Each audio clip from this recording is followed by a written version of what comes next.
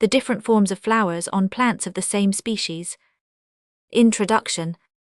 The subject of the present volume, namely the differently formed flowers normally produced by certain kinds of plants, either on the same stalk, or on distinct stalks, ought to have been treated by a professed botanist, to which distinction I can lay no claim as far as the sexual relations of flowers are concerned. Linnaeus long ago divided them into hermaphrodite, monoecious, dioecious, and polygamous species.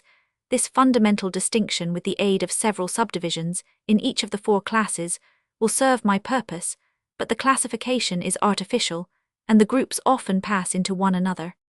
The hermaphrodite class contains two interesting subgroups, namely heterostyled and cleistogamic plants, but there are several other less important subdivisions presently to be given in which flowers differing in various ways from one another are produced by the same species.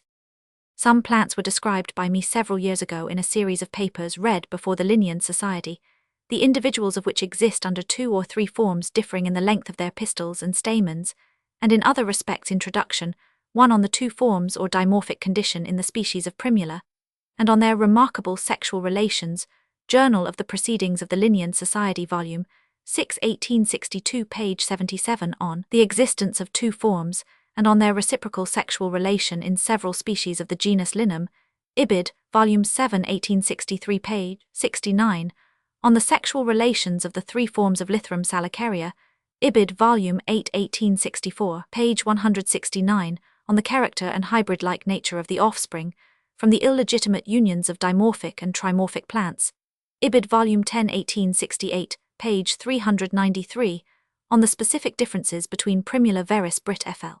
var officinalis Lin p vulgaris Brit fl varacalis Lin and p elatia Jack, and on the hybrid nature of the common oxlip, with supplementary remarks on naturally produced hybrids, in the genus Verbascum. Ibid, Volume 10, 1868, page 437. They were called by me dimorphic and trimorphic, but have since been better named by Hildebrand heterostyled. Introduction. 2. The term heterostyled does not express all the differences between the forms, but this is a failure common in many cases, as the term has been adopted by writers in various countries. I am unwilling to change it for that of heterogon or heterogonous, though this has been proposed by so high an authority as Professor Asa Gray C. The American Naturalist, January 1877, page 42. As I have many still unpublished observations with respect to these plants, it has seemed to me advisable to republish my former papers in a connected and corrected form together with the new matter. It will be shown that these heterostyled plants are adapted for reciprocal fertilization, so that the two or three forms, though all are hermaphrodites, are related to one another, almost like the males and females of ordinary unisexual animals. I will also give a full abstract of such observations as have been published since the appearance of my papers, but only those cases will be noticed with respect to which the evidence seems fairly satisfactory. Some plants have been supposed to be heterostyled merely from their pistils and stamens varying greatly in length, and I have been myself more than once thus deceived. With some species, the pistil continues growing for a long time, so that if old and young flowers are compared, they might be thought to be heterostyled again, a species tending to become dioecious with the stamens reduced in some individuals, and with the pistils in others often presents a deceptive appearance, unless it be proved that one form is fully fertile only when it is fertilized with pollen from another form. We have not complete evidence that the species is heterostyled, but when the pistils and stamens differ in length in two or three sets of individuals, and this is accompanied by a difference in the size of the pollen grains or in the state of the stigma, we may infer with much safety that the species is heterostyled. I have, however, occasionally trusted to a difference between the two forms in the length of the pistil alone, or in the length of the stigma together, with its more or less papillose condition, and in one instance differences of this kind have been proved by trials made on the fertility of the two forms to be sufficient evidence. The second subgroup above referred to consists of hermaphrodite plants, which bear two kinds of flowers, one perfect and fully expanded, the other minute, completely closed with the petals rudimentary, often with some of the anthers aborted, and the remaining ones together with the stigmas much reduced in size, yet these flowers are perfectly fertile. They have been called by Dr. Kuhn cleistogamic, and they will be described in the last chapter of this volume. Introduction. 3. Botanische Zeitung, 1867, page 65. Several plants are known occasionally to produce flowers destitute of a corolla, but they belong to a different class of cases from cleistogamic flowers. This deficiency seems to result from the conditions to which the plants have been subjected, and partakes of the nature of a monstrosity. All the flowers on the same plant are commonly affected in the same manner. Such cases, though they have sometimes been ranked as cleistogamic, do not come within our present scope. See Dr. Maxwell, Masters Vegetable Teratology, 1869, page 403. They are manifestly adapted for self-fertilization, which is effected at the cost of a wonderfully small expenditure of pollen. Whilst the perfect flowers produced by the same plant are capable of cross-fertilization, certain aquatic species, when they flower beneath the water, keep their corollas closed apparently to protect their pollen. They might therefore be called cleistogamic, but for reasons assigned in the proper place are not included in the present subgroup. Several cleistogamic species, as we shall hereafter see, bury their ovaries or young capsules in the ground, but some few other plants behave in the same manner, and as they do not bury all their flowers, they might have formed a small separate subdivision.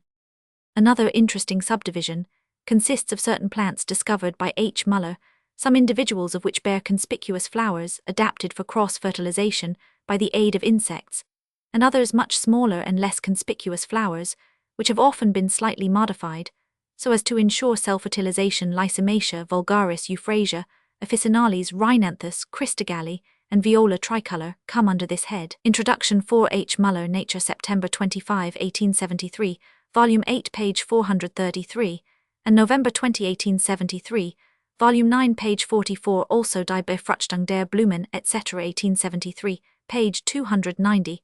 4. The smaller and less conspicuous flowers are not closed, but as far as the purpose which they serve is concerned, namely the assured propagation of the species, they approach in nature cleistogamic flowers, but they differ from them by the two kinds being produced on distinct plants. With many plants, the flowers towards the outside of the inflorescence are much larger and more conspicuous than the central ones. As I shall not have occasion to refer to plants of this kind in the following chapters, I will here give a few details respecting them. It is familiar to everyone that the ray florets of the Compositae often differ remarkably from the others, and so it is with the outer flowers of many umbelliferae, some cruciferae, and a few other families. Several species of hydrangea and viburnum offer striking instances of the same fact. The rubiaceous genus Muscinda presents a very curious appearance from some of the flowers having the tip of one of the sepals developed into a large petal-like expansion, colored either white or purple. The outer flowers in several acanthaceous genera are large and conspicuous but sterile. The next in order are smaller, open, moderately fertile and capable of cross-fertilization, whilst the central ones are cleistogamic, being still smaller, closed, and highly fertile, so that here the inflorescence consists of three kinds of flowers. Introduction 5 J. Scott, Journal of Botany, London, New Series, Volume 1, 1872, pages 161,164, from what we know in other cases of the use of the colored bractea, etc., and from what H. Muller has observed on the frequency of the visits of insects to the flowerheads of the umbelliferae and Compositae being largely determined by their conspicuousness, there can be no doubt that the increased size of the corolla of the outer flowers, the inner ones being in all the above cases small, serves to attract insects. Introduction 6 Die Befruchtung der Blumen, pages 108-412. The result is that cross-fertilization is thus favored. Most flowers wither soon after being fertilized, but Hildebrand states that the ray florets of the Compositae last for a long time, until all those on the disc are impregnated, and this clearly shows the use of the former. Introduction 7 See his interesting memoir Über die Geschlechtsverhältnis bei den Compositen, 1869, page 92. The ray florets, however, are of service in another and very different manner, namely by folding inwards at night, and during cold rainy weather, so as to protect the florets of the disc. Introduction 8 Kerner clearly shows that this is the case. Die Schutzmittel des Pollens, 1873, page 28. Moreover, they often contain matter which is excessively poisonous to insects, as may be seen in the use of flea powder, and in the case of pyrethrum. Roman 1000 Belham has shown that the ray florets are more poisonous than the disc florets in the ratio of about 3:2. We may therefore believe that the ray florets are useful in protecting the flowers from being gnawed by insects. Introduction 9 Gardner's Chronicle, 1861, page 1067. Lindley Vegetable Kingdom on Chrysanthemum, 1853, page 706. Kerner, in his interesting essay Die Schutzmittel der Blüthengegen, Unberufung Gast, 1875, page 19, insists that the petals of most plants contain matter which is offensive to insects, so that they are seldom gnawed. and thus the organs of fructification are protected. My grandfather, in 1790 Loves of the Plants, Canto 3 note to lines 184-188, remarks that the flowers or petals of plants are perhaps in general more acrid than their leaves, hence, they are much seldomer eaten by insects. It is a well-known yet remarkable fact that the circumferential flowers of many of the foregoing plants have both their male and female reproductive organs aborted, as with the hydrangea viburnum and certain compositae, or the male organs alone are aborted as in many compositae between the sexless female and hermaphrodite states of these latter flowers. The finest gradations may be traced, as Hildebrand has shown, Introduction über die Geschlechtsverhältnis bei den Kompositen, 1869 pages 78-91. He also shows that there is a close relation between the size of the corolla in the ray florets and the degree of abortion in their reproductive organs, as we have good reason to believe that these florets are highly serviceable to the plants, which possess them more especially, by rendering the flower heads conspicuous to insects. It is a natural inference that their corollas have been increased in size for this special purpose, and that their development has subsequently led, through the principle of compensation or balancement, to the more or less complete reduction of the reproductive organs. But an opposite view may be maintained, namely, that the reproductive organs first began to fail, as often happens under cultivation, and as a consequence the corolla became through compensation more highly developed. Introduction 11. I have discussed this subject in my Variation of Animals and Plants under Domestication, Chapter 18, 2nd edition, Volume 2, pages 152-156. This view, however, is not probable, for when hermaphrodite plants become dioecious or gynodioecious, that is, are converted into hermaphrodites, and females, the corolla of the female seems to be almost invariably reduced in size in consequence of the abortion of the male organs.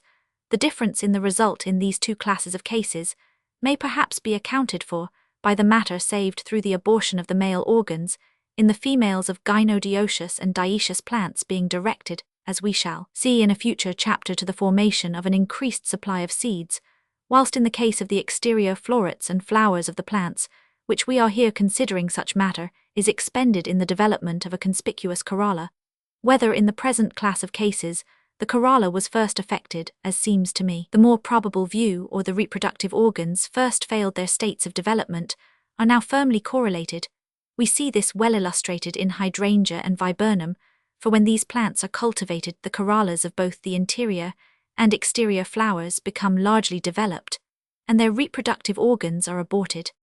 There is a closely analogous subdivision of plants, including the genus Muscari, or feather hyacinth, and the allied Bellivalia, which bear both perfect flowers and closed bud-like bodies that never expand. The latter resemble in this respect cleistogamic flowers, but differ widely from them in being sterile and conspicuous. Not only the aborted flower buds and their peduncles, which are elongated apparently through the principle of compensation, are brightly coloured, but so is the upper part of the spicule, no doubt for the sake of guiding insects to the inconspicuous perfect flowers.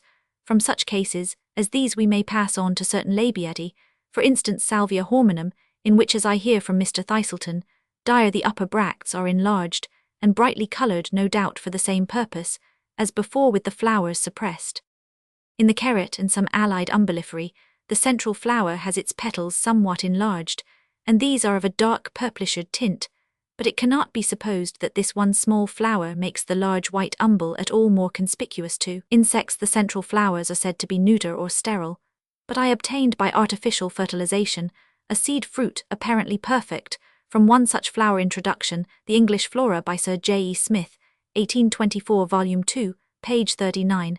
Occasionally 2 or 3 of the flowers next to the central one are similarly characterized, and according to Vocher set singulière de generation setend quelquefois.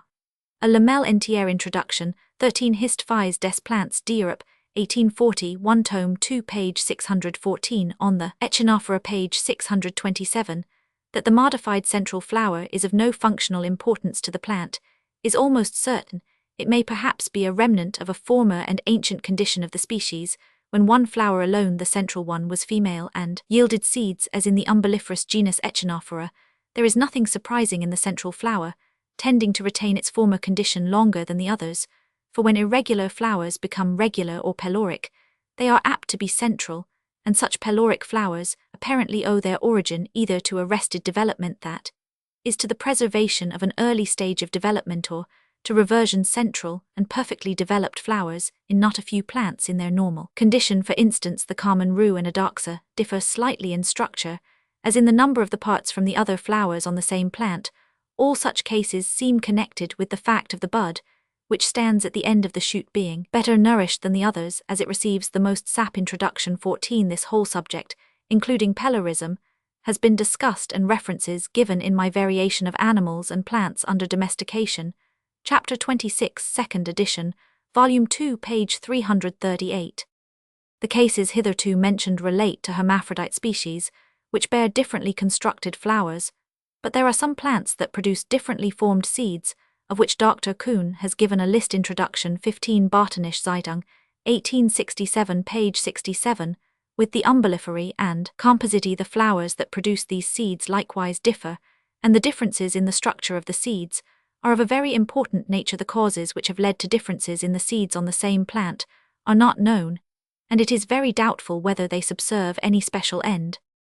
We now come to our second class, that of monoecious species, or those which have their sexes separated, but born on the same plant. The flowers necessarily differ, but when those of one sex include rudiments of the other sex, the difference between the two kinds is usually not great. When the difference is great, as we see in catkin-bearing plants, this depends largely on many of the species in this, as well as in the next or dioecious class, being fertilized by the aid of the wind, for the male flowers have in this case to produce a surprising amount of incoherent pollen. Introduction 16. Del Pino Studi sopra uno lignagio and Emifilo Firenze, 1871.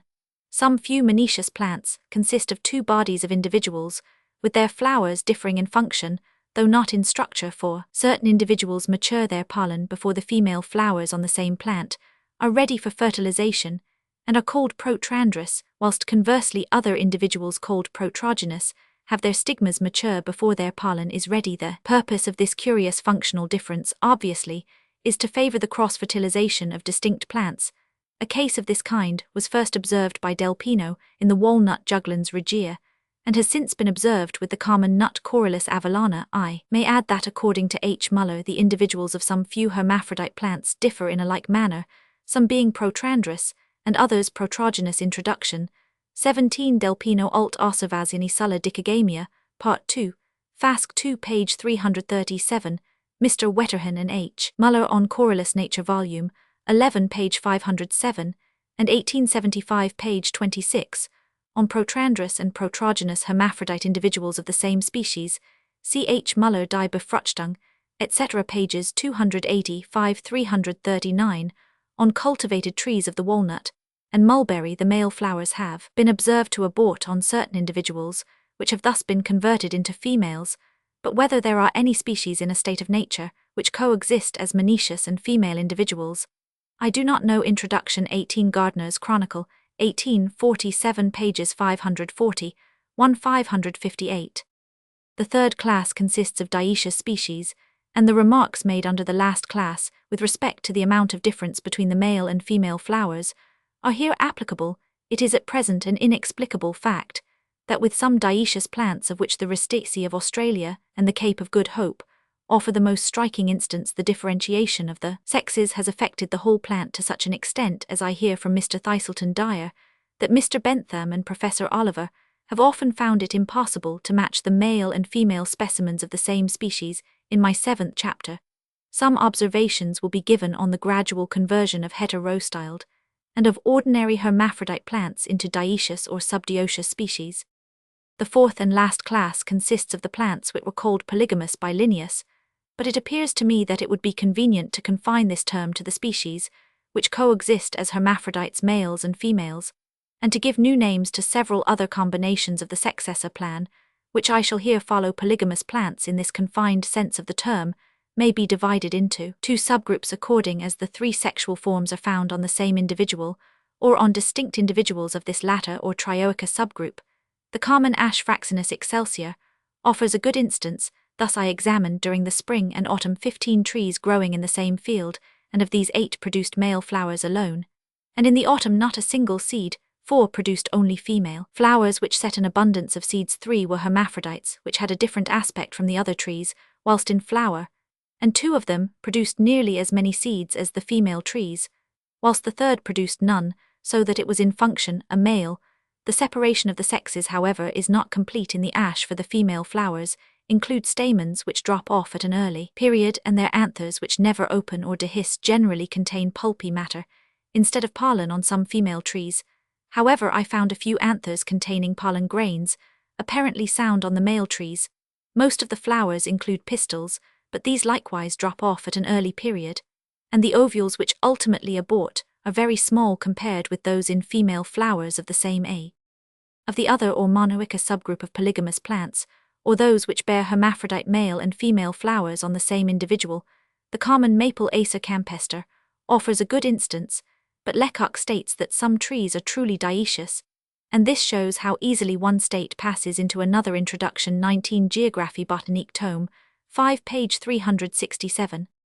A considerable number of plants, generally ranked as polygamous, exist under only two forms, namely as hermaphrodites and females, and these may be called gynodioecious, of which the common thyme offers a good example in my 7th chapter.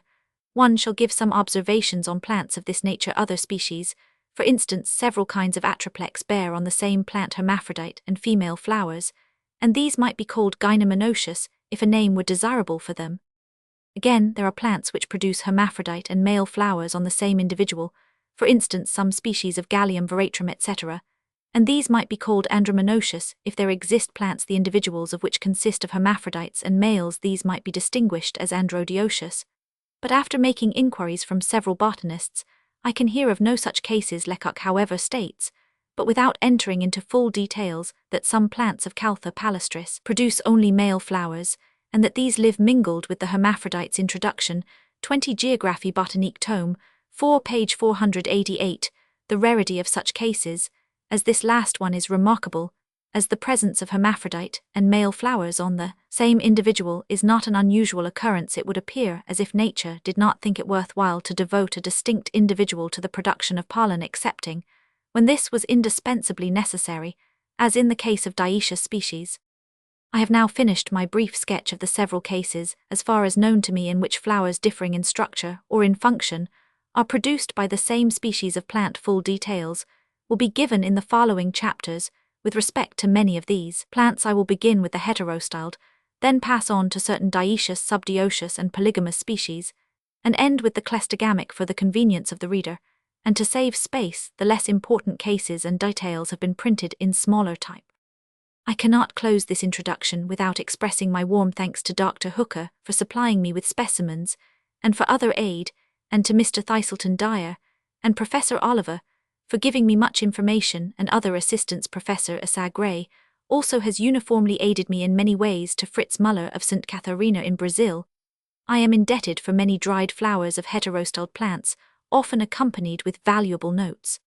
Chapter Roman 1 Heterostyled dimorphic plants. Primulace, Primula veris or the cowslip. Differences in structure between the two forms. Their degrees of fertility when legitimately and illegitimately united. P. elatia vulgaris sinensis auricula etc. Summary on the fertility of the heterostyled species of Primula. Homostyled species of Primula. Hertinia palustris. Androsace vitaliana. Figure 1 Primula veris. Left long-styled form. Right short-styled form. It has long been known to botanists that the common cowslip Primula veris Brit flora var officinalis Linn. exists under two forms about equally numerous, which obviously differ from each other in the length of their pistils and stamens. 11 This fact, according to von Botanische Zeitung 1863 page 326, was first observed by Persoon in the year 1790, for this difference has hitherto been looked at as a case of mere variability. But this view, as we shall presently see, is far from the true one. Florists who cultivate the polyanthus and auricula have long been aware of the two kinds of flowers, and they call the plants which display the globular stigma at the mouth of the corolla pinheaded or pineed, and those which display the anthers thrumeed. 12 In Johnson's Dictionary, thrum is said to be the ends of weavers' threads, and I suppose that some weaver who cultivated the polyanthus invented this name from being struck with some degree of resemblance between the cluster of anthers in the mouth of the corolla and the ends of his threads. I will designate the two forms as the long-styled and short-styled. The pistil in the long-styled form is almost exactly twice as long as that of the short-styled. The stigma stands in the mouth of the corolla or projects just above it, and is thus externally visible. It stands high above the anthers, which are situated halfway down the tube, and cannot be easily seen in the short-styled form. The anthers are attached near the mouth of the tube, and therefore stand above the stigma, which is seated in about the middle of the tubular corolla. The corolla itself is of a different shape in the two, forms the throat or expanded portion above the attachment of the anthers, being much longer in the long-styled than in the short-styled form. Village children notice this difference, as they can best make necklaces by threading and slipping the corollas of the long-styled flowers into one another. But there are much more important differences. The stigma in the long-styled form is globular in the short-styled. It is depressed on the summit, so that the longitudinal axis of the former is sometimes nearly double that of the latter, although somewhat variable in shape. One difference is persistent, namely in roughness in some specimens. Carefully compared, the papillae which render the stigma rough were in the long-styled form from twice to thrice as long as in the short-styled. The anthers do not differ in size in the two forms which I mention, because this is the case with some heterostyled plants. The most remarkable difference is in the pollen grains. I measured with the micrometer many specimens, both dry and wet, taken from plants growing in different situations, and always found a palpable difference. The grains distended with water from the short-styled flowers were about 38 mm, 10 to 117,000 of an inch in diameter, whilst those from the long-styled were about 254 mm, 77,000 of an inch, which is in the ratio of 100 to 67. The pollen grains, therefore, from the longer stamens of the short-styled form are plainly larger than those from the shorter stamens of the long-styled. When examined dry, the smaller grains are seen under a low power to be more transparent than the larger grains, and apparently in a greater degree than can be accounted for by their less diameter. There is also a difference in shape, the grains from the short-styled plants being nearly spherical, those from the long-styled being oblong with the angles rounded. This difference disappears when the grains are distended with water. The long-styled plants generally tend to flower a little before the short-styled. For instance, I had 12 plants of each form growing in separate parts and treated in every respect alike, and at the time when only a single short-styled plant was in flower, 7 of the long-styled had expanded their flowers. We shall also presently see that the short-styled plants produce more seed than the long-styled. It is remarkable, according to Professor Oliver, that the ovules in the unexpanded and unimpregnated flowers of the latter are considerably larger than those of the short-styled flowers. 13 Natural History, Review, July, 1862, page 237. And this, I suppose, is connected with the long-styled flowers producing fewer seeds, so that the ovules have more space and nourishment for rapid development. To sum up the differences, the long-styled plants have a much longer pistil, with a globular and much rougher stigma, standing high above the anthers. The stamens are short, the grains of pollen smaller and oblong in shape. The upper half of the tube of the corolla is more expanded, the number of seeds produced is smaller, and the ovules larger. The plants tend to flower first. The short-styled plants have a short pistil half the length of the tube of the corolla, with a smooth depressed stigma, standing beneath the anthers. The stamens are long, the grains of pollen are spherical and larger. The tube of the corolla is of uniform diameter, except close to the upper end. The number of seeds produced is larger. I have examined a large number of flowers, and though the shape of the stigma and the length of the pistil both vary, especially in the short-styled form, I have never met with any transitional states between the two forms in plants growing in a state of nature. There is never the slightest doubt under which form a plant ought to be classed. The two kinds of flowers are never found on the same individual plant. I marked many cowslips and primroses, and on the following year all retained the same character, as did some in my garden, which flowered out of their proper season in the autumn. Mr. W. Wooler of Darlington, however, informs us that he has seen early blossoms on the polyanthus, which were not long-styled, but became so later in the season. 14 I have proved by numerous experiments hereafter to be given that the polyanthus is a variety of Primula veris. Possibly in this case, the pistils may not have been fully developed during the early spring. An excellent proof of the permanence of the two forms may be seen in nursery gardens where choice varieties of the polyanthus are propagated by division, and I found whole beds of several varieties, each consisting exclusively of the one or the other form. The two forms exist in the wild state in about equal numbers.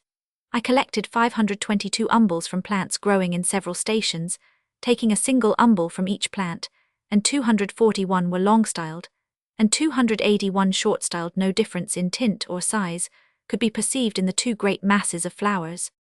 We shall presently see that most of the species of primula exist under two analogous forms, and it may be asked what is the meaning of the above-described important differences in their structure.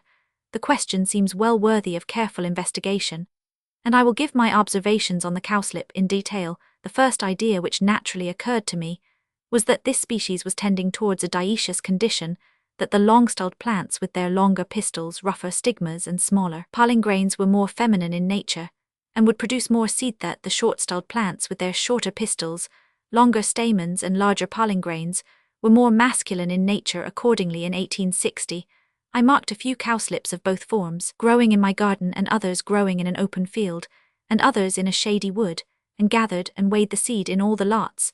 The short-styled plants yielded, contrary to my expectation, most seed. Taking the lots together, the following is the result. Table 1. Column 1 plant, column 2 number of plants, column 3 number of umbels, produced, column 4 number of capsules, produced, column 5 weight of seed in grains. Short-styled cowslips 933 199 83, long-styled cowslips 1351 261 91. If we compare the weight from an equal number of plants, and from an equal number of umbels, and from an equal number of capsules of the two forms, we get the following results. Table 1. Column 1 plant, column 2 number of plants, column 3 weight of seed in grains, column 4 number of umbels, column 5 weight of seed, column 6 number of capsules, column 7 weight of seed in grains. Short-styled cowslips 1092 100 251 141, long-styled cowslips 1070 100 178 134. So that by all these standards of comparison, the short-styled form is the more fertile.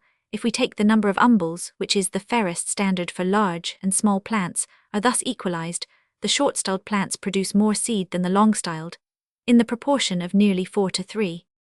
In 1861, the trial was made in a fuller and fairer manner. A number of wild plants had been transplanted during the previous autumn into a large bed in my garden, and all were treated alike. The result was. Table 1. Column 1 plant, column 2 number of plants, column 3 number of umbels, column 4 weight of seed in grains. Short-styled cowslips 47 173 745, long-styled cowslips 58 208 692. These figures give us the following proportions. Table 1.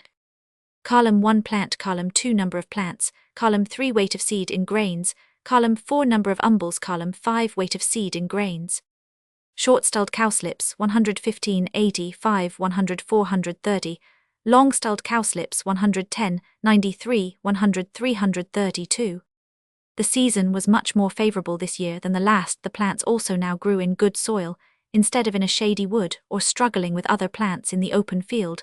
Consequently, the actual produce of seed was considerably larger. Nevertheless, we have the same relative result, for the short-styled plants produced more seed than the long-styled, in nearly the proportion of 3:2, but if we take the fairest standard of comparison, namely the product of seeds from an equal number of umbels, the excess is, as in the former case, nearly as 4:3.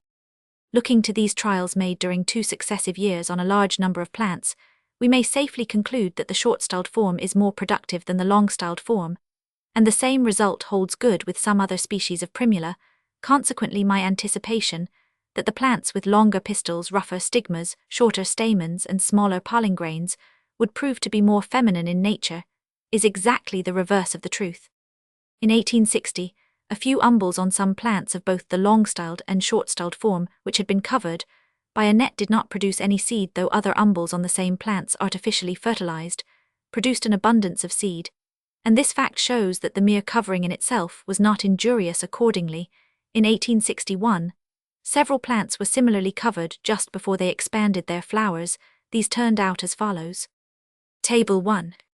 Column 1 plant, column 2 number of plants, column 3 number of umbels, produced, column 4 product of seed. Short-styled 624, 1 grain weight of seed, or about 50 in number. Long-styled 1874, not 1 seed.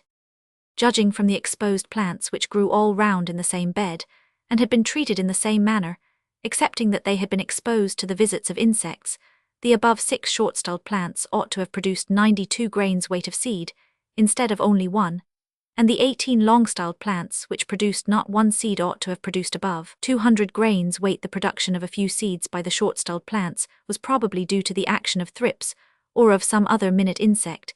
It is scarcely necessary to give any additional evidence, but I may add that 10 parts of polyantheses and cowslips of both forms protected from insects in my greenhouse did not set one pod, though artificially fertilized. Flowers in other parts produced an abundance. We thus see that the visits of insects are absolutely necessary for the fertilization of Primula veris.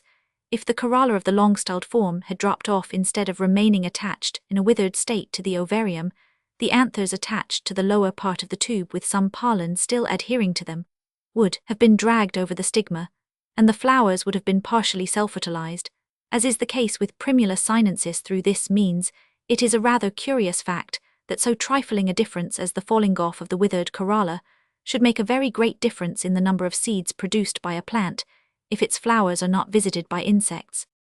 The flowers of the cowslip and of the other species of the genus secrete plenty of nectar, and I have often seen humble bees, especially B. hortorum and muscorum, sucking the former in a proper manner, though they sometimes bite holes through the corolla. 15H. Muller has also seen Anthophora pilipes and a Bamilius sucking the flowers. Nature, December 10, 1874, page 111. No doubt moths likewise visit the flowers, as one of my sons caught Cuculia verbascae.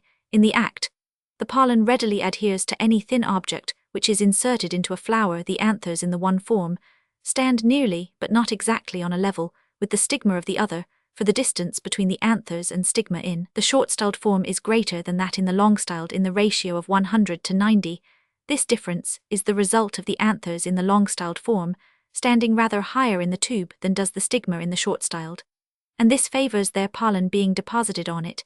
It follows from the position of the organs that if the proboscis of a dead humblebee or a thick bristle or rough needle be pushed down the corolla first of one form, and then of the other as an insect would do in visiting the two forms growing mingled together, pollen from the long-stamened form adheres round the base of the object, and is left with certainty on the stigma of the long-styled form, whilst pollen from the short stamens of the long-styled form adheres a little way above the extremity of the object, and some is generally left on the stigma of the other form. In accordance with this observation, I found that the two kinds of pollen, which could easily be recognized under the microscope, adhered in this manner to the proboscides of the two species of humblebees and of the moth which were caught visiting the flowers, but some small grains were mingled with the larger grains round the base of the proboscis, and conversely some large grains with the small grains near the extremity of the proboscis.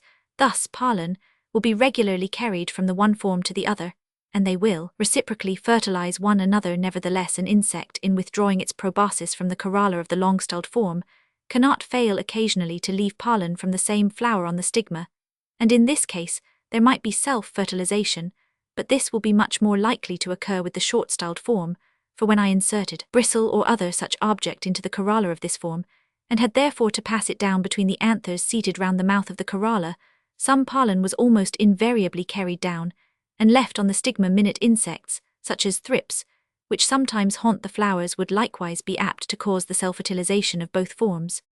The several foregoing facts led me to try the effects of the two kinds of pollen on the stigmas of the two forms. 4 essentially different unions are possible, namely the fertilization of the stigma of the long-styled form by its own form pollen, and by that of the short-styled, and the stigma of the short-styled form by its own form pollen, and by that of the long-styled. The fertilization of either form with pollen from the other form may be conveniently called a legitimate union from reasons hereafter to be made clear, and that of either form with its own form pollen an illegitimate union. I formerly applied the term heteromorphic to the legitimate unions, and homomorphic to the illegitimate unions, but after discovering the existence of trimorphic plants, in which many more unions are possible, these two terms cease to be applicable. The illegitimate unions of both forms might have been tried in 3 ways. For a flower of either form may be fertilized with pollen from the same flower, or with that from another flower on the same plant, or with that from a distinct plant of the same form.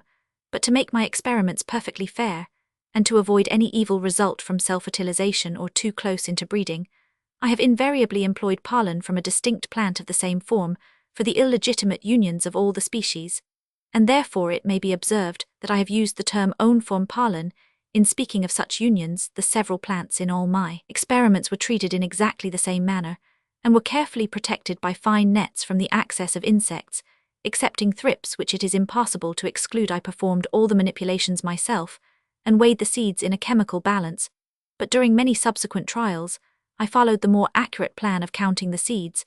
Some of the capsules contain no seeds or only 2 or 3, and these are excluded in the column headed good capsules in several of the following tables. Table 1 Primula Veris. Column 1 Nature of the Union. Column 2 Number of flowers. Fertilized. Column 3 Number of capsules. Produced. Column 4 Number of good capsules. Column 5 Weight of seed in grains. Column 6 Calculated weight of seed from 100 good capsules. Long-styled by pollen of short-styled, legitimate union, 22, 15, 14, 8, 62.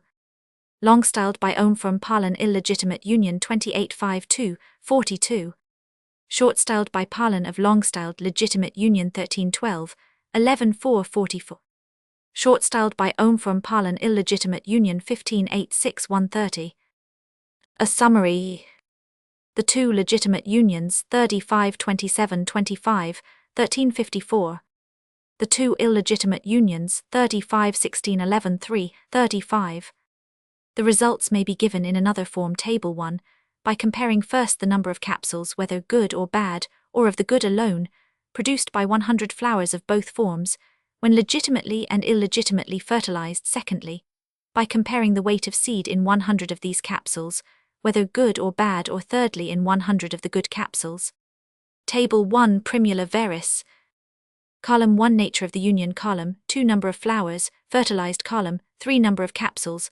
Column 4 Number of good capsules. Column 5 Weight of seed in grains. Column 6 Number of capsules. Column 7 Weight of seed in grains.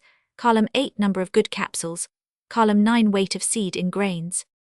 The 2 legitimate unions, 177, 71, 39, 150, 154.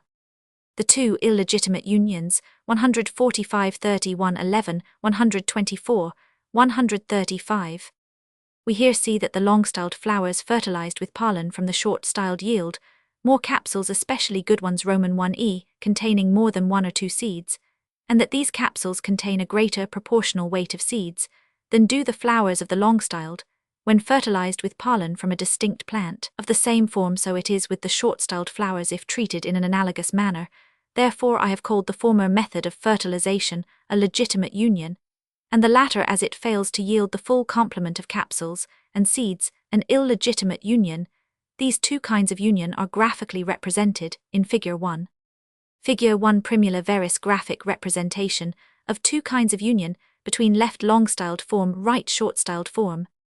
If we consider the results of the 2 legitimate unions taken together, and the 2 illegitimate ones as shown in Table 1, we see that the former compared with the latter yielded capsules, whether containing many seeds or only a few, in the proportion of 77 to 45, or as 100 to 58.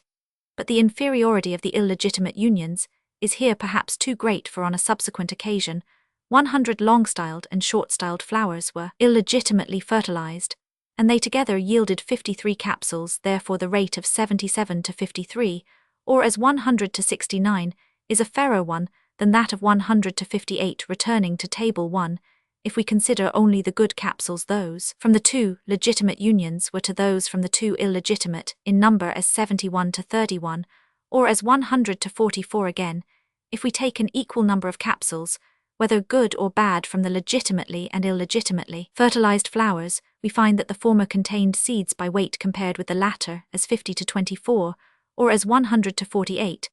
But if all the poor capsules are rejected, of which many were produced by the illegitimately fertilized flowers, the proportion is 54 to 35, or as 100 to 65 in this, and all other cases. The relative fertility of the 2 kinds of union can, I think, be judged of more truly by the average number of seeds per capsule than by the proportion of flowers which yield capsules.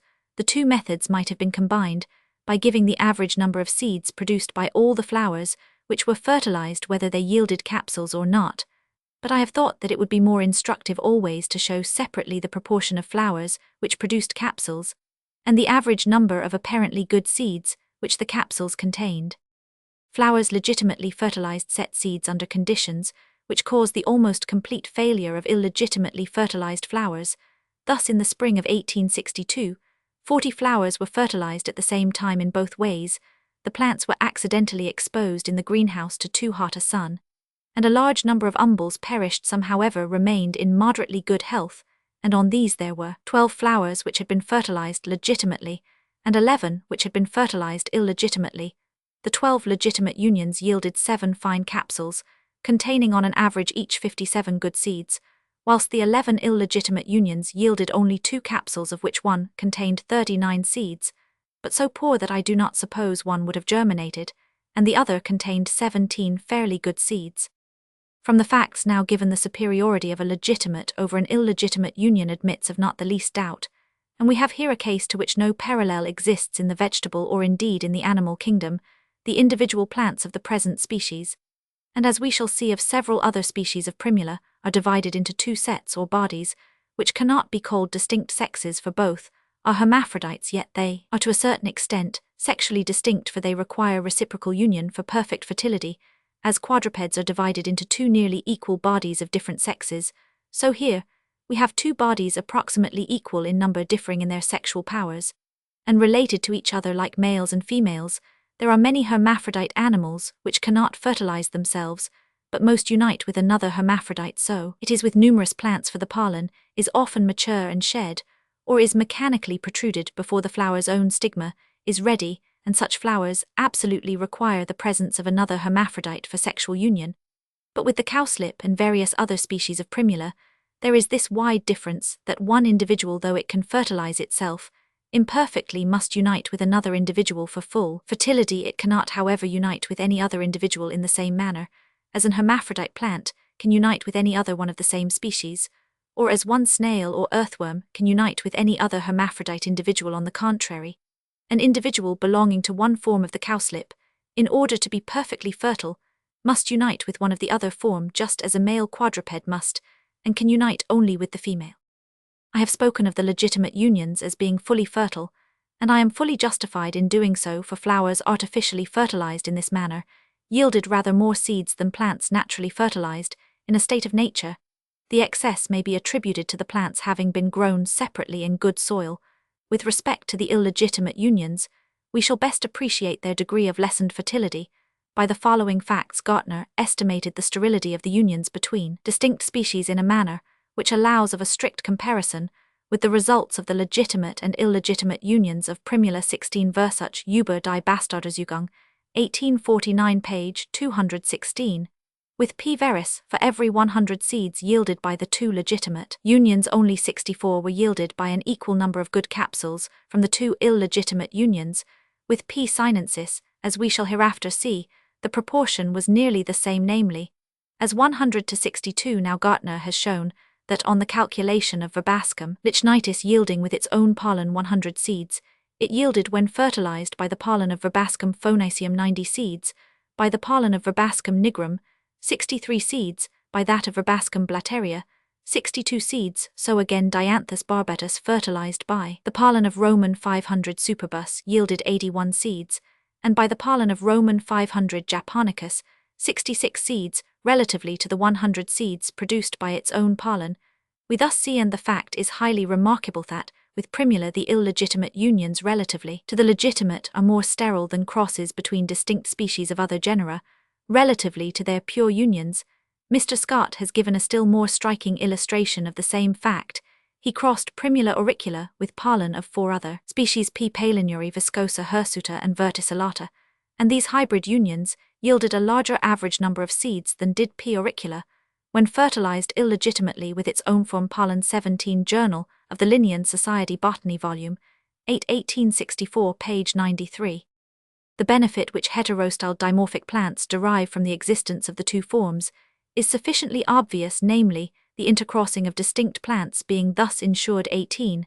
I have shown in my work on the effects of cross and self-fertilization how greatly the offspring from intercrossed plants profit in height, vigor, and fertility. Nothing can be better adapted for this end than the relative positions of the anthers and stigmas in the 2 forms as shown in Figure 1. But to this whole subject I shall recur. No doubt pollen will occasionally be placed by insects or fall on the stigma of the same flower, and if cross-fertilization fails, such self-fertilization will be advantageous to the plant, as it will thus be saved from complete barrenness. But the advantage is not so great as might at first be thought, for the seedlings from illegitimate unions do not generally consist of both forms, but all belong to the parent form. They are moreover in some degree weakly in constitution, as will be shown in a future chapter. If however a flower's own pollen should first be placed by insects or fall on the stigma, it by no means follows that cross-fertilization will be thus prevented. It is well known that if pollen from a distinct species be placed on the stigma of a plant, and some hours afterwards its own pollen be placed on it, the latter will be prepotent and will quite obliterate any effect from the foreign pollen, and there can hardly be a doubt that with heterostyled dimorphic plants pollen from the other form will obliterate the effects of pollen from the same form, even when this has been placed on the stigma a considerable time before. To test this belief, I placed on several stigmas of a long-styled cowslip plenty of pollen from the same plant, and after 24 hours added some from a short-styled dark-red polyanthus, which is a variety of the cowslip from the flowers. Thus treated 30 seedlings were raised, and all these without exception bore reddish flowers, so that the effect of pollen from the same form, though placed on the stigmas 24 hours previously, was quite destroyed by that of pollen from a plant belonging to the other form. Finally, I may remark that of the 4 kinds of unions, that of the short-styled illegitimately fertilized with its own form pollen seems to be the most sterile of all, as judged by the average number of seeds, which the capsules contained a smaller proportion also of these seeds than of the others germinated, and they germinated more slowly. The sterility of this union is the more remarkable, as it has already been shown that the short-styled plants yield a larger number of seeds than the long-styled, when both forms are fertilized either naturally or artificially in a legitimate manner. In a future chapter, when I treat of the offspring from heterostyled dimorphic and trimorphic plants, illegitimately fertilized with their own form pollen, I shall have occasion to show that with the present species, and several others equal-styled varieties sometimes appear. Primula elatia Jack Bardfield Oxlip of English authors. This plant, as well as the last or cowslip P. veris vel officinales, and the primrose P. vulgaris vel acalis, have been considered by some botanists as varieties of the same species, but they are all 3 undoubtedly distinct, as will be shown in the next chapter. The present species resembles to a certain extent in general appearance the common oxlip, which is a hybrid between the cowslip and primrose. Primula elatia is found in England only in 2 or 3 of the eastern counties, and I was supplied with living plants by Mr. Doubleday, who, as I believe, first called attention to its existence in England. It is common in some parts of the continent, and H. Muller has seen several kinds of humblebees and other bees, and Bermilius visiting the flowers in North Germany, 19 Die Befruchtung der Blumen, page 347. The results of my trials on the relative fertility of the 2 forms, when legitimately and illegitimately fertilized, are given in Table 1. Table 1 Primula elatia. Column 1 Nature of the union. Column 2 Number of flowers fertilized. Column 3 Number of good capsules produced. Column 4 Maximum number of seeds in any one capsule. Column 5 Minimum number of seeds in any one capsule. Column 6 Average number of seeds per capsule. Long-styled by pollen of short-styled legitimate union 10-6-62, 34-46. Long-styled by own from pollen illegitimate union 24-49-27. These seeds were so poor and small that they could hardly have germinated.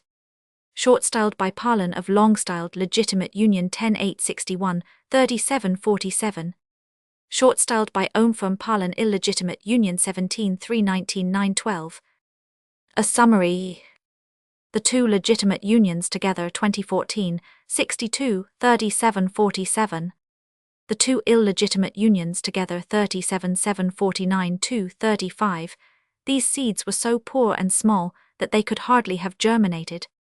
If we compare the fertility of the 2 legitimate unions taken together with that of the 2 illegitimate unions together as judged by the proportional number of flowers, which when fertilized in the 2 methods yielded capsules, the ratio is as 100 to 27, so that by this standard the present species is much more sterile than P. veris, when both species are illegitimately fertilized.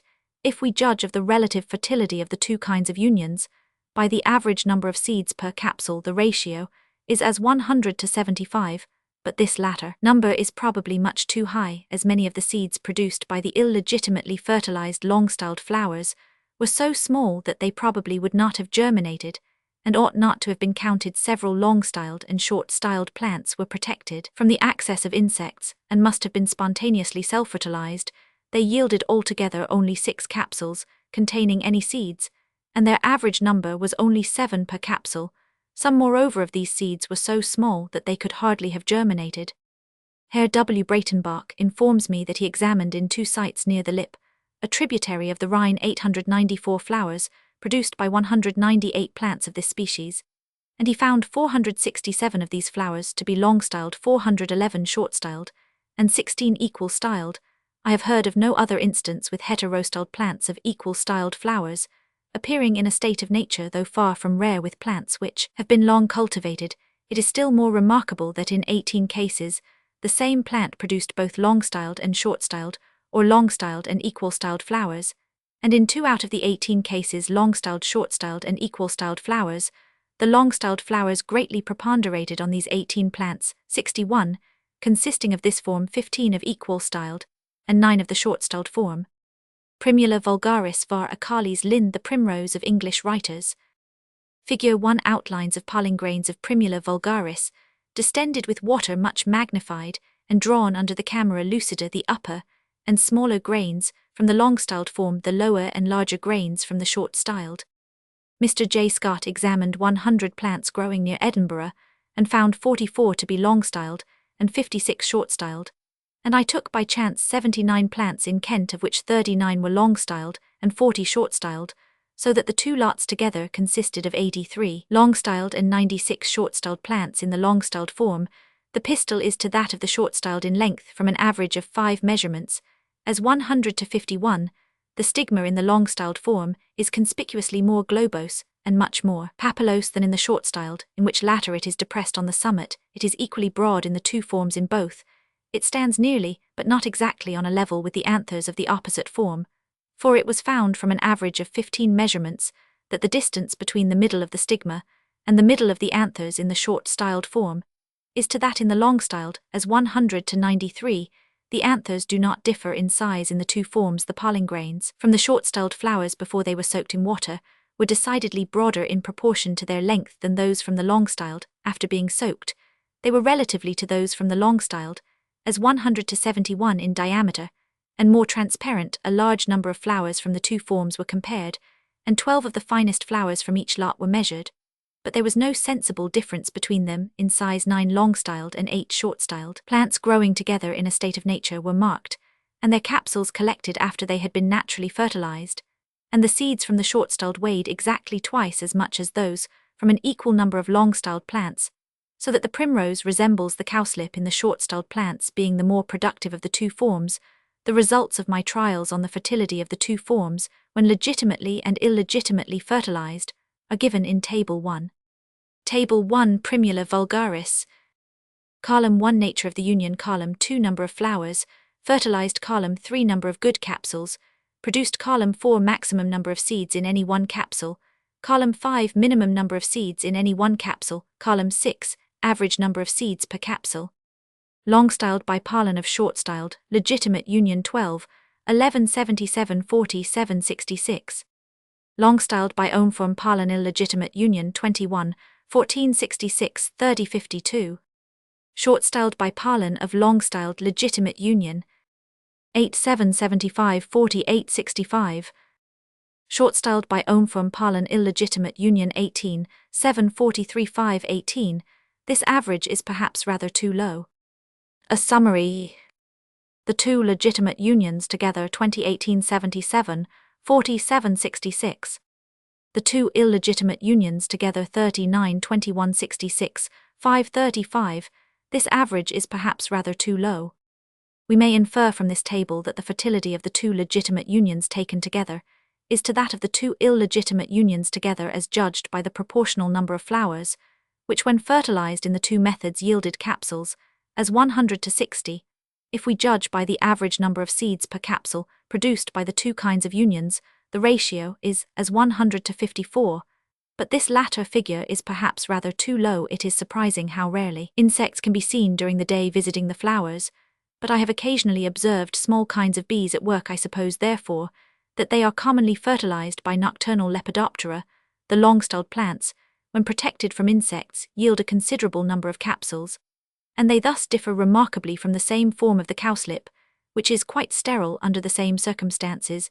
23 spontaneously self-fertilized capsules from this form contained on an average 19 seeds. The short-styled plants produced fewer spontaneously self-fertilized capsules, and 14 of them contained only 6 seeds per capsule. The self-fertilization of both forms was probably aided by thrips which abounded within the flowers, but these minute insects could not have placed nearly sufficient pollen on the stigmas, as the spontaneously self-fertilized capsules contained much fewer seeds on an average than those as may be seen in Table 1 which were artificially fertilized with their own form pollen, but this difference may perhaps be attributed in part to the flowers in the table having been fertilized with pollen from a distinct plant belonging to the same form, whilst those which were spontaneously self-fertilized, no doubt, generally received their own pollen. In a future part of this volume, some observations will be given on the fertility of a red-colored variety of the primrose. Primula sinensis. In the long-styled form, the pistil is about twice as long as that of the short-styled, and the stamens differ in a corresponding but reversed manner. The stigma is considerably more elongated and rougher than that of the short-styled, which is smooth and almost spherical, being somewhat depressed on the summit, but the stigma varies much in all its characters, the result probably of cultivation. The pollen grains of the short-styled form, according to Hildebrand, are 7 divisions of the micrometer in length and 5 in breadth, whereas those of the long-styled are only 4 in length and 3 in breadth. 110. After the appearance of my paper, this author published some excellent observations on the present species Botanische Zeitung January 1, 1864, and he shows that I erred greatly about the size of the pollen grains in the two forms. I suppose that by mistake I measured twice over pollen grains from the same form. The grains therefore of the short-styled are to those of the long-styled in length, as 100 to 57. Hildebrand also remarked, as I had done in the case of P. veris, that the smaller grains from the long-styled are much more transparent than the larger ones from the short-styled form. We shall hereafter see that this cultivated plant varies much in its dimorphic condition, and is often equal-styled. Some individuals may be said to be subheterostyled. Thus, in 2 white-flowered plants, the pistil projected above the stamens, but in one of them it was longer and had a more elongated and rougher stigma than in the other, and the pollen grains from the latter were to those from the plant more elongated pistil, only as 100 to 88 in diameter, instead of as 100 to 57. The corolla of the long-styled and short-styled form differs in shape in the same manner. As in P. veris, the long-styled plants tend to flower before the short-styled. When both forms were legitimately fertilized, the capsules from the short-styled plants contained on an average more seeds than those from the long-styled, in the ratio of 12 to 9 by weight, that is as 100 to 78 in Table 1. We have the results of 2 sets of experiments tried at different periods. Table 1. Primula sinensis. Column 1. Nature of the union. Column 2. Number of flowers fertilized. Column 3. Number of good capsules produced. Column 4. Average weight of seeds per capsule. Column 5. Average number of seeds per capsule, as ascertained on a subsequent occasion. Long-styled by pollen of short-styled, legitimate union 24, 16050. Long-styled by own from pollen illegitimate union 2013, 035. Short-styled by pollen of long-styled legitimate union 88064. Short-styled by own from pollen illegitimate union 74025. A summary. The 2 legitimate unions together 3224, 057. The 2 illegitimate unions together 2717, 030. The fertility therefore of the 2 legitimate unions together to that of the 2 illegitimate unions, as judged by the proportional number of flowers which yielded capsules, is as 100 to 84, judging by the average weight of seeds per capsule produced by the 2 kinds of unions. The ratio is as 100 to 63. On another occasion, a large number of flowers of both forms were fertilized in the same manner, but no account of their number was kept. The seeds, however, were carefully counted, and the averages are shown in the right-hand column. The ratio for the number of seeds produced by the 2 legitimate compared with the 2 illegitimate unions is here 100 to 53, which is probably more accurate than the foregoing one of 100 to 63. Table 1. Primula sinensis from Hildebrand. Column 1. Nature of the union. Column 2. Number of flowers fertilized. Column 3. Number of good capsules produced column 4 average number of seeds per capsule. Long-styled by pollen of short-styled, legitimate union 14-14-41. Long-styled by own-form pollen from a distinct plant illegitimate union 26-26-18. Long-styled by pollen from same flower illegitimate union 27-21-17. Short-styled by pollen of long-styled legitimate union 14-14-44. Short-styled by own-form pollen from a distinct plant illegitimate union 16-16-20. Short-styled by pollen from the same flower illegitimate union 21-11-8. A summary. The two legitimate unions together 28-28-43. The two illegitimate unions together own-from pollen 40-42-18. The two illegitimate unions together pollen from the same flower 40-8-32-13. Hildebrand in the paper above referred to gives the results of his experiments on the present species, and these are shown in a condensed form in Table 1, besides using for the illegitimate unions pollen from a distinct plant of the same form, as was always done by me. He tried in addition the effects of the plant's own pollen, he counted the seeds. It is remarkable that here all the flowers which were fertilized legitimately, as well as those fertilized illegitimately with pollen from a distinct plant, belonging to the same form yielded capsules, and from this fact, it might be inferred that the two forms were reciprocally much more fertile in his case than in mine, but his illegitimately fertilized capsules from both forms contained fewer seeds relatively to the legitimately fertilized capsules than in my experiments, for the ratio in his case is as 42-100, instead of as in mine, as 53-100. Fertility is a very variable element, with most plants being determined by the conditions to which they are subjected, of which fact I have observed striking instances with the present species, and this may account for the difference between my results and those of Hildebrand. His plants were kept in a room, and perhaps were grown in too small pots, or under some other unfavorable conditions, for his capsules in almost every case contained a smaller number of seeds than mine, as may be seen by comparing the right-hand columns in Tables 1 and 1. The most interesting point in Hildebrand's experiments is the difference in the effects of illegitimate fertilization with a flower's own pollen, and with that from a distinct plant of the same form. In the latter case, all the flowers produced capsules, whilst only 67 out of 100 of those fertilized with their own pollen produced capsules. The self-fertilized capsules also contained seeds, as compared with capsules from flowers fertilized with pollen from a distinct plant of the same form in the ratio of 72-100. In order to ascertain how far the present species was spontaneously self-fertile, 5 long-styled plants were protected by me from insects, and they bore up to a given period 147 flowers, which set 62 capsules, but many of these soon fell off, showing that they had not been properly fertilized. At the same time, 5 short-styled plants were similarly treated, and they bore 116 flowers, which ultimately produced only 7 capsules. On another occasion, 13 protected long-styled plants yielded by weight 25 grains of spontaneously self-fertilized seeds.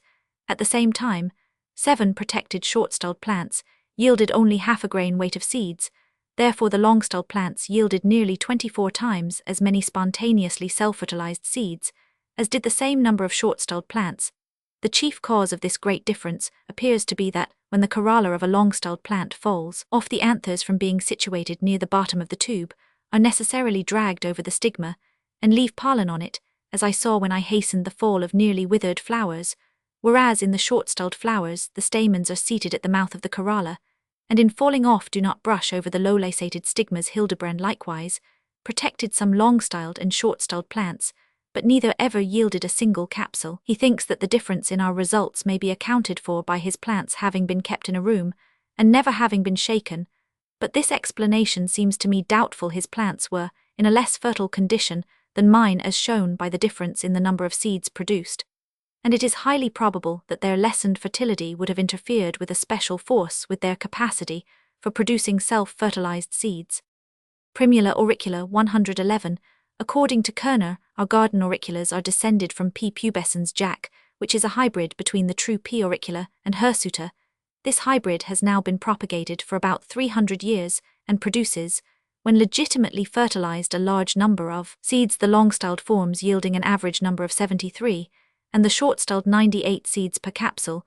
See his Geskich der Orakel Zeicher, des Deutschen und East-Alpen-Variensband, 6 page 52, also Die Primulas in Bastarten, East Botanische Zeitschrift, 1835, numbers 3, 4 and 5. This species is heterostyled like the preceding ones, but amongst the varieties distributed by florists, the long-styled form is rare as it is not valued. There is a much greater relative inequality in the length of the pistil and stamens in the two forms of the auricula than in the cowslip, the pistil in the long-styled being nearly 4 times as long as that in the short-styled, in which it is barely longer than the ovarium. The stigma is nearly of the same shape in both forms but is rougher in the long-styled, though the difference is not so great as between the two forms of the cowslip. In the long-styled plants, the stamens are very short rising, but little above the ovarium. The pollen grains of these short stamens when distended with water were barely 56,000 of an inch in diameter, whereas those from the long stamens of the short-styled plants were barely 76,000, showing a relative difference of about 71 to 100. The smaller grains of the long-styled plant are also much more transparent, and before distension with water more triangular in outline than those of the other form. Mr. Scott compared 10 plants of both forms growing under similar conditions, and found that, although the long-styled plant produced more umbels and more capsules than the short-styled, yet they yielded fewer seeds in the ratio of 66 to 100-112. Journal of the Linnean Society Botany Volume 8, 1864, page 86. 3 short-styled plants were protected by me from the access of insects, and they did not produce a single seed. Mr. Scott protected 6 plants of both forms, and found them excessively sterile. The pistil of the long-styled form stands so high above the anthers that it is scarcely possible that pollen should reach the stigma without some aid. And one of Mr. Scott's long-styled plants, which yielded a few seeds, only 18 in number, was infested by aphides, and he does not doubt that these had imperfectly fertilized it. I tried a few experiments by reciprocally fertilizing the two forms in the same manner as before, but my plants were unhealthy, so I will give in a condensed form the results of Mr. Scott's experiments for fuller particulars with respect to this, and the 5 following species the paper lately referred to may be consulted. In each case, the fertility of the 2 legitimate unions taken together is compared with that of the 2 illegitimate unions together by the same 2 standards as before, namely by the proportional number of flowers, which produced good capsules, and by the average number of seeds per capsule. The fertility of the legitimate unions is always taken at 100. By the first standard, the fertility of the 2 legitimate unions of the auricula is to that of the 2 illegitimate unions as 100 to 80, and by the second standard as 100 to 15. Primula sechimensis. According to Mr. Scott, the pistil of the long-styled form is fully 4 times as long as that of the short-styled, but their stigmas are nearly alike in shape and roughness. The stamens do not differ so much in relative length as the pistils. The pollen grains differ in a marked manner in the 2 forms. Those of the long-styled plants are sharply triquetrous, smaller and more transparent than those of the short-styled, which are of a bluntly triangular form. The fertility of the 2 legitimate unions to that of the 2 illegitimate unions is by the first standard as 100 to 95, and by the second standard as 100 to 31. Primula cordusoides. The pistil of the long-styled form is about thrice as long as that of the short-styled, the stigma being double as long, and covered with much longer papillae. The pollen grains of the short-styled form are as usual larger, less transparent, and more bluntly triangular than those from the long-styled plants. The fertility of the 2 legitimate unions to that of the 2 illegitimate unions is by the first standard as 100 to 74, and by the second standard as 100 to 66. Primula involucrata. The pistil of the long-styled form is about thrice as long as that of the short-styled. The stigma of the former is globular and closely beset with papillae, whilst that of the short-styled is smooth and depressed on the apex. The pollen grains of the 2 forms differ in size and transparency as before, but not in shape. The fertility of the 2 legitimate to that of the 2 illegitimate unions is by the first standard as 100 to 72, and by the second standard as 100 to 47. Primula farinosa. According to Mr. Scott, the pistil of the long-styled form is only about twice as long as that of the short-styled. The stigmas of the 2 forms differ but little in shape. The pollen grains differ in the usual manner in size, but not in form. The fertility of the 2 legitimate to that of the 2 illegitimate unions is by the first standard as 100 to 71, and by the second standard as 100 to 44. A summary on the foregoing heterostyled species of Primula. Table 1 summary on the fertility of the two legitimate unions, compared with that of the two illegitimate unions in the genus Primula, the former taken at 100. Column 1 name of species, column 2 illegitimate unions judged of by the proportional number of flowers, which produced capsules, column 3 illegitimate unions, judged of by the average number, or weight in some cases of seeds per capsule. Primula veris 6965. Primula elatia 2775, probably too high. Primula vulgaris 6054, perhaps too low. Primula sinensis AD 463. Primula sinensis second trial 53, Primula sinensis after Hildebrand 142. Primula auricula Scott 8015. Primula sechimensis Scott 9531. Primula cordusoid Scott 7466. Primula involucrata Scott 7248. Primula farinosa Scott 7144. Average of the 9 species 8861. The fertility of the long and short-styled plants of the above species of Primula, when the two forms are fertilized legitimately and illegitimately with pollen of the same form taken from a distinct plant, has now been given. The results are seen in Table 1, the fertility being judged by two standards, namely by that of the proportional number of flowers, which yielded capsules, and by that of the average number of seeds per capsule, but for full accuracy, many more observations under varied conditions would be requisite.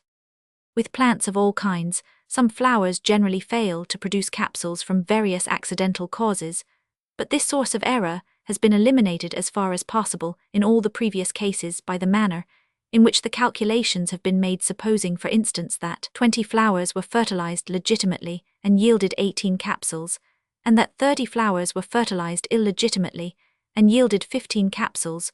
We may assume that on an average an equal proportion of the flowers in both lots would fail to produce capsules from various accidental causes, and the ratio of 1820 to 1530, or as 100 to 56 in whole numbers, would show the proportional number of capsules, due to the two methods of fertilization, and the number 56 would appear in the left-hand column of Table 1, and in my other tables with respect to the average number of seeds per capsule. Hardly anything need be said, supposing that the legitimately fertilized capsules contained on an average 50 seeds, and the illegitimately fertilized capsules 25 seeds, then as 50 is to 25 so is 100 to 50, and the latter number would appear in the right-hand column.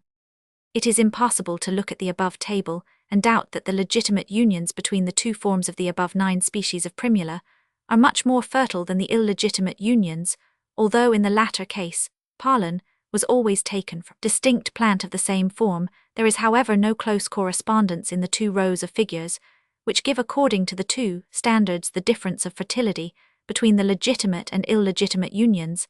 Thus all the flowers of P. sinensis which were illegitimately fertilized by Hildebrand produced capsules, but these contained only 42% of the number of seeds yielded by the legitimately fertilized capsules.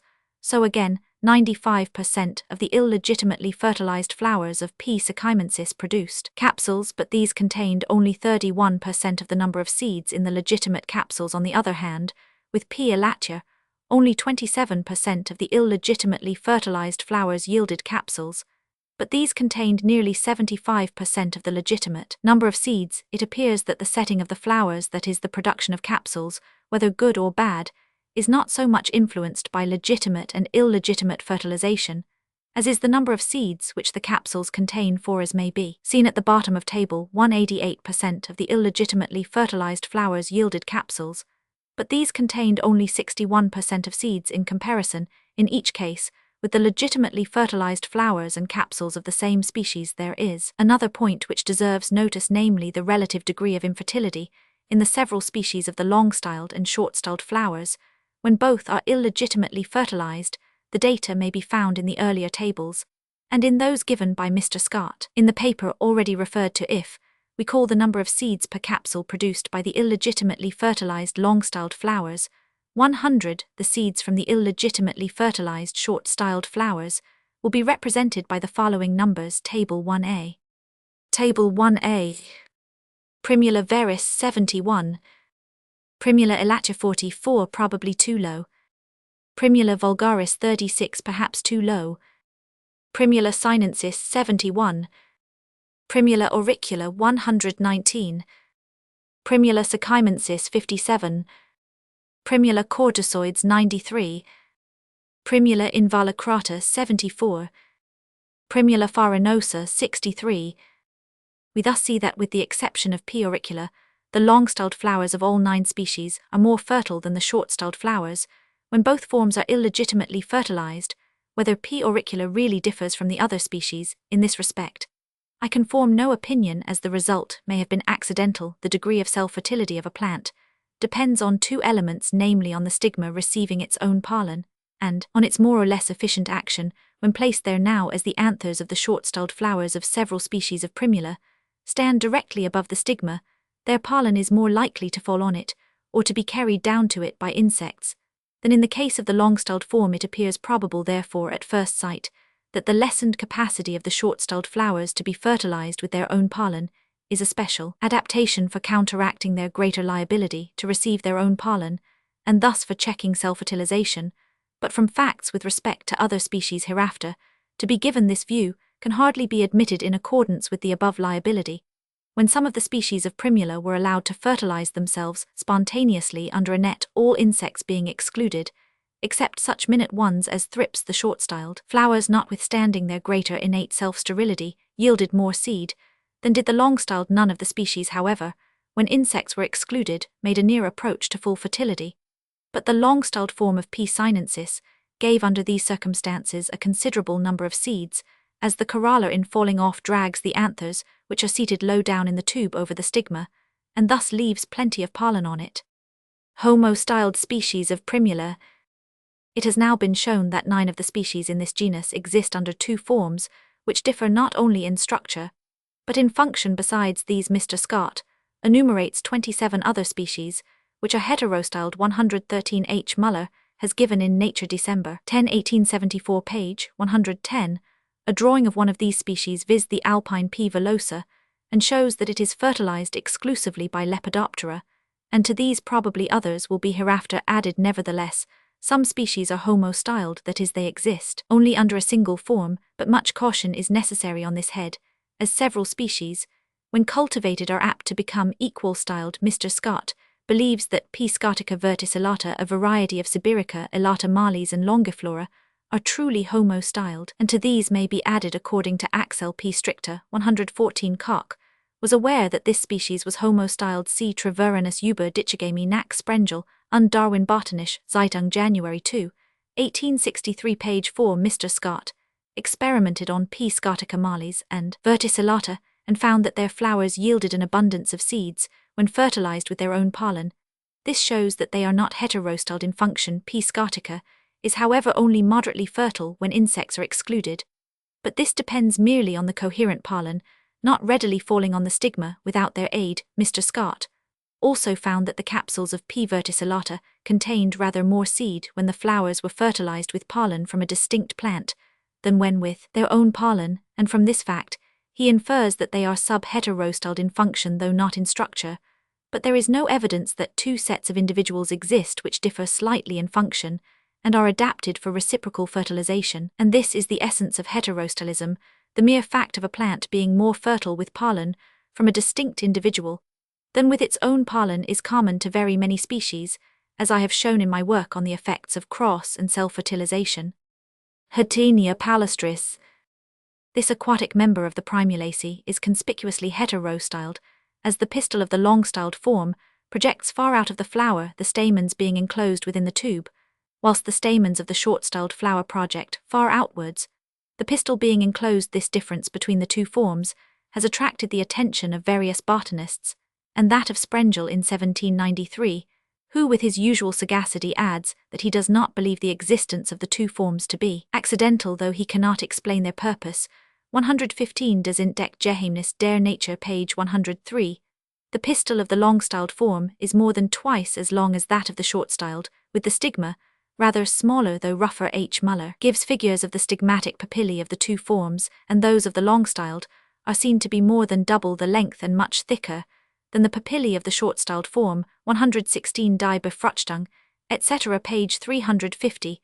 The anthers in the one form do not stand exactly on a level with the stigma in the other form, for the distance between the organs is greater in the short-styled than in the long-styled flowers, in the proportion of 100 to 71. In dried specimens soaked in water, the anthers of the short-styled form are larger than those of the long-styled, in the ratio of 100 to 83. The pollen grains also from the short-styled flowers are conspicuously larger than those from the long-styled, the ratio between the diameters of the moistened grains being as 100 to 64 according to my measurements, but according to the measurements of H. Muller as 100 to 61, and his are probably the more accurate of the two. The contents of the larger pollen grains appear more coarsely granular and of a browner tint than those in the smaller grains. The two forms of Hatinia thus agree closely in most respects with those of the heterostyled species of Primula. The flowers of Hatinia are cross-fertilized according to Muller chiefly by Diptera. Mr. Scott made a few trials on a short-styled plant, and found that the legitimate unions were in all ways more fertile than the illegitimate. 117 Journal of the Linnean Society Botany Volume 8, 1864, page 79. But since the publication of his paper, H. Muller has made much fuller experiments, and I give his results in Table 1 drawn up in accordance with my usual plan. Table 1 Hatinia palustris from H. Muller. Column 1 Nature of the Union. Column 2 Number of capsules examined. Column 3 Average number of seeds per capsule. Long-styled by pollen of short-styled, legitimate union 3491. Long-styled by ohm-form pollen from a distinct plant, illegitimate union 1877.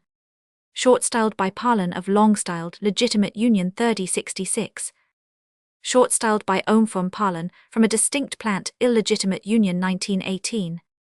A summary. The two legitimate unions together 6478.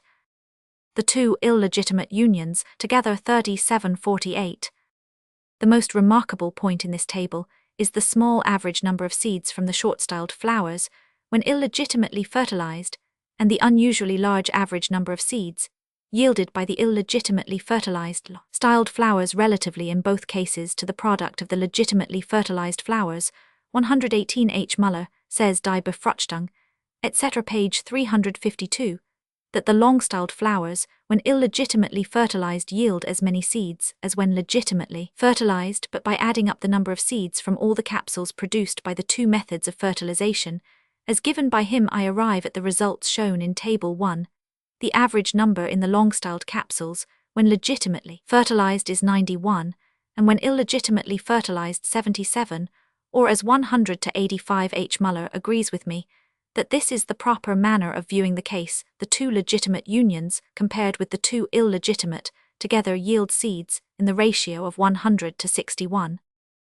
H. Muller also tried the effects of illegitimately fertilizing the long-styled and short-styled flowers with their own pollen, instead of with that from another plant of the same form, and the results are very striking, for the capsules from the long-styled flowers thus treated contained on an average only 15 seeds, instead of 77, and those from the short-styled 6, instead of 18 seeds per capsule. The number 6 agrees closely with Mr. Scott's result from the same form similarly fertilized. From some observations by Dr. Torrey, Hatinia inflata, an inhabitant of the United States, does not appear to be heterostyled, but is remarkable from producing cleistogamic flowers, as will be seen in the last chapter of this volume. Besides the genera Primula and Hatinia androsace vel Gregoria vel Erisha vitaliana, is heterostyled. Mr. Scott fertilized with their own pollen 21 flowers on 3 short-styled plants in the Edinburgh Botanic Gardens, and not one yielded a single seed, but 8 of them, which were fertilized with pollen from one of the other plants of the same form, set 2 empty capsules. 119. See also Treveranus in Botanische Zeitung, 1863, page 6. On this plant being dimorphic, he was able to examine only dried specimens of the long-styled forms, but the evidence seems sufficient to leave hardly a doubt that androsace is heterostyled. Fritz Muller sent me from South Brazil dried flowers of Astataceae, which he believed to be heterostyled in the one form. The pistil was considerably longer, and the stamens slightly shorter than the corresponding organs in the other form, but as in the shorter styled form, the stigmas reached up to the anthers of the same flower, and as I could not detect in the dried specimens of the two forms any difference in their stigmas or in the size of their pollen grains, I dare not rank this plant as heterostyled from statements made by Vocher.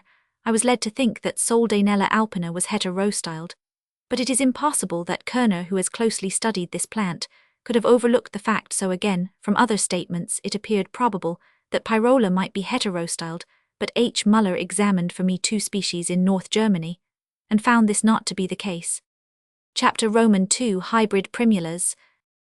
The oxlip, a hybrid naturally produced between Primula veris and vulgaris. The differences in structure and function between the 2 parent species. Effects of crossing long-styled and short-styled oxlips with one another and with the 2 forms of both parent species. Character of the offspring from oxlips artificially self-fertilized and cross-fertilized in a state of nature. Primula elatia shown to be a distinct species. Hybrids between other heterostyled species of Primula. Supplementary note on spontaneously produced hybrids in the genus Verbascum. The various species of Primula have produced in a state of nature throughout Europe an extraordinary number of hybrid forms. For instance, Professor Kerner has found no less than 25 such forms in the Alps. 21 Die Primulas in Bastarten, Easter Botanische Zeitschrift, Jar 1875, numbers 3, 4 and 5. See also Gardron on hybrid primulas in Bull Sochbot de France tome 10, 1853 page 178, also in Revue des Sciences Nat 1875, page 331. The frequent occurrence of hybrids in this genus no doubt has been favored by most of the species being heterostyled, and consequently requiring cross-fertilization by insects, yet in some other genera species, which are not heterostyled, and which in some respects appear not well adapted for hybrid fertilization, have likewise been largely hybridized in certain districts of England. The common oxlipa hybrid between the cowslip P. veris vel officinalis and the primrose P. vulgaris vel acalices, frequently found, and it occurs occasionally almost everywhere owing to the frequency of this intermediate hybrid form, and to the existence of the Bardfield oxlip P. elatia, which resembles to a certain extent the common oxlip. The claim of the 3 forms to rank as distinct species has been discussed oftener, and at greater length than that of almost any other plant Linnaeus considered P. veris vulgaris and elatia to be varieties of the same species, as do some distinguished botanists at the present day, whilst others who have carefully studied these plants do not doubt that they are distinct species. The following observations prove, I think, that the latter view is correct, and they further show that the common oxlip is a hybrid between P. veris and vulgaris. The cowslip differs so conspicuously in general appearance from the primrose that nothing need here be said with respect to their external characters. 22. The Reverend Wa Leeton has pointed out certain differences in the form of the capsules and seed in Annals and Magazine of Natural History 2nd Series, Volume 2, 1848, page 164, but some less obvious differences deserve notice, as both species are heterostyled. Their complete fertilization depends on insects. The cowslip is habitually visited during the day by the larger humblebees, namely Bombus muscorum and hortorum, and at night by moths, as I have seen in the case of Cucullia. The primrose is never visited, and I speak after many years' observation, by the larger humblebees, and only rarely by the smaller kinds. Hence its fertilization must depend almost exclusively on moths. There is nothing in the structure of the flowers of the 2 plants which can determine the visits of such widely different insects, but they emit a different odor, and perhaps their nectar may have a different taste. Both the long-styled and short-styled forms of the primrose, when legitimately and naturally fertilized, yield, on an average, many more seeds per capsule than the cowslip, namely in the proportion of 100 to 55. When illegitimately fertilized, they are likewise more fertile than the 2 forms of the cowslip, as shown by the larger proportion of their flowers, which set capsules, and by the larger average number of seeds, which the capsules contain. The difference also between the number of seeds produced by the long-styled and short-styled flowers of the primrose, when both are illegitimately fertilized, is greater than that between the number produced under similar circumstances by the 2 forms of the cowslip. The long-styled flowers of the primrose, when protected from the access of all insects, except such minute ones as thrips, yield a considerable number of capsules, containing on an average 19 seeds per capsule, whereas 18 plants of the long-styled cowslip similarly treated did not yield a single seed. The primrose, as everyone knows, flowers a little earlier in the spring than the cowslip, and inhabits slightly different stations and districts.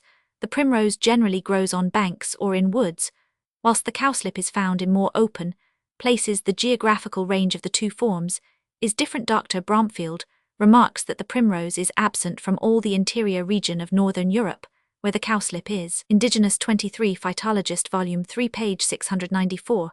In Norway, however, both plants range to the same degree of north latitude. 24 H. Lecoq Geographe Bot de l'Europe Tome 8 1858 pages 141-144 c. Also Annals and Magazine of Natural History 9 1842 pages 156-515. Also Borrow Flore du Centre de la France 1840 tome 2 page 376.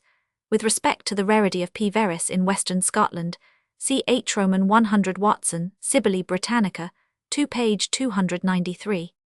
The cowslip and primrose when intercrossed behave like distinct species, for they are far from being mutually fertile. Gartner crossed 27 flowers of P. vulgaris with pollen of P. veris, and obtained 16 capsules, but these did not contain any good seed. 25 Bastardesjugung, 1849 page 721. He also crossed 21 flowers of P. veris with pollen of P. vulgaris, and now he got only 5 capsules containing seed in a still less perfect condition. Gartner knew nothing about heterostyllism, and his complete failure may perhaps be accounted for by his having crossed together the same forms of the cowslip and primrose, for such crosses would have been of an illegitimate as well as of a hybrid nature, and this would have increased their sterility. My trials were rather more fortunate. 21 flowers consisting of both forms of the cowslip and primrose were intercrossed legitimately, and yielded 7 capsules Roman 1 E33%, containing on an average 42 seeds. Some of these seeds, however, were so poor that they probably would not have germinated. 21 flowers on the same cowslip and primrose plants were also intercrossed illegitimately, and they likewise yielded 7 capsules or 33%, but these contained on an average only 13 good and bad seeds. I should however state that some of the above flowers of the primrose were fertilized with pollen from the polyanthus, which is certainly a variety of the cowslip, as may be inferred from the perfect fertility inter se of the crossed offspring from these 2 plants. 26 Mr. Scott has discussed the nature of the polyanthus proceedings of the Linnean Society, 8 Botany 1864 page 103, and arrives at a different conclusion, but I do not think that his experiments were sufficiently numerous. The degree of infertility of a cross is liable to much fluctuation. Pollen from the cowslip, at first, appears rather more efficient on the primrose than that of the polyanthus, for 12 flowers of both forms of the primrose, fertilized legitimately and illegitimately with pollen of the cowslip, gave 5 capsules containing on an average 32 seeds, whilst 18 flowers similarly fertilized by polyanthus pollen yielded only 5 capsules containing only 22 seeds. On the other hand, the seeds produced by the polyanthus pollen were much the finest of the whole lot, and were the only ones which germinated. To show how sterile these hybrid unions were, I may remind the reader that 90% of the flowers of the primrose, fertilized legitimately with primrose pollen, yielded capsules containing on an average 66 seeds, and that 54% of the flowers fertilized illegitimately yielded capsules containing on an average 35 seeds per capsule. The primrose, especially the short-styled form, when fertilized by the cowslip, is less sterile, as Gartner likewise observed, than is the cowslip when fertilized by the primrose.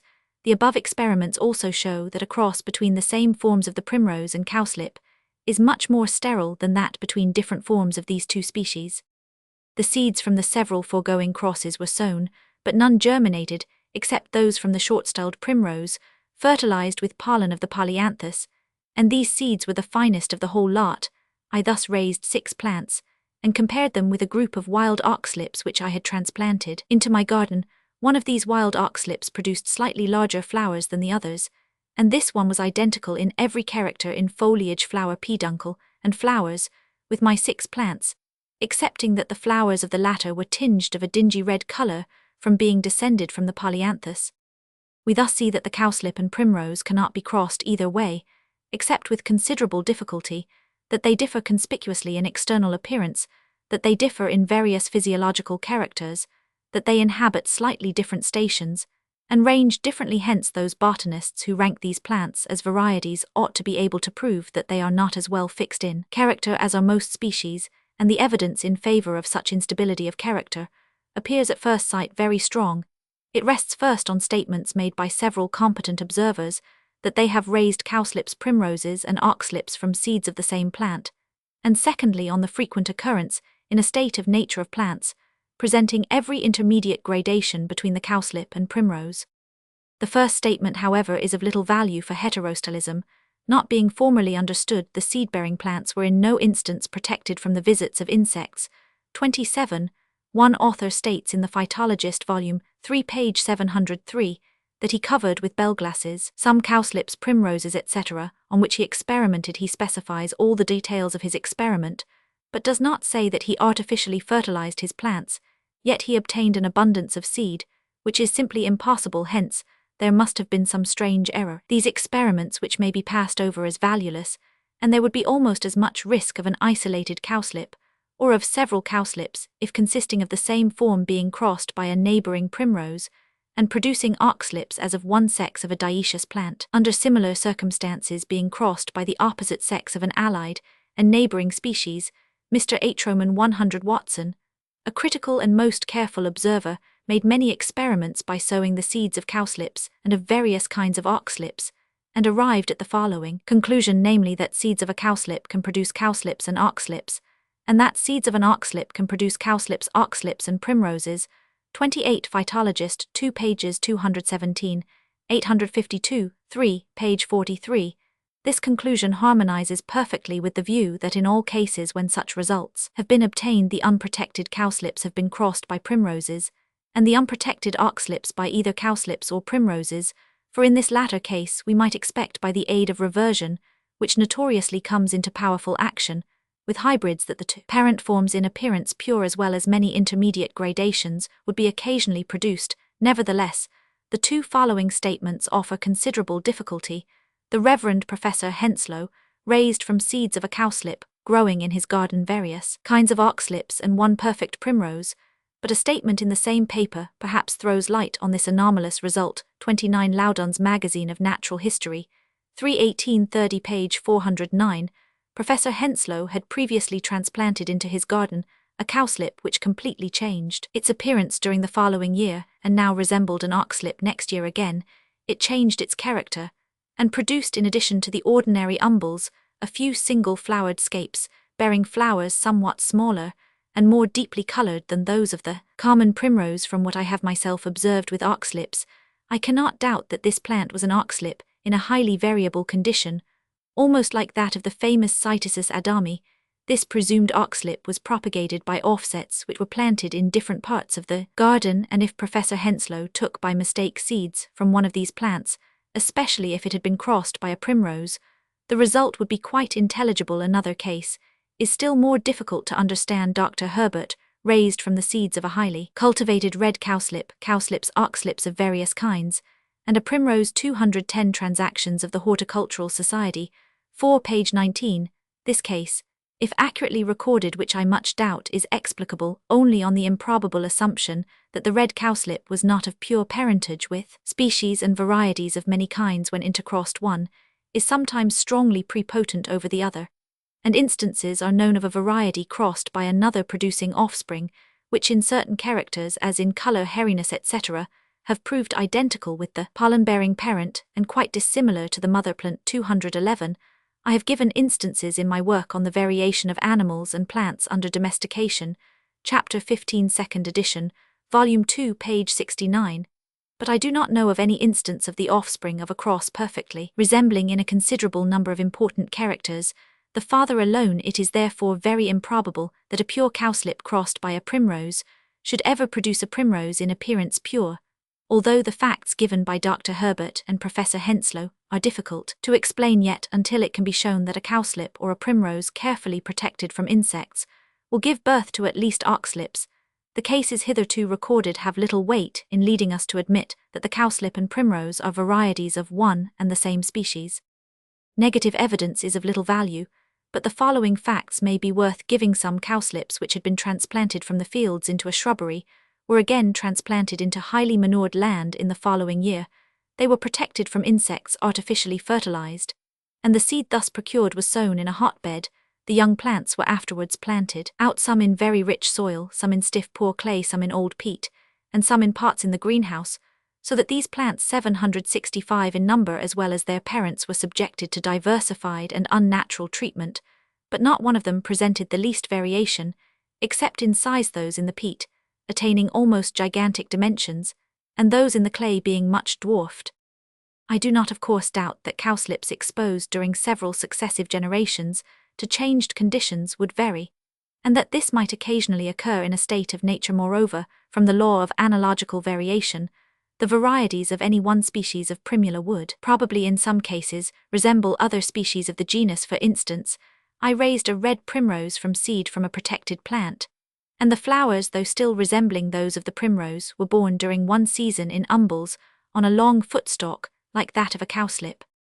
With regard to the second class of facts, in support of the cowslip and primrose being ranked as mere varieties, namely the well-ascertained existence in a state of nature of numerous linking forms, 212c, an excellent article on this subject, by Mr. H. Roman 100 Watson, in the Phytologist Volume 3 page 43, if it can be shown that the common wild oxlip, which is intermediate in character between the cowslip and primrose, resembles, in sterility and other essential respects, a hybrid plant, and if it can further be shown that the oxlip, though in a high degree sterile, can be fertilized by either parent species, thus giving rise to still finer gradational links, then the presence of such linking forms in a state of nature ceases to be an argument of any weight in favor of the cowslip and primrose being varieties, and becomes in fact an argument on the other side. The hybrid origin of a plant in a state of nature can be recognized by four tests. First, by its occurrence only where both presumed parent species exist or have recently existed,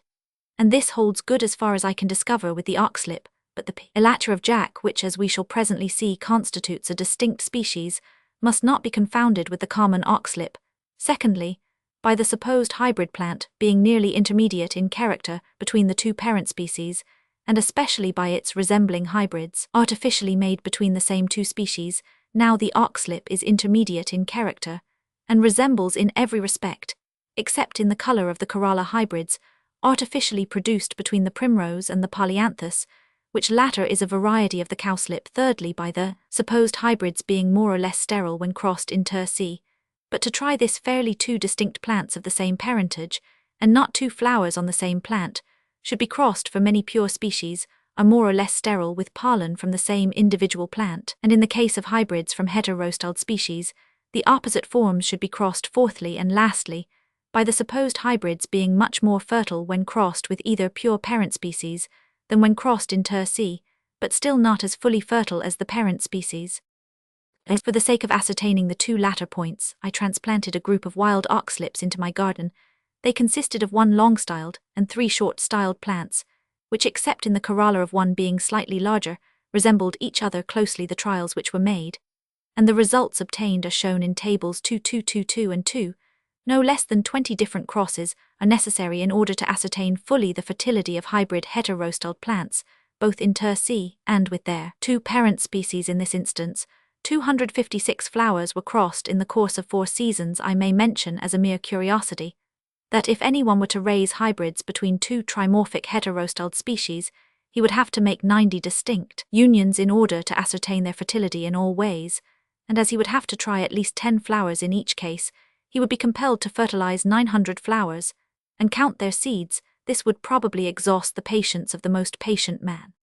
Table 2 crosses inter se between the two forms of the common oxlip. Column 1 illegitimate union short-styled oxlip by pollen of short-styled oxlip, 20 flowers fertilized, did not produce one capsule.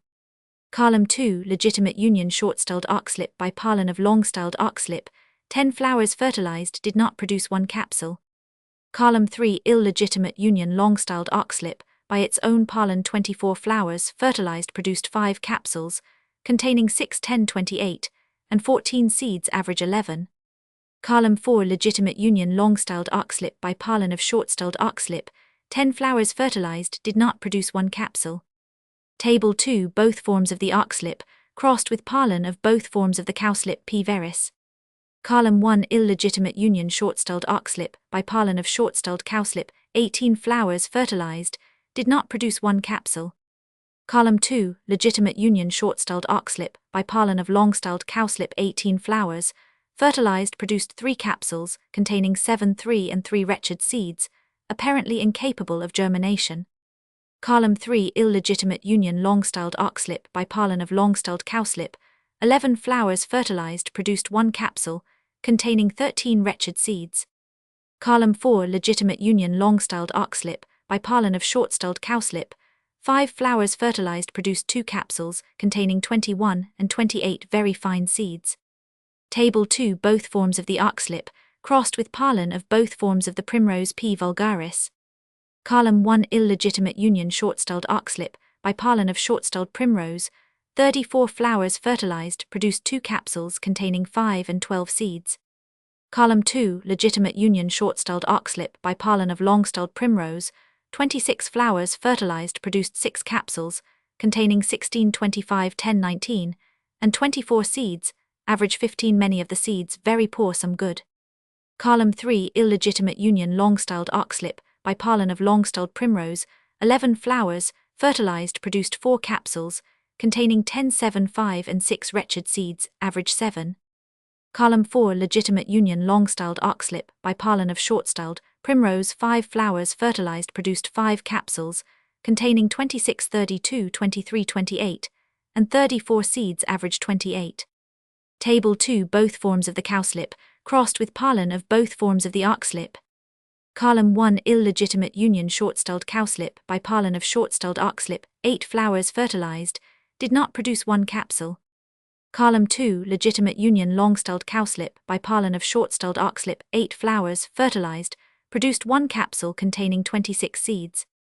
Column 3 illegitimate union long-styled cowslip by pollen of long-styled oxlip. 8 flowers fertilized produced 3 capsules containing 5, 6, and 14 seeds, average 8. Column 4 legitimate union short-styled cowslip by pollen of long-styled oxlip. 8 flowers fertilized produced 8 capsules containing 58, 38, 31, 44, 23, 26, 37, and 66 seeds, average 40. Table 2 both forms of the primrose, crossed with pollen of both forms of the oxlip. Column 1 illegitimate union short-styled primrose by pollen of short-styled oxlip. 8 flowers fertilized did not produce 1 capsule. Column 2 legitimate union long-styled primrose by pollen of short-styled oxlip. 8 flowers fertilized produced 2 capsules containing 5 and 2 seeds. Column 3 illegitimate union long-styled primrose by pollen of long-styled oxlip. 8 flowers fertilized produced 8 capsules containing 15, 7, 12, 20, 22, 7, 16, and 13 seeds, average 14. Column 4 legitimate union short-styled primrose by pollen of long-styled oxlip. 8 flowers fertilized produced 4 capsules containing 52, 52, 42, and 49 seeds, some good and some bad, average 48. We see in tables 214 to 218 the number of capsules and of seeds produced by crossing both forms of the oxlip in a legitimate and illegitimate manner with one another, and with the 2 forms of the primrose and cowslip. I may premise that the pollen of 2 of the short-styled oxlips consisted of nothing but minute aborted whitish cells, but in the 3rd short-styled plant about 1/5 of the grains appeared in a sound condition. Hence it is not surprising that neither the short-styled nor the long-styled oxlip produced a single seed when fertilized with this pollen, nor did the pure cowslips or primroses when illegitimately fertilized with it. But when thus legitimately fertilized, they yielded a few good seeds. The female organs of the short-styled oxlips, though greatly deteriorated in power, were in a rather better condition than the male organs, for though the short-styled oxlips yielded no seed when fertilized by the long-styled oxlips, and hardly any when illegitimately fertilized by pure cowslips or primroses, yet when legitimately fertilized by these latter species, especially by the long-styled primrose, they yielded a moderate supply of good seed. The long-styled oxlip was more fertile than the 3 short-styled oxlips, and about half its pollen grains appeared sound. It bore no seed when legitimately fertilized by the short-styled oxlips, but this no doubt was due to the badness of the pollen of the latter, for when illegitimately fertilized table 2 by its own pollen, it produced some good seeds, though much fewer than fertilized cowslips or primroses would have produced. The long-styled oxlip likewise yielded a very low average of seed, as may be seen in the 3rd compartment of tables 2 to 2, when illegitimately fertilized by, and when illegitimately fertilizing pure cowslips and primroses. The 4 corresponding legitimate unions, however, were moderately fertile, and one, namely that between short-styled cowslip and the long-styled oxlip in table 2, was nearly as fertile as if both parents had been pure. A short-styled primrose, legitimately fertilized by the long-styled oxlip table 2, also yielded a moderately good average, namely 48 seeds. But if this short-styled primrose had been fertilized by a long-styled primrose, it would have yielded an average of 65 seeds. If we take the 10 legitimate unions together and the 10 illegitimate unions together, we shall find that 29% of the flowers fertilized in a legitimate manner yielded capsules, these containing on an average 27 good and bad seeds, whilst only 15% of the flowers fertilized in an illegitimate manner yielded capsules, these containing on an average only 11 good and bad seeds. In a previous part of this chapter, it was shown that illegitimate crosses between the long-styled form of the primrose and the long-styled cowslip, and between the short-styled primrose and short-styled cowslip, are more sterile than legitimate crosses between these two species, and we now see that the same rule holds good almost invariably with their hybrid offspring, whether these are crossed inter se or with either parent species, so that in this particular case, but not as we shall presently see in other cases, the same rule prevails with the pure unions between the two forms of the same heterostyled species, with crosses between two distinct heterostyled species, and with their hybrid offspring. Seeds from the long-styled oxlip fertilized by its own pollen were sown, and 3 long-styled plants raised. The first of these was identical in every character with its parent. The second bore rather smaller flowers of a paler color, almost like those of the primrose. The scapes were at first single-flowered, but later in the season, a tall thick scape bearing many flowers like that of the parent oxlip was thrown up. The third plant likewise produced at first only single-flowered scapes with the flowers rather small and of a darker yellow, but it perished early. The second plant also died in September, and the first plant, though all 3 grew under very favorable conditions, looked very sickly. Hence, we may infer that seedlings from self-fertilized oxlips would hardly be able to exist in a state of nature. I was surprised to find that all the pollen grains in the first of these seedling oxlips appeared sound, and in the second only a moderate number were bad. These 2 plants, however, had not the power of producing a proper number of seeds, for though left uncovered, and surrounded by pure primroses and cowslips, the capsules were estimated to include an average of only from 15 to 20 seeds.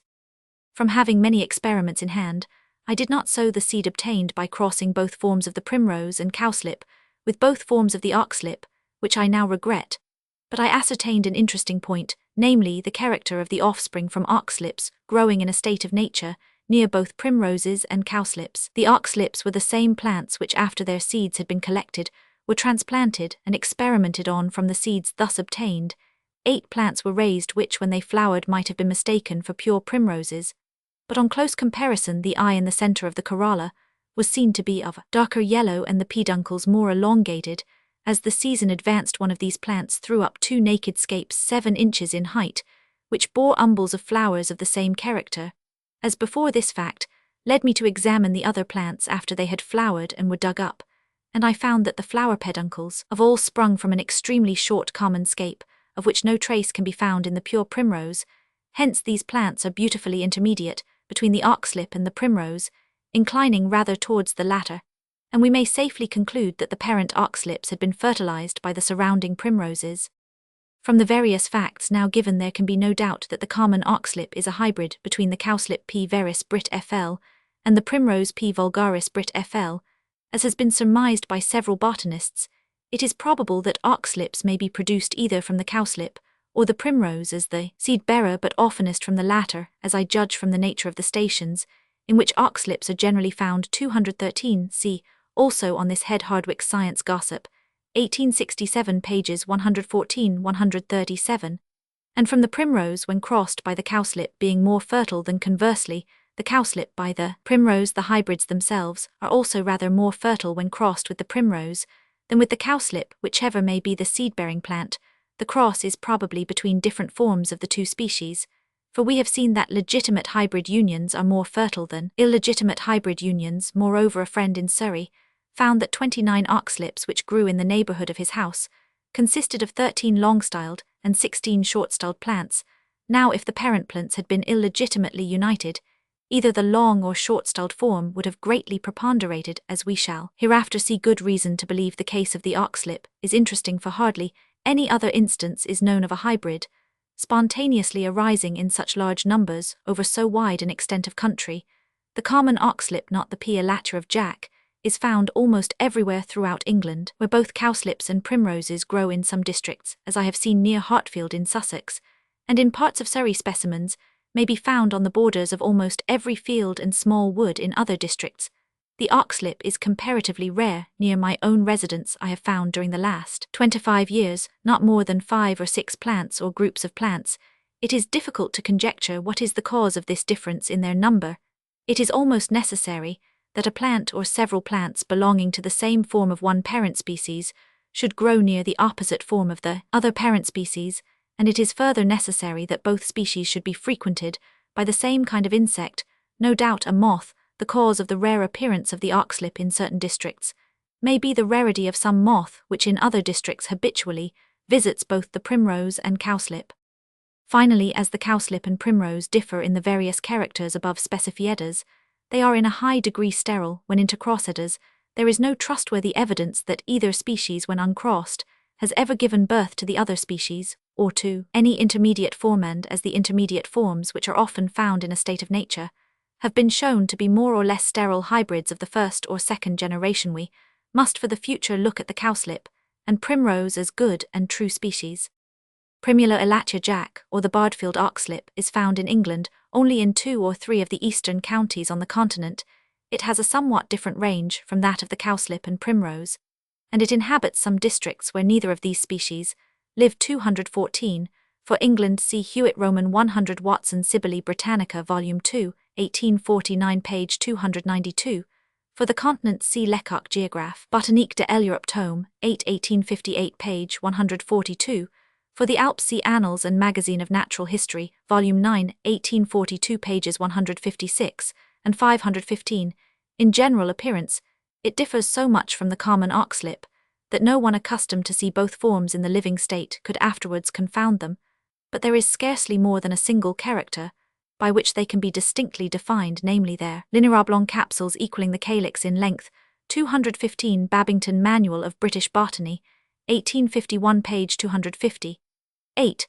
The capsules when mature differ conspicuously owing to their length from those of the cowslip and primrose with respect to the fertility of the two forms. When these are united in the 4 possible methods, they behave like the other heterostyled species of the genus, but differ somewhat. See tables 1 and 1 in the smaller proportion of the illegitimately fertilized flowers, which set capsules that P. elatia is not a hybrid is certain, for when the two forms were legitimately united they yielded the large average of 47 seeds, and when illegitimately united 35 per capsule, whereas of the 4 possible unions, table 2 between the two forms of the common oxlip, which we know to be a hybrid, 1 alone yielded any seed, and in this case the average number was only 11 per capsule. Moreover, I could not detect a single bad pollen grain in the anthers of the short-styled P. elatia, whilst in 2 short-styled plants of the common oxlip, all the grains were bad, as were a large majority in a third plant. As the common oxlip is a hybrid between the primrose and cowslip, it is not surprising that 8 long-styled flowers of the primrose fertilized by pollen from the long-styled common oxlip produced 8 capsules. Table 1, containing however only a low average of seeds, whilst the same number of flowers of the primrose, similarly fertilized by the long-styled Bardfield oxlip, produced only a single capsule, this latter plant being an altogether distinct species from the primrose. Plants of P. elatia have been propagated by seed in a garden for 25 years, and have kept all this time quite constant, excepting that in some cases the flowers varied a little in size and tint. 216, see Mr. H. Doubleday in the Gardener's Chronicle, 1867 page 430, 5.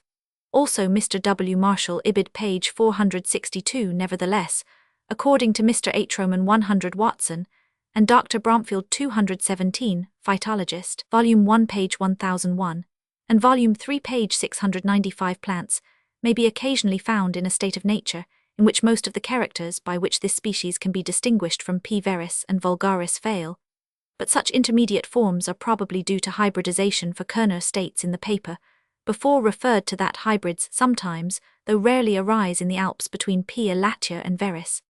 Finally, although we may freely admit that Primula veris vulgaris and elatia, as well as all the other species of the genus, are descended from a common primordial form, yet from the facts above given, we must conclude that these 3 forms are now as fixed in character as are many others which are universally ranked as true species. Consequently, they have as good a right to receive distinct specific names as have, for instance, the ass quagga and zebra. Mr. Scott has arrived at some interesting results by crossing other heterostyled species of Primula 218 Journal of the Linnean Society Botany Volume 8 1864 page 93, to end. I have already alluded to his statement that in 4 instances, not to mention others, a species when crossed with a distinct one yielded a larger number of seeds than the same species fertilized illegitimately with its own form pollen, though taken from a distinct plant. It has long been known from the researches of Kallreuter and Gartner that 2 species, when crossed reciprocally, sometimes differ as widely as is possible in their fertility. Thus A, when crossed with the pollen of B, will yield a large number of seeds, whilst B may be crossed repeatedly with pollen of A, and will never yield a single seed. Now Mr. Scott shows in several cases that the same law holds good when 2 heterostyled species of Primula are intercrossed, or when one is crossed with a homostyled species, but the results are much more complicated than with ordinary plants, as 2 heterostyled dimorphic species can be intercrossed in 8 different ways.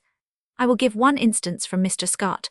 The long-styled P. hirsuta, fertilized legitimately and illegitimately with pollen from the 2 forms of P. auricula and reciprocally. The long-styled P. auricula, fertilized legitimately and illegitimately with pollen from the 2 forms of P. hirsuta, did not produce a single seed, nor did the short-styled P. hirsuta, when fertilized legitimately and illegitimately with the pollen of the 2 forms of P. auricula. On the other hand, the short-styled P. auricula, fertilized with pollen from the long-styled P. hirsuta, yielded capsules, containing on an average no less than 56 seeds, and the short-styled P. auricula, by pollen of the short-styled P. hirsuta, yielded capsules, containing on an average 42 seeds per capsule, so that out of the 8 possible unions between the 2 forms of these 2 species, 6 were utterly barren, and 2 fairly fertile. We have seen also the same sort of extraordinary irregularity in the results of my 20 different crosses, tables 2:2, between the 2 forms of the oxlip primrose and cowslip. Mr. Scott remarks with respect to the results of his trials that they are very surprising, as they show us that the sexual forms of a species manifest in their respective powers, for conjunction with those of another species, physiological peculiarities, which might well entitle them, by the criterion of fertility, to specific distinction. Finally, although P. viris and vulgaris, when crossed legitimately, and especially when their hybrid offspring are crossed in this manner, with both parent species, were decidedly more fertile than when crossed in an illegitimate manner, and although the legitimate cross effected by Mr. Scott between P. auricula and hirsuta was more fertile in the ratio of 56:42 than the illegitimate cross, nevertheless, it is very doubtful, from the extreme irregularity of the results in the various other hybrid crosses made by Mr. Scott, whether it can be predicted that 2 heterostyled species are generally more fertile if crossed legitimately (1e) when opposite forms are united, than when crossed illegitimately. Supplementary note on some wild hybrid verbascums.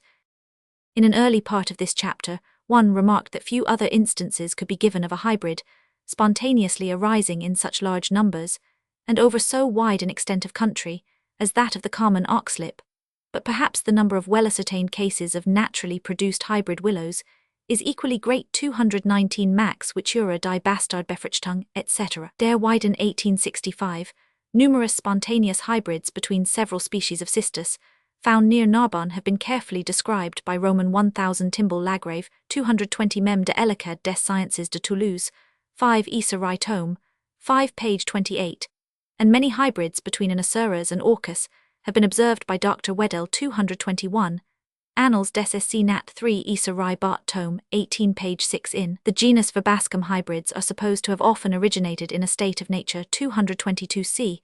For instance, the English Flora, by Sir J. E. Smith, 1824, Volume 1 page 307. Some of these undoubtedly are hybrids, and several hybrids have originated in gardens, but most of these cases require, as Gartner remarks, verification.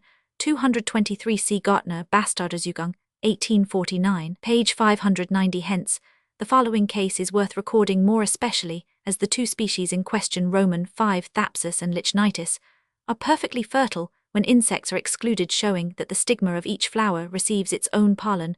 Moreover, the flowers offer only pollen to insects, and have not been rendered attractive to them by secreting nectar. I transplanted a young wild plant into my garden for experimental purposes, and when it flowered it plainly differed from the 2 species just mentioned, and from a third which grows in this neighbourhood. I thought that it was a strange variety of Roman 5 Thapsus. It attained the height, by measurement of 8 feet it was covered with a net, and 10 flowers were fertilized with pollen from the same plant later in the season. When uncovered, the flowers were freely visited by pollen-collecting bees. Nevertheless, although many capsules were produced, not one contained a single seed. During the following year, this same plant was left uncovered near plants of Roman 5 thapsus and lichnitis, but again it did not produce a single seed. 4 flowers, however, which were repeatedly fertilized with pollen of Roman 5 lichnitis, whilst the plant was temporarily kept under a net, produced 4 capsules, which contained 5 1-2 and 2 seeds at the same time. 3 flowers were fertilized with pollen of Roman 5 thapsus, and these produced 2 and 3 seeds. To show how unproductive these 7 capsules were, I may state that a fine capsule from a plant of Roman 5 thapsus growing close by contained above 700 seeds. These facts led me to search the moderately-sized field whence my plant had been removed, and I found in it many plants of Roman 5 thapsus and lichnitis, as well as 33 plants, intermediate in character between these two species. These 33 plants differed much from one another in the branching of the stem. They more closely resembled Roman 5 lichnitis than Roman 5 thapsus, but in height the latter species. In the shape of their leaves they often closely approached Roman 5 lichnitis, but some had leaves extremely woolly on the upper surface and decurrent like those of Roman 5 thapsus, yet the degree of woolliness and of decurrency did not always go together in the petals being flat and remaining open, and in the manner in which the anthers of the longer stamens were attached to the filaments. These plants all took more after Roman 5 lichnitis than Roman 5 thapsus in the yellow colour of the corolla. They all resembled the latter species on the whole. These plants appeared to take rather more after Roman 5 lichnitis than Roman 5 thapsus, on the supposition that they were hybrids. It is not an anomalous circumstance that they should all have produced yellow flowers for Gartner crossed white and yellow-flowered varieties of verbascum, and the offspring thus produced never bore flowers of an intermediate tint, but either pure white or pure yellow flowers, generally of the latter colour. 224 Bastardsugang, page 307. My observations were made in the autumn, so that I was able to collect some half-matured capsules from 20 of the 33 intermediate plants, and likewise capsules of the pure Roman 5 lichnitis and thapsus, growing in the same field. All the latter were filled with perfect but immature seeds, whilst the capsules of the 20 intermediate plants did not contain one single perfect seed. These plants consequently were absolutely barren from this fact. From the one plant which was transplanted into my garden yielding, when artificially fertilized with pollen from Roman 5 lichnitis and thapsus, some seeds, though extremely few in number, from the circumstance of the 2 pure species growing in the same field, and from the intermediate character of the sterile plants, there can be no doubt that they were hybrids. Judging from the position in which they were chiefly found, I am inclined to believe they were descended from Roman 5 thapsus as the seed-bearer and Roman 5 lichnitis as the pollen-bearer. It is known that many species of verbascum, when the stem is jarred or struck by a stick, cast off their flowers. 225. This was first observed by Correa de Serra. See Sir J. E. Smith's English Flora, 1824, Volume 1, page 311. Also Life of Sir J. E. Smith, Volume 2, page 210. I was guided to these references by the Reverend Wa Leeton, who observed this same phenomenon with Roman 5 virgatum. This occurs with Roman 5 thapsus, as I have repeatedly observed. The corolla first separates from its attachment, and then the sepals spontaneously bend inwards so as to clasp the ovarium, pushing off the corolla by their movement in the course of 2 or 3 minutes. Nothing of this kind takes place with young, barely expanded flowers with verbascum lichnitis, and as I believe Roman 5 phonaceum, the corolla is not cast off. However often and severely the stem may be struck in this curious property, the above described hybrids took after Roman 5 thapsus, for I observed to my surprise that, when I pulled off the flower buds round the flowers, which I wished to mark with a thread, the slight jar invariably caused the corollas to fall off. These hybrids are interesting under several points of view. First, from the number found in various parts of the same moderately-sized field, that they owed their origin to insects flying from flower to flower, whilst collecting pollen. There can be no doubt, although insects thus rob the flowers of a most precious substance, yet they do great good, for, as I have elsewhere shown, the seedlings of Roman 5 thapsus raised from flowers fertilized with pollen from another plant are more vigorous than those raised from self-fertilized flowers. 226. The effects of cross and self-fertilization, 1876, page 89. But in this particular instance, the insects did great harm, as they led to the production of utterly barren plants, Secondly, these hybrids are remarkable from differing much from one another in many of their characters, for hybrids of the first generation, if raised from uncultivated plants, are generally uniform in character.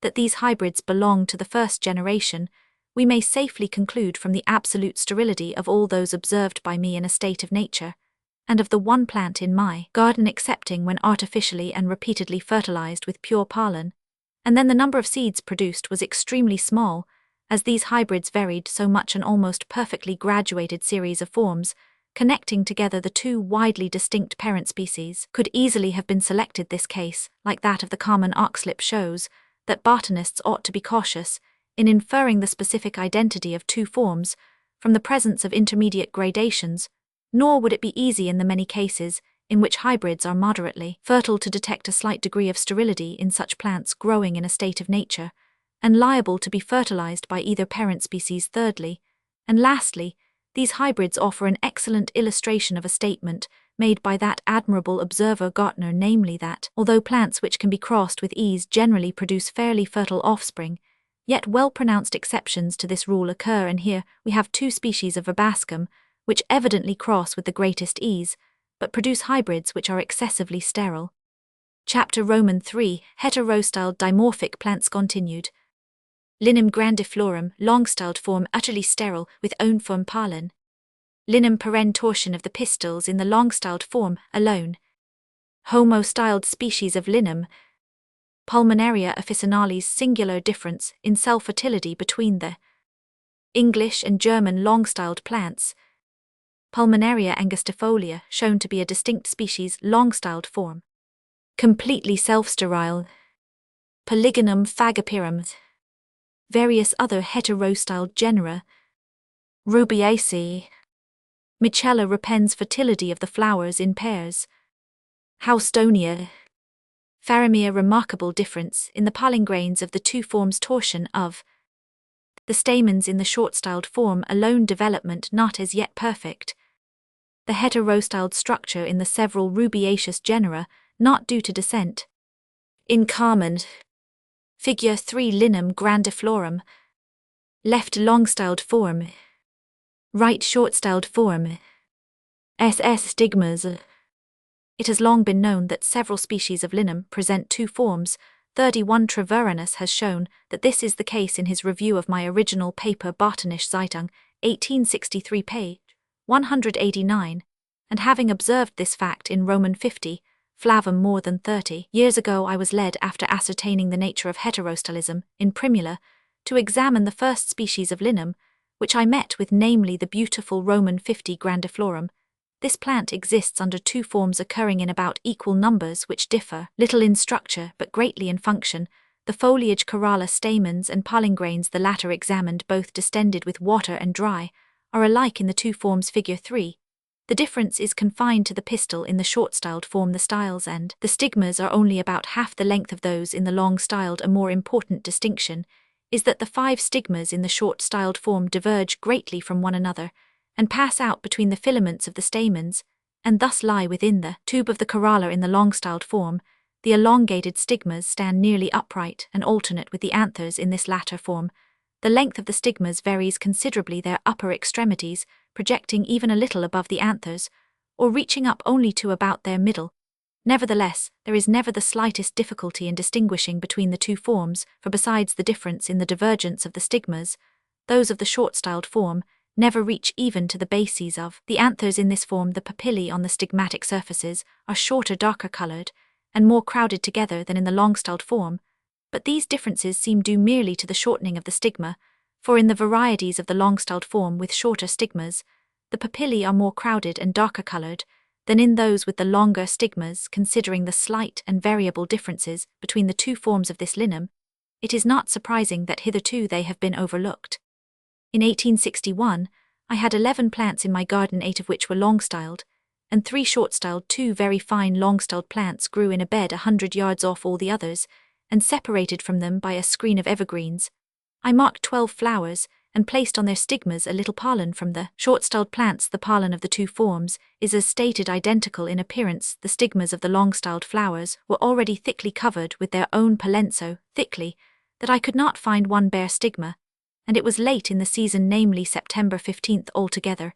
It seemed almost childish to expect any result. Nevertheless, from my experiments on primula, I had faith, and did not hesitate to make the trial, but certainly did not anticipate the full result, which was obtained. The germens of these 12 flowers all swelled, and ultimately 6 fine capsules, the seed of which germinated on the following year, and 2 poor capsules were produced. Only 4 capsules shanking off these same 2 long-styled plants produced in the course of the summer a vast number of flowers, the stigmas of which were covered with their own pollen, but they all proved absolutely barren, and their germens did not even swell.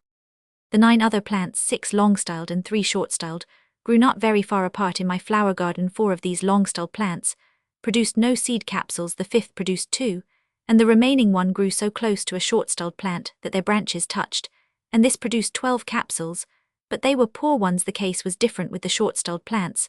The one which grew close to the long-styled plant produced 94 imperfectly fertilized capsules, containing a multitude of bad seeds with a moderate number of good ones. The 2 other short-styled plants growing together were small, being partly smothered by other plants. They did not stand very close to any long-styled plants, yet they yielded together 19 capsules. These facts seem to show that the short-styled plants are more fertile with their own pollen than are the long-styled, and we shall immediately see that this probably is the case. But I suspect that the difference in fertility between the 2 forms was in this instance in part due to a distinct cause. I repeatedly watched the flowers, and only once saw a humble bee momentarily alight on one, and then fly away. If bees had visited the several plants, there cannot be a doubt that the 4 long-styled plants, which did not produce a single capsule, would have borne in abundance, but several times I saw small diptera sucking the flowers, and these insects, though not visiting the flowers with anything like the regularity of bees, would carry a little pollen from one form to the other, especially when growing near together, and the stigmas of the short-styled plants diverging within the tube of the corolla would be more likely than the upright stigmas of the long-styled plants to receive a small quantity of pollen if brought to them by small insects, moreover from the greater number of the long-styled than of the short-styled plants. In the garden, the latter would be more likely to receive pollen from the long-styled than the long-styled from the short-styled. In 1862, I raised 34 plants of this linum in a hotbed, and these consisted of 17 long-styled and 17 short-styled forms.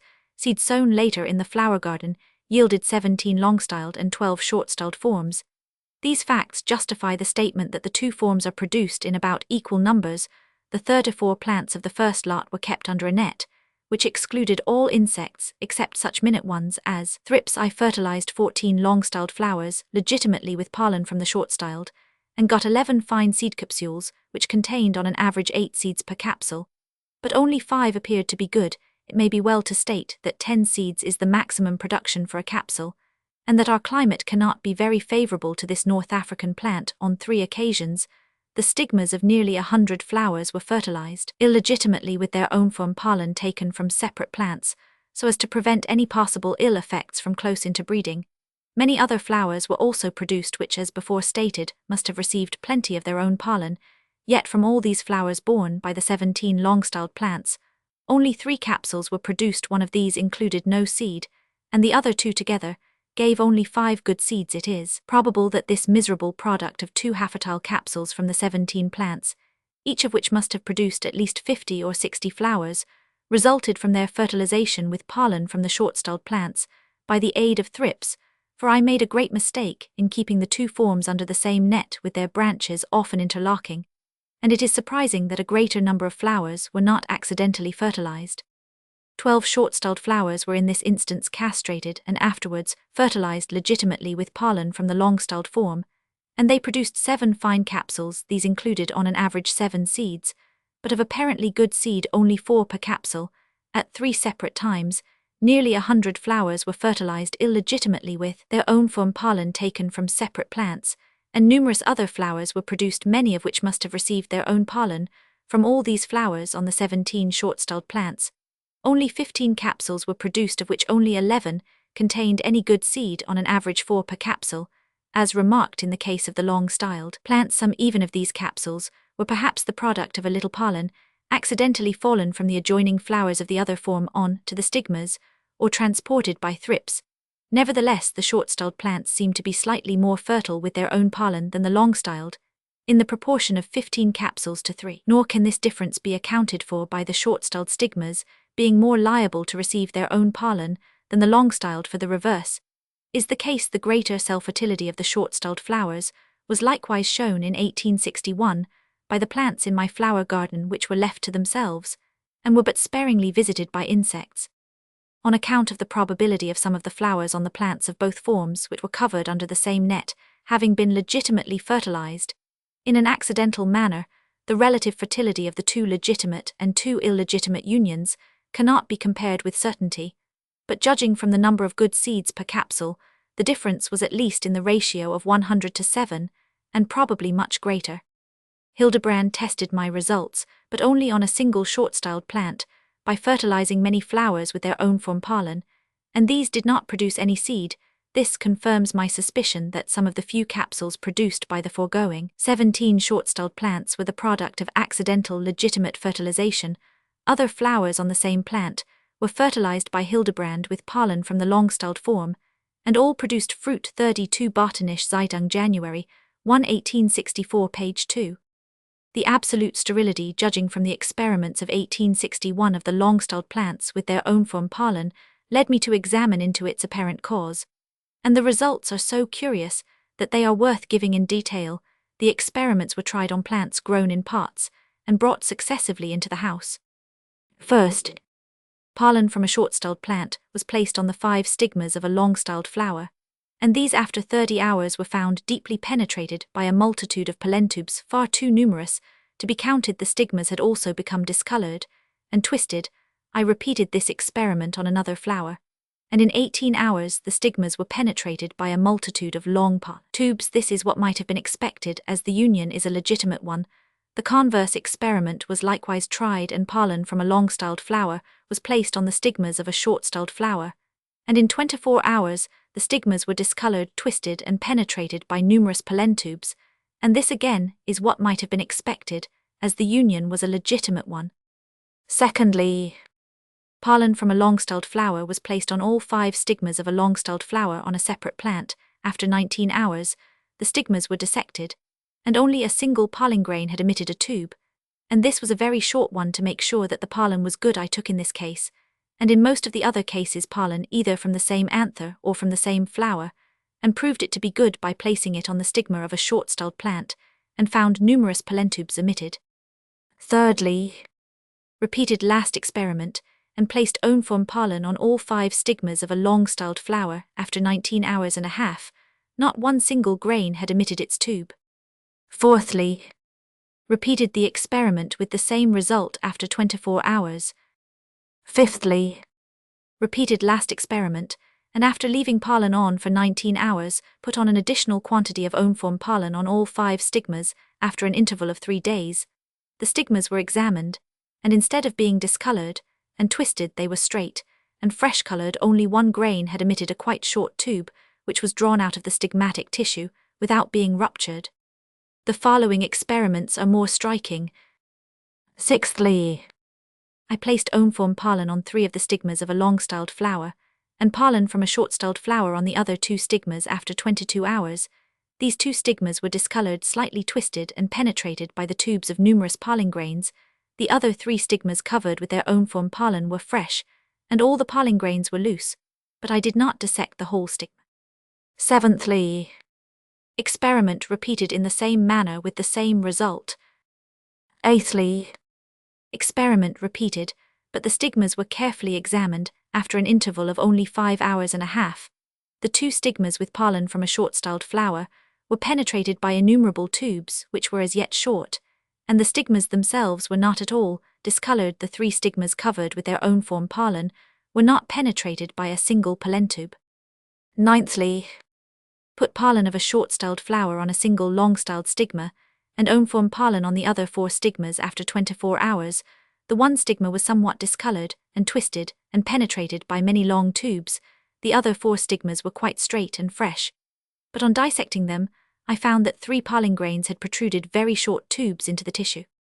Tenthly, repeated the experiment with the same result after 24 hours, excepting that only 2 own form grains had penetrated the stigmatic tissue with their tubes to a very short depth. The one stigma, which was deeply penetrated by a multitude of tubes from the short-styled pollen, presented a conspicuous difference in being much curled, half-shriveled, and discolored in comparison with the other 4 straight and bright pink stigmas.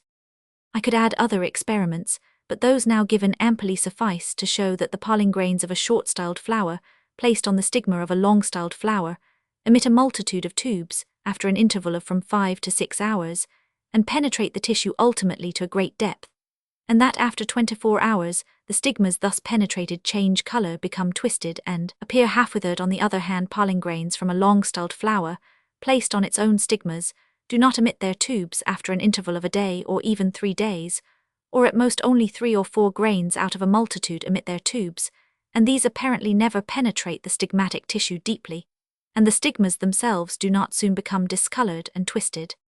This seems to me a remarkable physiological fact. The pollen grains of the 2 forms are undistinguishable under the microscope. The stigmas differ only in length, degree of divergence, and in the size, shade of color, and approximation of their papillae, these latter differences being variable and apparently due merely to the degree of elongation of the stigma. Yet we plainly see that the 2 kinds of pollen and the 2 stigmas are widely dissimilar in their mutual reaction, stigmas of each form being almost powerless on their own pollen, but causing through some mysterious influence, apparently by simple contact, for I could detect no viscid secretion, the pollen grains of the opposite form to protrude their tubes. It may be said that the 2 pollens and the 2 stigmas mutually recognize each other by some means, taking fertility as the criterion of distinctness. It is no exaggeration to say that the pollen of the long-styled Linum grandiflorum, and conversely that of the other form, has been brought to a degree of differentiation with respect to its action on the stigma of the same form, corresponding with that existing between the pollen and stigma of species belonging to distinct genera. Linum parens. This species is conspicuously heterostyled, as has been noticed by several authors. The pistil in the long-styled form is nearly twice as long as that of the short-styled in the latter. The stigmas are smaller and, diverging to a greater degree, pass out low down between the filaments. I could detect no difference in the 2 forms in the size of the stigmatic papillae. In the long-styled form alone, the stigmatic surfaces of the mature pistils twist round so as to face the circumference of the flower. But to this point I shall presently return. Differently from what occurs in Roman 50 grandiflorum, the long-styled flowers have stamens hardly more than half the length of those in the short-styled. The size of the pollen grains is rather variable. After some doubt, I have come to the conclusion that there is no uniform difference between the grains in the 2 forms. The long stamens in the short-styled form project to some height above the corolla, and their filaments are colored blue, apparently from exposure to the light. The anthers of the longer stamens correspond in height with the lower part of the stigmas of the long-styled flowers, and the anthers of the shorter stamens of the latter correspond in the same manner in height with the stigmas of the short-styled flowers. I raised from seed 26 plants, of which 12 proved to be long-styled and 14 short-styled. They flowered well, but were not large plants, as I did not expect them to flower so soon. I did not transplant them, and they unfortunately grew with their branches closely interlocked. All the plants were covered under the same net, excepting one of each form of the flowers. On the long-styled plants, 12 were illegitimately fertilized with their own form pollen, taken in every case from a separate plant, and not one set a seed capsule. 12 other flowers were legitimately fertilized with pollen from short-styled flowers, and they set 9 capsules each, including on an average 7 good seeds, 10 being the maximum number ever produced of the flowers. On the short-styled plants, 12 were illegitimately fertilized with own-form pollen, and they yielded 1 capsule, including only 3 good seeds. 12 other flowers were legitimately fertilized with pollen from long-styled flowers, and these produced 9 capsules, but 1 was bad. The 8 good capsules contained on an average 8 good seeds, each, judging from the number of seeds per capsule.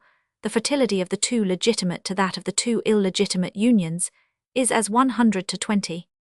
The numerous flowers on the 11 long-styled plants under the net, which were not fertilized, produced only 3 capsules, including 8 4 and 1 good seeds. Whether these 3 capsules were the product of accidental legitimate fertilization, owing to the branches of the plants of the 2 forms interlocking, I will not pretend to decide. The single long-styled plant, which was left uncovered, and grew close by the uncovered short-styled plant, produced 5 good pods, but it was a poor and small plant. The flowers borne on the 13 short-styled plants under the net, which were not fertilized, produced 12 capsules, containing on an average 5 seeds, as some of these capsules were very fine, and as 5 were borne on one twig, I suspect that some minute insect had accidentally got under the net, and had brought pollen from the other form to the flowers, which produced this little group of capsules. The one uncovered short-styled plant, which grew close to the uncovered long-styled plant, yielded 12 capsules. From these facts we have some reason to believe, as in the case of Roman 50 grandiflorum, that the short-styled plants are in a slight degree more fertile with their own pollen than are the long-styled plants. Anyhow, we have the clearest evidence that the stigmas of each form require for full fertility that pollen from the stamens of corresponding height, belonging to the opposite form, should be brought to them. Hildebrand in the paper lately referred to confirms my results. He placed a short-styled plant in his house, and fertilized about 20 flowers with their own pollen, and about 30 with pollen from another plant belonging to the same form, and these 50 flowers did not set a single capsule. On the other hand, he fertilized about 30 flowers with pollen from the long-styled form, and these, with the exception of 2, yielded capsules containing good seeds. It is a singular fact, in contrast with what occurred in the case of Roman 50 grandiflorum, that the pollen grains of both forms of Roman 50 peren, when placed on their own form stigmas, emitted their tubes. Though this action did not lead to the production of seeds after an interval of 18 hours, the tubes penetrated the stigmatic tissue, but to what depth I did not ascertain. In this case, the impotence of the pollen grains on their own stigmas must have been due either to the tubes not reaching the ovules, or to their not acting properly after reaching them. The plants both of Roman 50 peren and grandiflorum grew as already stated with their branches interlocked, and with scores of flowers of the two forms close together. They were covered by a rather coarse net, through which the wind when high passed, and such minute insects as thrips could not of course be excluded. Yet we have seen that the utmost possible amount of accidental fertilization on 17 long-styled plants in the one case, and on 11 long-styled plants in the other, resulted in the production in each case of 3 poor capsules, so that when the insects are excluded, the wind does hardly anything in the way of carrying pollen from plant to plant. I allude to this fact because botanists, in speaking of the fertilization of various flowers, often refer to the wind or to insects, as if the alternative were indifferent. This view, according to my experience, is entirely erroneous. When the wind is the agent in carrying pollen either from one sex to the other, or from hermaphrodite to hermaphrodite, we can recognize structure as manifestly adapted to its action.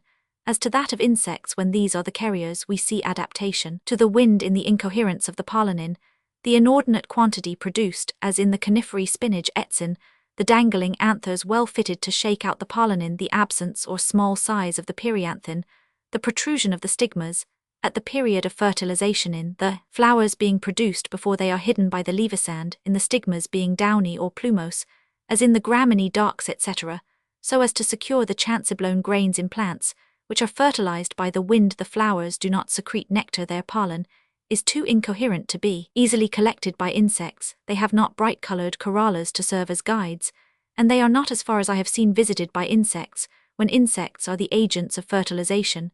And this is incomparably the more frequent case with hermaphrodite plants. The wind plays no part, but we see an endless number of adaptations to ensure the safe transport of the pollen by the living workers. These adaptations are most easily recognized in irregular flowers, but they are present in regular flowers, of which those of linum offer a good instance, as I will now endeavor to show. I have already alluded to the rotation of each separate stigma in the long-styled form of linum peren, in both forms of the other heterostyled species, and in the homo-styled species of linum, which I have seen the stigmatic surfaces face the center of the flower, with the furrowed backs of the stigmas to which the styles are attached facing outwards. This is the case with the stigmas of the long-styled flowers of Roman 50 peren, whilst in bud, but by the time the flowers have expanded, the 5 stigmas twist round, so as to face the circumference owing to the torsion of that part of the style which lies beneath the stigma. I should state that the 5 stigmas do not always turn round completely, 2 or 3, sometimes facing only obliquely outwards. My observations were made during October, and it is not improbable that earlier in the season the torsion would have been more complete, for, after 2 or 3 cold and wet days, the movement was very imperfectly performed. The flowers should be examined shortly after their expansion, as their duration is brief. As soon as they begin to wither, the styles become spirally twisted, altogether the original position of the parts being thus lost. He who will compare the structure of the whole flower in both forms of Roman 50 peren and grandiflorum And as I may add of Roman 50 flavum, will not doubt about the meaning of this torsion of the styles, in the one form alone of Roman 50 paren, as well as the meaning of the divergence of the stigmas, in the short-styled form of all three species. It is absolutely necessary, as we know that insects should carry pollen from the flowers of the one form, reciprocally, to those of the other insects, are attracted by 5 drops of nectar, secreted exteriorly at the base of the stamens, so that to reach these drops they must insert their proboscides outside the ring of broad filaments between them and the petals. In the short-styled form of the above 3 species, the stigmas face the axis of the flower, and had the styles retained their original upright and central position, not only would the stigmas have presented their backs to the insects, which sucked the flowers, but their front and fertile surfaces would have been separated from the entering insects by the ring of broad filaments, and would never have received any pollen. As it is, the styles diverge and pass out between the filaments after this movement. The short stigmas lie within the tube of the corolla, and their papillary surfaces, being now turned upwards, are necessarily brushed by every entering insect, and thus receive the required pollen. In the long-styled form of Roman 50 grandiflorum, the almost parallel or slightly diverging anthers and stigmas project a little above the tube of the somewhat concave flower, and they stand directly over the open space, leading to the drops of nectar. Consequently, when insects visit the flowers of either form, for the stamens in this species occupy the same position in both forms, they will get their foreheads or proboscides well dusted with the coherent pollen. As soon as they visit the flowers of the long-styled form, they will necessarily leave pollen on the proper surface of the elongated stigmas, and when they visit the short-styled flowers, they will leave pollen on the upturned stigmatic surfaces. Thus the stigmas of both forms will receive indifferently the pollen of both forms, but we know that the pollen alone of the opposite form causes fertilization. Figure 3 long-styled form of Roman 50 paren var austriacum, in its early condition, before the stigmas have rotated the petals and calyx have been removed on the near side. 33. I neglected to get drawings made from fresh flowers of the 2 forms, but Mr. Fitch has made the above sketch of a long-styled flower from dried specimens, and from published engravings, his well-known skill ensures accuracy in the proportional size of the parts. In the case of Roman 50 paren, affairs are arranged more perfectly, for the stamens in the 2 forms stand at different heights, so that pollen from the anthers of the longer stamens will adhere to one part of an insect's body, and will afterwards be brushed off by the rough stigmas of the longer pistils, whilst pollen from the anthers of the shorter stamens will adhere to a different part of the insect's body, and will afterwards be brushed off by the stigmas of the shorter pistils. And this is what is required for the legitimate fertilization of both forms. The corolla of Roman 50 paren is more expanded than that of Roman 50 grandiflorum, and the stigmas of the long-styled form do not diverge greatly from one another, nor do the stamens of either form. Hence insects, especially rather small ones, will not insert their proboscides between the stigmas of the long-styled form, nor between the anthers of either form. Figure 3, but will strike against them at nearly right angles, with the backs of their head or thorax. Now in the long-styled flowers, if each stigma did not rotate on its axis, insects, in visiting them, would strike their heads against the backs of the stigmas. As it is, they strike against that surface which is covered with papillae with their heads, already charged with pollen, from the stamens of corresponding height, borne by the flowers of the other form, and legitimate fertilization is thus ensured. Thus we can understand the meaning of the torsion of the styles in the long-styled flowers alone, as well as their divergence in the short-styled flowers. One other point is worth notice in botanical works. Many flowers are said to be fertilized in the bud. This statement generally rests, as far as I can discover, on the anthers opening in the bud, no evidence being adduced that the stigma is at this period mature, or that it is not subsequently acted on by pollen brought from other flowers. In the case of Cephalanthera grandiflora, I have shown that precocious and partial self-fertilization with subsequent full fertilization is the regular course of events. 34 Fertilization of orchids, p. 108, second edition, 1877, page 80. For the belief that the flowers of many plants are fertilized in the bud, that is, are perpetually self-fertilized, is a most effectual bar to understanding their real structure. I am, however, far from wishing to assert that some flowers during certain seasons are not fertilized in the bud, for I have reason to believe that this is the case. A good observer, resting his belief on the usual kind of evidence, states that in Linum austriacum, which is heterostyled, and is considered by Planchon as a variety of Roman 50 paren, the anthers open the evening before the expansion of the flowers, and that the stigmas are then almost always fertilized. 35H Lecoq Eduds, Sir La Geogre Bot 1856 tome, 5 page 325. Now, we know positively that so far from linum peren being fertilized by its own pollen in the bud, its own pollen is as powerless on the stigma as so much inorganic dust. Linum flavum. The pistil of the long-styled form of this species is nearly twice as long as that of the short-styled. The stigmas are longer, and the papillae coarser in the short-styled form. The stigmas diverge and pass out between the filaments. As in the previous species, the stamens in the two forms differ in length, and what is singular, the anthers of the longer stamens are not so long as those of the other form, so that in the short-styled form, both the stigmas and the anthers are shorter than in the long-styled form. The pollen grains of the two forms do not differ in size. As this species is propagated by cuttings, generally all the plants in the same garden belong to the same form. I have inquired, but have never heard of its seeding in this country. Certainly my own plants never produced a single seed, as long as I possessed only one of the two forms. After considerable search, I procured both forms, but from want of time, only a few experiments were made. 2 plants of the two forms were planted some way apart in my garden, and were not covered by nets. 3 flowers on the long-styled plant were legitimately fertilized with pollen from the short-styled plant, and one of them set a fine capsule. No other capsules were produced by this plant. 3 flowers on the short-styled plant were legitimately fertilized with pollen from the long-styled, and all 3 produced capsules, containing respectively no less than 8, 9, and 10 seeds. 3 other flowers on this plant, which had not been artificially fertilized, produced capsules, containing 5, 1 and 5 seeds, and it is quite possible that pollen may have been brought to them by insects from the long-styled plant, growing in the same garden nevertheless, as they did not yield half the number of seeds compared with the other flowers on the same plant, which had been artificially and legitimately fertilized. And as the short-styled plants of the 2 previous species apparently evince some slight capacity for fertilization with their own form pollen, these 3 capsules may have been the product of self-fertilization. Besides the 3 species now described, the yellow-flowered Roman 50 corymbiferum is certainly heterostyled, as is according to Planchon Roman 50 salsoloids, 36 Hooker's London Journal of Botany, 1848, volume 7, page 174.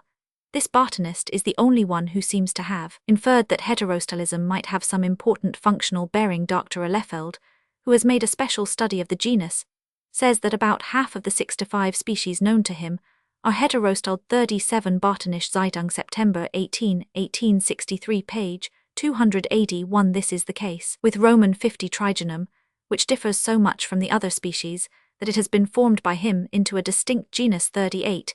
It is not improbable that the allied genus Hugonia is heterostyled, for one species is said by Planchon Hooker's London Journal of Botany, 1848, volume 7, page 525, to be provided with Staminibus excertes, another with stylized Staminibus longaribus, and another has Stamina 5 majora stylos lunge superantiae. According to the same author, none of the species which inhabit America and the Cape of Good Hope are heterostyled. I have examined only 3 homostyled species, namely Roman 50 Usitatissimum angustifolium and Catharticum. I raised 111 plants of a variety of the first-named species, and these, when protected under a net, all produced plenty of seed. The flowers, according to H. Muller, are frequented by bees and moths. 39 Die Befruchtung der Blumen etc., page 168. With respect to Roman 50 Catharticum, the same author shows that the flowers are so constructed that they can freely fertilize themselves, but if visited by insects they might be cross-fertilized. He has however only once seen the flowers thus visited during the day, but it may be suspected that they are frequented during the night by small moths for the sake of the 5-minute drops of nectar secreted. Lastly, Roman 50 Lewisii is said by Planchon to bear on the same plant flowers with stamens and pistils of the same height, and others with the pistils either longer or shorter than the stamens. This case formerly appeared to me an extraordinary one, but I am now inclined to believe that it is one merely of great variability. 310 Planchon in Hooker's London Journal of Botany, 1848, volume 7, page 175 c. On this subject, Asa Gray in American Journal of Science, volume 36, September 1863, page 284. Pulmonaria boragini, Pulmonaria officinalis. Hildebrand has published a full account of this heterostyled plant. 311 Botanische Zeitung, 1865, January 13, page 13. The pistil of the long-styled form is twice as long as that of the short-styled, and the stamens differ in a corresponding though converse manner. There is no marked difference in the shape or state of surface of the stigma in the two forms. The pollen grains of the short-styled form are to those of the long-styled as 9 to 7, or as 100 to 78 in length, and as 7 to 6 in breadth. They do not differ in the appearance of their contents. The corolla of the one form differs in shape from that of the other in nearly the same manner as in primula, but besides this difference the flowers of the short-styled are generally the larger of the two Hildebrand collected on the Siebengebirge. 10 wild long-styled and 10 short-styled plants. The former bore 289 flowers, of which 186 Roman 1 64% had set fruit yielding 1 seed per fruit. The 10 short-styled plants bore 373 flowers, of which 262 Roman 1 70% had set fruit yielding 1 seed per fruit, so that the short-styled plants produced many more flowers, and these set a rather larger proportion of fruit, but the fruits themselves yielded a slightly lower average number of seeds than did the long-styled plants. The results of Hildebrand's experiments on the fertility of the two forms are given in Table 3. Table 3 Pulmonaria officinales from Hildebrand. Column 1 Nature of the union. Column 2 Number of flowers fertilized. Column 3 Number of fruits produced. Column 4 Average number of seeds per fruit. Long-styled by pollen of short-styled, legitimate union 14-10-1. Long-styled 14 by own pollen and 16 by pollen of other plant of same form, illegitimate union 30-0-0. Short-styled by pollen of long-styled, legitimate union 16-14-1. Short-styled 11 by own pollen 14 by pollen of other plant of same form, illegitimate union 25-0-0. In the summer of 1864, before I had heard of Hildebrand's experiments, I noticed some long-styled plants of this species, named for me by Dr. Hooker, growing by themselves in a garden in Surrey, and to my surprise about half the flowers had set fruit, several of which contained 2 and 1 contained even 3 seeds. These seeds were sown in my garden, and 11 seedlings thus raised, all of which proved long-styled, in accordance with the usual rule in such cases. 2 years afterwards, the plants were left uncovered, no other plant of the same genus growing in my garden, and the flowers were visited by many bees. They set an abundance of seeds. For instance, I gathered from a single plant rather less than half of the seeds which it had produced, and they numbered 47. Therefore, this illegitimately fertilized plant must have produced about 100 seeds, that is thrice as many as one of the wild long-styled plants collected on the Siebengebirge by Hildebrand, and which no doubt had been legitimately fertilized. In the following year, one of my plants was covered by a net, and even under these unfavorable conditions, it produced spontaneously a few seeds. It should be observed that as the flowers stand either almost horizontally or hang considerably downwards, pollen from the short stamens would be likely to fall on the stigma. We thus see that the English long-styled plants, when illegitimately fertilized, were highly fertile, whilst the German plants similarly treated by Hildebrand were completely sterile. How to account for this wide discordance in our results? I know not. Hildebrand cultivated his plants in pots and kept them for a time in the house, whilst mine were grown out of doors, and he thinks that this difference of treatment may have caused the difference in our results. But this does not appear to me nearly a sufficient cause. Although his plants were slightly less productive than the wild ones growing on the Siebengebirge, my plants exhibited no tendency to become equal-styled, so as to lose their proper long-styled character, as not rarely happens under cultivation with several heterostyled species of primula. But it would appear that they had been greatly affected in function, either by long-continued cultivation, or by some other cause. We shall see in a future chapter that heterostyled plants illegitimately fertilized during several successive generations sometimes become more self-fertile, and this may have been the case with my stock of the present species of Pulmonaria. But in this case, we must assume that the long-styled plants were at first sufficiently fertile to yield some seed, instead of being absolutely self-sterile like the German plants. Pulmonaria angustifolia. Figure 3 Pulmonaria angustifolia, left long-styled form, right short-styled form.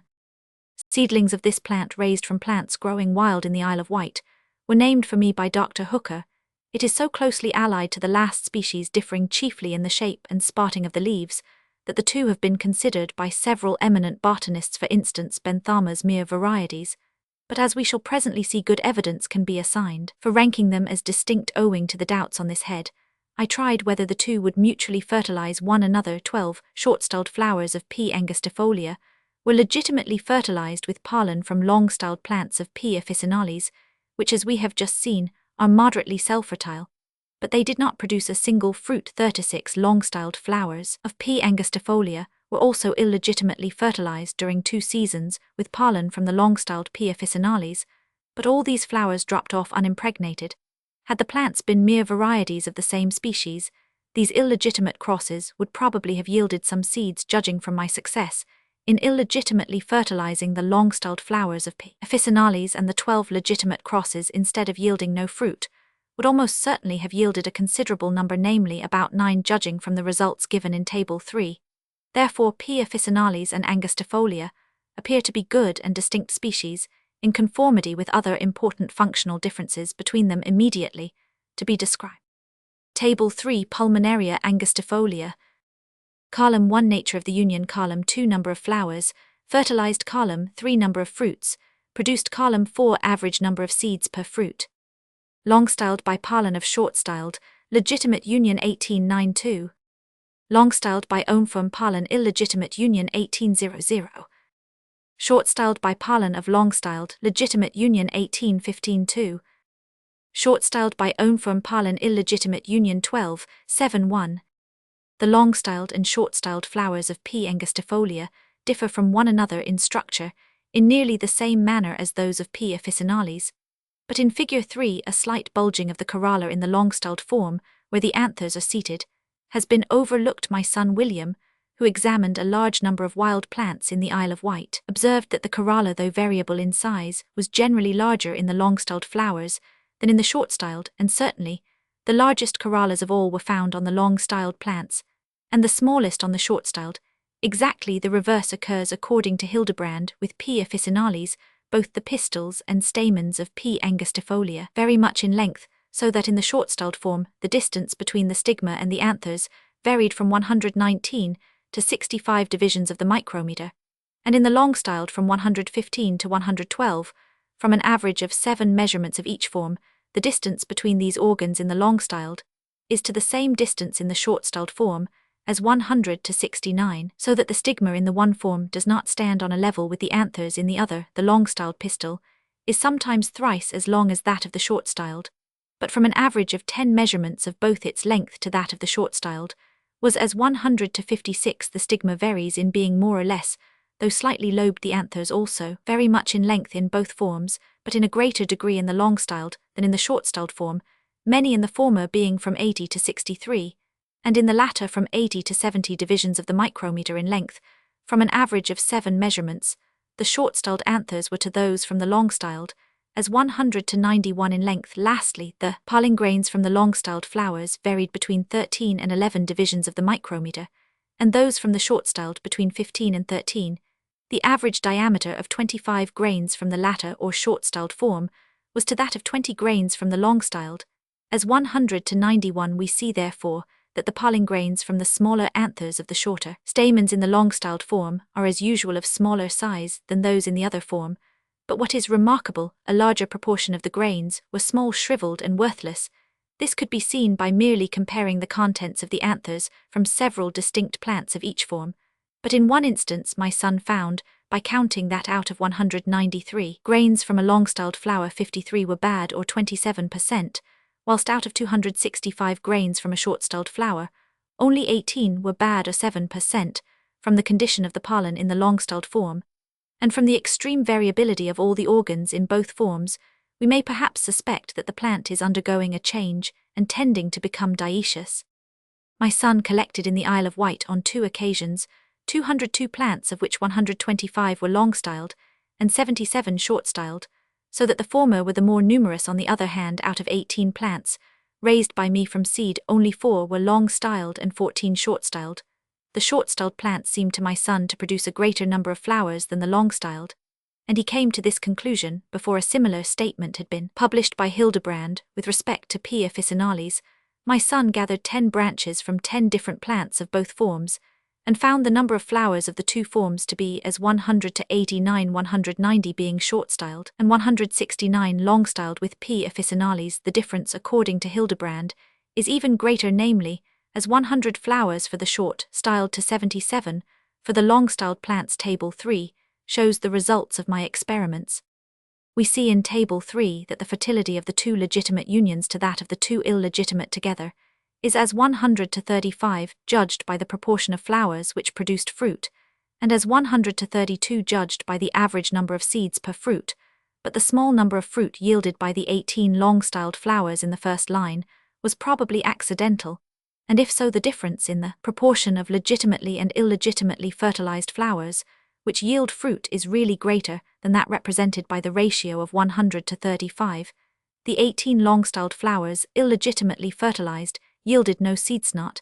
Even a vestige of 2 long-styled plants, which were placed under a net, produced 138 flowers besides those which were artificially fertilized, and none of these set any fruit, nor did some plants of the same form which were protected during the next summer. 2 other long-styled plants were left uncovered, all the short-styled plants having been previously covered up, and humblebees which had their foreheads white with pollen incessantly visited the flowers, so that their stigmas must have received an abundance of pollen. Yet these flowers did not produce single fruit. We may therefore conclude that the long-styled plants are absolutely barren with their own form pollen, though brought from a distinct plant in this respect. They differ greatly from the long-styled English plants of P. officinales, which were found by me to be moderately self-fertile, but they agree in their behavior with the German plants of P. officinales, experimented on by Hildebrand. 18 short-styled flowers legitimately fertilized yielded, as may be seen in Table 3, 15 fruits, each having on an average 2 seeds. 4 of these fruits contained the highest possible number of seeds, namely 4, and 4 other fruits contained each 3 seeds. The 12 illegitimately fertilized short-styled flowers yielded 7 fruits, including on an average 1 seed, and one of these fruits contained the maximum number of 4 seeds. This result is very surprising in contrast with the absolute barrenness of the long-styled flowers when illegitimately fertilized, and I was thus led to attend carefully to the degree of self-fertility of the short-styled plants.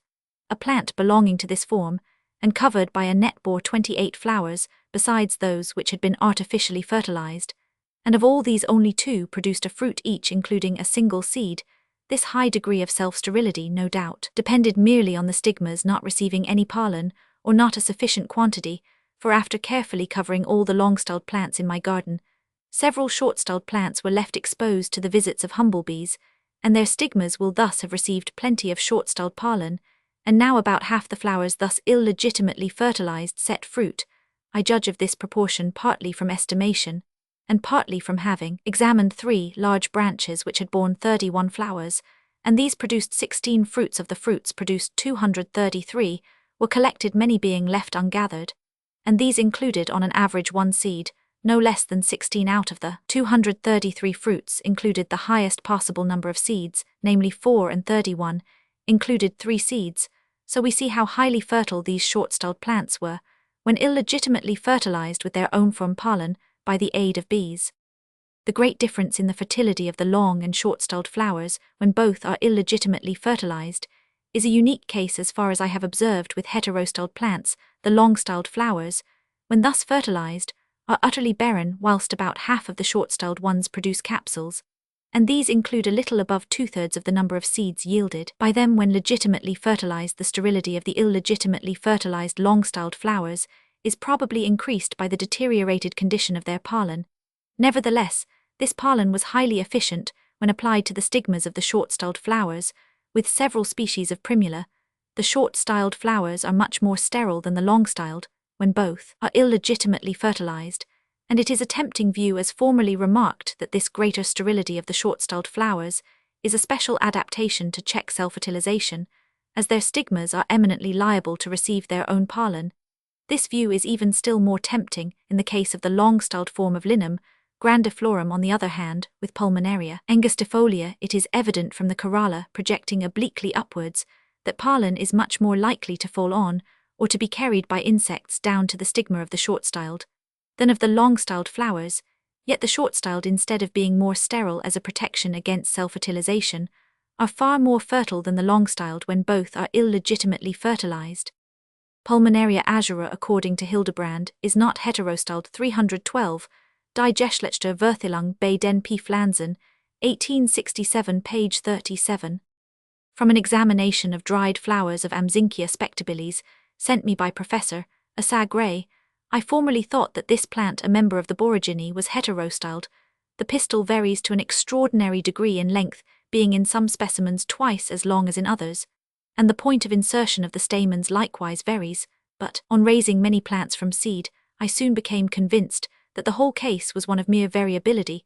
The first-formed flowers are apt to have stamens somewhat arrested in development with very little pollen in their anthers, and in such flowers the stigma projects above the anthers, whilst generally it stands below, and sometimes on level with them. I could detect no difference in the size of the pollen grain, or in the structure of the stigma in the plants, which differed most in the above respects, and all of them, when protected from the access of insects, yielded plenty of seeds again, from statements made by Vocher, and from a hasty inspection I thought at first that the allied Encusa arvensis and Echium vulgare were heterostyled, but soon saw my error from information given me. I examined dried flowers of another member of the borygeny, Arnebia hispidissima, collected from several sites, and though the corolla together with the included organs differed much in length, there was no sign of heterostylism. Polygonum phagopyrum polygonaceae. Figure 3. Polygonum phagopyrum from H. Muller. Upper figure, the long-styled form. Lower figure, the short-styled. Some of the anthers have dehisced, others have not. Hildebrand has shown that this plant, the common buckwheat, is heterostyled. 313 Die Geschlechter, Verthilung, etc. 1867, page 34. In the long-styled form. Figure 3, the 3 stigmas project considerably above the 8 short stamens, and stand on a level with the anthers of the 8 long stamens in the short-styled form, and so it is conversely with the stigmas and stamens of this latter form. I could perceive no difference in the structure of the stigmas in the 2 forms. The pollen grains of the short-styled form are to those of the long-styled, as 100 to 82 in diameter. This plant is therefore without doubt heterost. I experimented only in an imperfect manner on the relative fertility of the 2 forms. Short-styled flowers were dragged several times over 2 heads of flowers on long-styled plants, protected under a net, which were thus legitimately, though not fully fertilized. They produced 22 seeds, or 11 per flowerhead. 3 flowerheads on long-styled plants received pollen in the same manner from other long-styled plants, and were thus illegitimately fertilized. They produced 14 seeds, or only 4 per flowerhead. 2 flowerheads on short-styled plants received pollen in like manner from long-styled flowers, and were thus legitimately fertilized. They produced 8 seeds, or 4 per flowerhead. 4 heads on short-styled plants similarly received pollen from other short-styled plants, and were thus illegitimately fertilized. They produced 9 seeds, or 2 per flowerhead. The results from fertilizing the flowerheads in the above imperfect manner cannot be fully trusted, but I may state that the 4 legitimately fertilized flowerheads yielded on an average 7 seeds per head, whereas the 7 illegitimately fertilized heads yielded less than half the number, or on an average only 3 seeds. The legitimately crossed seeds from the long-styled flowers were finer than those from the illegitimately fertilized flowers on the same plants, in the ratio of 100 to 82, as shown by the weights of an equal number. About a dozen plants including both forms were protected under nets, and early in the season they produced spontaneously hardly any seeds, though at this period the artificially fertilized flowers produced an abundance. But it is a remarkable fact that later in the season, during September, both forms became highly self-fertile. They did not, however, produce so many seeds as some neighboring uncovered plants, which were visited by insects. Therefore the flowers of neither form, when left to fertilize themselves late in the season without the aid of insects, are nearly so sterile as most other heterostyled plants.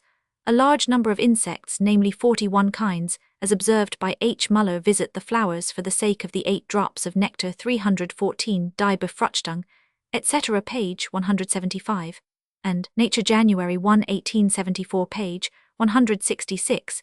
He infers from the structure of the flowers that insects would be apt to fertilize them, both illegitimately as well as legitimately. But he is mistaken in supposing that the long-styled flowers cannot spontaneously fertilize themselves. Differently to what occurs in the other genera hitherto noticed, Polygonum, though a very large genus, contains, as far as is at present known, only a single heterostyled species, namely the present one. H. Muller, in his interesting description of several other species, shows that P. bistorta is so strongly protrandrous, the anthers generally falling off before the stigmas are mature, that the flowers must be cross-fertilized by the many insects which visit them. Other species bear much less conspicuous flowers which secrete little or no nectar, and consequently are rarely visited by insects. These are adapted for self-fertilization, though still capable of cross-fertilization. According to Del Pino, the Polygonaceae are generally fertilized by the wind, instead of by insects as in the present genus. Leucosmia burnittiana thymeliae.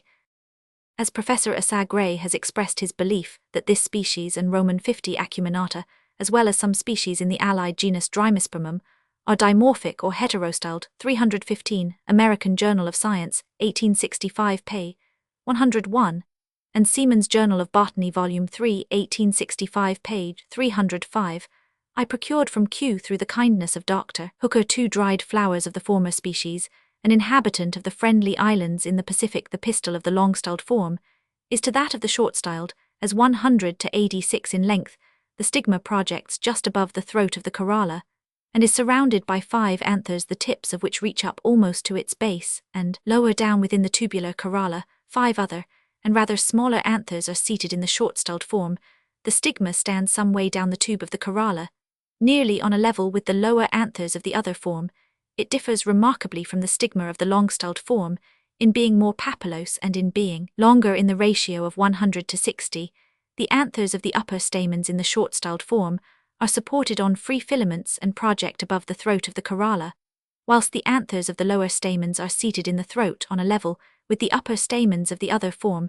The diameters of a considerable number of grains from both sets of anthers in both forms were measured, but they did not differ in any trustworthy degree. The mean diameter of 22 grains from the short-styled flower was to that of 24 grains from the long-styled, as 100 to 99. The anthers of the upper stamens in the short-styled form appeared to be poorly developed and contained a considerable number of shriveled grains, which were omitted in striking the above average.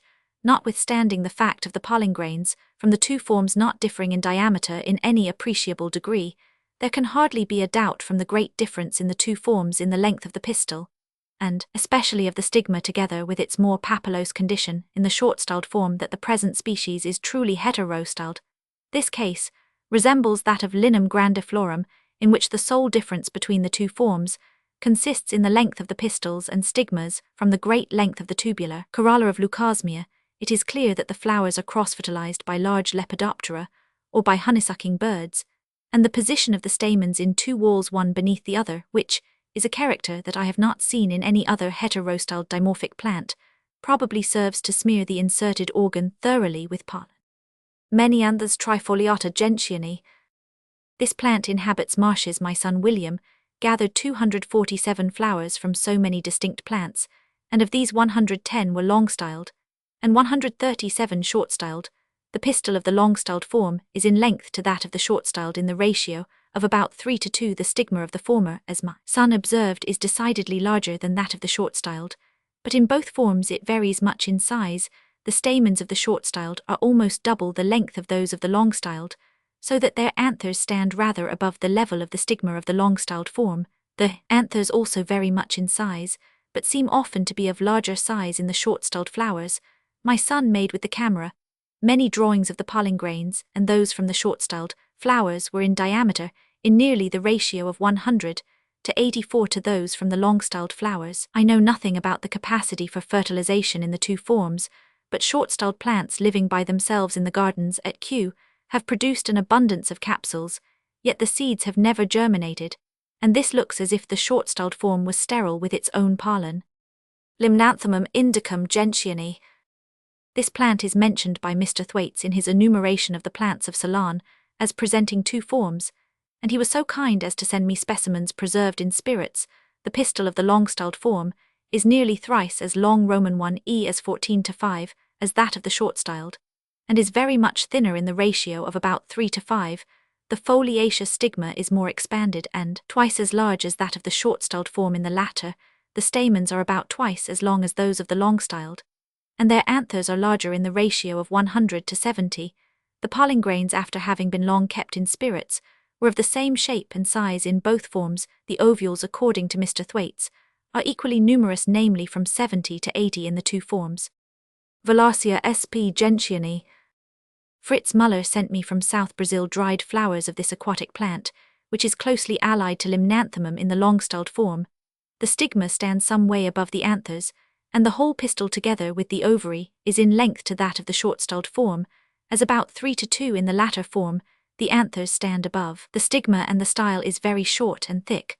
But the pistil varies a good deal in length, the stigma being either on a level with the tips of the sepals, or considerably beneath them. The foliaceous stigma in the long-styled form is larger with the expansions running farther down the style than in the other form. One of the most remarkable differences between the two forms is that the anthers of the longer stamens in the short-styled flowers are conspicuously longer than those of the shorter stamens in the long-styled flowers. In the former, the subtriangular pollen grains are larger. The ratio between their breadth, measured from one angle to the middle of the opposite side, and that of the grains from the long-styled flowers being about 100 to 75 Fritz Muller, also informs me that the pollen of the short-styled flowers has a bluish tint, whilst that of the long-styled is yellow. When we treat of Lythrum salicaria, we shall find a strongly marked contrast in the colour of the pollen in two of the forms. The three genera Menianths, Limnanthemum and Velarcia, now described, constitute a well-marked subtribe of the Gentianae. All the species, as far as at present known, are heterostyled, and all inhabit aquatic or subaquatic stations. Forsythia suspensa olaceae. Professor Asa Gray states that the plants of this species growing in the Botanic Gardens at Cambridge, US are short-styled, but that Siebold and Zuccarini describe the long-styled form and give figures of two forms, so that there can be little doubt, as he remarks about the plant being dimorphic. 316, The American Naturalist, July 1873, page 422. I therefore applied to Dr. Hooker, who sent me a dried flower from Japan, another from China, and another from the Botanic Gardens at Kew. The first proved to be long-styled, and the other two short-styled. In the long-styled form, the pistil is in length to that of the short-styled, as 100 to 38, the lobes of the stigma being a little longer, as 10 to 9, but narrower and less divergent. This last character, however, may be only a temporary one. There seems to be no difference in the papillose condition of the two stigmas in the short-styled form.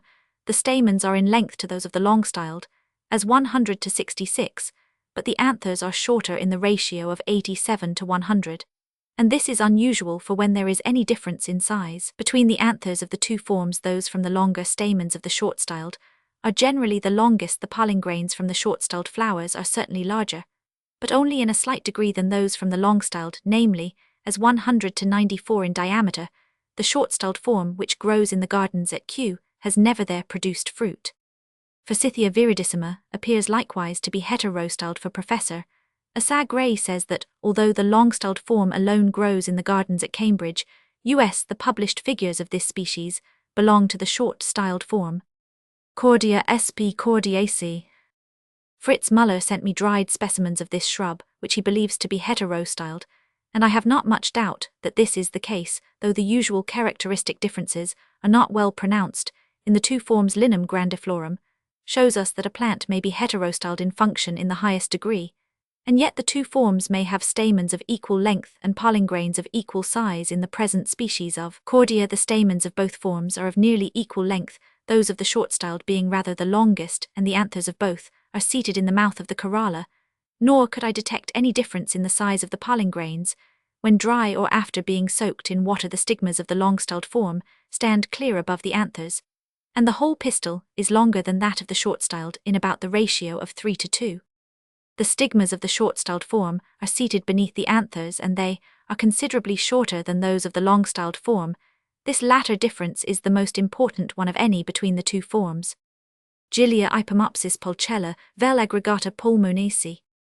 Professor Asa Gray remarks with respect to this plant, the tendency to dimorphism, of which there are traces, or perhaps rather incipient manifestations, in various portions of the genus, is most marked in G. aggregata 317, Proceedings of the American Academy of Arts and Sciences, June 14, 1870, page 275. He sent me some dried flowers, and I procured others from Kew. They differ greatly in size, some being nearly twice as long as others, namely as 30 to 17, so that it was not possible to compare, except by calculation, the absolute length of the organs from different plants. Moreover, the relative position of the stigmas and anthers is variable. In some long-styled flowers, the stigmas and anthers were exerted only just beyond the throat of the corolla, whilst in others they were exerted as much as 410 of an inch. I suspect also that the pistil goes on growing for some time after the anthers have dehisced. Nevertheless, it is possible to class the flowers under two forms. In some of the long-styled, the length of pistil to that of the short-styled was as 100 to 82, but this result was gained by reducing the size of the corollas to the same scale in another pair of flowers. The difference in length between the pistils of the two forms was certainly greater, but they were not actually measured in the short-styled flowers. Whether large or small the stigma is seated low down within the tube of the corolla, the papillae on the long-styled stigma are longer than those on the short-styled in the ratio of 100 to 40. The filaments in some of the short-styled flowers were to those of the long-styled as 100 to 25 in length, the free or unattached portion being alone measured. But this ratio cannot be trusted owing to the great variability of the stamens. The mean diameter of 11 pollen grains from long-styled flowers and of 12 from the short-styled was exactly the same. It follows from these several statements that the difference in length and state of surface of the stigmas in the flowers is the sole reliable evidence that this species is heterostyled, for it would be rash to trust to the difference in the length of the pistils, seeing how variable they are. I should have left the case altogether doubtful had it not been for the observations on the following species, and these leave little doubt on my mind that the present plant is truly heterostyled. Professor Gray informs me that in another species, G. coronipifolia, belonging to the same section of the genus, he can see no sign of dimorphism. Gilia leptosiphon micrantha. A few flowers sent me from Q had been somewhat injured, so that I cannot say anything positively with respect to the position and relative length of the organs in the two forms, but their stigmas differed almost exactly in the same manner as in the last species, the papillae on the long-styled stigma being longer than those on the short-styled, in the ratio of 100 to 42. My son measured 9 pollen grains from the long-styled, and the same number from the short-styled form, and the mean diameter of the former was to that of the latter as 100 to 81. Considering this difference, as well as that between the stigmas of the two forms, there can be no doubt that this species is heterostyled. So probably is Gilia nudicalis, which likewise belongs to the leptosiphon section of the genus, for I hear from Professor Gray that in some individuals the style is very long with the stigma more or less exerted, whilst in others it is deeply included within the tube, the anthers being always seated in the throat of the corolla. Flux subulata pulmonacea. Professor Gray informs me that the greater number of the species in this genus have a long pistil with the stigma more or less exerted, whilst several other species, especially the annuals, have a short pistil, seated low down within the tube of the corolla. In all the species, the anthers are arranged one below the other, the uppermost just protruding from the throat of the corolla. In Flux subulata alone, he has seen both long and short styles, and here the short-styled plant has, irrespective of this character, been described as a distinct species P. nivalis P. hensii, and is apt to have a pair of ovules in each cell, while the long-styled P. subulata rarely shows more than 318. Proceedings of the American Academy of Arts and Sciences, June 14, 1870, page 248. Some dried flowers of both forms were sent me by him, and I received others from Q, but I have failed to make out whether the species is heterostyled in 2 flowers of nearly equal size. The pistil of the long-styled form was twice as long as that of the short-styled, but in other cases the difference was not nearly so great. The stigma of the long-styled pistil stands nearly in the throat of the corolla, whilst in the short-styled it is placed low down, sometimes very low down in the tube, for it varies greatly in position. The stigma is more papillose and of greater length in one instance in the ratio of 100 to 67 in the short-styled flowers than in the long-styled. My son measured 20 pollen grains from a short-styled flower and 9 from a long-styled, and the former were in diameter to the latter as 100 to 93, and this difference accords with the belief that the plant is heterostyled, but the grains from the short-styled varied much in diameter. He afterwards measured 10 grains from a distinct long-styled flower and 10 from another plant of the same form, and these grains differed in diameter in the ratio of 100 to 90. The diameter of these 2 lots of 20 grains was to that of 12 grains from another short-styled flower, as 100 to 75 here. Then the grains from the short-styled form were considerably smaller than those from the long-styled, which is the reverse of what occurred in the former instance, and of what is the general rule with heterostyled plants. The whole case is perplexing in the highest degree, and will not be understood until experiments are tried on living plants. The greater length and more papillose condition of the stigma in the short-styled than in the long-styled flowers looks as if the plant was heterostyled, for we know that with some species, for instance Leucosmia and certain Rubiaceae, the stigma is longer and more papillose in the short-styled form, though the reverse of this holds good in Gilia, a member of the same family with Flux. The similar position of the anthers in the two forms is somewhat opposed to the present species being heterostyled, as is the great difference in the length of the pistil in several short-styled flowers, but the extraordinary variability in diameter of the pollen grains, and the fact that in one set of flowers, the grains from the long-styled flowers were larger than those from the short-styled, is strongly opposed to the belief that Flux subulata is heterostyled. Possibly, this species was once heterostyled, but is now becoming subdioecious, the short-styled plants having been rendered more feminine in nature. This would account for their ovaries usually containing more ovules, and for the variable condition of their pollen grains, whether the long-styled plants are now changing their nature, as would appear to be the case from the variability of their pollen grains, and are becoming more masculine. I will not pretend to conjecture they might remain as hermaphrodites, for the coexistence of hermaphrodite and female plants of the same species is by no means a rare event. Erythroxylum sp. erythroxylidae. Figure 3. Erythroxylon sp. Left long-styled form, right short-styled form, from a sketch by Fritz Müller, magnified 5 times.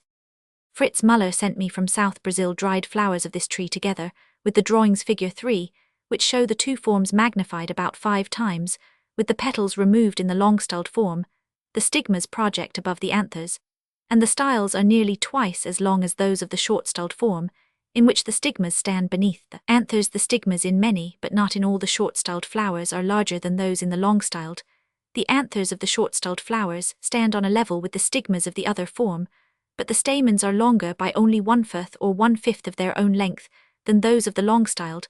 Consequently, the anthers of the latter do not stand on a level with but rather above the stigmas of the other form, differently from what occurs in the following closely allied genus Cethea. The stamens are of nearly equal length in the flowers of the same form. The pollen grains of the short-styled flowers, measured in their dry state, are a little larger than those from the long-styled flowers in about the ratio of 100 to 93. 319. F. Müller remarks in his letter to me that the flowers, of which he carefully examined many specimens, are curiously variable in the number of their parts. 5 sepals and petals, 10 stamens and 3 pistils are the prevailing numbers, but the sepals and petals often vary from 5 to 7, the stamens from 10 to 14, and the pistils from 3 to 4. Cethea acuminata erythroxylidae. Mr. Thwaites pointed out several years ago that this plant exists under 2 forms, which he designated as forma stylosa et stamina, and the flowers sent to me by him are clearly heterostyled. 320. Enumeratio plantarum Zelenae, 1864, page 54. In the long-styled form, the pistil is nearly twice as long and the stamens half as long as the corresponding organs in the short-styled form. The stigmas of the long-styled seem rather smaller than those of the short-styled. All the stamens in the short-styled flowers are of nearly equal length, whereas in long-styled they differ in length, being alternately a little longer and shorter. And this difference in the stamens of the 2 forms is probably related, as we shall hereafter see in the case of the short-styled flowers of Lythrum salicaria, to the manner in which insects can best transport pollen from the long-styled flowers to the stigmas of the short-styled. The pollen grains from the short-styled flowers, though variable in size, are to those of the long-styled, as far as I could make out, as 100 to 83 in their longer diameter. Cethea obtusifolia is heterostyled like S. acuminata. Cratoxylon formosum hyperricinae. Mr. Thiselton Dyer remarks that this tree, an inhabitant of Malacca and Borneo, appears to be heterostyled. 321. Journal of Botany, London, 1872, page 26. He sent me dried flowers, and the difference between the 2 forms is conspicuous. In the short-styled form, the pistils are in length to those of the short-styled, as 100 to 40, with their globular stigmas about twice as thick.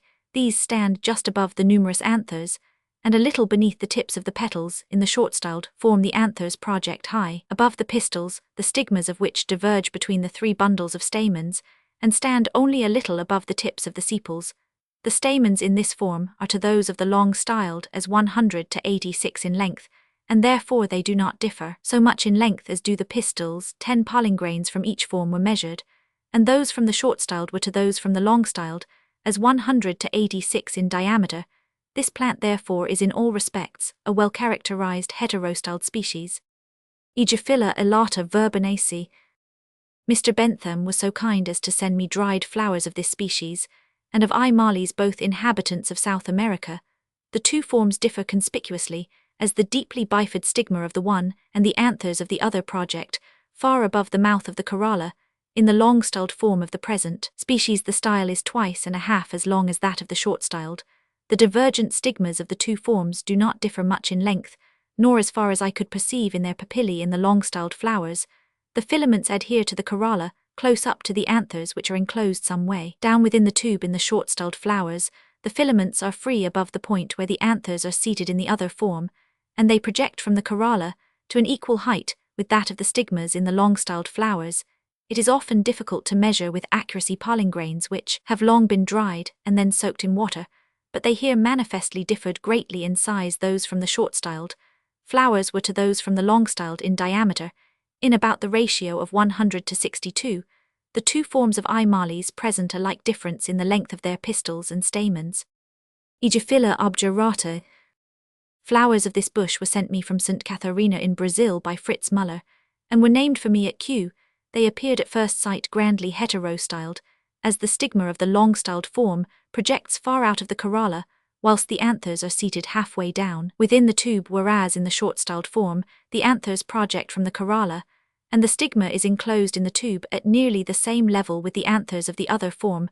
The pistil of the long-styled is to that of the short-styled as 100:60 in length, and the stigmas taken by themselves as 100:55. Nevertheless, this plant cannot be heterostyled. The anthers in the long-styled form are brown, tough, and fleshy, and less than half the length of those in the short-styled form, strictly as 44:100.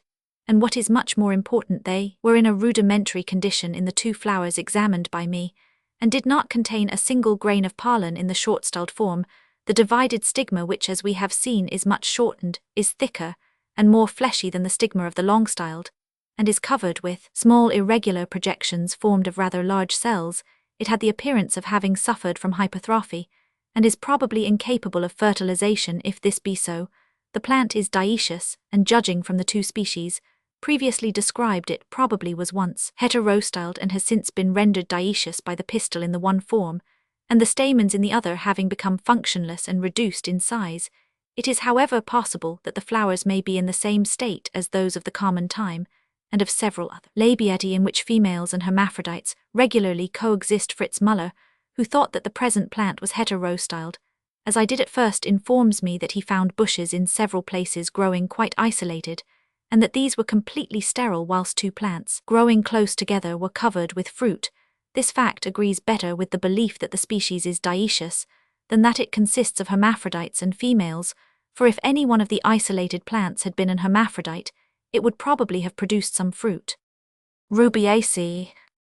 This great natural family contains a much larger number of heterostyled genera than any other one as yet known. Michella repens.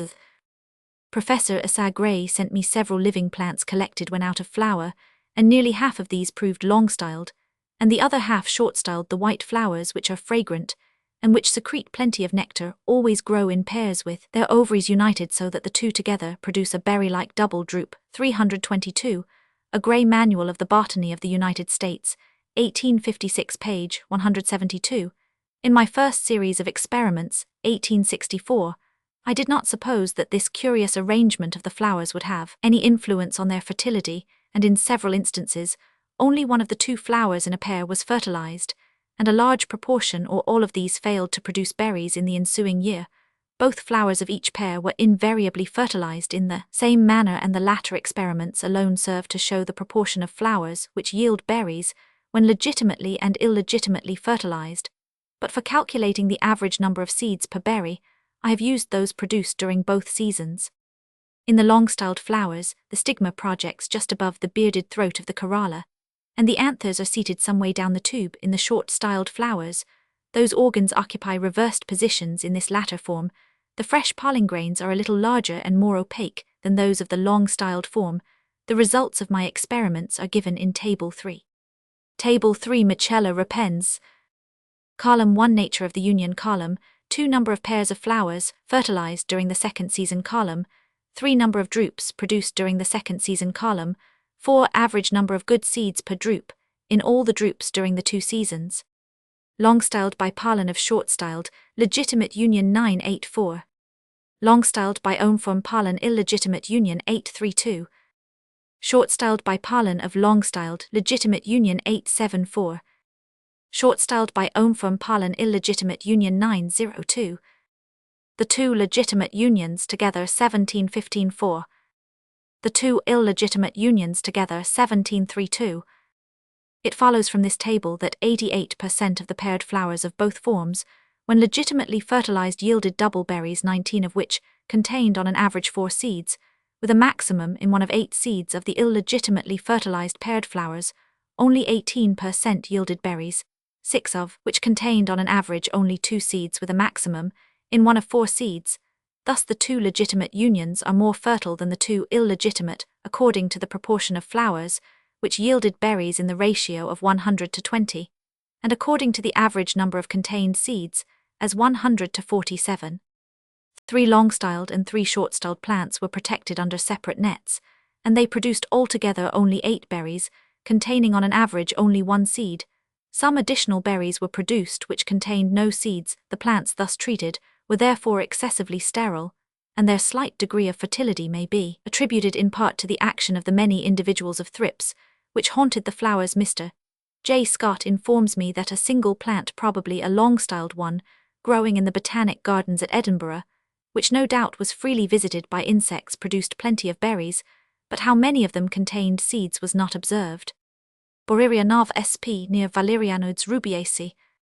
Fritz Muller sent me seeds of this plant, which is extremely abundant in St. Catarina in South Brazil, and 10 plants were raised consisting of 5 long-styled and 5 short-styled. The pistil of the long-styled flowers projects just beyond the mouth of the corolla, and is thrice as long as that of the short-styled, and the divergent stigmas are likewise rather larger. The anthers in the long-styled form stand low down within the corolla, and are quite hidden. Short-styled flowers, the anthers project just above the mouth of the corolla, and the stigma stands low down within the tube. Considering the great difference in the length of the pistils in the two forms, it is remarkable that the pollen grains differ very little in size, and Fritz Muller was struck with the same fact in a dry state. The grains from the short-styled flowers could just be perceived to be larger than those from the long-styled, and when both were swollen by immersion in water, the former were to the latter in diameter in the ratio of 100 to 92. In the long-styled flowers, beaded hairs almost fill up the mouth of the corolla and project above it. They therefore stand above the anthers and beneath the stigma. In the short-styled flowers, a similar brush of hairs is situated low down within the tubular corolla above the stigma, and beneath the anthers. The presence of these beaded hairs in both forms, though occupying such different positions, shows that they are probably of considerable functional importance. They would serve to guard the stigma of each form from its own pollen, but in accordance with Professor Kerner's view, their chief use probably is to prevent the copious nectar being stolen by small crawling insects, which could not render any service to the species, by carrying pollen from one form to the other. 323 Die Schutzmittel der Blüthen unberufen Gast, 1876, page 37.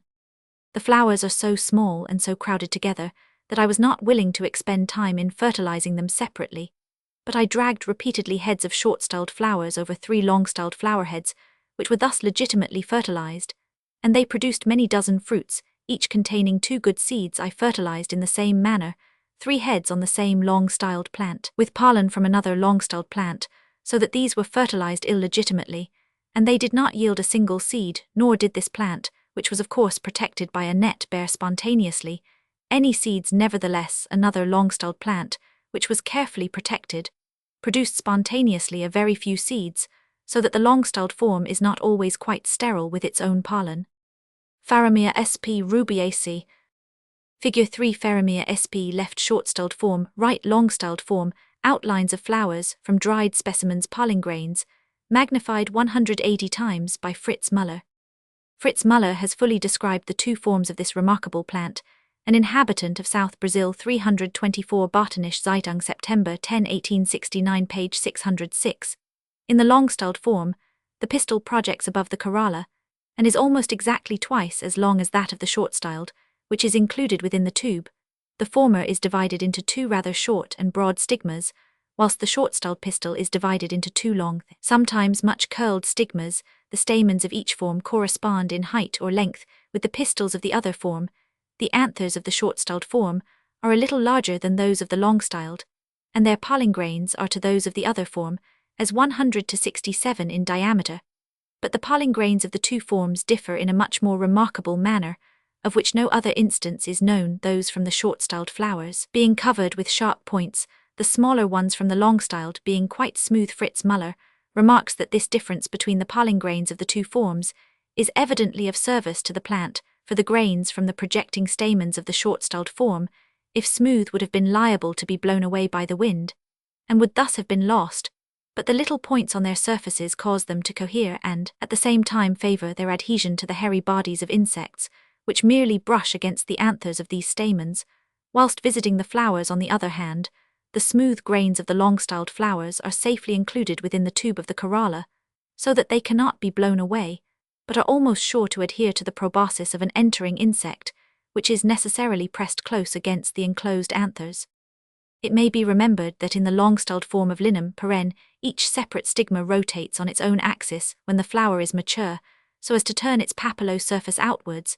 There can be no doubt that this movement, which is confined to the long-styled form, is effected in order that the proper surface of the stigma should receive pollen brought by insects from the other form. Now with Faramea, as Fritz Muller shows, it is the stamens which rotate on their axes in one of the two forms, namely the short-styled, in order that their pollen should be brushed off by insects and transported to the stigmas of the other form. In the long-styled flowers, the anthers of the short enclosed stamens do not rotate on their axes, but dehisce on their inner sides, as is the common rule with the Rubiaceae, and this is the best position for the adherence of the pollen grains to the proboscis of an entering insect. Fritz Muller therefore infers that, as the plant became heterostyled, and as the stamens of the short-styled form increased in length, they gradually acquired the highly beneficial power of rotating on their own axes, but he has further shown, by the careful examination of many flowers, that this power has not as yet been perfected, and consequently, that a certain proportion of the pollen is rendered useless, namely that, from the anthers which do not rotate properly. It thus appears that the development of the plant has not as yet been completed.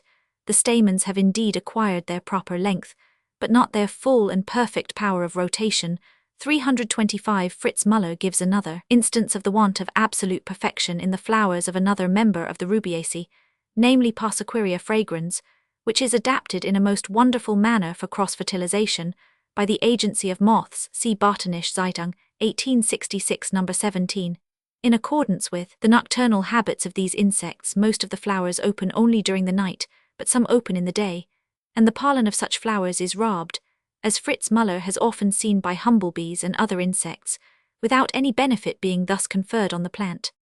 The several points of difference in structure between the two forms of Faramea are highly remarkable until within a recent period. If anyone had been shown two plants which differed in a uniform manner in the length of their stamens, and pistillsyn the form of their stigmasyn the manner of dehiscence, and slightly in the size of their anthosand, to an extraordinary degree, in the diameter and structure of their pollen grains, he would have declared it impossible that the two could have belonged to one and the same species. Soteria species unnamed in the herbarium at Q. Rubiaceae. I owe to the kindness of Fritz Muller dried flowers of this plant from St. Catharina in Brazil in the long-styled form. The stigma stands in the mouth of the corolla above the anthers, which latter are enclosed within the tube, but only a short way down in the short-styled form. The anthers are placed in the mouth of the corolla above the stigma, which occupies the same position as the anthers in the other form, being seated only a short way down the tube. Therefore the pistil of the long-styled form does not exceed in length that of the short-styled in nearly so great a degree as in many other Rubiaceae. Nevertheless, there is a considerable difference in the size of the pollen grains in the two forms, for as Fritz Muller informs me, those of the short-styled are to those of the long-styled as 100 to 75 in diameter. Houstonia coerulia Rubiaceae. Professor Asa Gray has been so kind as to send me an abstract of some observations made by Dr. Rothrock on this plant. The pistil is exerted in the one form, and the stamens in the other. As has long been observed, the stigmas of the long-styled form are shorter, stouter, and far more hispid than in the other form. The stigmatic hairs or papillae on the former are 4 mm, and on the latter only 23 mm in length. In the short-styled form, the anthers are larger, and the pollen grains, when distended with water, are to those from the long-styled form as 100 to 72 in diameter. Selected capsules from some long-styled plants growing in the Botanic Gardens at Cambridge, US, near where plants of the other form grew, contained on an average 13 seeds. But these plants must have been subjected to unfavorable conditions, for some long-styled plants, in a state of nature, yielded an average of 21 seeds per capsule. Some short-styled plants, which had been planted by themselves in the botanic gardens, where it was not likely that they would have been visited by insects that had previously visited long-styled plants, produced capsules, 11 of which were wholly sterile, but one contained 4 and another 8 seeds, so that the short-styled form seems to be very sterile with its own pollen professor. Asa Gray informs me that the other North American species of this genus are likewise heterostyled. Oldenlandia sp. rubiaceae. Mr. J. Scott sent me from India dried flowers of a heterostyled species of this genus, which is closely allied to the last. The pistil in the long-styled flowers is longer by about a quarter of its length, and the stamens shorter in about the same proportion than the corresponding organs in the short-styled flowers. In the latter, the anthers are longer, and the divergent stigmas decidedly longer and apparently thinner than in the long-styled form. Owing to the state of the specimens, I could not decide whether the stigmatic papillae were longer in the one form than in the other. The pollen grains distended with water from the short-styled flowers were to those from the long-styled, as 100 to 78 in diameter, as deduced from the mean of 10 measurements of each kind. Hediodes sp. rubiaceae. Fritz Muller sent me from St. Catharina in Brazil dried flowers of a small delicate species, which grows on wet sand near the edges of freshwater pools. In the long-styled form, the stigma projects above the corolla, and stands on a level with the projecting anthers of the short-styled form, but in the latter the stigmas stand rather beneath the level of the anthers in the other or long-styled form, these being enclosed within the tube of the corolla. The pistil of the long-styled form is nearly thrice as long as that of the short-styled, or speaking strictly as 100 to 39, and the papillae on the stigma of the former are broader in the ratio of 4 to 3, but whether longer than those of the short-styled, I could not decide. In the short-styled form, the anthers are rather larger, and the pollen grains are to those from the long-styled flowers, as 100 to 88 in diameter. Fritz Muller sent me a second small-sized species, which is likewise heterostyled. Carcassipsalum sp. rubiaceae. Fritz Muller also sent me dried flowers of this plant from St. Catharina in Brazil. The exerted stigma of the long-styled form stands a little above the level of the exerted anthers of the short-styled form, and the enclosed stigma of the latter also stands a little above the level of the enclosed anthers in the long-styled form. The pistil of the long-styled is about twice as long as that of the short-styled, with its 2 stigmas considerably longer, more divergent, and more curled. Fritz Muller informs me that he could detect no difference in the size of the pollen grains in the 2 forms. Nevertheless, there can be no doubt that this plant is heterostyled. Lipostoma sp. rubiaceae. Dried flowers of this plant, which grows in small wet ditches in St. Catharina in Brazil, were likewise sent me by Fritz Muller in the long-styled form. The exerted stigma stands rather above the level of the exerted anthers of the other form, whilst in the short-styled form it stands on a level with the anthers of the other form, so that the want of strict correspondence in height between the stigmas and anthers in the 2 forms is reversed compared with what occurs in Hediodes. The long-styled pistil is to that of the short-styled, as 100 to 36 in length, and its divergent stigmas are longer by fully 1/3 of their own length than those of the short-styled form. In the latter, the anthers are a little larger, and the pollen grains are as 100 to 80 in diameter compared with those from the long-styled form. Cinchona macrantha rubiaceae. Dried specimens of both forms of this plant were sent me from Q326. My attention was called to this plant by a drawing copied from Howard's Quinology Table 3, given by Mr. Markham in his Travels in Peru, page 539. In the long-styled form, the apex of the stigma stands just beneath the bases of the hairy lobes of the corolla, whilst the summits of the anthers are seated about halfway down the tube. The pistil is in length as 100 to 38 to that of the short-styled form. In the latter, the anthers occupy the same position as the stigma of the other form, and they are considerably longer than those of the long-styled form, as the summit of the stigma in the short-styled form stands beneath the bases of the anthers, which are seated halfway down the corolla. The style has been extremely shortened in this form, its length to that of the long-styled being in the specimens examined only as 5 to 100. The stigma also in the short-styled form is very much shorter than that in the long-styled in the ratio of 57 to 100. The pollen grains from the short-styled flowers, after having been soaked in water, were rather larger in about the ratio of 100 to 91 than those from the long-styled flowers, and they were more triangular with the angles more prominent, as all the grains from the short-styled flowers were thus characterized, and as they had been left in water for 3 days, I am convinced that this difference in shape in the two sets of grains cannot be accounted for by unequal distension with water. Besides the several rubiaceous genera already mentioned, Fritz Müller informs me that 2 or 3 species of Psychotria and Ruger eriantha natives of St. Catharina in Brazil are heterostyled, as is Manetia bicolor. I may add that I formerly fertilized with their own pollen several flowers on a plant of this latter species in my hothouse, but they did not set single fruit. From White and Arnott's description, there seems to be little doubt that Noxia in India is heterostyled, and Asagray is convinced that this is the case with Diodia and Spermacos in the United States. Lastly, from Mr. W. W. Bailey's description, it appears that the Mexican Bouvardia leantha is heterostyled. 327 Bulletin of the Tory Bot Club 1876, page 106. Altogether, we now know of 17 heterostyled genera in the great family of the Rubiaceae, though more information is necessary with respect to some of them, more especially those mentioned in the last paragraph, before we can feel absolutely safe in the genera Plantarum. By Bentham and Hooker, the Rubiaceae are divided into 25 tribes containing 337 genera, and it deserves notice that the genera now known to be heterostyled are not grouped in 1 or 2 of these tribes, but are distributed in no less than 8 of them. From this fact, we may infer that most of the genera have acquired their heterostyled structure independently of one another, that is, they have not inherited this structure from some 1 or even 2 or 3 progenitors. In common, it further deserves notice that in the homostyled genera, as I am informed by Professor Asagray, the stamens are either exserted or are included within the tube of the corolla in a nearly constant manner, so that this character, which is not even of specific value in the heterostyled species, is often of generic value in other members of the family. Chapter Roman 4, Heterostyled trimorphic plants. Lythrum salicaria. Description of the 3 forms. Their power and complex manner of fertilizing one another. 18 different unions possible. Mid-styled form eminently feminine in nature.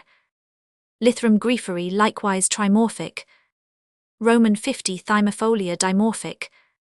Roman 50 hyssopifolia homostyled. Nicea verticillata trimorphic. Lagerstroemia nature doubtful. Oxalis trimorphic species of O. valdivianus. O. rignelli, the illegitimate unions quite barren. O. speciosa. O. sensitiva. Homostyled species of Oxalis. Pontideria, the one monocotyledonous genus known to include heterostyled species. In the previous chapters, various heterostyled dimorphic plants have been described, and now we come to heterostyled trimorphic plants, or those which present 3 forms. These have been observed in 3 families and consist of species of Lythrum, and of the allied genus Nicea of Oxalis and Pontideria. In their manner of fertilization, these plants offer a more remarkable case than can be found in any other plant or animal. Lythrum salicaria.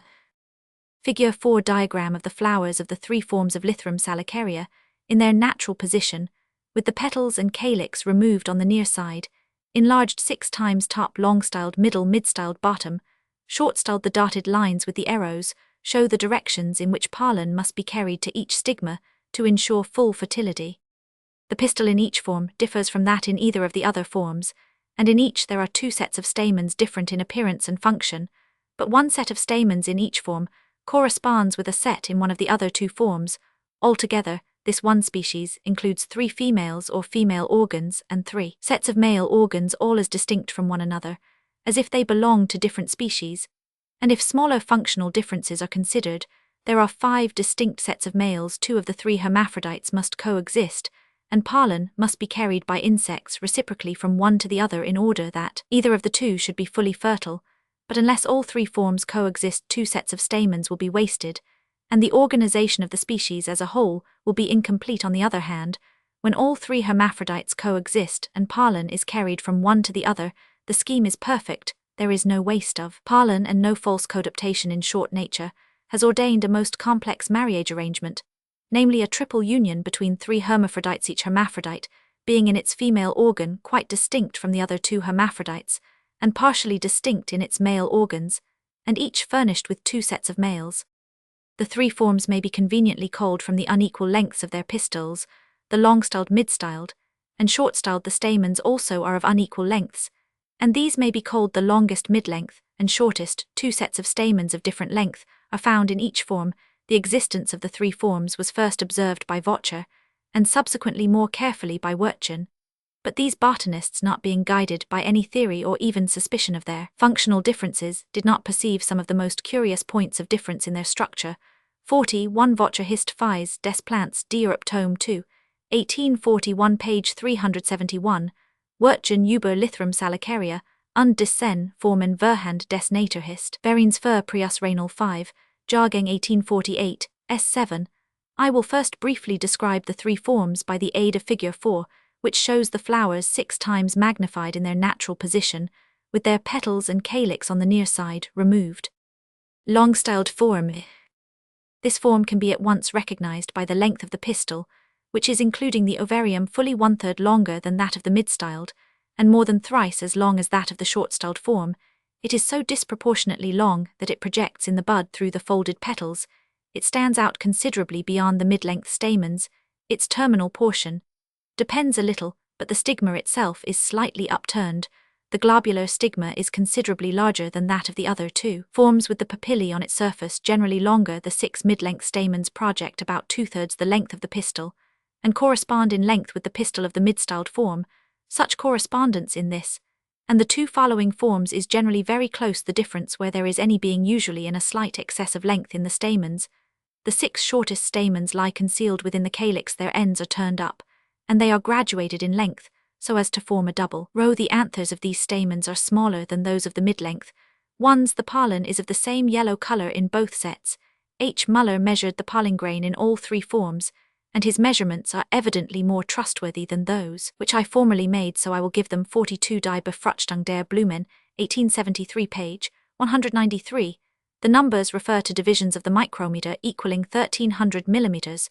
The grains distended with water from the mid-length stamens are 7 to 712, and those from the shortest stamens 6 to 612 in diameter, or as 100 to 86.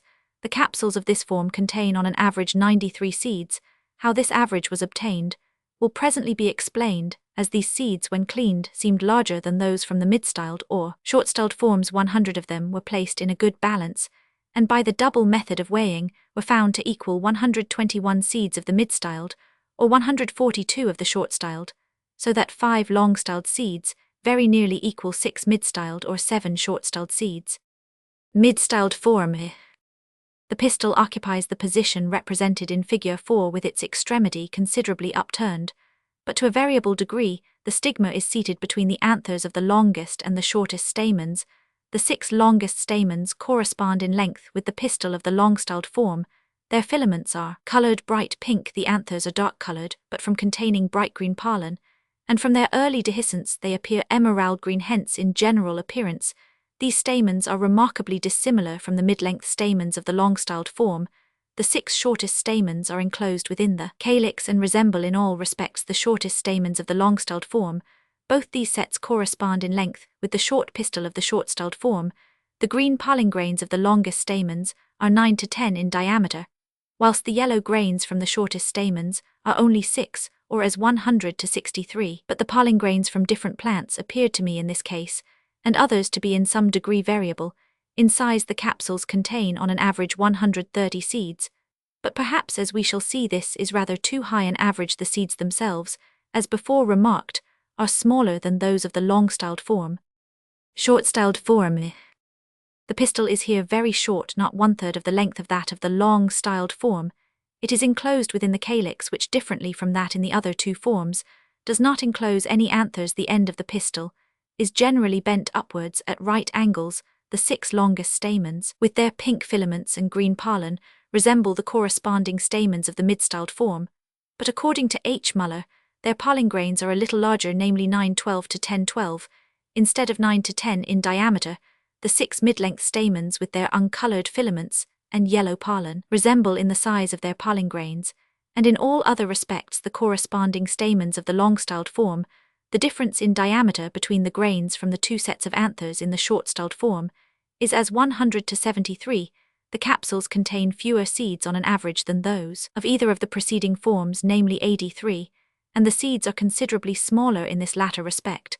But not in number. There is a gradation parallel to that in the length of the pistil, the long-styled having the largest seeds, the mid-styled the next in size, and the short-styled the smallest. We thus see that this plant exists under three female forms which differ in the length and curvature of the style, in the size and state of the stigma, and in the number and size of the seed. There are altogether 36 males or stamens, and these can be divided into 3 sets of a dozen each, differing from one another in length, curvature, and color of the filaments, in the size of the anthers, and especially in the color and diameter of the pollen grains. Each form bears half a dozen of one kind of stamens and half a dozen of another kind, but not all 3 kinds. The 3 kinds of stamens correspond in length with the 3 pistils. The correspondence is always between half of the stamens in 2 of the forms, with the pistil of the third form. Table 4a of the diameters of the pollen grains, after immersion in water from both sets of stamens, in all 3 forms, is copied from H. Muller. They are arranged in the order of their size. Table 4a Lythrum salicaria, diameters of pollen grains after immersion in water. Column 1 Source of pollen grains. Column 2 Minimum diameter. Column 3 Maximum diameter. Longest stamens of short-styled form 9, 12, 10, 12. Longest stamens of mid-styled form 9, 10. Mid-length stamens of long-styled form 7, 7, 12. Mid-length stamens of short-styled form 7, 7, 12. Shortest stamens of long-styled form 6, 6, 12. Shortest stamens of mid-styled form 6, 6.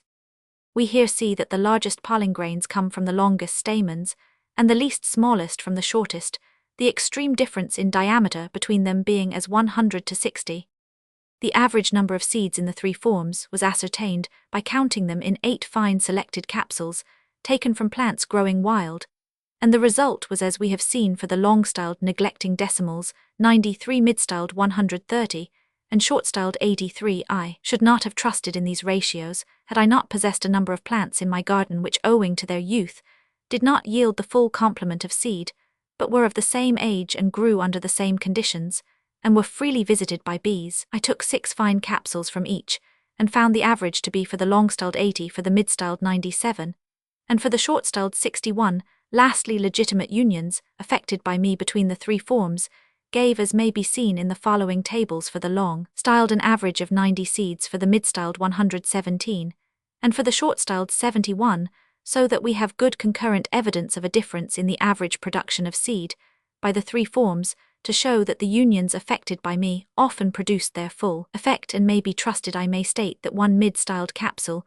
yielded 151 good seeds, which is the same number as in the finest wild capsule, which I examined. Some artificially fertilized short and long-styled capsules produced a greater number of seeds than was ever observed by me in wild plants of the same forms, but then I did not examine many of the latter. This plant, I may add, offers a remarkable instance how profoundly ignorant we are of the life conditions of a species. Naturally, it grows in wet ditches, watery places, and especially on the banks of streams, and though it produces so many minute seeds, it never spreads on the adjoining land.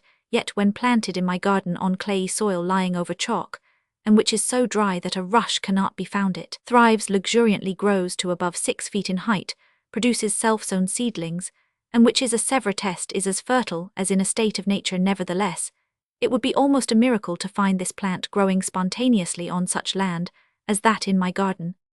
According to Vocher and Wirtgen, the 3 forms coexist in all parts of Europe. Some friends gathered for me in North Wales a number of twigs from separate plants growing near one another, and classified them. My son did the same in Hampshire, and here is the result. Table 4 Lythrum salicaria classification, according to form of flower.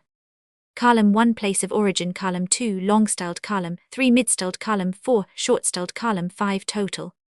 North Wales 95, 97, 72, 264, Hampshire 53, 38, 38, 129, total 148, 135, 110, 393.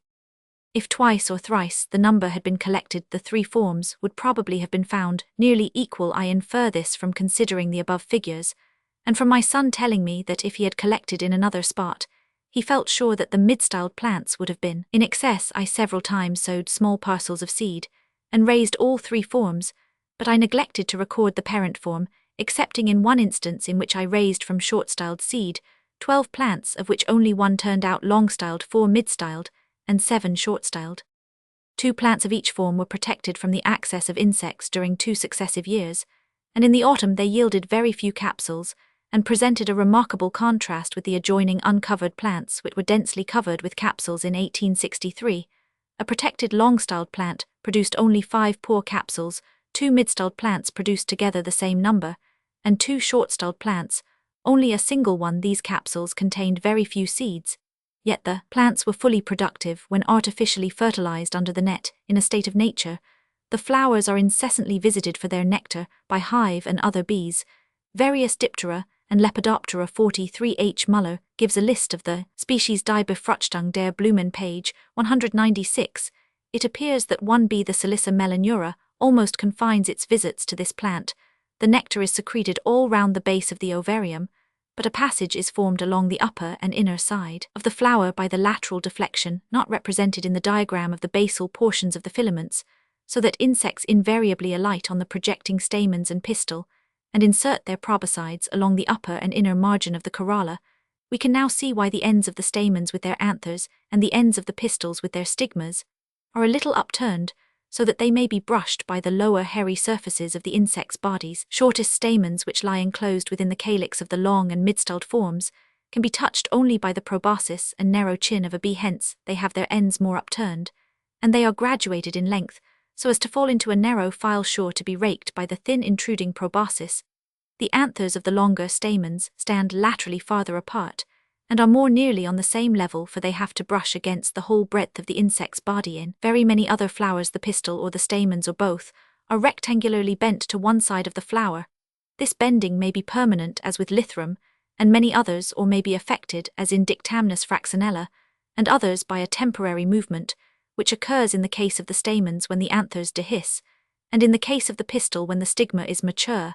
But these 2 movements do not always take place simultaneously in the same flower. Now I have found no exception to the rule that when the stamens and pistil are bent, they bend to that side of the flower which secretes nectar, even though there be a rudimentary nectary of large size on the opposite side, as in some species of Corydalus. When nectar is secreted on all sides, they bend to that side where the structure of the flower allows the easiest access to it, as in Lythrum various Papilionaceae, and others. The rule, consequently, is that when the pistils and stamens are curved or bent, the stigma and anthers are thus brought into the pathway leading to the nectary.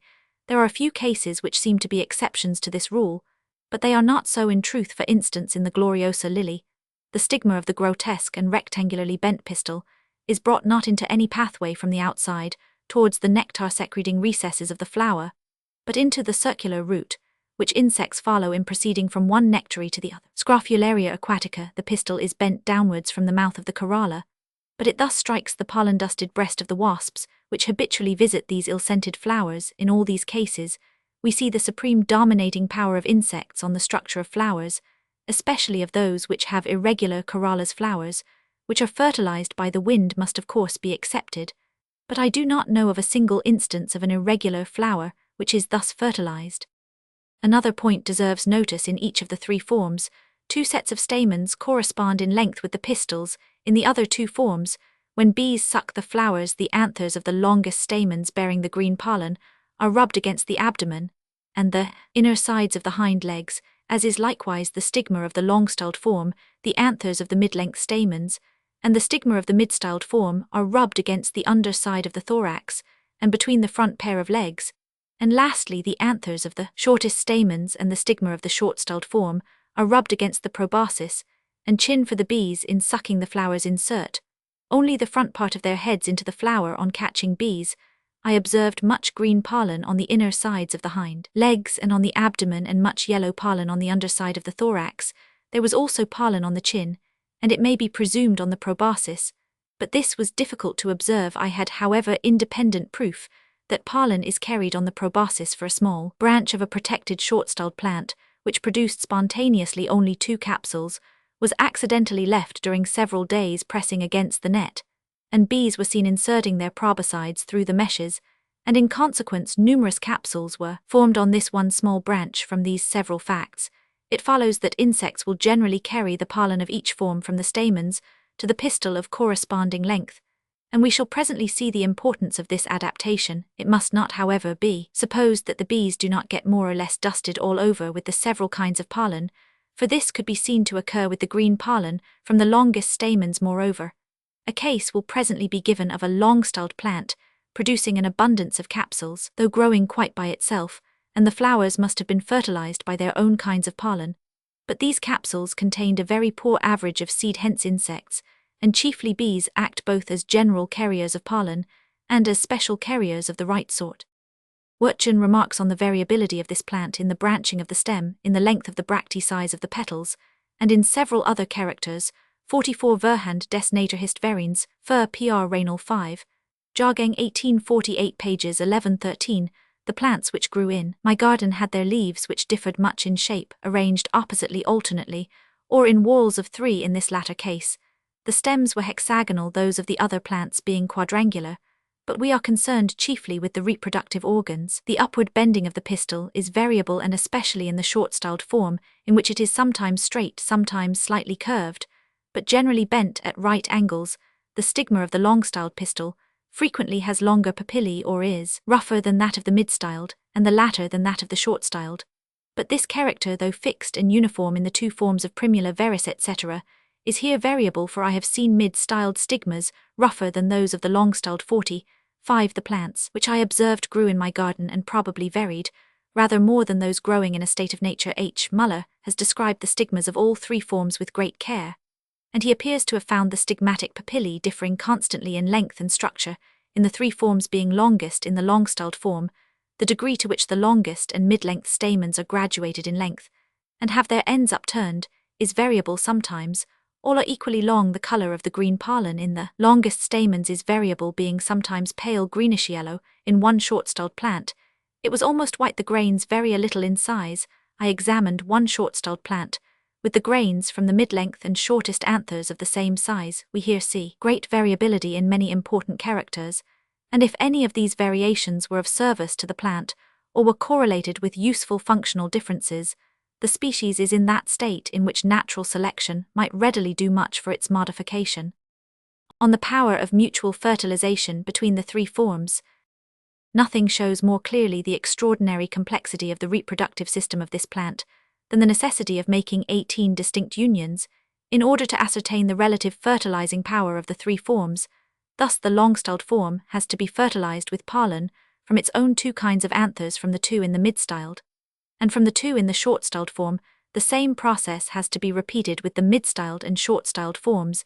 It might have been thought sufficient to have tried on each stigma the green pollen, for instance, from either the mid or short-styled longest stamens, and not from both, but the result proves that this would have been insufficient, and that it was necessary to try all 6 kinds of pollen on each stigma. As in fertilizing flowers, there will always be some failures. It would have been advisable to have repeated each of the 18 unions a score of times, but the labor would have been too great as it was. I made 223 unions Roman 1e. On an average, I fertilized above a dozen flowers in the 18 different methods. Each flower was castrated, the adjoining buds had to be removed, so that the flowers might be safely marked with thread, wool, etc.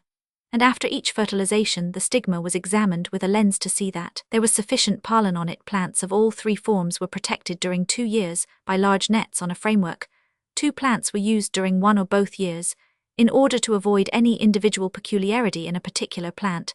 As soon as the flowers had withered, the nets were removed, and in the autumn the capsules were daily inspected and gathered, the ripe seeds being counted under the microscope. I have given these details that confidence may be placed in the following tables, and as some excuse for 2 blunders which I believe were made, these blunders are referred to with their probable cause in 2 footnotes to the tables. The erroneous numbers, however, are entered in the tables, that it may not be supposed that I have in any one instance tampered with the results.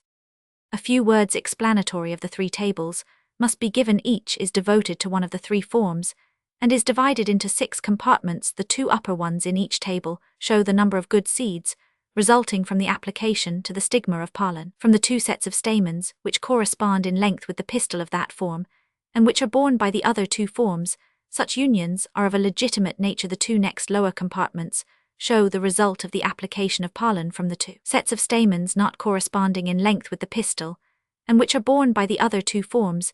These unions are illegitimate. The two lowest compartments show the result of the application of each form's own two kinds of pollen from the two sets of stamens belonging to the same form, and which do not equal the pistil in length. These unions are likewise illegitimate. The term own form pollen here used does not mean pollen from the flower to be fertilized for. This was never used but from another flower, the same plant, or more commonly, from a distinct plant of the same form.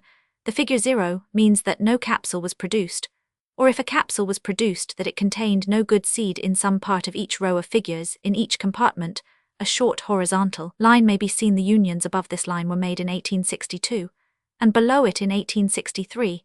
It is of importance to observe this, as it shows that the same general result was obtained during 2 successive years, but more especially because 1863 was a very hot and dry season and the plants had occasionally to be watered. This did not prevent the full complement of seed being produced from the more fertile unions, but it rendered the less fertile ones even more sterile than they otherwise would have been. I have seen striking instances of this fact in making illegitimate and legitimate unions with primula, and it is well known that the conditions of life must be highly favorable to give any chance of success in producing hybrids between species which are crossed with difficulty. Table 4 Lythrum salicaria, long-styled for. Table 41 Legitimate union. 13 flowers fertilized by the longest stamens of the mid-styled. These stamens equal in length the pistil of the long-styled. Product of good seed in each capsule. 3653. AD 10 0 0. 38% of these flowers yielded capsules. Each capsule contained on an average 51 seeds. Table 42 Legitimate union. 13 flowers fertilized by the longest stamens of the short-styled. These stamens equal in length the pistil of the long-styled. Product of good seed in each capsule. 159, 104. 43, 119. 96 poor seed. 96. 103, 99. 0, 131. 0, 116. 84% of these flowers yielded capsules. Each capsule contained on an average 107 seeds. Table 43 Illegitimate union. 14 flowers fertilized by the shortest stamens of the mid-styled. 3 0 0 0 0. 2 sterile for any average. Table 44 Illegitimate union. 12 flowers fertilized by the mid-length stamens of the short-styled.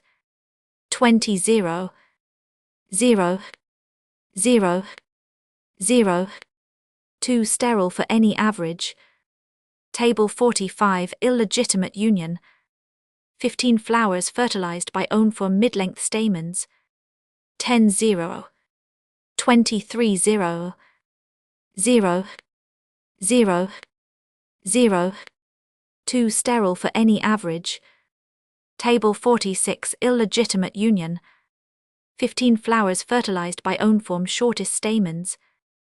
8 0 4 0 0 0 0. 2 sterile for any average. Besides the above experiments, I fertilized a considerable number of long-styled flowers with pollen taken by a camel-share brush from both the mid-length and shortest stamens of their own form. Only 5 capsules were produced, and these yielded on an average 14 seeds. In 1863, I tried a much better experiment. A long-styled plant was grown by itself miles away from any other plant, so that the flowers could have received only their own 2 kinds of pollen. The flowers were incessantly visited by bees, and their stigmas must have received successive applications of pollen on the most favorable days, and at the most favorable hours. All who have crossed plants know that this highly favors fertilization. This plant produced an abundant crop of capsules.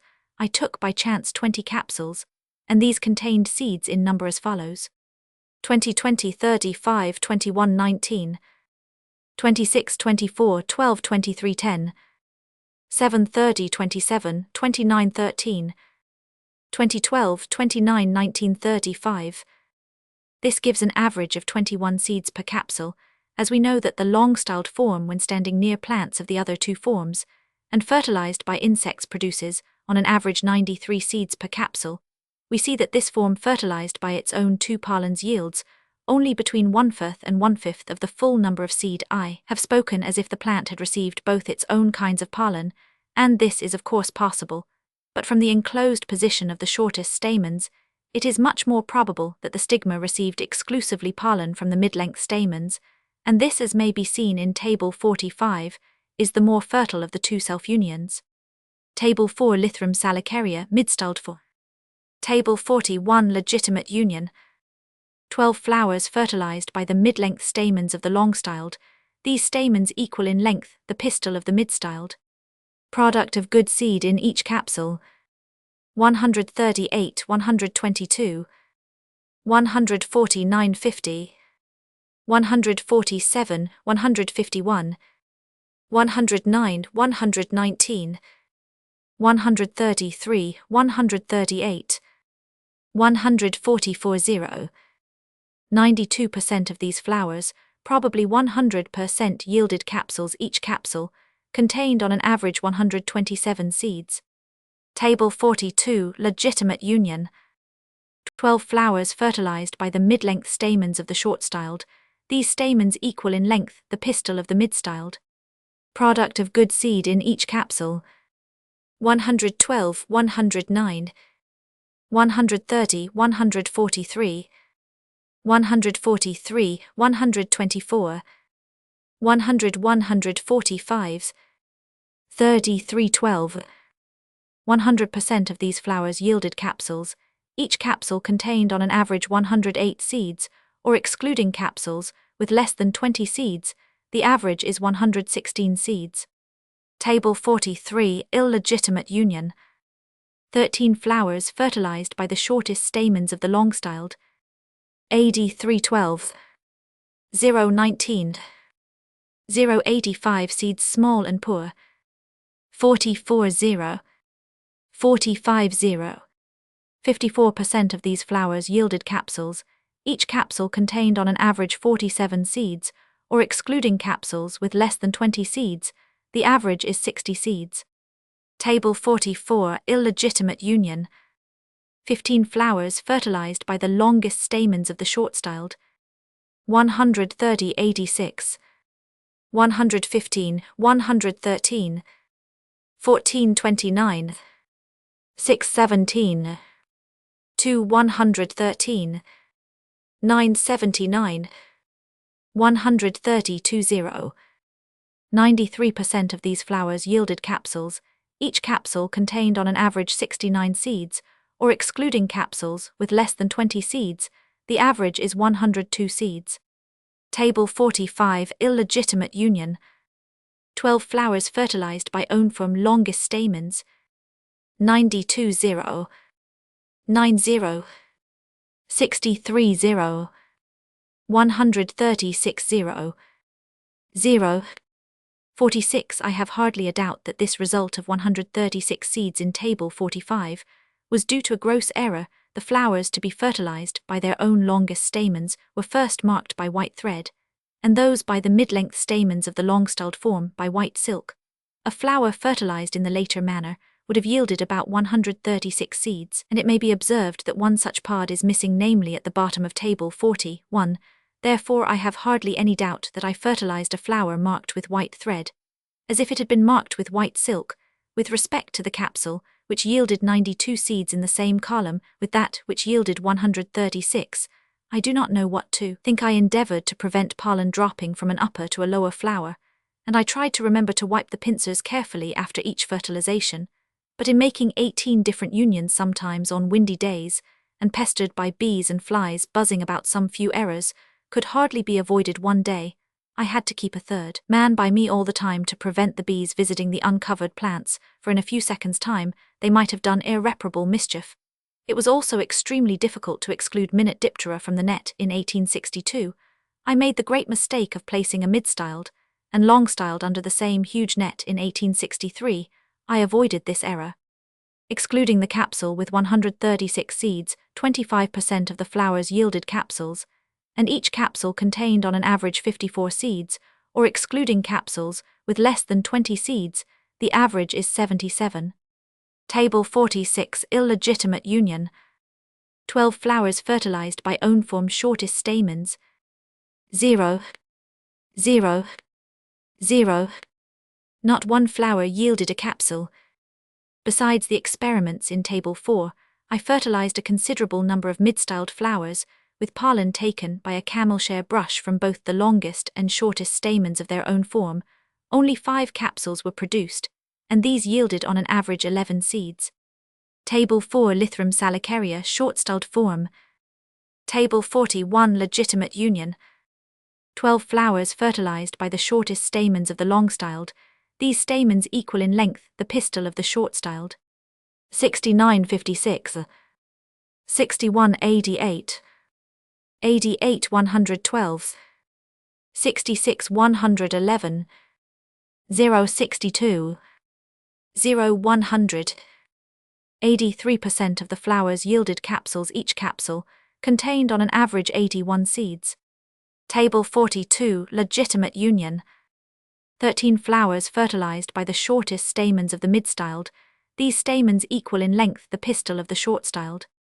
9369, 7769, 4853, 439, 0. 61% of the flowers yielded capsules. Each capsule contained on an average 64 seeds. Table 43 Illegitimate union. 10 flowers fertilized by the mid-length stamens of the long-styled. 014, 0, 0. 2 sterile for any average. Table 44 Illegitimate union. 10 flowers fertilized by the longest stamens of the mid-styled. 0, 0. 2 sterile for any average. Table 45 Illegitimate union. 10 flowers fertilized by own form longest stamens. 0, 0, 0. 2 sterile for any average. Table 46 Illegitimate union. 10 flowers fertilized by own form mid-length stamens.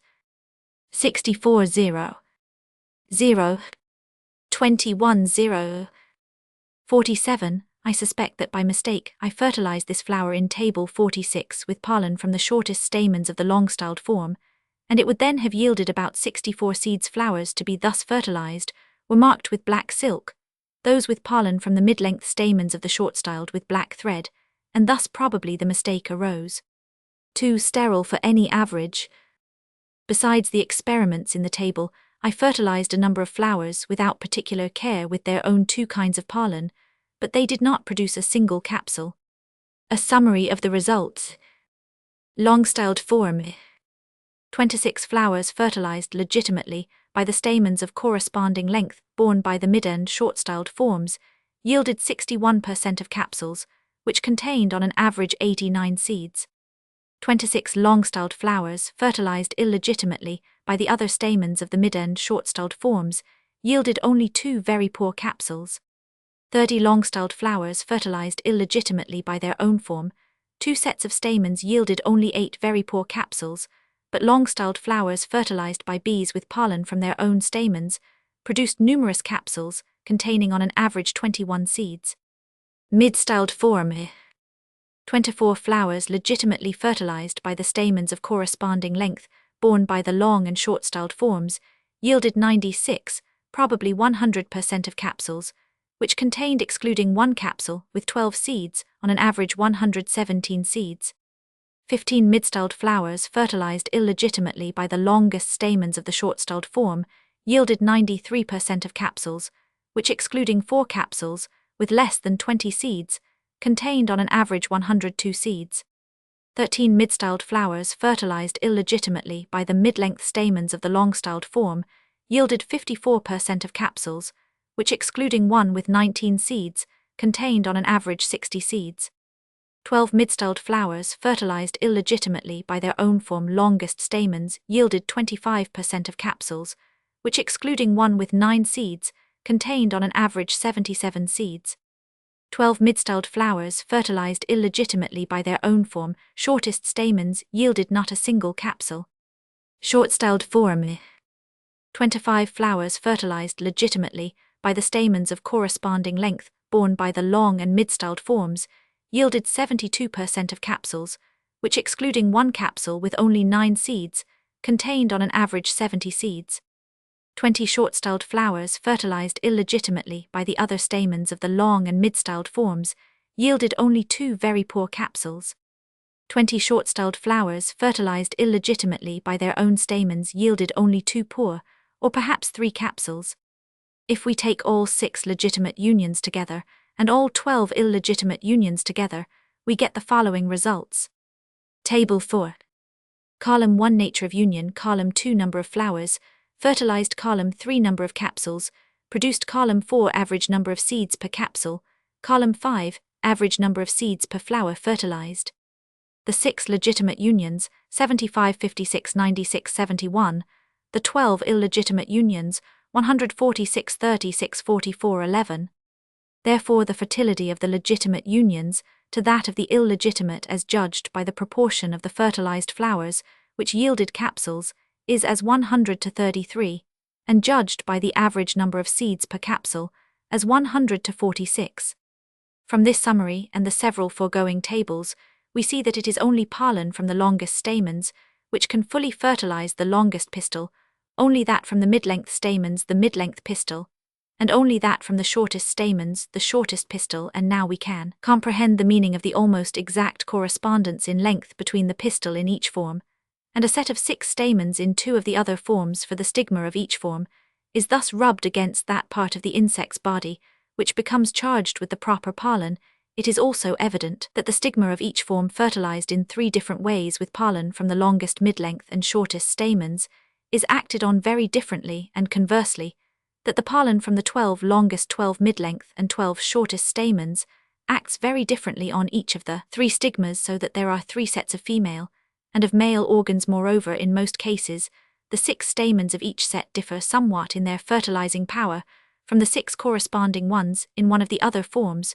We may further draw the remarkable conclusion that the greater the inequality in length between the pistil and the set of stamens, the pollen of which is employed for its fertilization by so much, is the sterility of the union increased. There are no exceptions to this rule. To understand what follows, the reader should look to tables 4, 4 and 4, and to the diagram figure 4 in the long-styled form. The short stamens obviously differ in length from the pistil to a greater degree than do the mid-length stamens, and the capsules produced by the use of pollen from the shortest stamens contain fewer seeds than those produced by the pollen from the mid-length stamens. The same result follows with the long-styled form from the use of the pollen of shortest stamens of the mid-styled form, and of the mid-length stamens of the short-styled form. The same rule also holds good with the mid-styled and short-styled forms when illegitimately fertilized with pollen from the stamens more or less unequal in length to their pistils. Certainly the difference in sterility in these several cases is slight, but as far as we are enabled to judge, it always increases with the increasing inequality of length between the pistil and the stamens, which are used in each case. The correspondence in length between the pistil in each form and a set of stamens in the other 2 forms is probably the direct result of adaptation, as it is of high service to the species, by leading to full and legitimate fertilization. But the rule of the increased sterility of the illegitimate unions, according to the greater inequality in length between the pistils and stamens employed for the union, can be of no service with some heterostyled dimorphic plants. The difference of fertility between the 2 illegitimate unions appears at first sight to be related to the facility of self-fertilization, so that when from the position of the parts the liability in one form to self-fertilization is greater than in the other, a union of this kind has been checked by having been rendered the more sterile of the 2. But this explanation does not apply to Lythrum. Thus the stigma of the long-styled form is more liable to be illegitimately fertilized with pollen from its own mid-length stamens, or with pollen from the mid-length stamens of the short-styled form, than by its own shortest stamens, or those of the mid-styled form. Yet the 2 former unions, which it might have been expected would have been guarded against by increased sterility, are much less likely to be affected. The same relation holds good, even in a more striking manner, with the mid-styled form and with the short-styled form, as far as the extreme sterility of all its illegitimate unions allows of any comparison. We are led, therefore, to conclude that the rule of increased sterility in accordance with increased inequality in length between the pistils and stamens is a purposeless result incidental on those changes through which the species has passed in acquiring certain characters fitted to ensure the legitimate fertilization of the 3 forms. Another conclusion which may be drawn from tables 4 and 4, even from a glance at them, is that the mid-styled form differs from both the others in its much higher capacity for fertilization in various ways. Not only did the 24 flowers legitimately fertilized by the stamens of corresponding lengths all but one yield capsules rich in seed, but of the other 4 illegitimate unions that by the longest stamens of the short-styled form was highly fertile, though less so than the 2 legitimate unions, and that by the mid-length stamens of the long-styled form was fertile to a considerable degree. The remaining 2 illegitimate unions, namely with this form's own pollen, were sterile, but in different degrees, so that the mid-styled form, when fertilized in the 6 different possible methods, evinces 5 grades of fertility. By comparing tables 43 and 46, we may see that the action of the pollen from the shortest stamens of the long-styled and mid-styled forms is widely different. In the one case, above half the fertilized flowers yielded capsules containing a fair number of seeds. In the other case, not one capsule was produced. Again, the green larger-grained pollen from the longest stamens of the short-styled and mid-styled forms in tables 44 and 45 is widely different. In both these cases, the difference in action is so plain that it cannot be mistaken, but it can be corroborated if we look to table 4 to the legitimate action of the shortest stamens of the long and mid-styled forms on the short-styled form. We again see a similar but slighter difference, the pollen of the shortest stamens of the mid-styled form yielding a smaller average of seed during the 2 years of 1862 and 1863 than that from the shortest stamens of the long-styled form. Again, if we look to table 4 to the legitimate action on the long-styled form of the green pollen of the 2 sets of longest stamens, we shall find exactly the same result, namely that the pollen from the longest stamens of the mid-styled form yielded during both years fewer seeds than that from the longest stamens of the short-styled form. Hence, it is certain that the 2 kinds of pollen produced by the mid-styled form are less potent than the 2 similar kinds of pollen produced by the corresponding stamens of the other 2 forms. In close connection with the lesser potency of the 2 kinds of pollen of the mid-styled form is the fact that, according to H. Muller, the grains of both are a little less in diameter than the corresponding grains produced by the other 2 forms. Thus the grains from the longest stamens of the mid-styled form are 9 to 10, whilst those from the corresponding stamens of the short-styled form are 9-12 to 10-12 in diameter. So again, the grains from the shortest stamens of the mid-styled are 6, whilst those from the corresponding stamens of the long-styled are 6 to 6-12 in diameter. It would thus appear as if the male organs of the mid-styled form, though not as yet rudimentary, were tending in this direction. On the other hand, the female organs of this form are in an eminently efficient state, for the naturally fertilized capsules yielded a considerably larger average number of seeds than those of the other 2 forms. Almost every flower, which was artificially fertilized in a legitimate manner, produced a capsule, and most of the illegitimate unions were highly productive. The mid-styled form thus appears to be highly feminine in nature, and although, as just remarked, it is impossible to consider its 2 well-developed sets of stamens, which produce an abundance of pollen, as being in a rudimentary condition, yet we can hardly avoid connecting as balance the higher efficiency of the female organs in this form with the lesser efficiency and lesser size of its 2 kinds of pollen grains. The whole case appears to me a very curious one. It may be observed in tables 4 to 4 that some of the illegitimate unions yielded during neither year a single seed, but judging from the long-styled plants, it is probable, if such unions were to be effected repeatedly by the aid of insects under the most favorable conditions, some few seeds would be produced in every case. Anyhow, it is certain that in all 12 illegitimate unions the pollen tubes penetrated the stigma in the course of 18 hours. At first I thought that 2 kinds of pollen placed together on the same stigma would perhaps yield more seed than one kind by itself, but we have seen that this is not so with each form's own 2 kinds of pollen, nor is it probable in any case, as I occasionally got by the use of a single kind of pollen fully as many seeds as a capsule naturally fertilized ever produces. Moreover, the pollen from a single anther is far more than sufficient to fertilize fully a stigma. Hence, in this, as with so many other plants, more than 12 times as much of each kind of pollen is produced as is necessary to ensure the full fertilization of each form from the dusted condition of the bodies of the bees, which I caught on the flowers. It is probable that pollen of various kinds is often deposited on all 3 stigmas, but from the facts already given with respect to the 2 forms of primula, there can hardly be a doubt that pollen from the stamens of corresponding length placed on a stigma would be prepotent over any other kind of pollen, and obliterate its effect. 7. if the latter had been placed on the stigma some hours previously. Finally, it has now been shown that Lythrum salicaria presents the extraordinary case of the same species bearing 3 females different in structure and function, and 3 or even 5 sets if minor differences are considered of males, each set consisting of half a dozen, which likewise differ from one another in structure and function. Lythrum grieferi. I have examined numerous dried flowers of this species, each from a separate plant, sent me from Q like Roman 50 salicaria.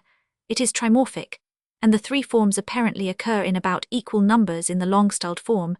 The pistil projects about 1/3 of the length of the calyx beyond its mouth, and is therefore relatively much shorter than in Roman 50 salicaria. The globose and hirsute stigma is larger than that of the other 2 forms. The 6 mid-length stamens, which are graduated in length, have their anthers standing close above and close beneath the mouth of the calyx. The 6 shortest stamens rise rather above the middle of the calyx. In the mid-styled form, the stigma projects just above the mouth of the calyx, and stands almost on a level with the mid-length stamens of the long and short-styled forms. Its own longest stamens project well above the mouth of the calyx, and stand a little above the level of the stigma of the long-styled form. In short, without entering on further details, there is a close general correspondence in structure between this species and Roman 50 salicaria, but with some differences in the proportional lengths of the parts. The fact of each of the 3 pistils having 2 sets of stamens of corresponding lengths borne by the 2 other forms comes out conspicuously in the mid-styled form.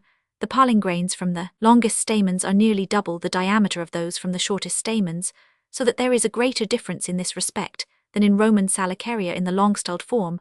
Also, the difference in diameter between the pollen grains of the mid-length and shortest stamens is greater than in Roman 50 salicaria. These comparisons, however, must be received with caution, as they were made on specimens soaked in water, after having been long kept dry. Lythrum thymifolia. This form, according to Vocher, is dimorphic like Primula, and therefore presents only 2 forms. 48 Hist. Phys. Des Plantes d'Europe tome 2, 1841, pages 369-371. I received 2 dried flowers from Q, which consisted of the 2 forms in one, the stigma projected far beyond the calyx in the other. It was included within the calyx in this latter form.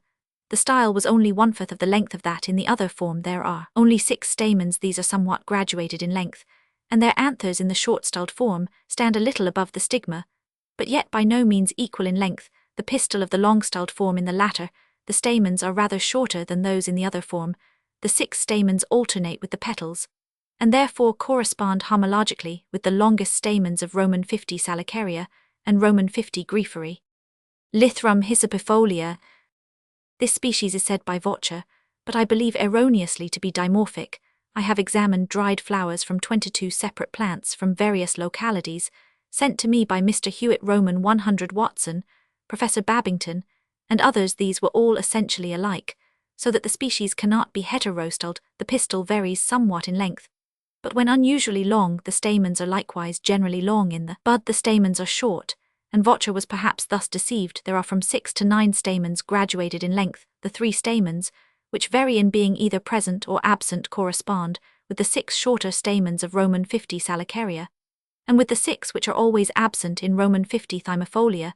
The stigma is included within the calyx, and stands in the midst of the anthers, and would generally be fertilized by them, but as the stigma and anthers are upturned, and as according to Vocher there is a passage left in the upper side of the flower to the nectary, there can hardly be a doubt that the flowers are visited by insects, and would occasionally be cross-fertilized by them, as surely as the flowers of the short-styled Roman 50 salicaria, the pistil of which and the corresponding stamens in the other 2 forms closely resemble those of Roman 50 hyssophifolia.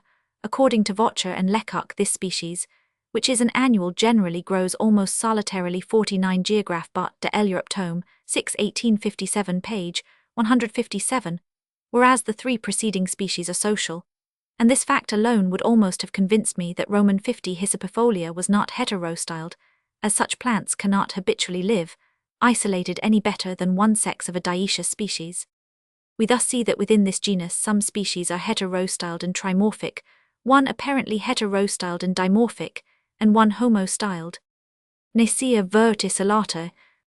I raised a number of plants from seed sent me by Professor Asa Gray, and they presented 3 forms. These differed from one another in the proportional lengths of their organs of fructification, and in all respects in very nearly the same way as the three forms of Lythrum grieferi, the green pollen grains from the longest stamens, measured along their longer axis, and not distended with water, were 137,000 of an inch in length, those from the mid-length stamens 9 to 107,000, and those from the shortest stamens 8 to 97,000 of an inch, so that the largest pollen grains are to the smallest in diameter as 100 to 65. This plant inhabits swampy ground in the United States, according to Fritz Müller.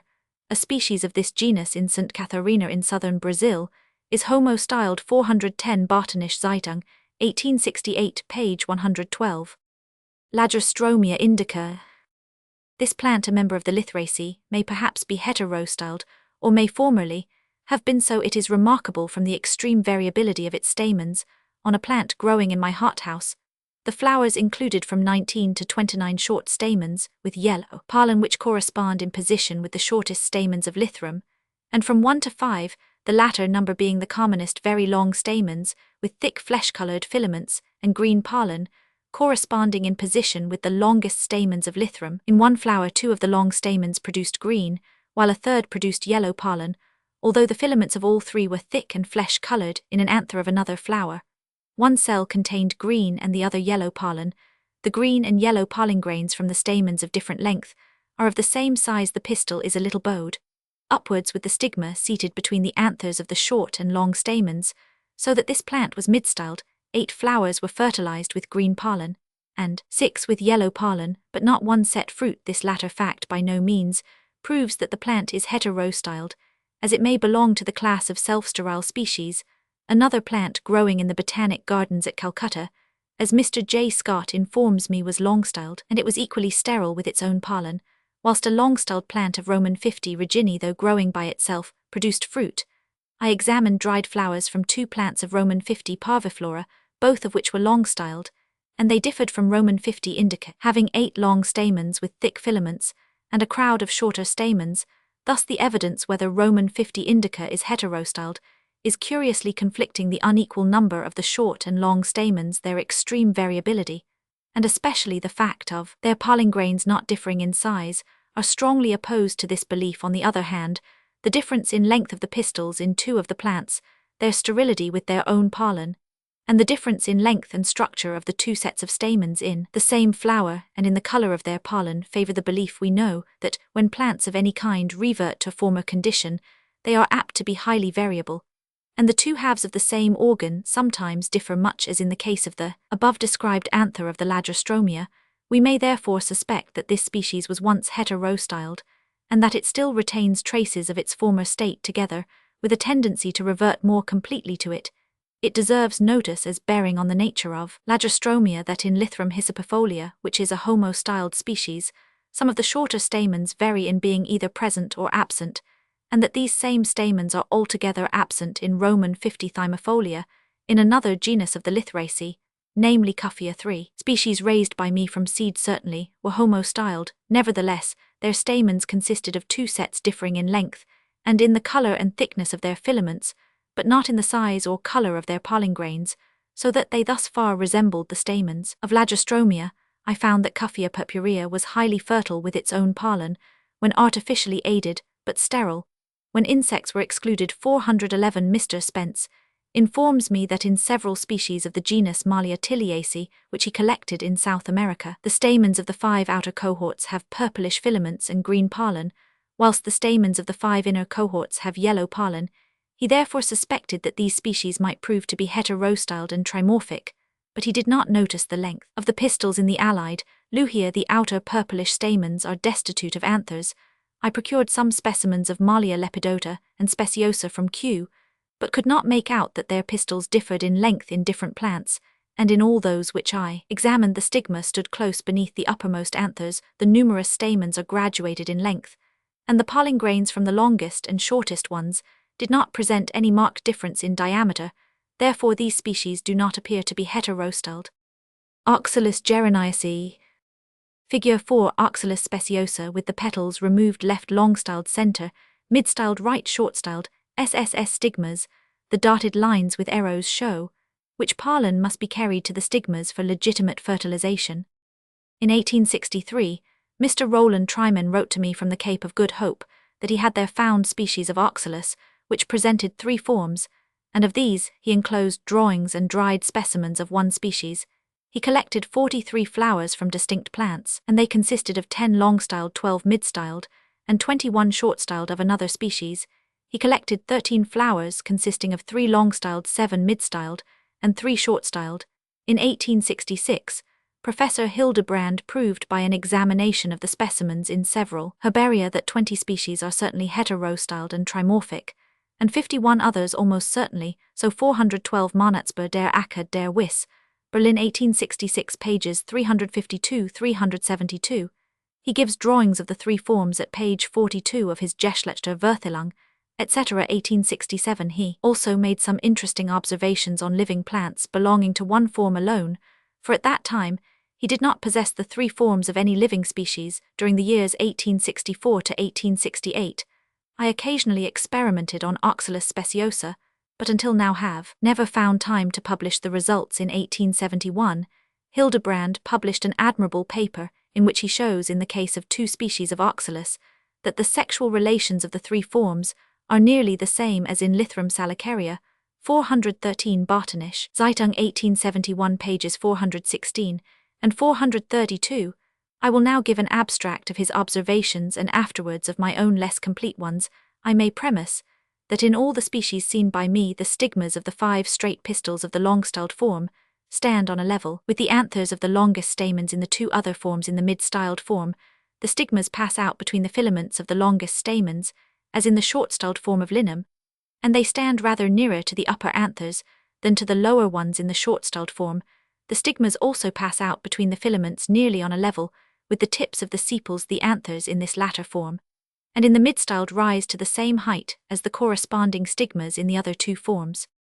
Oxalis valdiviana. This species, an inhabitant of the west coast of South America, bears yellow flowers. Hildebrand states that the stigmas of the 3 forms do not differ in any marked manner, but that the pistil of the short-styled form alone is destitute of hairs. The diameters of the pollen grains are as follows. Table 4b. Oxalis valdiviana diameters of pollen grains in divisions of the micrometer. Column 1 source of pollen grains, column 2 minimum diameter, column 3 maximum diameter. From the longest stamens of short-styled form 8 to 9 mid-length stamens of short-styled form, 7 to 8 longest stamens of mid-styled form, 8 shortest stamens of mid-styled form, 8 mid-length stamens of long-styled form, 7 shortest stamens of long-styled form, 6. Therefore the extreme difference in diameter is as 8 to 6, or as 100 to 71.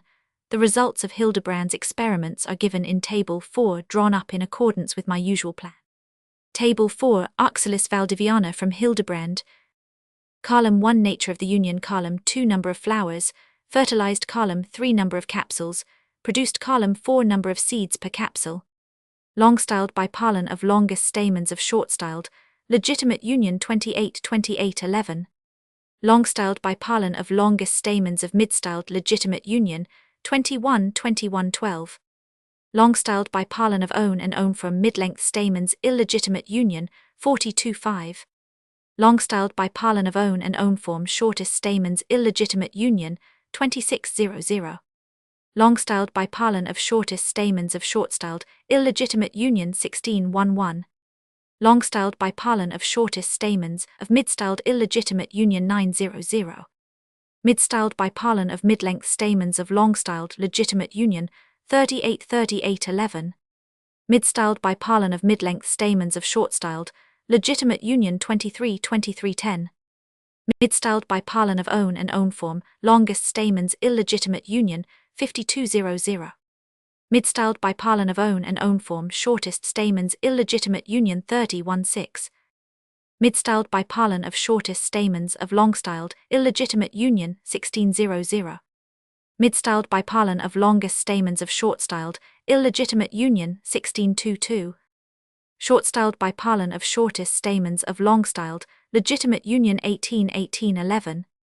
Short-styled by pollen of shortest stamens of mid-styled, legitimate union 10-10-11.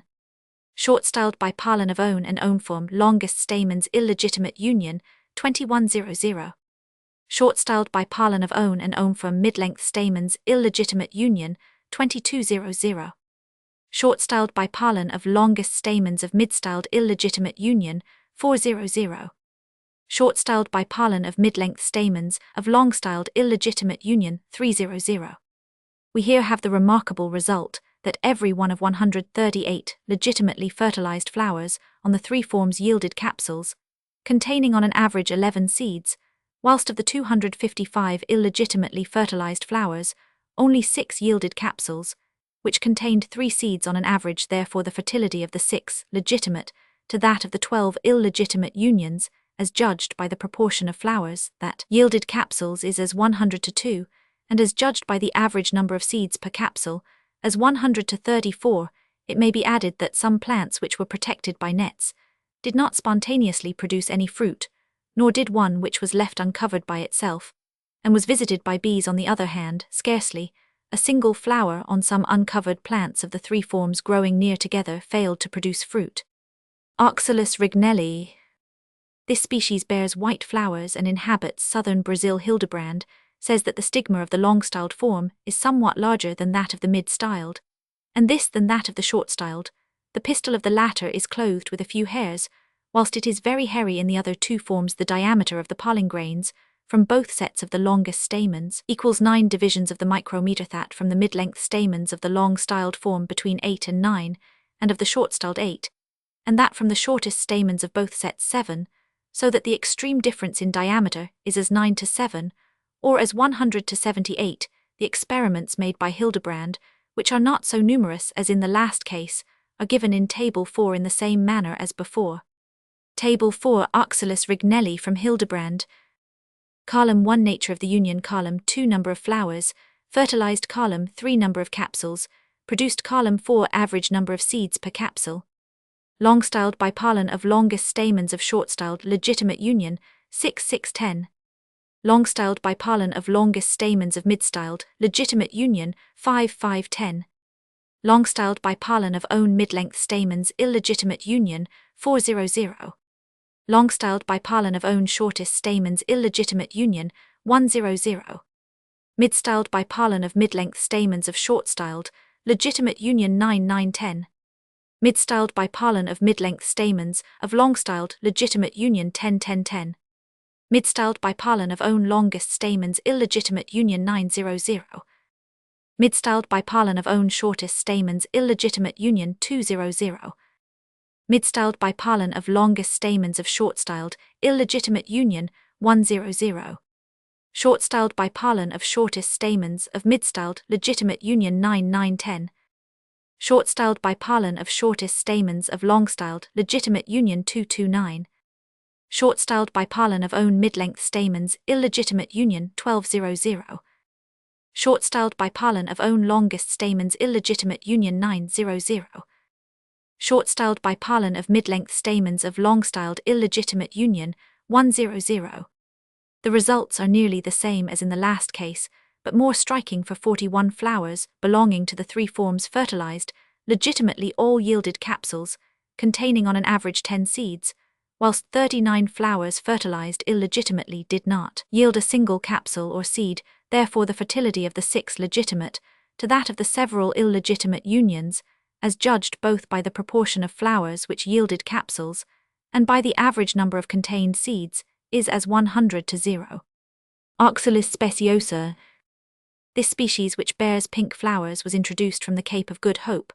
A sketch of the reproductive organs of the three forms. Figure 4 has already been given. The stigma of the long-styled form, with the papillae on its surface included, is twice as large as that of the short-styled, and that of the mid-styled intermediate in size. The pollen grains from the stamens in the three forms are in their longer diameters as follows. Table 4 Roman 100 Oxalis speciosa diameters of pollen grains in divisions of the micrometer. Column 1 Source of pollen grains. Column 2 Minimum diameter. Column 3 Maximum diameter. From the longest stamens of short-styled form, 15 to 16. Mid-length stamens of short-styled form, 12 to 13. Longest stamens of mid-styled form, 16. Shortest stamens of mid-styled form, 11 to 12. Mid-length stamens of long-styled form, 14. Shortest stamens of long-styled form, 12. Therefore the extreme difference in diameter is as 16 to 11, or as 100 to 69. but as the measurements were taken at different times, they are probably only approximately accurate. The results of my experiments in fertilizing the three forms are given in Table 4. Table 4 Oxalis speciosa. Column 1 Nature of the union. Column 2 Number of flowers fertilized. Column 3 Number of capsules produced. Column 4 Average number of seeds per capsule. Long-styled by pollen of longest stamens of short-styled, legitimate union 1915-57. Long-styled by pollen of longest stamens of mid-styled, legitimate union 4359. Long-styled by pollen of own-form, mid-length stamens, illegitimate union 9242. Long-styled by pollen of own-form, shortest stamens, illegitimate union 1100. Long-styled by pollen of shortest stamens of mid-styled, illegitimate union 400. Long-styled by pollen of mid-length stamens of short-styled, illegitimate union 12530. Mid-styled by pollen of mid-length stamens of long-styled, legitimate union 3363. Mid-styled by pollen of mid-length stamens of short-styled, legitimate union 4456. Mid-styled by mixed pollen from both own-from longest and shortest stamens, illegitimate union 9219. Mid-styled by pollen of longest stamens of short-styled, illegitimate union 1218. Short-styled by pollen of shortest stamens of mid-styled, legitimate union 3267. Short-styled by pollen of shortest stamens of long-styled, legitimate union 3354. Short-styled by pollen of own-form, longest stamens, illegitimate union 518. Short-styled by pollen of own-form, mid-length stamens, illegitimate union 300. Short-styled by both pollens mixed together of own-from longest and mid-length stamens, illegitimate union 1300. Short-styled by pollen of longest stamens of mid-styled, illegitimate union 700. Short-styled by pollen of mid-length stamens of long-styled, illegitimate union 10154. We here see that 36 flowers on the three forms legitimately fertilized yielded 30 capsules, these containing on an average 58 seeds, 9 to 5 flowers, illegitimately fertilized yielded 12 capsules, containing on an average 28 seeds. Therefore the fertility of the 6 legitimate to that of the 12 illegitimate unions as judged by the proportion of flowers which yielded capsules is as 100 to 15, and judged by the average number of seeds per capsule as 100 to 49. This plant, in comparison with the 2 South American species previously described, produces many more seeds, and the illegitimately fertilized flowers are not quite so sterile. Oxalis rosea. Hildebrand possessed in a living state only the long-styled form of this trimorphic Chilean species, 414 Monatsper der Acker der Wiss, Berlin 1866, page 372. The pollen grains from the 2 sets of anthers differ in diameter as 9 to 7, or as 100 to 83. He has further shown that there is an analogous difference between the grains from the 2 sets of anthers of the same flower in 5 other species of oxalis besides those already described. The present species differs remarkably from the long-styled form of the 3 species previously experimented on in a much larger proportion of the flowers setting capsules when fertilized with their own form pollen. Hildebrand fertilized 60 flowers with pollen from the mid-length stamens of either the same or another flower, and they yielded no less than 55 capsules or 92%. These capsules contained on an average 5 seeds, but we have no means of judging how near an approach this average makes to that from flowers legitimately fertilized. He also fertilized 45 flowers with pollen from the shortest stamens, and these yielded only 17 capsules or 31%, containing on an average only 2 seeds. We thus see that about thrice as many flowers when fertilized with pollen from the mid-length stamens produced capsules, and these contained twice as many seeds as did the flowers fertilized with pollen from the shortest stamens. It thus appears, and we find some evidence of the same fact with O. speciosa, that the same rule holds good with oxalis as with Lythrum salicaria, namely that in any 2 unions the greater the inequality in length between the pistils and stamens, or which is the same thing the greater the distance of the stigma from the anthers, the pollen of which is used for fertilization the less fertile, is the union, whether judged by the proportion of flowers which set capsules or by the average number of seeds per capsule. The rule cannot be explained in this case any more than in that of Lythrum, by supposing that wherever there is greater liability to self-fertilization, this is checked by the union being rendered more sterile, for exactly the reverse occurs, the liability to self-fertilization being greatest in the unions between the pistils and stamens, which approach each other the nearest, and these are the more fertile. I may add that I also possess some long-styled plants of this species. One was covered by a net, and it set spontaneously a few capsules, though extremely few compared with those produced by a plant growing by itself, but exposed to the visits of bees.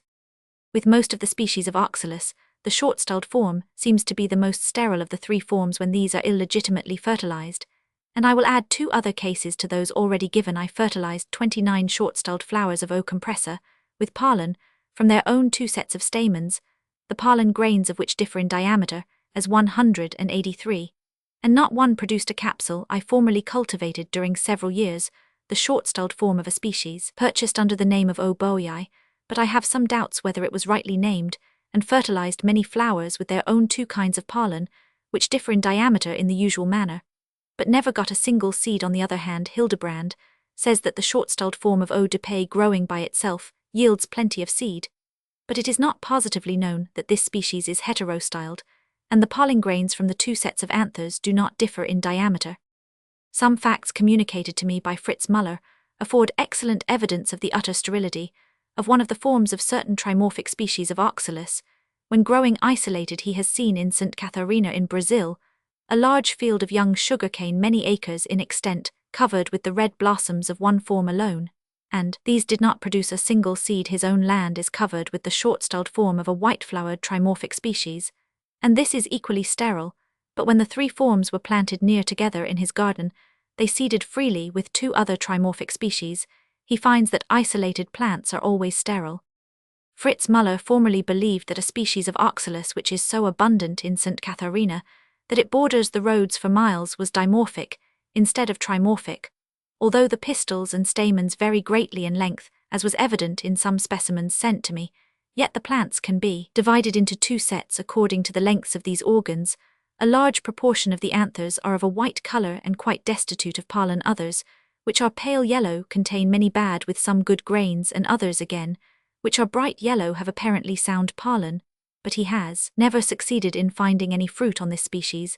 The stamens in some of the flowers are partially converted into petals. Fritz Müller, after reading my description hereafter to be given of the illegitimate offspring of various heterostyled species, suspects that these plants of oxalis may be the variable and sterile offspring of a single form of some trimorphic species, perhaps accidentally introduced into the district, which has since been propagated asexually. It is probable that this kind of propagation would be much aided by there being no expenditure in the production of seed. Oxalis biophytum sensitiva. This plant is ranked by many botanists as a distinct genus. Mr. Thwaites sent me a number of flowers preserved in spirits from Ceylon, and they are clearly trimorphic. The style of the long-styled form is clothed with many scattered hairs, both simple and glandular. Such hairs are much fewer on the style of the mid-styled, and quite absent from that of the short-styled form, so that this plant resembles in this respect O. valdiviana, and Rignelli calling the length of the 2 lobes of the stigma of the long-styled form 100, that of the mid-styled is 141, and that of the short-styled 164. In all other cases in which the stigma in this genus differs in size in the 3 forms, the difference is of a reversed nature, the stigma of the long-styled being the largest, and that of the short-styled the smallest, the diameter of the pollen grains from the longest stamens being represented by 100. Those from the mid-length stamens are 91, and those from the shortest stamens 84 in diameter. This plant is remarkable, as we shall see in the last chapter of this volume, by producing long-styled, mid-styled, and short-styled cleistogamic flowers.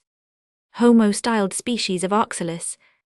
Although the majority of the species in the large genus Oxalis seem to be trimorphic, some are homo-styled, that is, exist under a single form, for instance the common O. acetosella, and according to Hildebrand 2 other widely distributed European species, O. stricta and corniculata. Fritz Müller also informs me that a similarly constituted species is found in St. Catarina, and that it is quite fertile with its own pollen.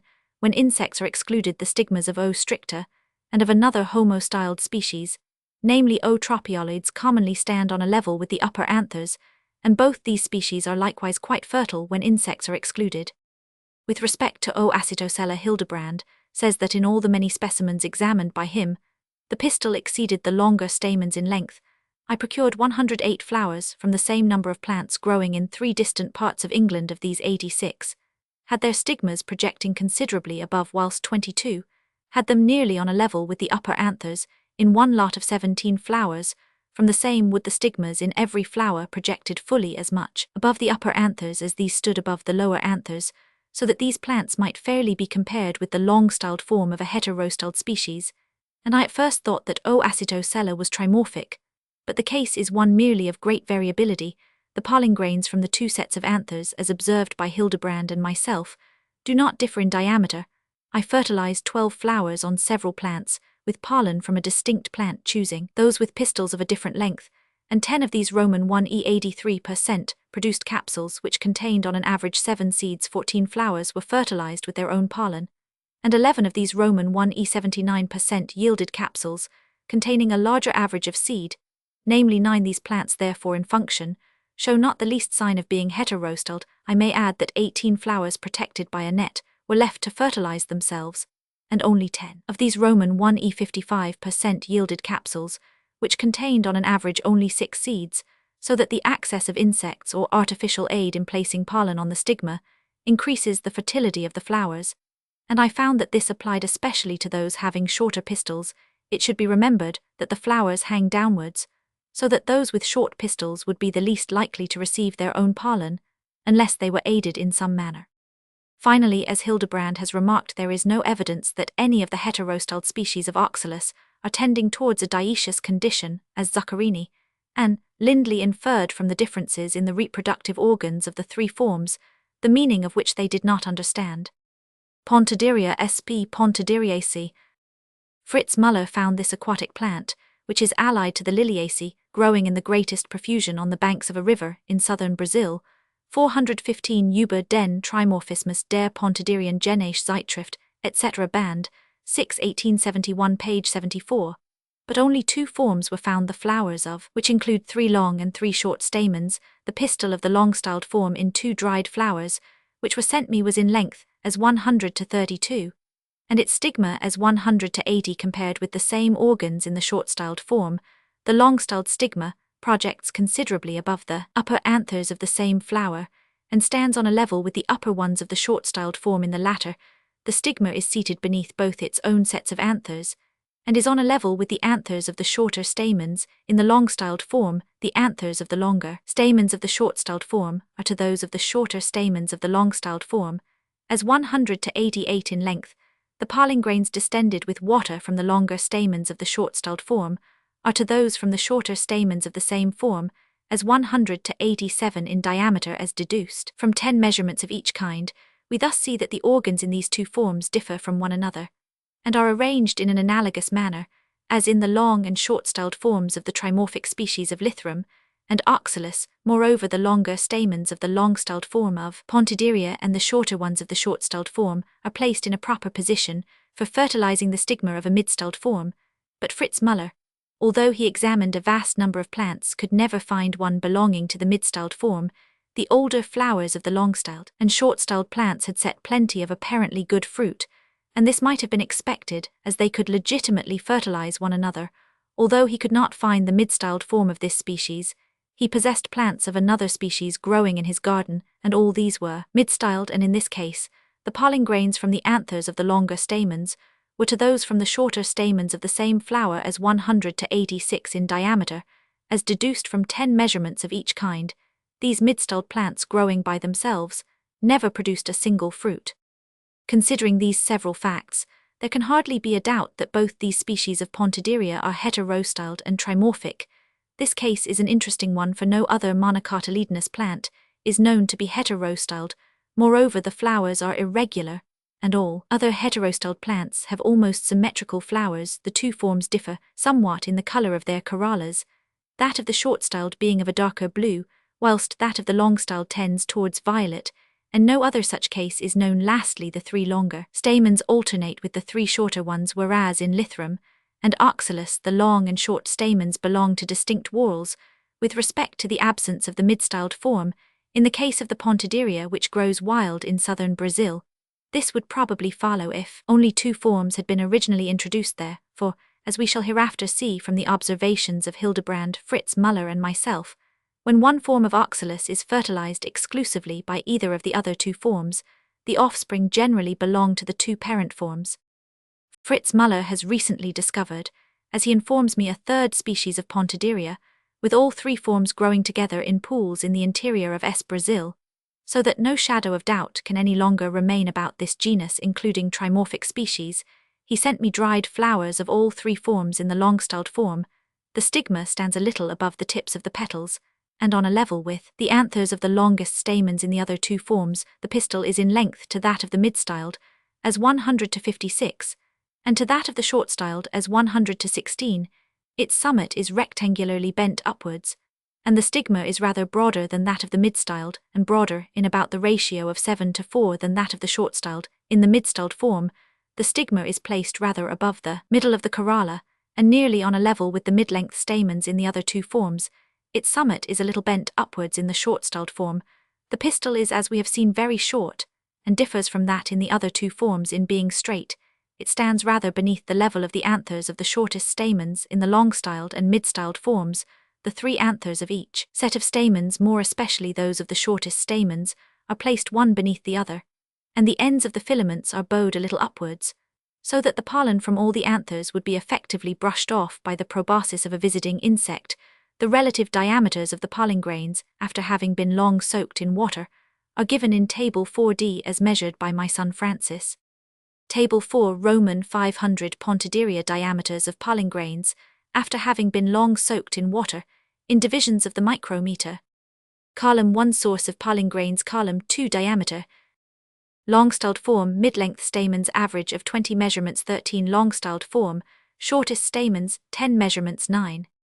Mid-styled form, longest stamens 15 measurements 16. Mid-styled form, shortest stamens 20 measurements 9. Short-styled form, longest stamens 20 measurements 14. Short-styled form, mid-length stamens 20 measurements 12. We have here the usual rule of the grains from the longer stamens, the tubes of which have to penetrate the longer pistil, being larger than those from the stamens of less length. The extreme difference in diameter between the grains from the longest stamens of the mid-styled form and from the shortest stamens of the long-styled is as 16 to 9 or as 100 to 55, and this is the greatest difference observed by me in any heterostyled plant. It is a singular fact that the grains from the corresponding longest stamens in the two forms differ considerably in diameter, as do those in a lesser degree from the corresponding mid-length stamens in the two forms, whilst those from the corresponding shortest stamens in the long and mid-styled forms are almost exactly equal. Their inequality in the two first cases depends on the grains in both sets of anthers in the short-styled form being smaller than those from the corresponding anthers in the other two forms, and here we have a case parallel with that of the mid-styled form of Lythrum salicaria. In this latter plant, the pollen grains of the mid-styled forms are of smaller size and have less fertilizing power than the corresponding ones in the other two forms, whilst the ovarium, however fertilized, yields a greater number of seeds, so that the mid-styled form is altogether more feminine in nature than the other two forms. In the case of Pontideria, the ovarium includes only a single ovule, and what the meaning of the difference in size between the pollen grains from the corresponding sets of anthers may be I will not pretend to conjecture. The clear evidence that the species just described is heterostyled and trimorphic is the more valuable, as there is some doubt with respect to P. cordata, an inhabitant of the United States. Mr. Leggett suspects that it is either dimorphic or trimorphic, for the pollen grains of the longer stamens are more than twice the diameter, or than 8 times the mass of the grains of the shorter stamens, though these smaller grains seem as perfect as the larger ones. 416 Bulletin of the Tory Botanical Club, 1875, Volume 6, page 62. On the other hand, he says that in all the mature flowers the style was as long at least as the longer stamens, whilst in the young flowers it was intermediate in length between the two sets of stamens, and if this be so, the species can hardly be heterostyled. Chapter Roman 5 Illegitimate offspring of heterostyled plants. Illegitimate offspring from all three forms of Lythrum salicaria. Their dwarfed stature and sterility, some utterly barren, some fertile. Oxalous transmission of form to the legitimate and illegitimate seedlings. Primula sinensis, illegitimate offspring, in some degree dwarfed and infertile. Equal-styled varieties of P. sinensis, auricula farinosa, and elatia. P. vulgaris red-flowered variety illegitimate seedlings sterile. P. veris illegitimate plants raised during several successive generations.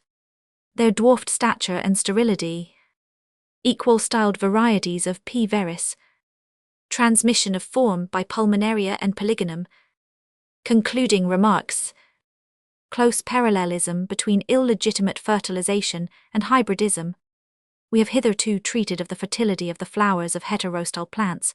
When legitimately and illegitimately fertilized, the present chapter will be devoted to the character of their offspring or seedlings.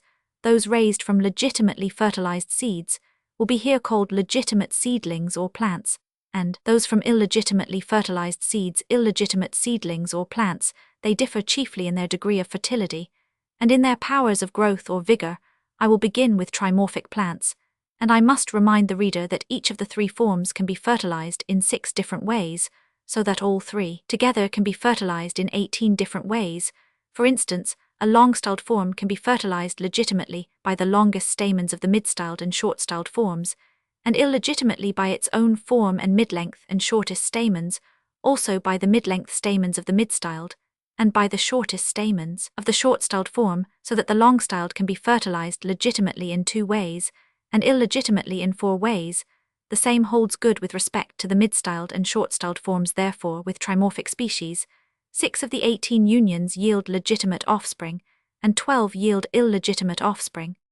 I will give the results of my experiments in detail, partly because the observations are extremely troublesome and will not probably soon be repeated.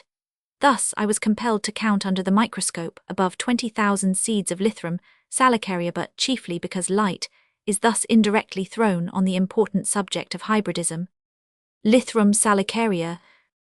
Of the 12 illegitimate unions, 2 were completely barren, so that no seeds were obtained, and of course no seedlings could be raised. Seedlings were however raised from 7 of the 10 remaining illegitimate unions. Such illegitimate seedlings, when in flower, were generally allowed to be freely and legitimately fertilized through the agency of bees by other illegitimate plants belonging to the 2 other forms growing close by. This is the fairest plan, and was usually followed, but in several cases, which will always be stated, illegitimate plants were fertilized with pollen taken from legitimate plants belonging to the other 2 forms, and this, as might have been expected, increased their fertility. Lythrum salicaria is much affected in its fertility by the nature of the season, and to avoid error from this source as far as possible, my observations were continued during several years.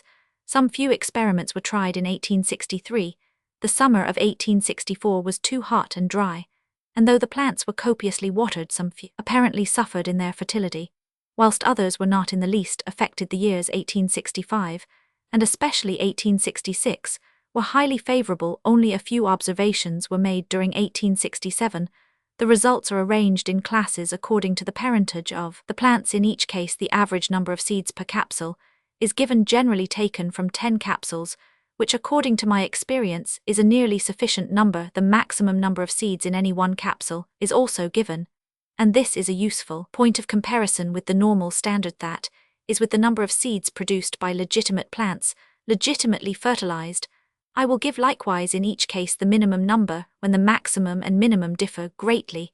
If no remark is made on the subject, it may be understood that the extremes are so closely connected by intermediate figures that the average is a fair one. Large capsules were always selected for counting, in order to avoid overestimating the infertility of the several illegitimate plants. In order to judge of the degree of inferiority, infertility of the several illegitimate plants, the following statement of the average and of the maximum number of seeds produced by ordinary or legitimate plants, when legitimately fertilized, some artificially and some naturally, will serve as a standard of comparison, and may in each case be referred to, but I give under each experiment the percentage of seeds produced by the illegitimate plants, in comparison with the standard legitimate number of the same form. For instance, 10 capsules from the illegitimate long-styled plant number 10, which was legitimately and naturally fertilized by other illegitimate plants, contained on an average 44 seeds, whereas the capsules on legitimate long-styled plants, legitimately and naturally fertilized by other legitimate plants, contained on an average 93 seeds. Therefore, this illegitimate plant yielded only 47% of the full and normal complement of seeds. standard number of seeds produced by legitimate plants of the three forms when legitimately fertilized. Long-styled form average number of seeds in each capsule 93, maximum number, observed out of 23 capsules, 159.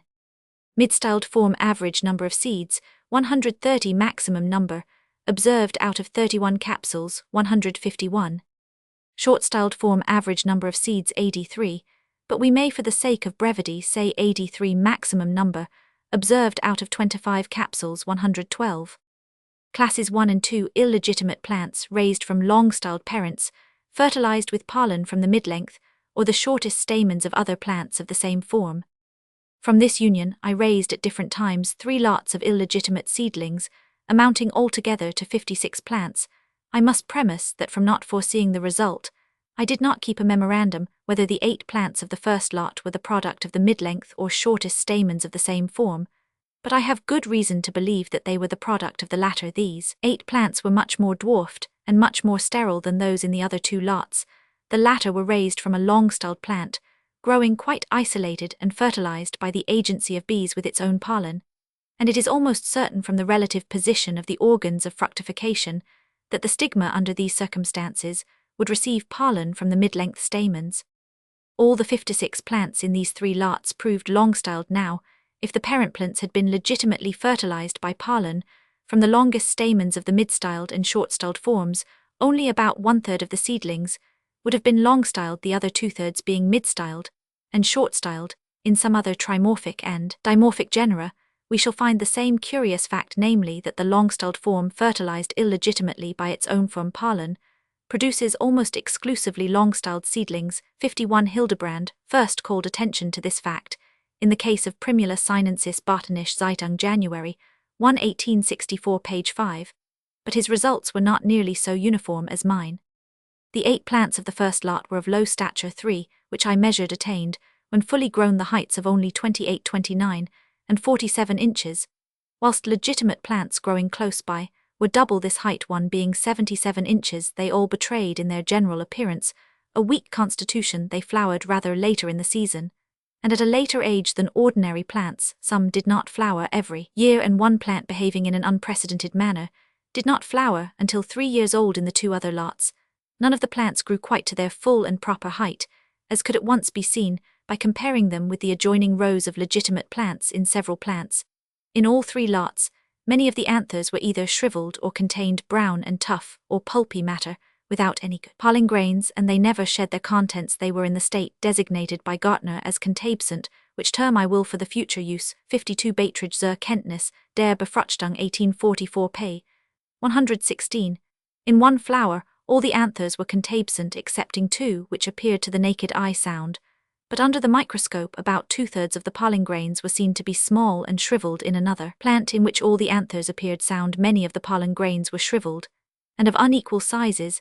I counted the seeds produced by 7 plants 1 to 7, in the first lot of 8 plants, probably the product of parents fertilized by their own form shortest stamens, and the seeds produced by 3 plants in the other 2 lots almost certainly the product of parents fertilized by their own form mid-length stamens.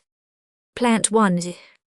This long-styled plant was allowed during 1863 to be freely and legitimately fertilized by an adjoining illegitimate mid-styled plant, but it did not yield a single seed capsule. It was then removed and planted in a remote place close to a brother long-styled plant number 2, so that it must have been freely though illegitimately fertilized. Under these circumstances, it did not yield during 1864 and 1865 a single capsule. I should here state that a legitimate or ordinary long-styled plant, when growing isolated and freely, though illegitimately fertilized by insects with its own pollen, yielded an immense number of capsules, which contained on an average 21 seeds. Plant 2. This long-styled plant, after flowering during 1863 close to an illegitimate mid-styled plant, produced less than 20 capsules, which contained on an average between 4 and 5 seeds, when subsequently growing in company with number 1, by which it will have been illegitimately fertilized. It yielded in 1866 not a single capsule, but in 1865 it yielded 22 capsules. The best of these, 15 in number, were examined. 8 contained no seed, and the remaining 7 contained on an average only 3 seeds, and these seeds were so small and shriveled that I doubt whether they would have germinated. Plants 3 and 4.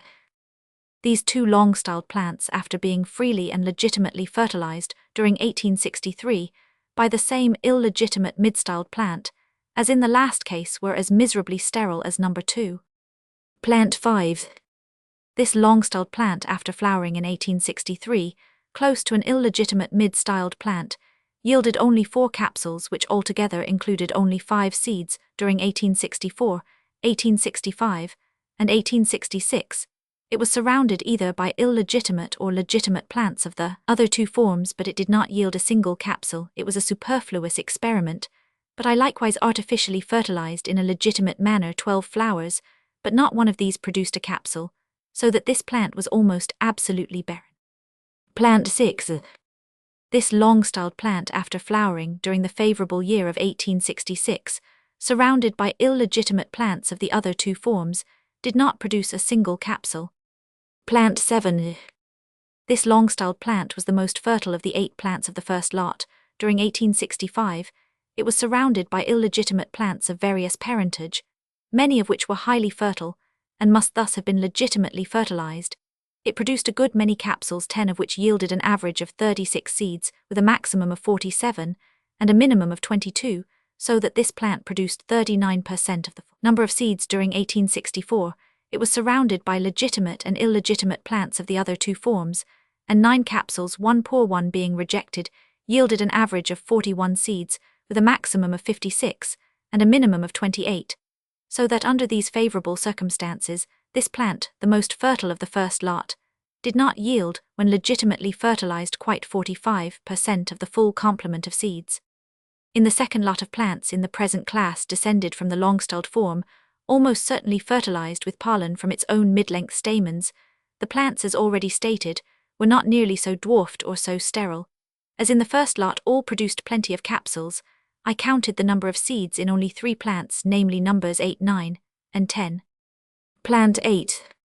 This plant was allowed to be freely fertilized in 1864 by legitimate and illegitimate plants of the other two forms, and 10 capsules yielded on an average 41 seeds, with a maximum of 73 and a minimum of 11. Hence, this plant produced only 44% of the full complement of seeds.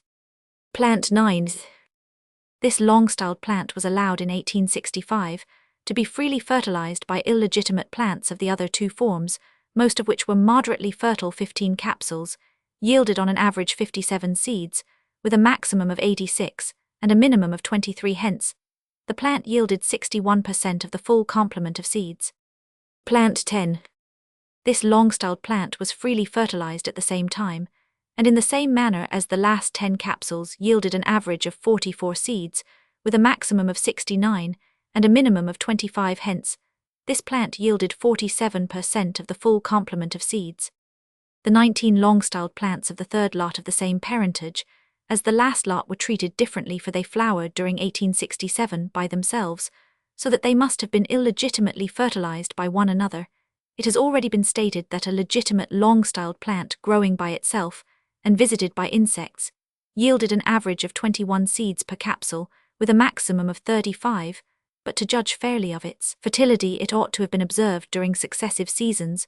We may also infer from analogy that if several legitimate long-styled plants were to fertilize one another, the average number of seeds would be increased.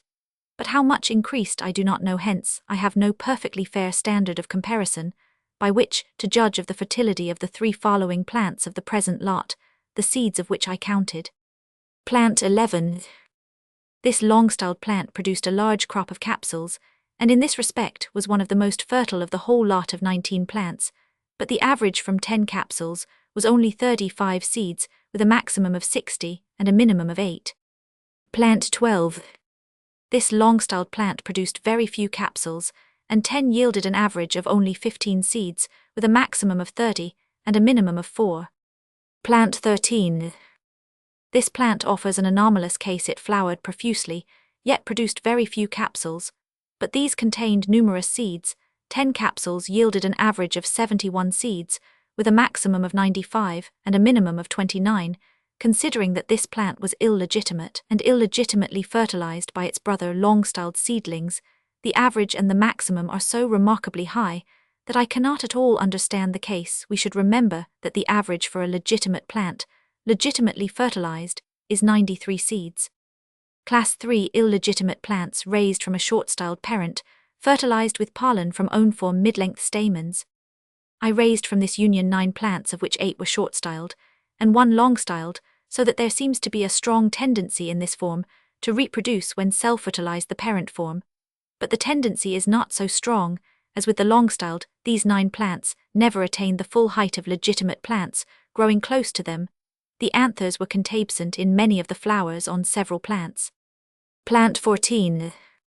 This short-styled plant was allowed during 1865 to be freely and legitimately fertilized by illegitimate plants, descended from self-fertilized mid-long and short-styled plants. 15 capsules yielded an average of 28 seeds with a maximum of 51 and a minimum of 11. Hence, this plant produced only 33% of the proper number of seeds. The seeds themselves were small and irregular in shape. Although so sterile on the female side, none of the anthers were contabsent. Plant 15. This short-styled plant, treated like the last during the same year, yielded an average from 15 capsules of 27 seeds, with a maximum of 49 and a minimum of 7, but 2 poor capsules may be rejected. And then the average rises to 32 with the same maximum of 49 and a minimum of 20, so that this plant attained 38% of the normal standard of fertility, and was rather more fertile than the last, yet many of the anthers were contabsent. Plant 16. This short-styled plant, treated like the 2 last, yielded from 10 capsules an average of 77 seeds, with a maximum of 97 and a minimum of 60, so that this plant produced 94% of the full number of seeds. Plant 17. This the 1 long-styled plant of the same parentage as the last 3 plants, when freely and legitimately fertilized in the same manner as the last, yielded an average from 10 capsules of 76, rather poor seeds with a maximum of 88 and a minimum of 57. Hence, this plant produced 82% of the proper number of seeds. 12 flowers enclosed in a net were artificially and legitimately fertilized with pollen from a legitimate short-styled plant, and 9 capsules yielded an average of 82 seeds, with a maximum of 98 and a minimum of 51, so that its fertility was increased by the action of pollen from a legitimate plant, but still did not reach the normal standard. Class 4 illegitimate plants raised from a mid-styled parent, fertilized with pollen from own-form longest stamens. After 2 trials I succeeded in raising only 4 plants from this illegitimate union. These proved to be 3 mid-styled and 1 long-styled, but from so small a number, we can hardly judge of the tendency in mid-styled plants, when self-fertilized, to reproduce the same form. These 4 plants never attained their full and normal height. The long-styled plant had several of its anthers contabsent. Plant 18. This mid-styled plant, when freely and legitimately fertilized during 1865 by illegitimate plants, descended from self-fertilized long, short, and mid-styled plants, yielded an average from 10 capsules of 102 seeds, with a maximum of 131 and a minimum of 63. Hence, this plant did not produce quite 80% of the normal number of seeds. 12 flowers were artificially and legitimately fertilized with pollen from a legitimate long-styled plant, and yielded from 9 capsules an average of 116 seeds, which were finer than in the previous case, with a maximum of 135 and a minimum of 75, so that, as with plant 17, pollen from a legitimate plant increased the fertility, but did not bring it up to the full standard. Plant 19. This mid-styled plant fertilized in the same manner, and at the same period as the last, yielded an average from 10 capsules of 73 seeds, with a maximum of 87 and a minimum of 64. Hence, this plant produced only 56% of the full number of seeds. 13 flowers were artificially and legitimately fertilized with pollen from a legitimate long-styled plant, and yielded 10 capsules with an average of 95 seeds, so that the application of pollen from a legitimate plant added, as in the 2 previous cases, to the fertility, but did not bring it up to the proper standard. Plant 20. This long-styled plant of the same parentage with the 2 last mid-styled plants, and freely fertilized in the same manner, yielded an average from 10 capsules of 69 seeds, with a maximum of 83 and a minimum of 52. Hence, this plant produced 75% of the full number of seeds. Class 5 illegitimate plants raised from a short-styled parent, fertilized with pollen from the mid-length stamens of the long-styled form. In the 4 previous classes, plants raised from the 3 forms, fertilized with pollen from either the longer or shorter stamens of the same form, but generally not from the same plant, have been described. 6 other illegitimate unions are possible, namely between the 3 forms and the stamens in the other 2 forms, which do not correspond in height with their pistils, but I succeeded in raising plants from only 3 of these 6 unions, from one of them, forming the present class. 12 plants were raised. These consisted of 8 short-styled and 4 long-styled plants, with not one mid-styled. These 12 plants never attained quite their full and proper height, but by no means deserve to be called dwarfs. The anthers in some of the flowers were contabscent. One plant was remarkable from all the longer stamens in every flower, and from many of the shorter ones having their anthers in this condition.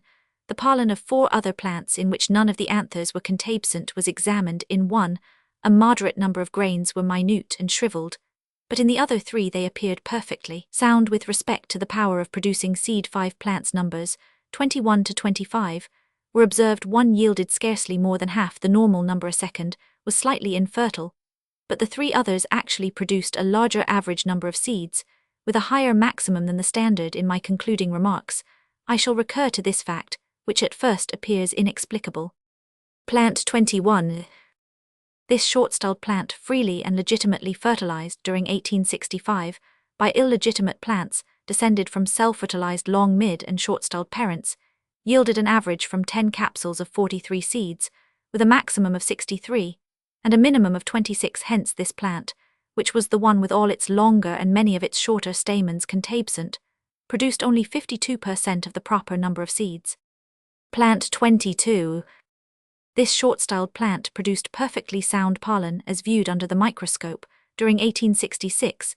It was freely and legitimately fertilized by other illegitimate plants belonging to the present and the following class, both of which include many highly fertile plants. Under these circumstances, it yielded from 8 capsules an average of 100 seeds, with a maximum of 123, and a minimum of 86, so that it produced 121% of seeds. In comparison with the normal standard during 1864, it was allowed to be freely and legitimately fertilized by legitimate and illegitimate plants, and yielded an average from 8 capsules of 104 seeds, with a maximum of 125, and a minimum of 90. Consequently, it exceeded the normal standard, producing 125% of seeds in this case. As in some previous cases, pollen from legitimate plants added in a small degree to the fertility of the plant, and the fertility would perhaps have been still greater had not the summer of 1864 been very hot and certainly unfavorable to some of the plants of Lythrum. Plant 23. This short-styled plant produced perfectly sound pollen during 1866. It was freely and legitimately fertilized by the other illegitimate plants specified under the last experiment, and 8 capsules yielded an average of 113 seeds, with a maximum of 123, and a minimum of 93. Hence, this plant exceeded the normal standard, producing no less than 136% of seeds. Plant 24. This long-styled plant produced pollen which seemed under the microscope sound, but some of the grains did not swell when placed in water during 1864. It was legitimately fertilized by legitimate and illegitimate plants in the same manner as plant 22, but yielded an average from 10 capsules of only 55 seeds, with a maximum of 88, and a minimum of 24, thus attaining 59% of the normal fertility. This low degree of fertility, I presume, was owing to the unfavorable season, for during 1866, when legitimately fertilized by illegitimate plants in the manner described under number 22, it yielded an average from 8 capsules of 82 seeds, with a maximum of 120, and a minimum of 67, thus producing 88% of the normal number of seeds. Plant 25. The pollen of this long-styled plant contained a moderate number of poor and shriveled grains, and this is a surprising circumstance, as it yielded an extraordinary number of seeds during 1866. It was freely and legitimately fertilized by illegitimate plants as described under number 22, and yielded an average from 8 capsules of 122 seeds, with a maximum of 149, and a minimum of 84. Hence, this plant exceeded the normal standard, producing no less than 131% of seeds. Class 6 illegitimate plants raised from mid-styled parents fertilized with pollen from the shortest stamens of the long-styled form. I raised from this union 25 plants, which proved to be 17 long-styled and 8 mid-styled, but not one short-styled. None of these plants were in the least dwarfed I examined during the highly favorable season of 1866. The pollen of 4 plants in one mid-styled plant, some of the anthers of the longest stamens were contabscent, but the pollen grains in the anthers were mostly sound, as they were in all the anthers of the shortest stamens in 2 other mid-styled, and in one long-styled plant, many of the pollen grains were small and shriveled, and in the latter plant as many as a 5th or 6th part appeared to be in this state. I counted the seeds in 5 plants, numbers 26 to 30, of which 2 were moderately sterile and 3 fully fertile. Plant 26. This mid-styled plant was freely and legitimately fertilized during the rather unfavorable year, 1864, by numerous surrounding legitimate and illegitimate plants. It yielded an average from 10 capsules of 83 seeds, with a maximum of 110, and a minimum of 64, thus attaining 64% of the normal fertility. During the highly favorable year 1866, it was freely and legitimately fertilized by illegitimate plants belonging to the present class, and to class 5, and yielded an average from 8 capsules of 86 seeds, with a maximum of 109 and a minimum of 61, and thus attained 66% of the normal fertility. This was the plant with some of the anthers of the longest stamens contabscent, as above mentioned. Plant 27. This mid-styled plant fertilized during 1864 in the same manner, as the last yielded an average from 10 capsules of 99 seeds, with a maximum of 122, and a minimum of 53, thus attaining to 76% of the normal fertility. If the season had been more favorable, its fertility would probably have been somewhat greater, but judging from the last experiment, only in a slight degree. Plant 28.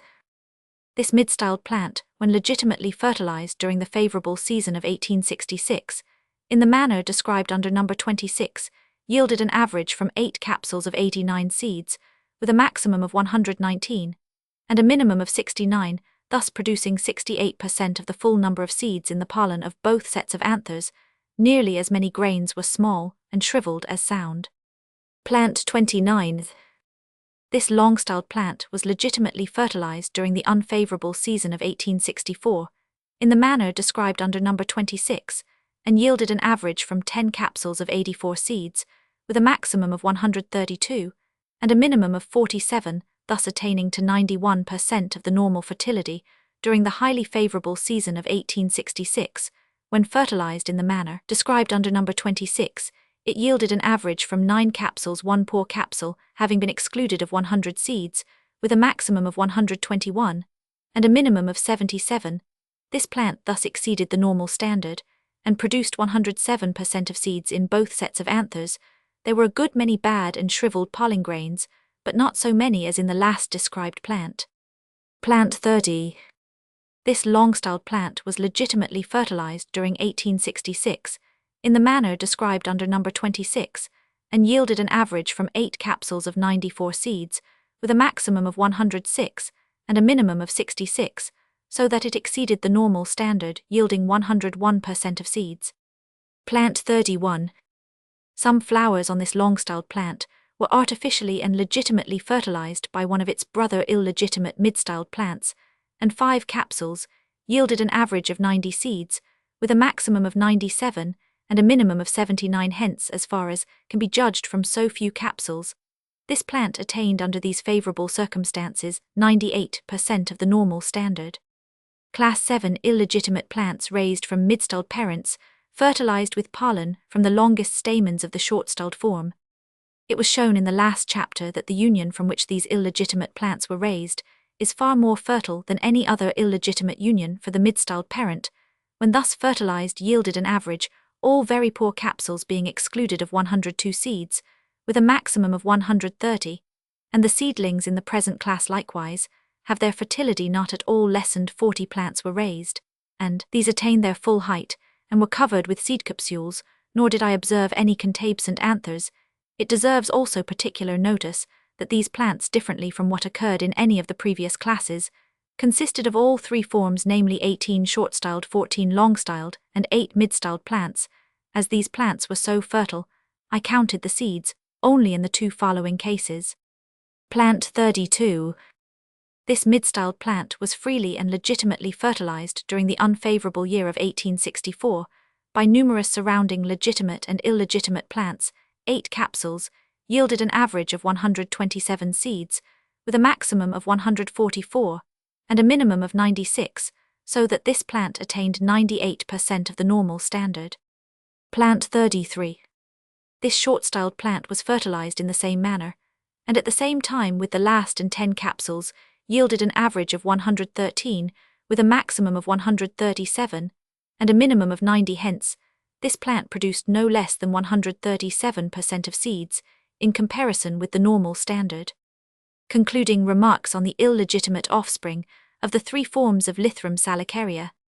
From the 3 forms occurring in approximately equal numbers in a state of nature, and from the results of sowing seed naturally produced there, is reason to believe that each form, when legitimately fertilized, reproduces all 3 forms in about equal numbers now we have seen, and the fact is a very singular one that the 56 plants produced from the long-styled form, illegitimately fertilized with pollen from the same form class 1 and 2, were all long-styled. The short-styled form, when cell-fertilized class 3, produced 8 short-styled and 1 long-styled plant, and the mid-styled form similarly treated class 4, produced 3 mid-styled and 1 long-styled offspring, so that these 2 forms, when illegitimately fertilized with pollen from the same form, evince a strong but not exclusive tendency to reproduce the parent form, when the short-styled form was illegitimately fertilized by the long-styled form class 5, and again, when the mid-styled was illegitimately fertilized by the long-styled class 6. In each case, the 2 parent forms alone were reproduced, as 37 plants were raised from these 2 unions. We may with much confidence believe that it is the rule that plants thus derived usually consist of both parent forms, but not the 3rd form, when however the mid-styled form was illegitimately fertilized by the longest stamens of the short-styled class 7. The same rule did not hold good, for the seedlings consisted of all 3 forms. The illegitimate union from which these latter seedlings were raised is, as previously stated, singularly fertile, and the seedlings themselves exhibited no signs of sterility, and grew to their full height from the consideration of these several facts, and from analogous ones to be given under oxalis. It seems probable that in a state of nature, the pistil of each form usually receives through the agency of insects pollen from the stamens of corresponding height from both the other forms, but the case last given shows that the application of 2 kinds of pollen is not indispensable for the production of all 3 forms. Hildebrand has suggested that the cause of all 3 forms being regularly and naturally reproduced may be that some of the flowers are fertilized with 1 kind of pollen, and others on the same plant with the other kind of pollen. Finally, of the 3 forms, the long-styled evinces somewhat the strongest tendency to reappear amongst the offspring, whether both or one or neither of the parents are long-styled. Table 5 tabulated results of the fertility of the foregoing illegitimate plants, when legitimately fertilized generally by illegitimate plants, as described under each experiment. Plants 11, 12, and 13 are excluded as they were illegitimately fertilized. Normal standard of fertility of the 3 forms when legitimately and naturally fertilized.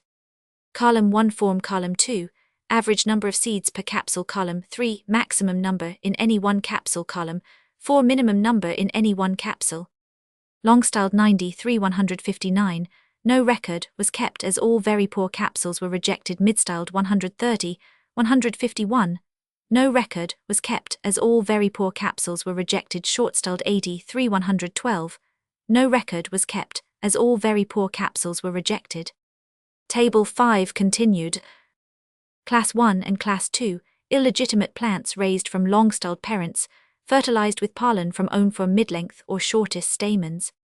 Column 1 number name of plant. Column 2 form. Column 3 average number of seeds per capsule. Column 4 maximum number of seeds in any 1 capsule. Column 5 minimum number of seeds in any 1 capsule. Column 6 average number of seeds expressed as the percentage of the normal standard.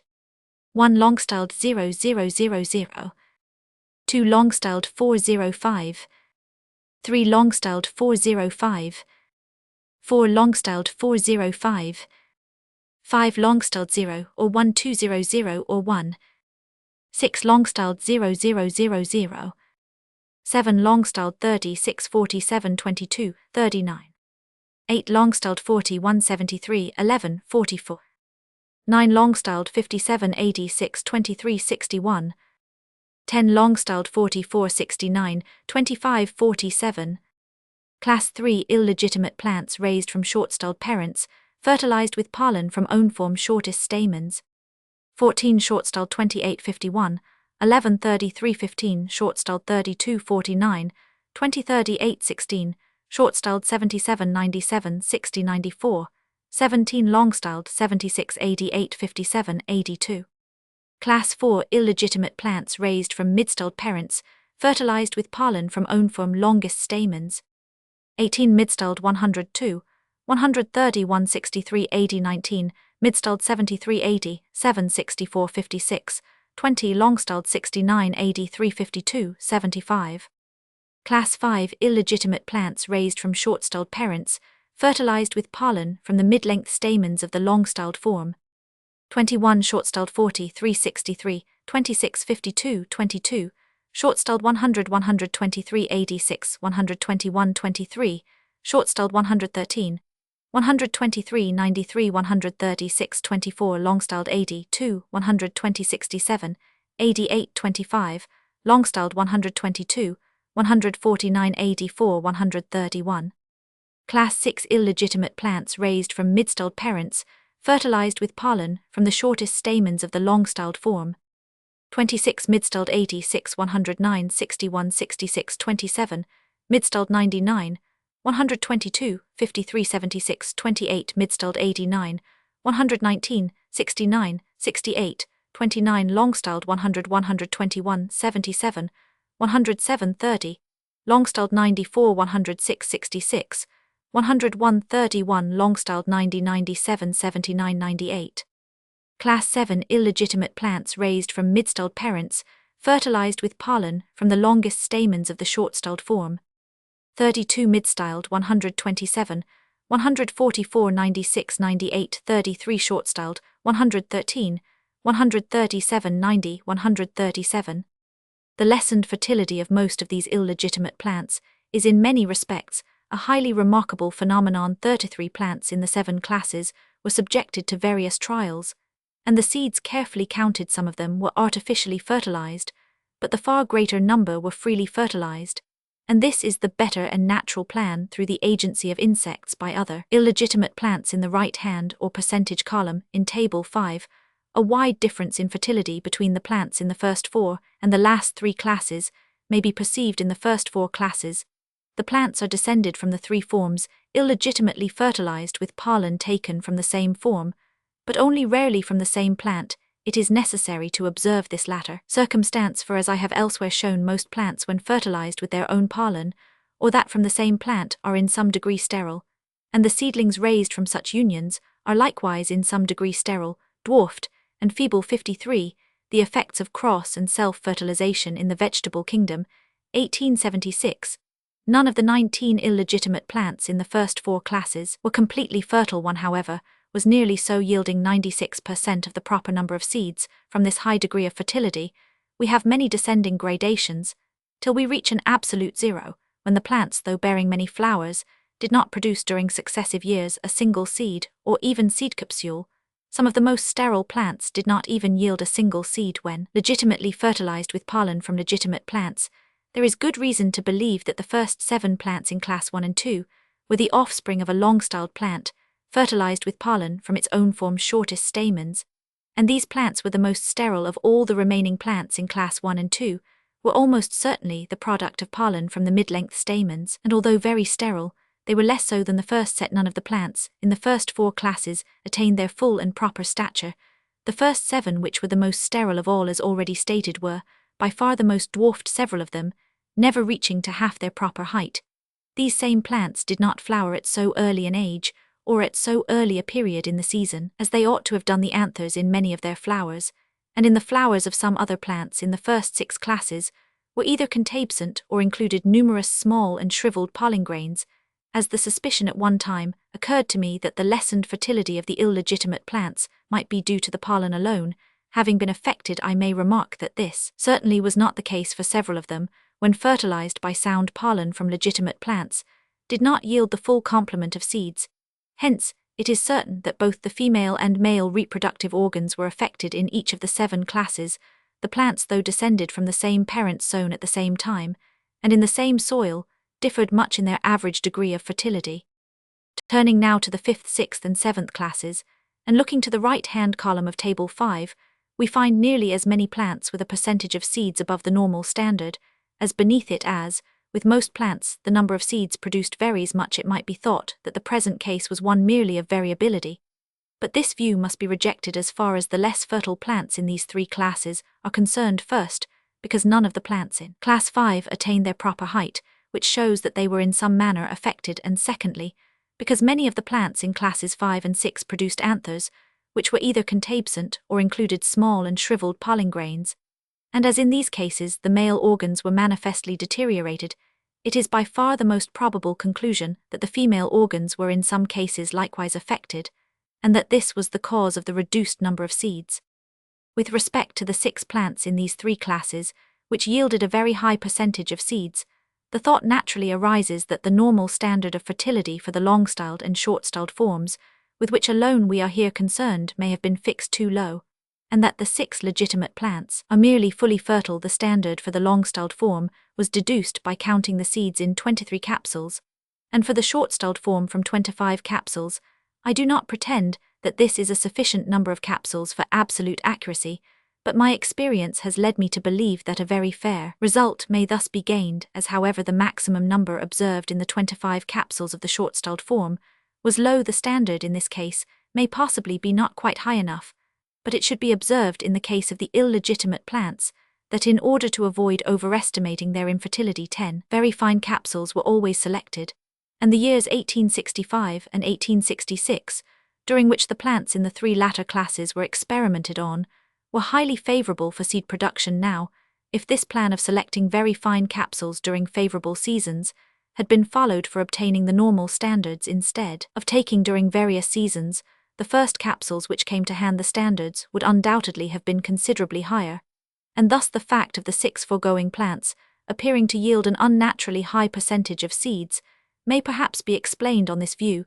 These plants are in fact merely fully fertile and not fertile to an abnormal degree. Nevertheless, as characters of all kinds are liable to variation, especially with organisms unnaturally treated, and as in the 4 first and more sterile classes, the plants derived from the same parents and treated in the same manner certainly did very much in sterility, it is possible that certain plants in the latter and more fertile classes may have varied so as to have acquired an abnormal degree of fertility. But it should be noticed that if my standards err in being too low, the sterility of all the many sterile plants in the several classes will have to be estimated by so much the higher. Finally, we see that the illegitimate plants in the 4 first classes are all more or less sterile, some being absolutely barren with one alone, almost completely fertile in the 3 latter classes.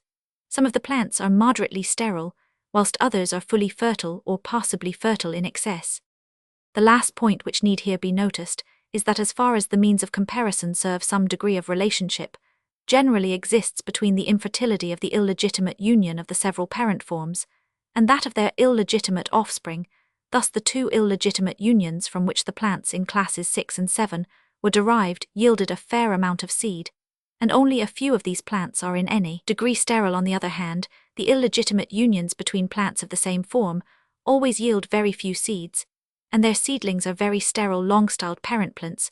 When fertilized with pollen from their own form, shortest, stamens appear to be rather more sterile than when fertilized with their own form, mid-length stamens, and the seedlings from the former union were much more sterile than those from the latter union. In opposition to this relationship, short-styled plants illegitimately fertilized with pollen from the mid-length stamens of the long-styled form Class 5 are very sterile, whereas some of the offspring raised from this union were far from being highly sterile.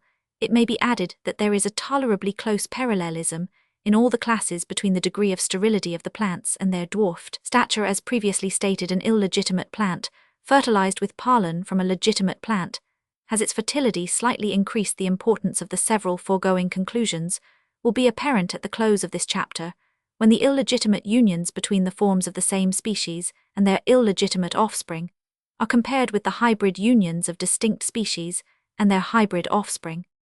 Oxalis. No one has compared the legitimate and illegitimate offspring of any trimorphic species in this genus. Hildebrand sowed illegitimately fertilized seeds of Oxalis valdiviana, but they did not germinate. 54 Botanische Zeitung, 1871, page 433 footnote. And this fact, as he remarks, supports my view that an illegitimate union resembles a hybrid one between two distinct species, for the seeds in this latter case are often incapable of germination. The following observations relate to the nature of the forms, which appear among the legitimate seedlings of Oxalis valdiviana Hildebrand, raised as described in the paper, just referred to. 211 seedlings from all 6 legitimate unions, and the 3 forms appeared among the offspring from each union. For instance, long-styled plants were legitimately fertilized with pollen from the longest stamens of the mid-styled form, and the seedlings consisted of 15 long-styled, 18 mid-styled, and 6 short-styled. We here see that a few short-styled plants were produced though neither parent was short-styled, and so it was with the other legitimate unions. Out of the above 211 seedlings, 173 belonged to the same 2 forms as their parents, and only 38 belonged to the third form, distinct from either parent. In the case of O. Rignelli, the result, as observed by Hildebrand, was nearly the same but more striking. All the offspring from 4 of the legitimate unions consisted of the 2 parent forms, whilst amongst the seedlings from the other 2 legitimate unions, the third form appeared. Thus, of the 43 seedlings from the 6 legitimate unions, 35 belonged to the same 2 forms as their parents, and only 8 to the third form. Fritz Müller also raised in Brazil seedlings from long-styled plants of O. Rignelli, legitimately fertilized with pollen from the longest stamens of the mid-styled form, and all these belonged to the 2 parent forms. 55 Genache Zeitschrift etc. Band 6, 1871, page 75. Lastly, seedlings were raised by me from long-styled plants of O. speciosa, legitimately fertilized by the short-styled form, and, from the latter, reciprocally fertilized by the long-styled, and these consisted of 33 long-styled and 26 short-styled plants, with not one mid-styled form. There can therefore be no doubt that the legitimate offspring from any 2 forms of Oxalis tend to belong to the same 2 forms as their parents, but that a few seedlings belonging to the third form occasionally make their appearance, and this latter fact, as Hildebrand remarks, may be attributed to atavism, as some of their progenitors will almost certainly have belonged to the third form. When, however, any one form of Oxalis is fertilized illegitimately with pollen from the same form, the seedlings appear to belong invariably to this form. Thus Hildebrand states that long-styled plants of O. rosea growing by themselves have been propagated in Germany year after year by seed, and have always produced long-styled plants. 56 Über den Trimorphismus in der Gattung Oxalis Monatsbericht der Akad der Wissenschaft Berlin, 21 June 1866, page 373, and Botanische Zeitung, 1871, page 435. Again, 17 seedlings were raised from mid-styled plants of O. hedysarids growing by themselves, and these were all mid-styled, so that the forms of Oxalis, when illegitimately fertilized with their own pollen, behave like the long-styled form of Lythrum salicaria, which when thus fertilized always produced with me long-styled offspring.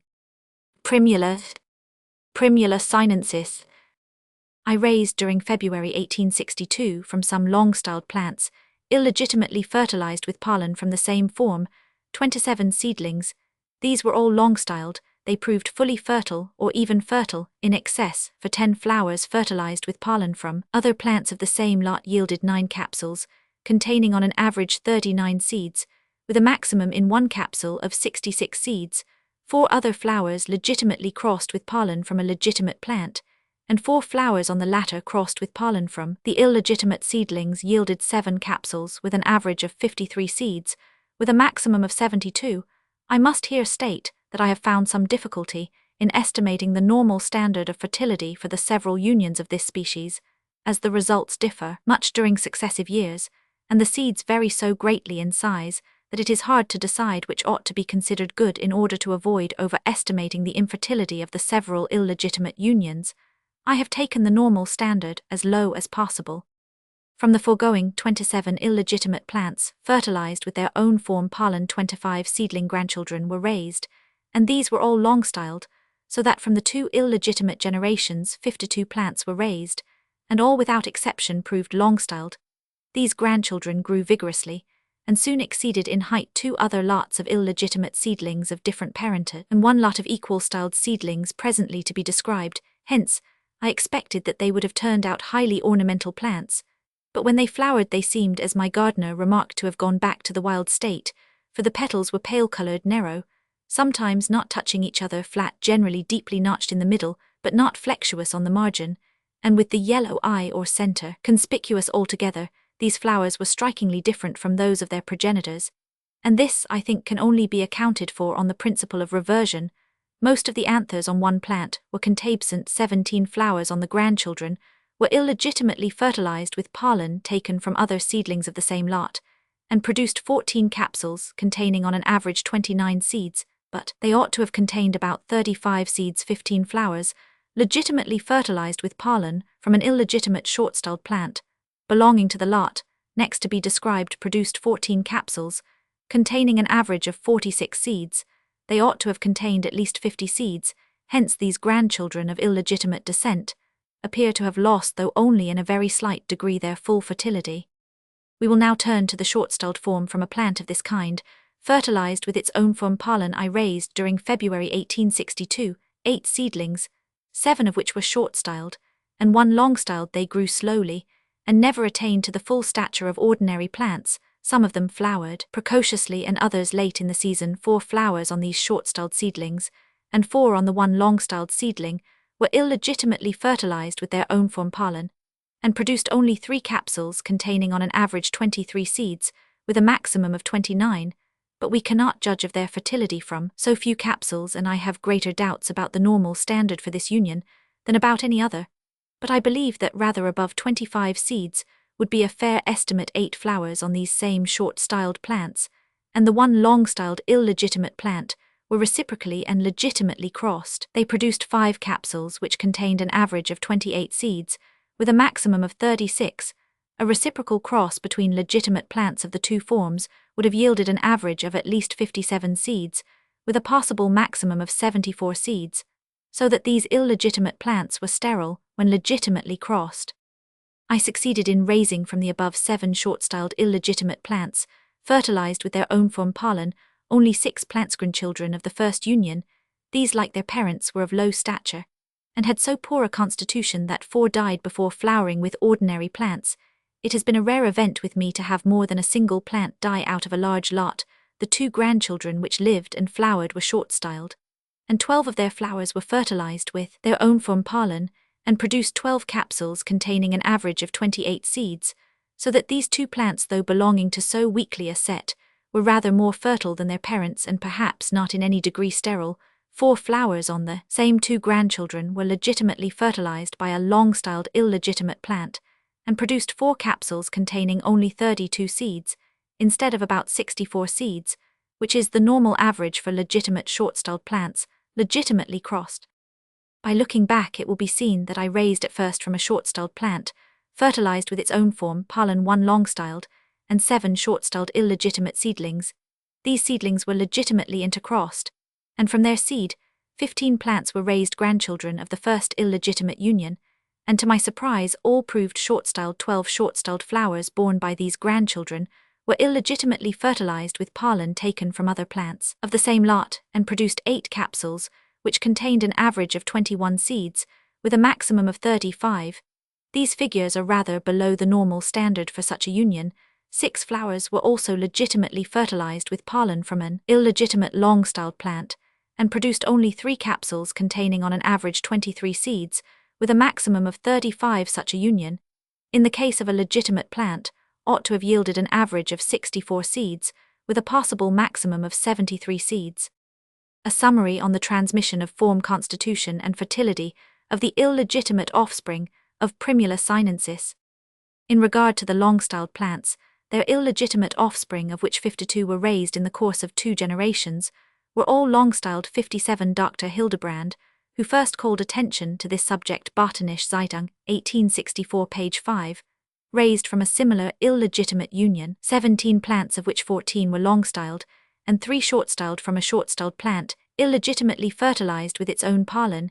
He raised 14 plants, of which 11 were short-styled, and 3 long-styled. These plants grew vigorously, but the flowers in one instance were small, appearing as if they had reverted to the wild state in the first illegitimate generation. They were perfectly fertile, and in the second their fertility was only very slightly impaired. With respect to the short-styled plants, 24 out of 25 of their illegitimate offspring were short-styled. They were dwarfed in stature, and one lot of grandchildren had so poor a constitution that 4 out of 6 plants perished before flowering. The 2 survivors, when illegitimately fertilized with their own form pollen, were rather less fertile than they ought to have been, but their loss of fertility was clearly shown in a special and unexpected manner, namely, when legitimately fertilized by other illegitimate plants. Thus altogether 18 flowers were fertilized in this manner, and yielded 12 capsules, which included on an average only 28 seeds with a maximum of 45. Now, a legitimate short-styled plant would have yielded, when legitimately fertilized, an average of 64 seeds, with a possible maximum of 74. This particular kind of infertility will perhaps be best appreciated by a simile. We may assume that with mankind 6 children would be born on an average from an ordinary marriage, but that only 3 would be born from an incestuous marriage.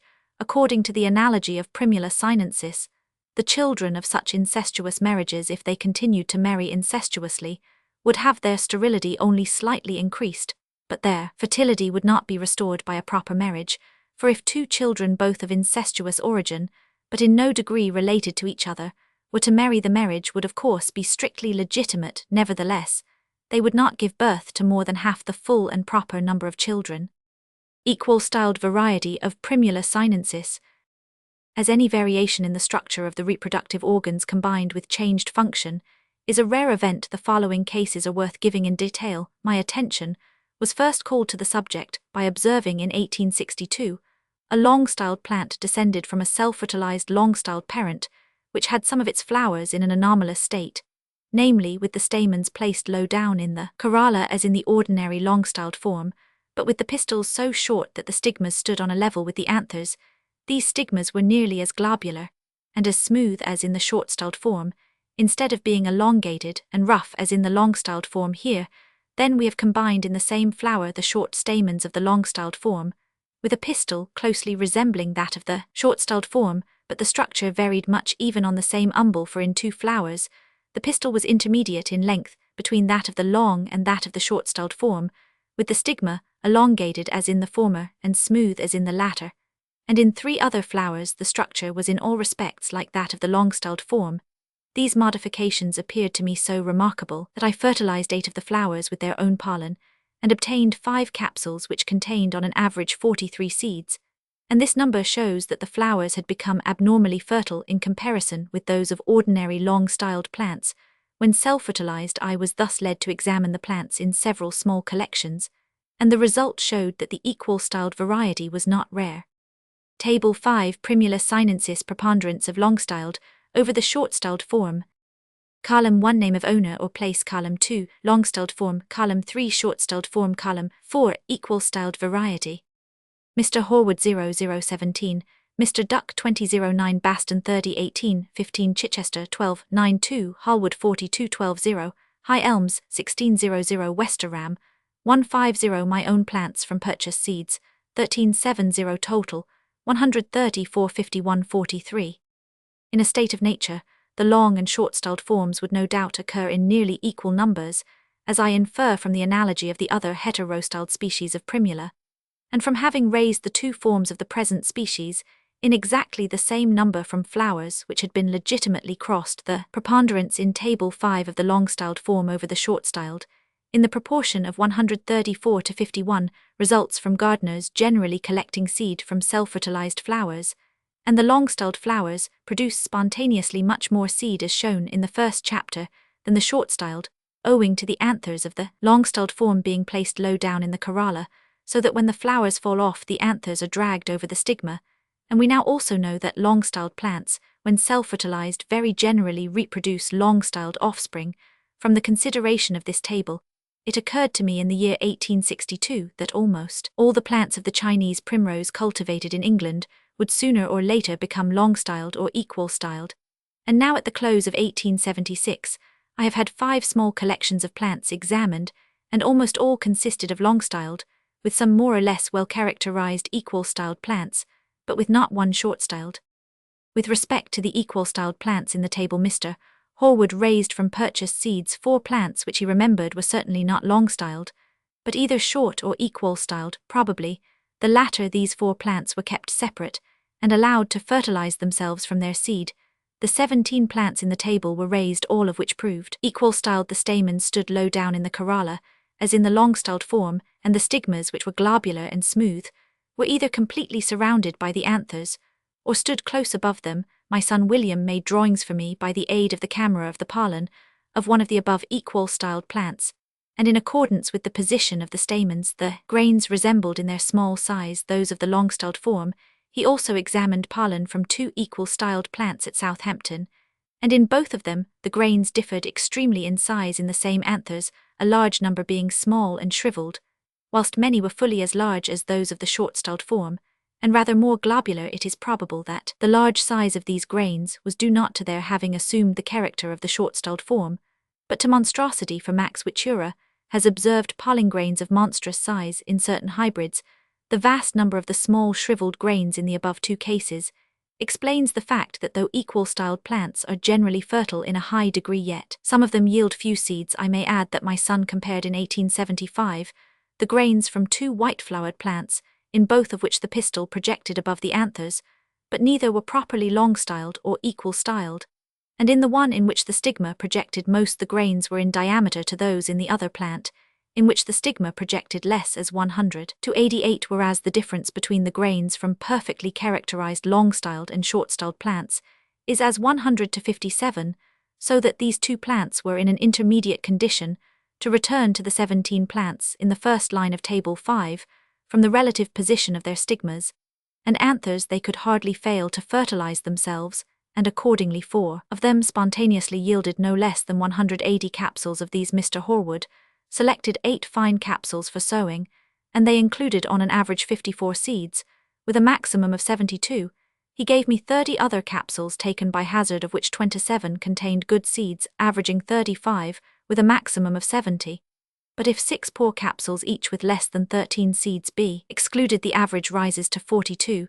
These are higher numbers than could be expected from either well-characterized form if self-fertilized, and this high degree of fertility accords with the view that the male organs belong to one form and the female organs partially to the other form, so that a self-union in the case of the equal-styled variety is in fact a legitimate union.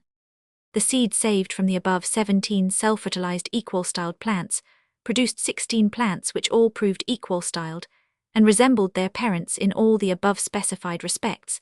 The stamens, however, in one plant were seated higher up the tube of the corolla than in the true long-styled form in another plant. Almost all the anthers were contabsent. These 16 plants were the grandchildren of the 4 original plants, which it is believed were equal-styled, so that this abnormal condition was faithfully transmitted probably through 3, and certainly through 2 generations. The fertility of one of these grandchildren was carefully observed. 6 flowers were fertilized with pollen from the same flower, and produced 6 capsules containing on an average 68 seeds, with a maximum of 82 and a minimum of 13 capsules, spontaneously self-fertilized, yielded an average of 53 seeds, with the astonishing maximum in one of 97 seeds in no legitimate union.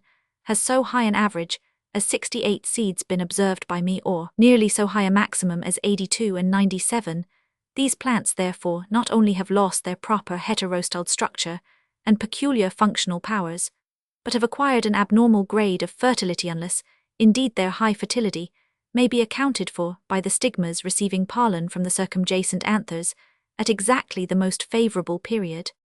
With respect to Mr. Duck's lot in Table 5, seed was saved from a single plant of which the form was not observed, and this produced 9 equal-styled and 20 long-styled plants. The equal-styled resembled in all respects those previously described, and 8 of their capsules spontaneously self-fertilized, contained on an average 44 seeds, with a maximum of 61, and a minimum of 23. In regard to the 20 long-styled plants, the pistil in some of the flowers did not project quite so high as in ordinary long-styled flowers, and the stigmas, though properly elongated, were smooth, so that we have here a slight approach in structure to the pistil of the short-styled form. Some of these long-styled plants also approach the equal-styled in function, for one of them produced no less than 15 spontaneously self-fertilized capsules, and of these 8 contained on an average 31 seeds, with a maximum of 61.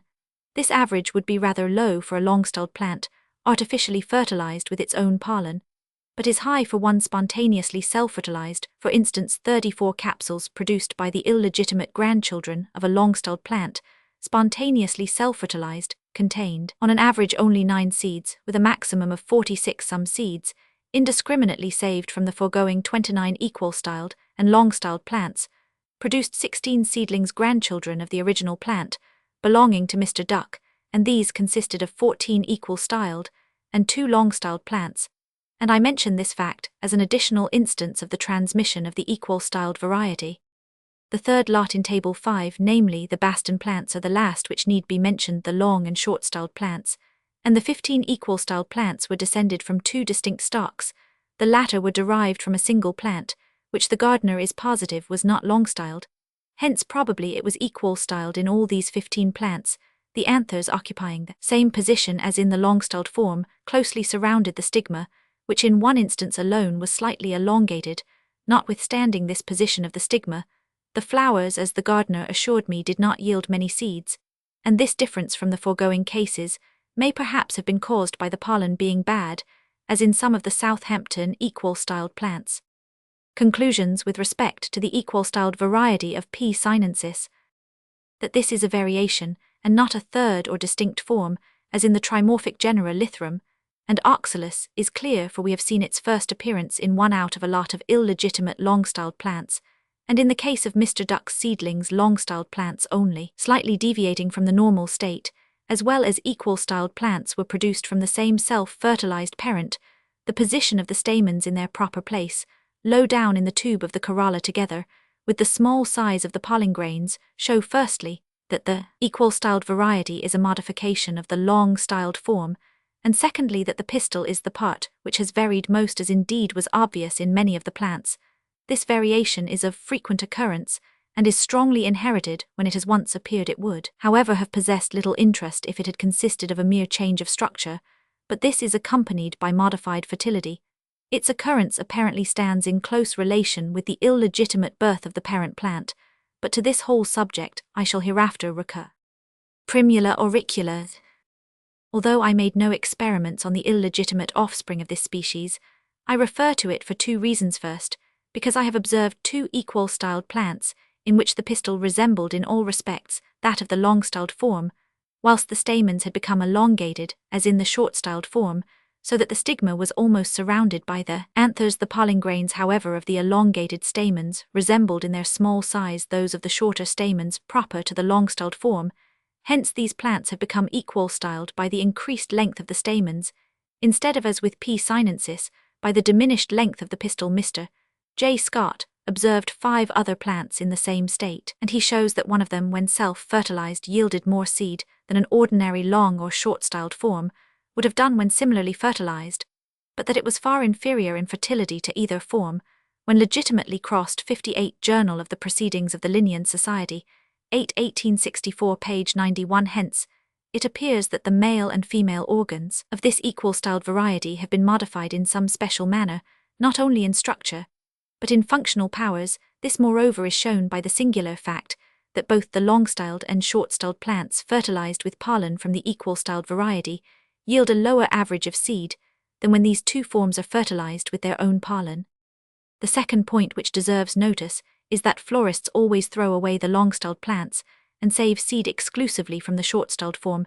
Nevertheless, as Mr. Scott was informed by a man who raises this species extensively in Scotland, about 1/4 of the seedlings appear long-styled, so that the short-styled form of the auricula, when fertilized by its own pollen, does not reproduce the same form in so large a proportion as in the case of P. sinensis. We may further infer that the short-styled form is not rendered quite sterile by a long course of fertilization with pollen of the same form, but as there would always be some liability to an occasional cross with the other form, we cannot tell how long self-fertilization has been continued. Primula farinosa. Mr. Scott says that it is not at all uncommon to find equal-styled plants of this heterostyled species. 59 Journal of the Proceedings of the Linnean Society, 8 1864, p. 115.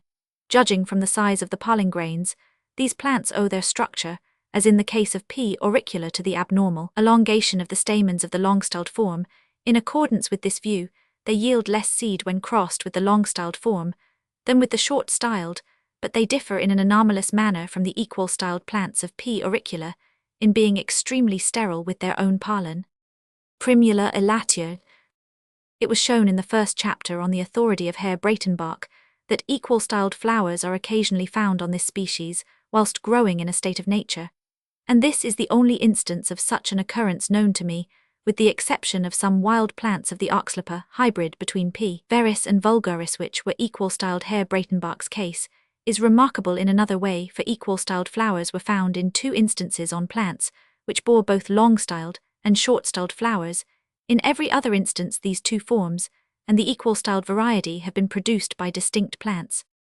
Primula vulgaris Brit fl. Var acalis of Lin and P. acalis of Jack. Var rubreth. Mr. Scott states that this variety, which grew in the Botanic Garden in Edinburgh, was quite sterile when fertilized with pollen from the common primrose, as well as from a white variety of the same species, but that some of the plants, when artificially fertilized with their own pollen, yielded a moderate supply of seed. 510. Journal of the Proceedings of the Linnean Society, 8 1864, page 98. He was so kind as to send me some of these self-fertilized seeds, from which I raised the plants immediately. To be described, I may premise that the results of my experiments on the seedlings made on a large scale do not accord with those by Mr. Scott on the parent plant. First, in regard to the transmission of form and color, the parent plant was long-styled, and of a rich purple color from the self-fertilized seed. 23 plants were raised. Of these, 18 were purple of different shades, with 2 of them a little streaked and freckled with yellow, thus showing a tendency to reversion, and 5 were yellow, but generally with a brighter orange center than in the wild flower. All the plants were profuse flowers, all were long-styled, but the pistil varied a good deal in length, even on the same plant being rather shorter or considerably longer than in the normal long-styled form, and the stigmas likewise varied in shape. It is therefore probable that an equal-styled variety of the primrose might be found on careful search, and I have received 2 accounts of plants apparently in this condition, the stamens always occupied their proper position low down in the corolla, and the pollen grains were of the small size proper to the long-styled form, but were mingled with many minute and shriveled grains. The yellow-flowered and the purply-flowered plants of this first generation were fertilized under a net with their own pollen, and the seeds separately sown from the former 22 plants were raised, and all were yellow and long-styled from the latter. Or the purply-flowered plants, 24 long-styled plants were raised, of which 17 were purple and 7 yellow. In this last case, we have an instance of reversion in color, without the possibility of any cross to the grandparents or more distant progenitors of the plants in question.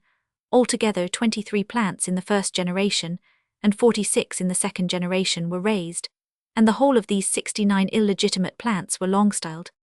8 purply-flowered and 2 yellow-flowered plants of the first illegitimate generation were fertilized in various ways with their own pollen, and with that of the common primrose, and the seeds were separately counted, but as I could detect no difference in fertility between the purple and yellow varieties, the results are run together in Table 5. Table 5 Primula vulgaris. Column 1 Nature of plant, experimented on and kind of union. Column 2 Number of flowers, fertilized. Column 3 Number of capsules, produced. Column 4 Average number of seeds per capsule. Column 5 Maximum number of seeds in any one capsule. Column 6 Minimum number of seeds in any one capsule.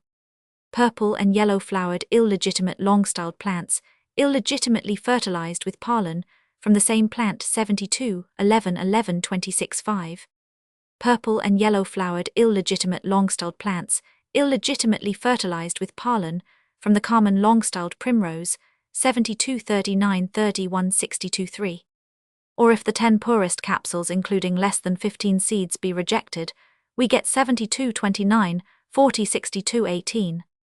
Purple and yellow-flowered illegitimate long-styled plants, legitimately fertilized with pollen from the common short-styled primrose. 26, 18, 36, 69. Or if the 2 poorest capsules including less than 15 seeds be rejected, we get 26, 16, 41, 60, 15.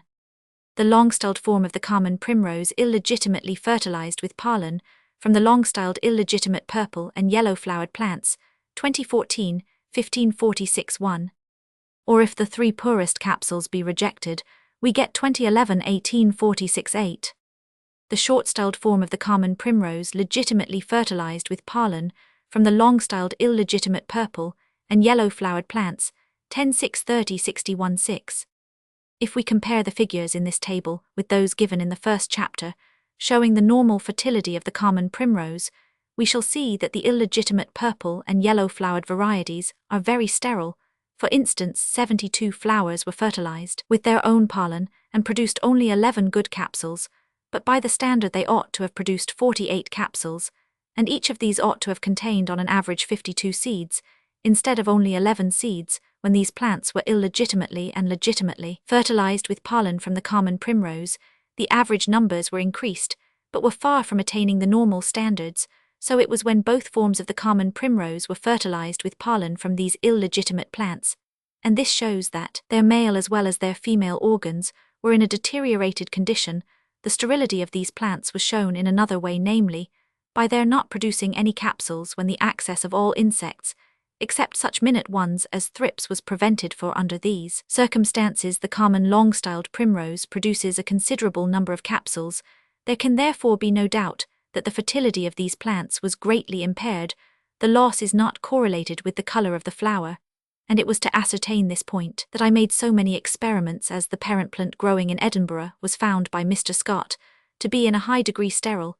It may have transmitted a similar tendency to its offspring, independently of their illegitimate birth. I am, however, inclined to attribute some weight to the illegitimacy of their descent, both from the analogy of other cases, and more especially from the fact that when the plants were legitimately fertilized with pollen of the common primrose, they yielded an average, as may be seen in the table, of only 5 more seeds than when illegitimately fertilized with the same pollen. Now, we know that it is eminently characteristic of the illegitimate offspring of Primula sinensis that they yield but few more seeds when legitimately fertilized than when fertilized with their own form pollen. Primula veris Brit FL var officinales of Lin P. officinales of Jack. Seeds from the short-styled form of the cowslip, fertilized with pollen from the same form, germinate so badly that I raised from 3 successive sowings only 14 plants, which consisted of 9 short-styled and 5 long-styled plants. Hence the short-styled form of the cowslip, when self-fertilized, does not transmit the same form nearly so truly as does that of P. sinensis from the long-styled form, always fertilized with its own form pollen. I raised in the first generation 3 long-styled plants from their seed, 53 long-styled grandchildren from their seed, 4 long-styled great-grandchildren from their seed, 20 long-styled great-great-grandchildren, and lastly from their seed 8 long-styled and 2 short-styled great-great-great-grandchildren. In this last generation, short-styled plants appeared for the first time in the course of the 6 generations. Parent long-styled plant, which was fertilized with pollen from another plant of the same form, being counted as the first generation. Their appearance may be attributed to atavism from 2 other long-styled plants, fertilized with their own form pollen. 72 plants were raised, which consisted of 68 long-styled and 4 short-styled, so that altogether 162 plants were raised from illegitimately fertilized long-styled cowslips, and these consisted of 156 long-styled and 6 short-styled plants. We will now turn to the fertility and powers of growth possessed by the illegitimate plants from a short-styled plant, fertilized with its own form pollen, 1 short-styled and 2 long-styled plants, and from a long-styled plant similarly fertilized 3 long-styled plants were at first raised. The fertility of these 6 illegitimate plants was carefully observed, but I must premise that I cannot give any satisfactory standard of comparison as far as the number of the seeds is concerned, for though I counted the seeds of many legitimate plants fertilized legitimately and illegitimately, the number varied so greatly during successive seasons that no one standard will serve well for illegitimate unions made during different seasons. Moreover, the seeds in the same capsule frequently differ so much in size that it is scarcely possible to decide which ought to be counted as good seed. There remains as the best standard of comparison the proportional number of fertilized flowers which produce capsules containing any seed. First, for the one illegitimate short-styled plant, in the course of 3 seasons, 27 flowers were illegitimately fertilized with pollen from the same plant, and they yielded only a single capsule, which however contained a rather large number of seeds for a union of this nature, namely 23. As a standard of comparison, I may state that during the same 3 seasons, 44 flowers borne by legitimate short-styled plants were self-fertilized and yielded 26 capsules, so that the fact of the 27 flowers on the illegitimate plant having produced only 1 capsule proves how sterile it was, to show that the conditions of life were favorable. I will add that numerous plants of this and other species of primula all produced an abundance of capsules whilst growing close by in the same soil with the present and following plants. The sterility of the above illegitimate short-styled plant depended on both the male and female organs being in a deteriorated condition. This was manifestly the case with the pollen, for many of the anthers were shriveled or contabscent. Nevertheless, some of the anthers contained pollen with which I succeeded in fertilizing some flowers on the illegitimate long-styled plants. Immediately to be described 4 flowers on this same short-styled plant were likewise legitimately fertilized with pollen from one of the following long-styled plants, but only 1 capsule was produced containing 26 seeds, and this is a very low number for a legitimate union. With respect to the 5 illegitimate long-styled plants of the first generation, derived from the above self-fertilized short-styled and long-styled parents, their fertility was observed during the same 3 years. These 5 plants, when self-fertilized, differed considerably from one another in their degree of fertility, as was the case with the illegitimate long-styled plants of Lythrum salicaria, and their fertility varied much according to the season. I may premise as a standard of comparison that during the same years, 56 flowers on legitimate long-styled plants of the same age and grown in the same soil were fertilized with their own pollen and yielded 27 capsules, that is 48%, on one of the 5 illegitimate long-styled plants. 36 flowers were self-fertilized in the course of the 3 years, but they did not produce a single capsule. Many of the anthers on this plant were contabscent, but some seemed to contain sound pollen, nor were the female organs quite impotent, for I obtained from a legitimate cross 1 capsule, with good seed on a second illegitimate long-styled plant. 44 flowers were fertilized during the same years with their own pollen, but they produced only a single capsule. The 3rd and 4th plants were in a very slight degree more productive. The 5th and last plant was decidedly more fertile, for 42 self-fertilized flowers yielded 11 capsules altogether in the course of the 3 years. No less than 160 flowers on these 5 illegitimate long-styled plants were fertilized with their own pollen, but they yielded only 22 capsules according to the standard above, given they ought to have yielded 80 capsules. These 22 capsules contained, on an average, 15 seeds. I believe, subject to the doubts before specified, that with legitimate plants, the average number from a union of this nature would have been above 20 seeds. 24 flowers on these same 5 illegitimate long-styled plants were legitimately fertilized with pollen from the above-described illegitimate short-styled plant, and produced only 9 capsules, which is an extremely small number for a legitimate union. These 9 capsules, however, contained an average of 38 apparently good seeds, which is as large a number as legitimate plants sometimes yield, but this high average was almost certainly false, and I mention the case for the sake of showing the difficulty of arriving at a fair result, for this average mainly depended on 2 capsules containing the extraordinary numbers of 75 and 56 seeds.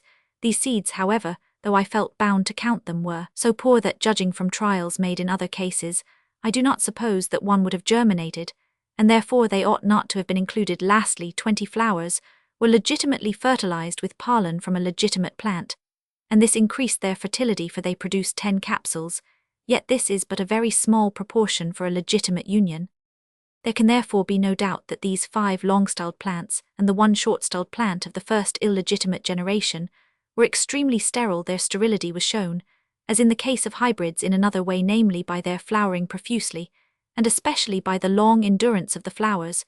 For instance, I fertilized many flowers on these plants, and 15 days afterwards, namely on March 22nd, I fertilized numerous long-styled and short-styled flowers on common cowslips growing close by. These latter flowers on April 8th were withered, whilst most of the illegitimate flowers remained quite fresh for several days subsequently, so that some of these illegitimate plants, after being fertilized, remained in full bloom for above a month. We will now turn to the fertility of the 53 illegitimate long-styled grandchildren descended from the long-styled plant, which was first fertilized with its own pollen. The pollen in 2 of these plants included a multitude of small and shriveled grains. Nevertheless, they were not very sterile, for 25 flowers, fertilized with their own pollen, produced 15 capsules containing an average of 16 seeds. As already stated, the probable average with legitimate plants union of this nature is rather above 20 seeds. These plants were remarkably healthy and vigorous, as long as they were kept under highly favorable conditions. In pots in the greenhouse, and such treatment greatly increases the fertility of the cowslip. When these same plants were planted during the next year, which however was an unfavorable one out of doors, in good soil, 20 self-fertilized flowers produced only 5 capsules, containing extremely few and wretched seeds. 4 long-styled great-grandchildren were raised from the self-fertilized grandchildren, and were kept under the same highly favorable conditions in the greenhouse. 10 of their flowers were fertilized with own-form pollen, and yielded the large proportion of 6 capsules, containing on an average 18 seeds from these seeds. 20 long-styled great-great-grandchildren were raised which were likewise kept in the greenhouse. 30 of their flowers were fertilized with their own pollen, and yielded 17 capsules, containing on an average no less than 32 mostly fine seeds.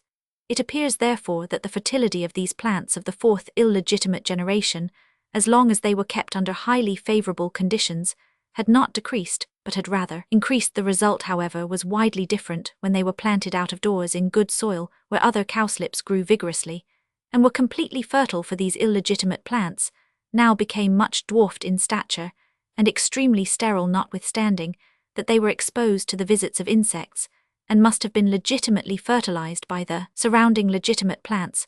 A whole row of these plants of the 4th illegitimate generation, thus freely exposed and legitimately fertilized, produced only 3 capsules, containing on an average only 17 seeds. During the ensuing winter, almost all these plants died, and the few survivors were miserably unhealthy, whilst the surrounding legitimate plants were not in the least injured. The seeds from the great-great-grandchildren were sown and 8 long-styled, and 2 short-styled plants of the 5th illegitimate generation, raised. These, whilst still in the greenhouse, produced smaller leaves and shorter flower stalks than some legitimate plants with which they grew in competition, but it should be observed that the latter were the product of a cross with a fresh stalk, a circumstance which by itself would have added much to their vigor. 511. For full details of this experiment, see my Effects of Cross and Self-Fertilization, 1876, page 220. When these illegitimate plants were transferred to fairly good soil out of doors, they became during the 2 following years much more dwarfed in stature, and produced very few flower stems, and although they must have been legitimately fertilized by insects, they yielded capsules, compared with those produced by the surrounding legitimate plants, in the ratio only of 5 to 100. It is therefore certain that illegitimate fertilization continued during successive generations, affects the powers of growth and fertility of P. veris to an extraordinary degree, more especially when the plants are exposed to ordinary conditions of life, instead of being protected in a greenhouse. Equal-styled red variety of Primula veris. Mr. Scott has described a plant of this kind, growing in the Botanic Garden of Edinburgh, 512, Proceedings of the Linnean Society, Volume 8, 1864, page 105. He states that it was highly self-fertile, although insects were excluded, and he explains this fact by showing first that the anthers and stigma are in close apposition, and that the stamens in length, position, and size of their pollen grains resemble those of the short-styled form, whilst the pistil resembles that of the long-styled form both in length and in the structure of the stigma. Hence, the self-union of this variety is in fact a legitimate union, and consequently is highly fertile. Mr. Scott further states that this variety yielded very few seeds when fertilized by either the long or short-styled common cowslip, and again that both forms of the latter, when fertilized by the equal-styled variety, likewise produced very few seeds, but his experiments with the cowslip were few, and my results do not confirm his in any uniform manner. I raised 20 plants from self-fertilized seed sent me by Mr. Scott, and they all produced red flowers varying slightly in tint. Of these 2 were strictly long-styled both in structure and in function, for their reproductive powers were tested by crosses with both forms of the common cowslip. 6 plants were equal-styled, but on the same plant the pistil varied a good deal in length during different seasons. This was likewise the case, according to Mr. Scott, with the parent plant. Lastly, 12 plants were in appearance short-styled, but they varied much more in the length of their pistils than ordinary short-styled cowslips, and they differed widely from the latter in their powers of reproduction. Their pistils had become short-styled in structure, whilst remaining long-styled in function. Short-styled cowslips, when insects are excluded, are extremely barren. For instance, on one occasion, 6 fine plants produced only about 50 seeds, that is less than the product of 2 good capsules, and on another occasion not a single capsule. Now, when the above 12 apparently short-styled seedlings were similarly treated, nearly all produced a great abundance of capsules containing numerous seeds, which germinated remarkably well. Moreover, 3 of these plants, which during the first year were furnished with quite short pistils, on the following year produced pistils of extraordinary length. The greater number therefore of these short-styled plants could not be distinguished in function from the equal-styled variety, the anthers in the 6 equal-styled, and in the apparently 12 short-styled plants were seated high up in the corolla, as in the true short-styled cowslip, and the pollen grains resembled those of the same form in their large size, but were mingled with a few shriveled grains. In function, this pollen was identical with that of the short-styled cowslip, for 10 long-styled flowers of the common cowslip, legitimately fertilized with pollen from a true equal-styled variety, produced 6 capsules containing on an average 34 seeds, whilst 7 capsules on a short-styled cowslip, illegitimately fertilized with pollen from the equal-styled variety, yielded an average of only 14 seeds. As the equal-styled plants differ from one another in their powers of reproduction, and as this is an important subject, I will give a few details with respect to 5 of them.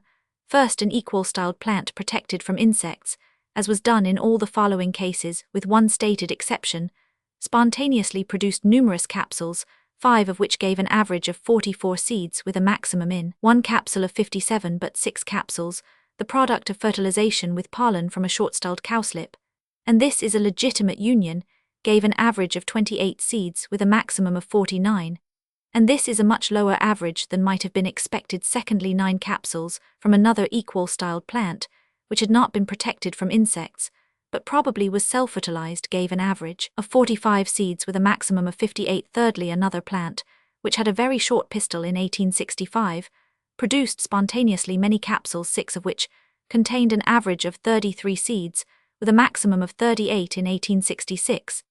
This same plant had a pistil of wonderful length, for it projected quite above the anthers, and the stigma resembled that of the long-styled form. In this condition it produced spontaneously a vast number of fine capsules, 6 of which contained almost exactly the same average number as before, namely 34, with a maximum of 38. 4 flowers on this plant, legitimately fertilized with pollen from a short-styled cowslip, yielded capsules with an average of 30 seeds. Fourthly, another short-styled plant, spontaneously produced in 1865, an abundance of capsules, 10 of which contained an average of 35 seeds with a maximum of 54 in 1866. This same plant had become in all respects long-styled, and 10 capsules gave almost exactly the same average as before, namely 35 seeds with a maximum of 47. 8 flowers on this plant, legitimately fertilized with pollen from a short-styled cowslip, produced 6 capsules with the high average of 53 seeds, and the high maximum of 67. 8 flowers were also fertilized with pollen from a long-styled cowslip, this being an illegitimate union, and produced 7 capsules containing an average of 24 seeds, with a maximum of 32. The fifth and last plant remained in the same condition during both years. It had a pistil rather longer than that of the true short-styled form, with the stigma smooth, as it ought to be in this form, but abnormal in shape, like a much elongated inverted cone.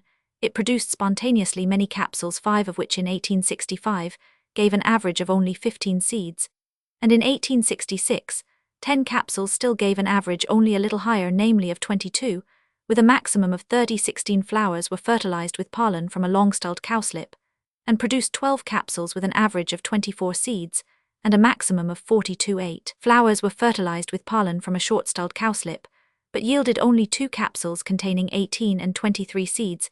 Hence this plant in function and partially in structure was in an almost exactly intermediate state between the long-styled and short-styled form, but inclining towards the short-styled, and this accounts for the low average of seeds which it produced when spontaneously self-fertilized.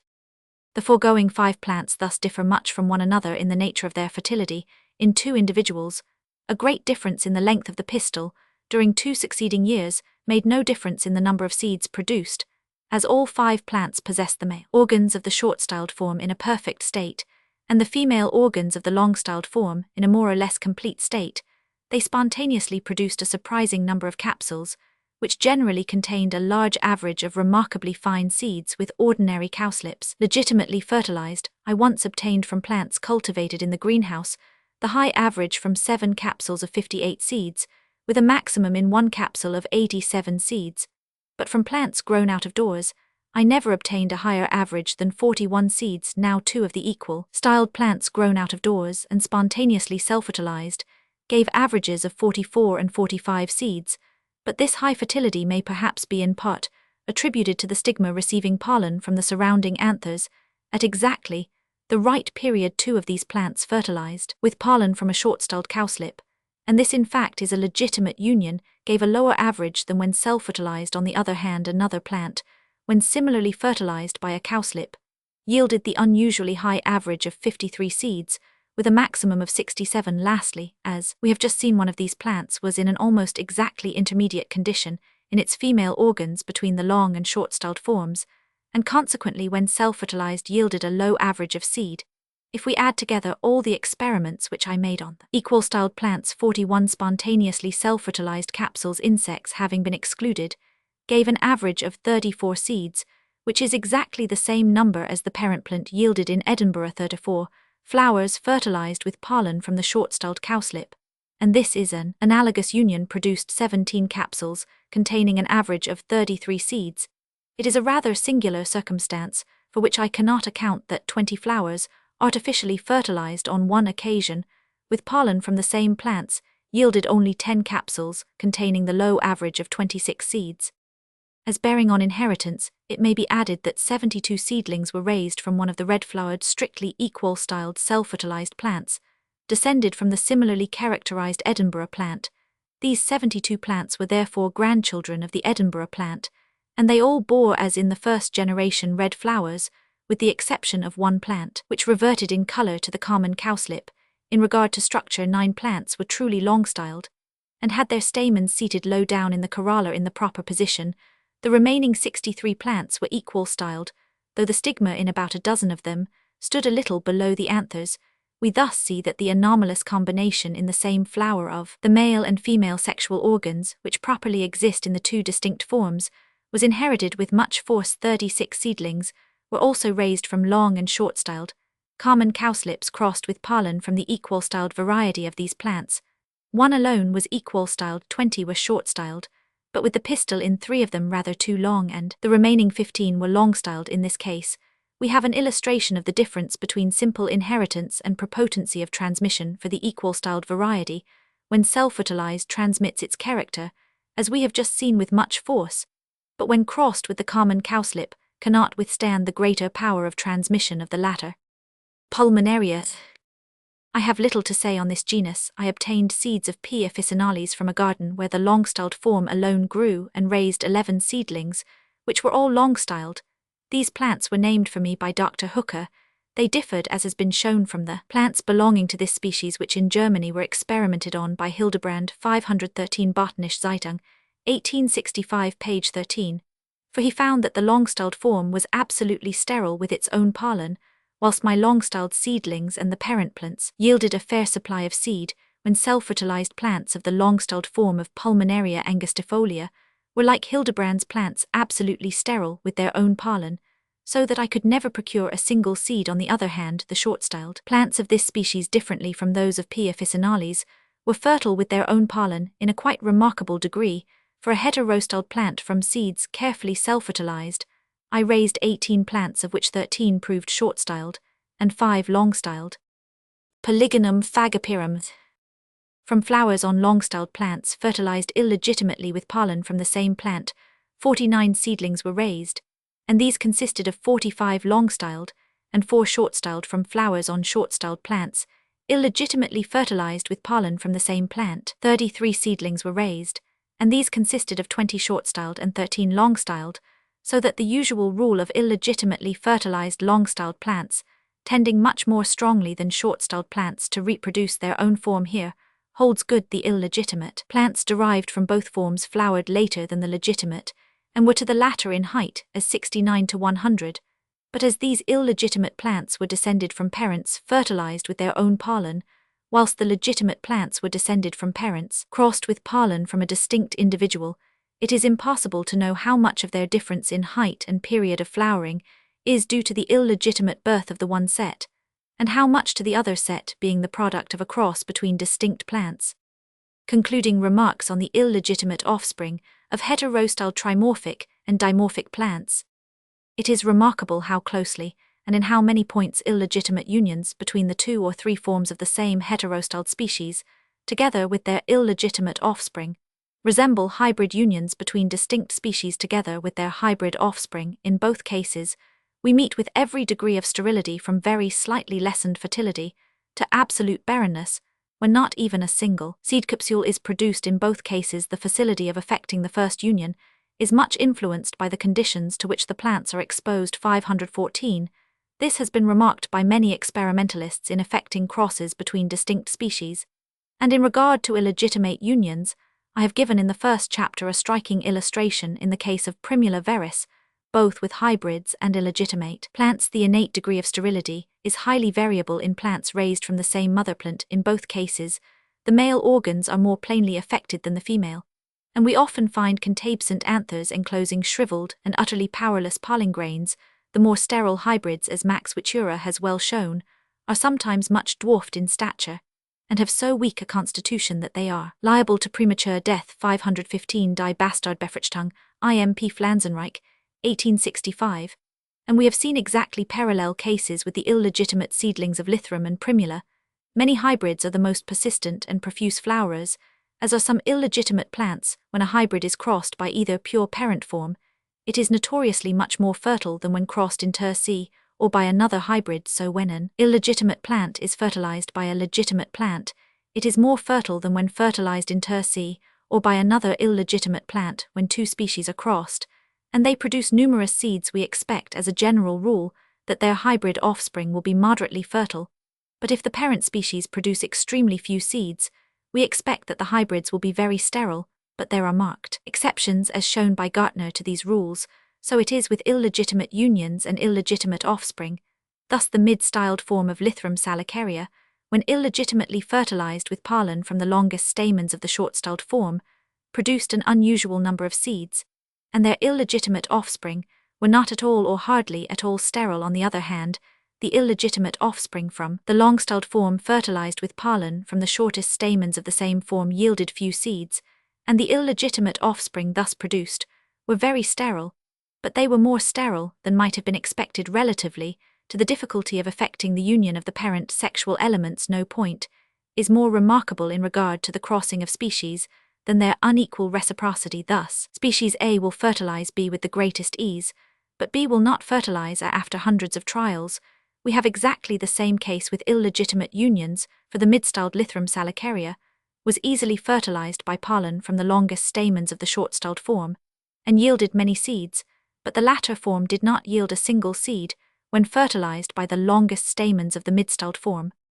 Another important point is prepotency. Gartner has shown that when a species is fertilized with pollen from another species, if it be afterwards fertilized with its own pollen, or with that of the same species, this is so prepotent over the foreign pollen that the effect of the latter, though placed on the stigma some time previously, is entirely destroyed. Exactly the same thing occurs with the two forms of a heterostyled species. Thus several long-styled flowers of Primula veris were fertilized illegitimately with pollen from another plant of the same form, and 24 hours afterwards legitimately with pollen from a short-styled dark-red polyanthus, which is a variety of P. veris, and the result was that every one of the 30 seedlings thus raised bore flowers more or less red, showing plainly how prepotent the legitimate pollen from a short-styled plant was over the illegitimate pollen from a long-styled plant. In all the several foregoing points, the parallelism is wonderfully close between the effects of illegitimate and hybrid fertilization. It is hardly an exaggeration to assert that seedlings from an illegitimately fertilized heterostyled plant are hybrids formed within the limits of one and the same species. This conclusion is important, for we thus learn that the difficulty in sexually uniting two organic forms and the sterility of their offspring afford no sure criterion of so-called specific distinctness. If anyone were to cross two varieties of the same form of Lythrum or Primula for the sake of ascertaining whether they were specifically distinct, and he found that they could be united only with some difficulty, that their offspring were extremely sterile, and that the parents and their offspring resembled in a whole series of relations, crossed species and their hybrid offspring, he might maintain that his varieties had been proved to be good and true species. But he would be completely deceived in the second place, as the forms of the same trimorphic or dimorphic heterostyled species are obviously identical in general structure, with the exception of the reproductive organs, and as they are identical in general constitution, for they live under precisely the same conditions, the sterility of their illegitimate unions, and that of their illegitimate offspring, must depend exclusively on the nature of the sexual elements, and on their incompatibility for uniting in a particular manner. And as we have just seen that distinct species, when crossed, resemble in a whole series of relations the forms of the same species when illegitimately united, we are led to conclude that the sterility of the former must likewise depend exclusively on the incompatible nature of their sexual elements, and not on any general difference in constitution or structure. We are indeed led to this same conclusion by the impossibility of detecting any differences sufficient to account for certain species crossing with the greatest ease, whilst other closely allied species cannot be crossed, or can be crossed only with extreme difficulty. We are led to this conclusion still more forcibly by considering the great difference which often exists in the facility of crossing reciprocally the same two species, for it is manifest in this case that the result must depend on the nature of the sexual elements, the male element of the one species acting freely on the female element of the other, but not so in a reversed direction. And now we see that this same conclusion is independently and strongly fortified by the consideration of the illegitimate unions of trimorphic and dimorphic heterostyled plants in so complex and obscure a subject as hybridism. It is no slight gain to arrive at a definite conclusion, namely that we must look exclusively to functional differences in the sexual elements as the cause of the sterility of species when first crossed and of their hybrid offspring. It was this consideration which led me to make the many observations recorded in this chapter, and which in my opinion make them worthy of publication. Chapter VI, concluding remarks on heterostyled plants. The essential character of heterostyled plants. Summary of the differences in fertility between legitimately and illegitimately fertilized plants. Diameter of the pollen grains, size of anthers and structure of stigma in the different forms. Affinities of the genera which include heterostyled species. Nature of the advantages derived from heterostylism. The means by which plants became heterostyled. Transmission of form. Equal-styled varieties of heterostyled plants. Final remarks. In the foregoing chapters, all the heterostyled plants known to me have been more or less fully described. Several other cases have been indicated, especially by Professor Gray and Kuhn, in which the individuals of the same species differ in the length of their stamens and pistils. 61, Gray, American Journal of Science, 1865, p. 101, and elsewhere as already referred to Kuhn Botanische Zeitung, 1867, page 67, but as I have been often deceived by this character taken alone, it seems to me the more prudent course not to rank any species as heterostyled, unless we have evidence of more important differences between the forms, as in the diameter of the pollen grains, or in the structure of the stigma. The individuals of many ordinary hermaphrodite plants habitually fertilize one another owing to their male and female organs being mature at different periods, or to the structure of the parts, or to self-sterility, etc. And so it is with many hermaphrodite animals, for instance land snails or earthworms, but in all these cases any one individual can fully fertilize or be fertilized by any other individual of the same species. This is not so with heterostyled plants. A long-styled, mid-styled or short-styled plant cannot fully fertilize or be fertilized by any other individual, but only by one belonging to another form. Thus the essential character of plants belonging to the heterostyled class is that the individuals are divided into 2 or 3 bodies, like the males and females of dioecious plants or of the higher animals, which exist in approximately equal numbers, and are adapted for reciprocal fertilization. The existence therefore of 2 or 3 bodies of individuals, differing from one another in the above more important characteristics, offers by itself good evidence that the species is heterostyled, but absolutely conclusive evidence can be derived only from experiments, and by finding that pollen must be applied from the one form to the other in order to ensure complete fertility.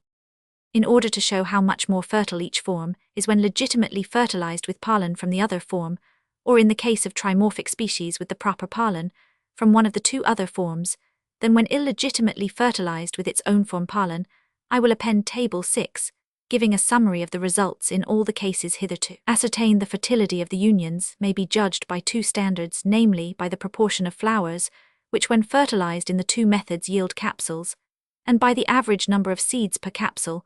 When there is a dash in the left-hand column opposite to the name of the species, the proportion of the flowers which yielded capsules was not recorded. Table 6, fertility of the legitimate unions taken together compared with that of the illegitimate unions. Together the fertility of the legitimate unions, as judged by both standards, is taken as 100. Column 1 Name of species, column 2 Illegitimate unions, proportional number of flowers, which produced capsules, column 3 Illegitimate unions, average number of seeds per capsule. Primula veris 69-65. Primula elatia 27-75. Primula vulgaris 60-54. Primula sinensis AD 463. Primula sinensis, second trial 053. Primula sinensis Hildebrand 142. Primula auricula Scott 8015. Primula sychymensis Scott 9531. Primula cordusoid Scott 7466. Primula involucrata Scott 7248. Primula farinosa Scott 7144. Average of the 9 species of Primula 8869. Hertinia palustris H. Muller 61. Linum grandiflorum, the difference probably is much greater 69. Linum peren 20. Linum peren Hildebrand 00. Pulmonaria officinalis German stock Hildebrand 00. Pulmonaria angustifolia 30, 532. Michella repens 2047. Borreria Brazilian SP0. Polygonum phagopyrum 46. Lythrum salicaria 3346. Oxalis valdiviana Hildebrand 234. Oxalis rignelli 0. Oxalis speciosa 1549. The 2 or 3 forms of the same heterostyled species do not differ from one another in general habit or foliage, as sometimes though rarely happens with the 2 sexes of dioecious plants, nor does the calyx differ, but the corolla sometimes differs slightly in shape owing to the different position of the anthers in Borreria. The hairs within the tube of the corolla are differently situated in the long-styled and short-styled forms in Pulmonaria. There is a slight difference in the size of the corolla, and in Pontideria in its color in the reproductive organs. The differences are much greater and more important in the one form. The stamens may be all of the same length, and in the other graduated in length or alternately longer and shorter. The filaments may differ in color and thickness and are sometimes nearly thrice as long in the one form, as in the other. They adhere also for very different proportional lengths to the corolla. The anthers sometimes differ much in size in the 2 forms, owing to the rotation of the filaments. The anthers, when mature, dehisce towards the circumference of the flower in one form of Faramea, and towards the center in the other form. The pollen grains sometimes differ conspicuously in color, and often to an extraordinary degree in diameter. They differ also somewhat in shape, and apparently in their contents, as they are unequally opaque in the short-styled form of Faramea. The pollen grains are covered with sharp points, so as to cohere readily together, or to an insect, whilst the smaller grains of the long-styled form are quite smooth. With respect to the pistil, the style may be almost thrice as long in the one form, as in the other. In Oxalis, it sometimes differs in hairiness in the 3 forms. In Linum, the pistils either diverge and pass out between the filaments, or stand nearly upright and parallel to them. The stigmas in the 2 forms often differ much in size and shape, and more, especially in the length and thickness of their papillae, so that the surface may be rough or quite smooth owing to the rotation of the styles. The papillo surface of the stigma is turned outwards in one form of Linum, peren, and inwards in the other form. In flowers of the same age of Primula veris, the ovules are larger in the long-styled than in the short-styled form. The seeds produced by the 2 or 3 forms often differ in number, and sometimes in size and weight. Thus 5 seeds from the long-styled form of Lythrum salicaria equal in weight 6 from the mid-styled, and 7 from the short-styled form. Lastly, short-styled plants of Pulmonaria officinalis bear a larger number of flowers, and these set a larger proportional number of fruit, which however yield a lower average number of seed than the long-styled plants. With heterostyled plants, we thus see in how many and in what important characters the forms of the same undoubted species often differ from one another, characters which with ordinary plants would be amply sufficient to distinguish species of the same genus. As the pollen grains of ordinary species belonging to the same genus generally resemble one another closely in all respects, it is worthwhile to show in Table 6 the difference in diameter between the grains from the 2 or 3 forms of the same heterostyled species, in the 43 cases in which this was ascertained. But it should be observed that some of the following measurements are only approximately accurate, as only a few grains were measured in several cases. Also the grains had been dried, and were then soaked in water whenever they were of an elongated shape. Their longer diameters were measured. The grains from the short-styled plants are invariably larger than those from the long-styled. Whenever there is any difference between them, the diameter of the former is represented in the table by the number 100. Table 6. Relative diameter of the pollen grains from the forms of the same hetero-styled species, those from the short-styled form being represented by 100. Dimorphic species. Column 1. Name of species. Column 2. From the long-styled form. Relative diameter. Primula veris 67. Primula vulgaris 71. Primula sinensis Hildebrand 57. Primula auricula 71. Hertinia palustris H. Muller 61. Hertinia palustris self 64. Linum grandiflorum 100. Linum peren diameter variable 100. Linum flavum 100.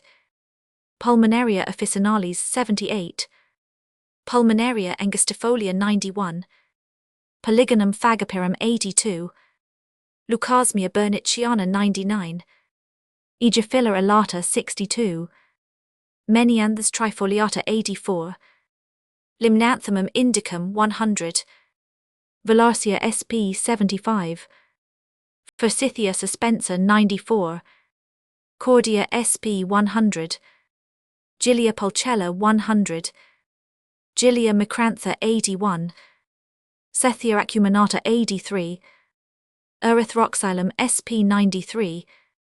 Cratoxylon formosum 86. Michella repens pollen grains of the long-styled a little smaller. Boreria sp 92. Faramia sp 67. Suteria sp Fritz Muller 75.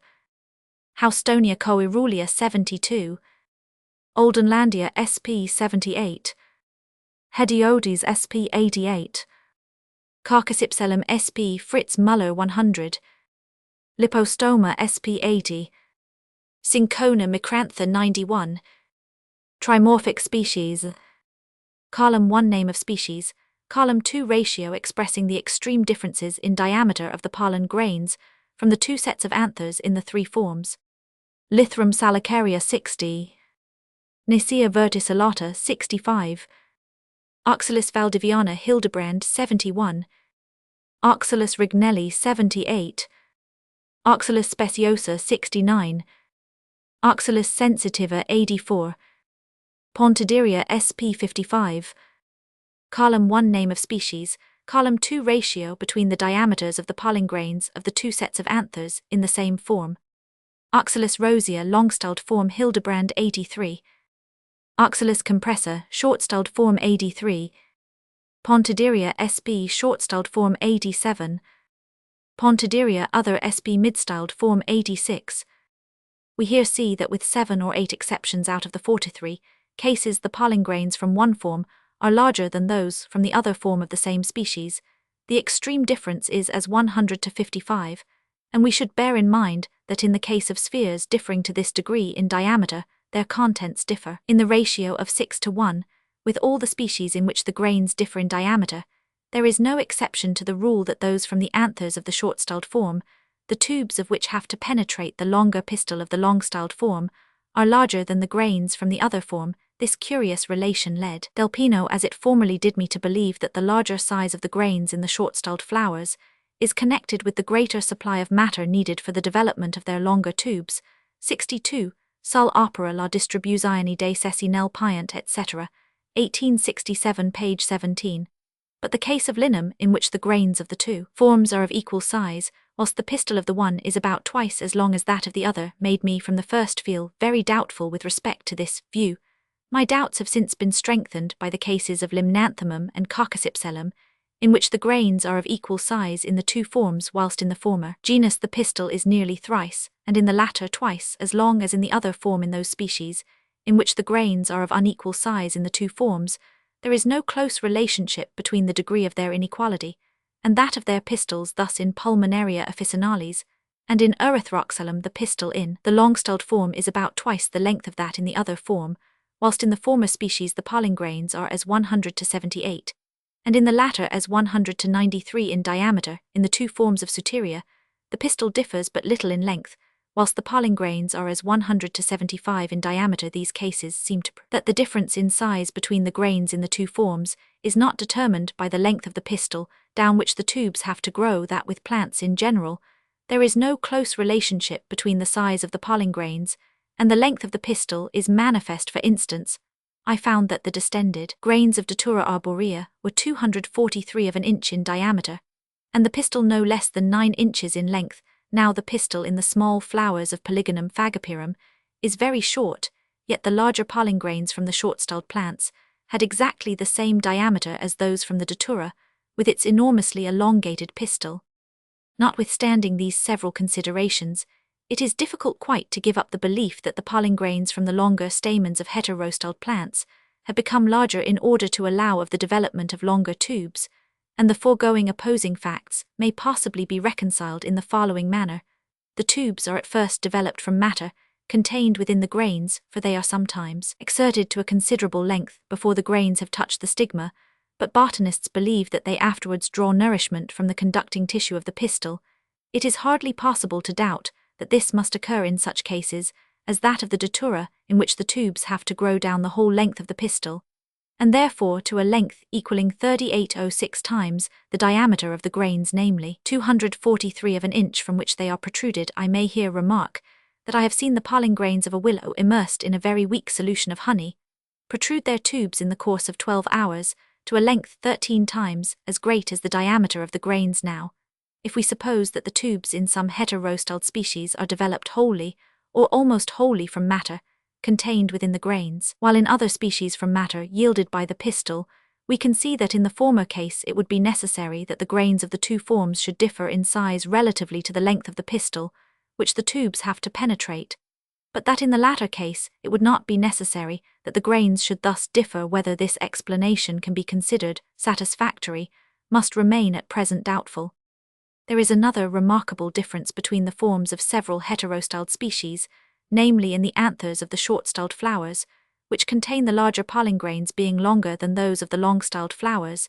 This is the case with Hatinia palustris, in the ratio of 100 to 83, with Limnanthemum indicum the ratio is as 100 to 70. With the allied meniants the anthers of the short-styled form are a little, and with Velacia conspicuously larger than those of the long-styled. With Pulmonaria angustifolia they vary much in size, but from an average of 7 measurements of each kind the ratio is as 100 to 91 in 6 genera of the Rubiaceae. There is a similar difference either slightly or well marked. Lastly, in the trimorphic Pontidaria, the ratio is 100 to 88, the anthers from the longest stamens in the short-styled form being compared with those from the shortest stamens in the long-styled form. On the other hand, there is a similar and well-marked difference in the length of the stamens in the two forms of Forsythia suspensa and of Linum flavum, but in these two cases the anthers of the short-styled flowers are shorter than those of the long-styled.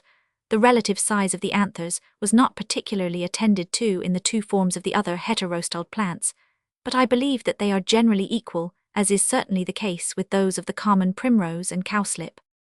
The pistil differs in length in the two forms of every heterostyled plant, and although a similar difference is very general with the stamens, yet in the two forms of Linum grandiflorum and of Cordia they are equal. There can hardly be a doubt that the relative length of these organs is an adaptation for the safe transportal by insects of the pollen from the one form to the other.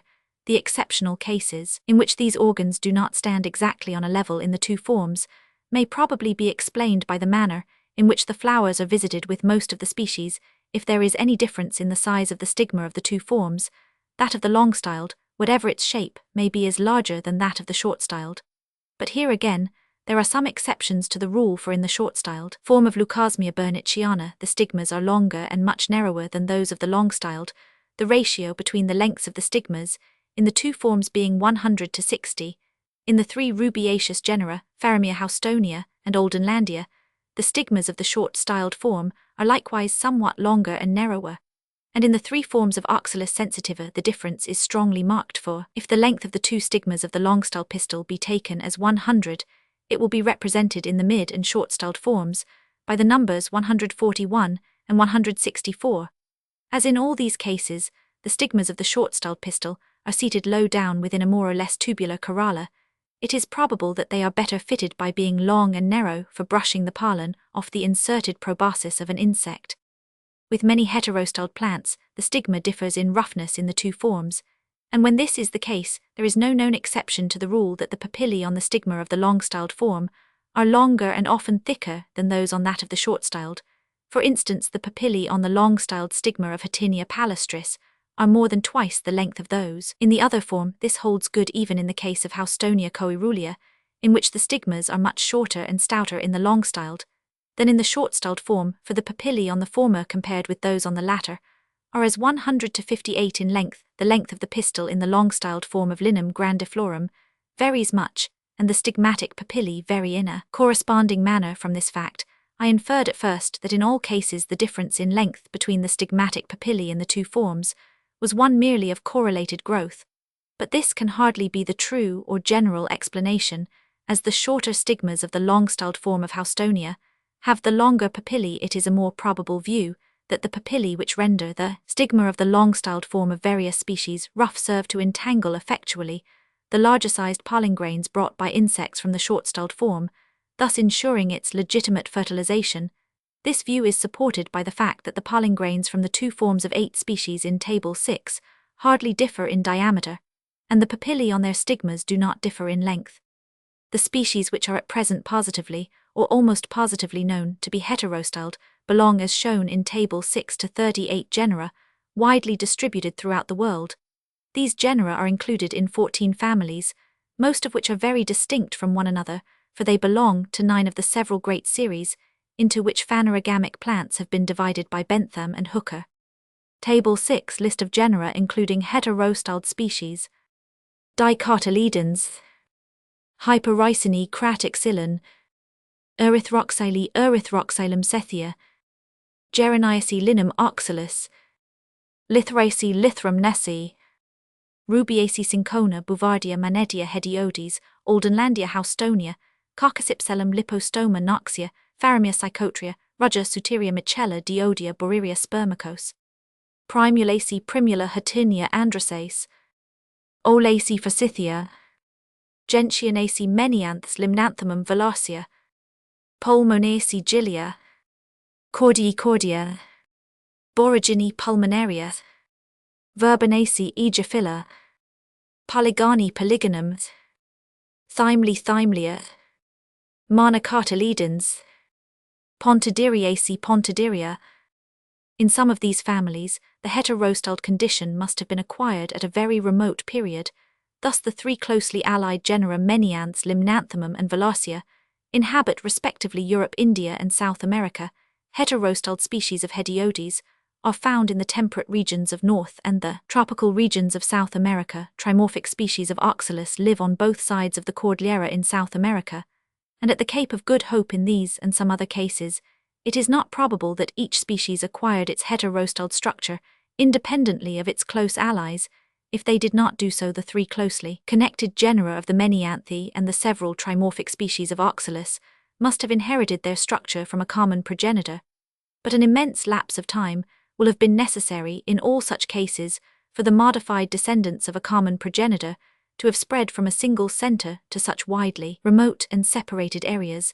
The family of the Rubiaceae contains not far short of as many heterostyled genera as all the other 13 families together, and hereafter no doubt other rubiaceous genera will be found to be heterostyled, although a large majority are homostyled. Several closely allied genera in this family probably owe their heterostyled structure to descent in common, but as the genera thus characterized are distributed in no less than 8 of the tribes into which this family has been divided by Bentham and Hooker, it is almost certain that several of them must have become heterostyled independently of one another. What there is in the constitution or structure of the members of this family which favors their becoming heterostyled, I cannot conjecture. Some families of considerable size, such as the Boragini and Verbanaceae, include, as far as is at present known, only a single heterostyled genus Polygonum. Also is the sole heterostyled genus in its family, and though it is a very large genus, no other species, except P. phagopyrum, is thus characterized. We may suspect that it has become heterostyled within a comparatively recent period, as it seems to be less strongly so in function than the species in any other genus, for both forms are capable of yielding a considerable number of spontaneously self-fertilized seeds. Polygonum, in possessing only a single heterostyled species, is an extreme case, but every other genus of considerable size, which includes some such species likewise, contains homo-styled species. Lythrum includes trimorphic, dimorphic, and homo-styled species. Trees, bushes, and herbaceous plants, both large and small, bearing single flowers or flowers in dense spikes or heads, have been rendered heterostyled. So have plants which inhabit alpine and lowland sites, dry land marshes, and water. 63 out of the 38 genera known to include heterostyled species, about 8 or 21%, are more or less aquatic in their habits. I was at first struck with this fact, for I was not then aware how large a proportion of ordinary plants inhabit such stations.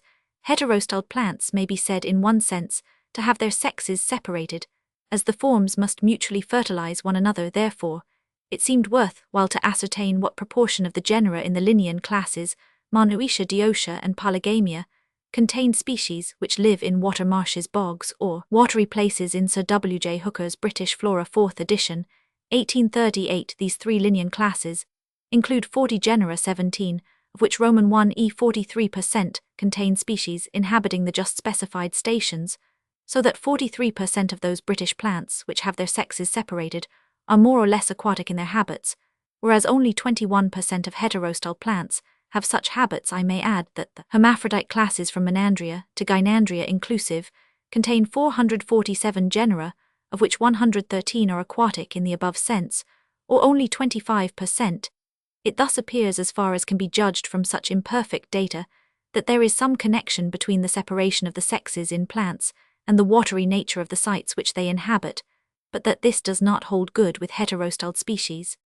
When I first began to experimentize on heterostyled plants, it was under the impression that they were tending to become dioecious, but I was soon forced to relinquish this notion, as the long-styled plants of Primula, which from possessing a longer pistil, larger stigma, shorter stamens, with smaller pollen grains, seemed to be the more feminine of the two forms, yielded fewer seeds than the short-styled plants which appeared to be in the above respects the more masculine of the two. Moreover, trimorphic plants evidently come under the same category with dimorphic, and the former cannot be looked at as tending to become dioecious. With Lythrum salicaria, however, we have the curious and unique case of the mid-styled form being more feminine or less masculine in nature than the other two forms.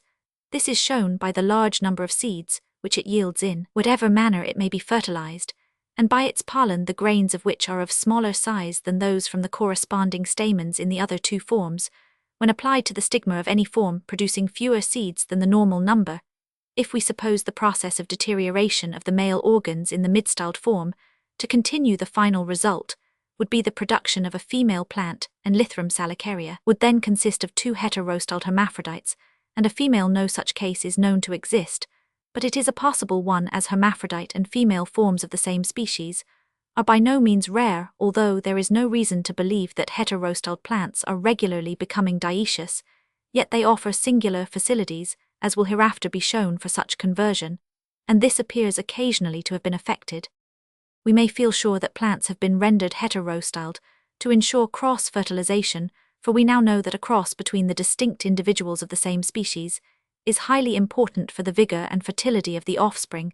The same end is gained by dichogamy, or the maturation of the reproductive elements of the same flower at different periods. B. Dioeciousness of sterility, prepotency of pollen from another individual over a plant's own pollen, and, lastly, by the structure of the flower, in relation to the visits of insects, the wonderful diversity of the means for gaining the same end in this case, and in many others, depends on the nature of all the previous changes through which the species has passed, and on the more or less complete inheritance of the successive adaptations of each part to the surrounding conditions. Plants, which are already well adapted by the structure of their flowers for cross-fertilization by the aid of insects, often possess an irregular corolla which has been modeled in relation to their visits, and it would have been of little or no use to such plants to have become heterostyled. We can thus understand why it is that not a single species is heterostyled in such great families as the Leguminosae, Labiatae, Scrofulariaceae, Orchidae, etc., all of which have irregular flowers. Every known heterostyle plant, however,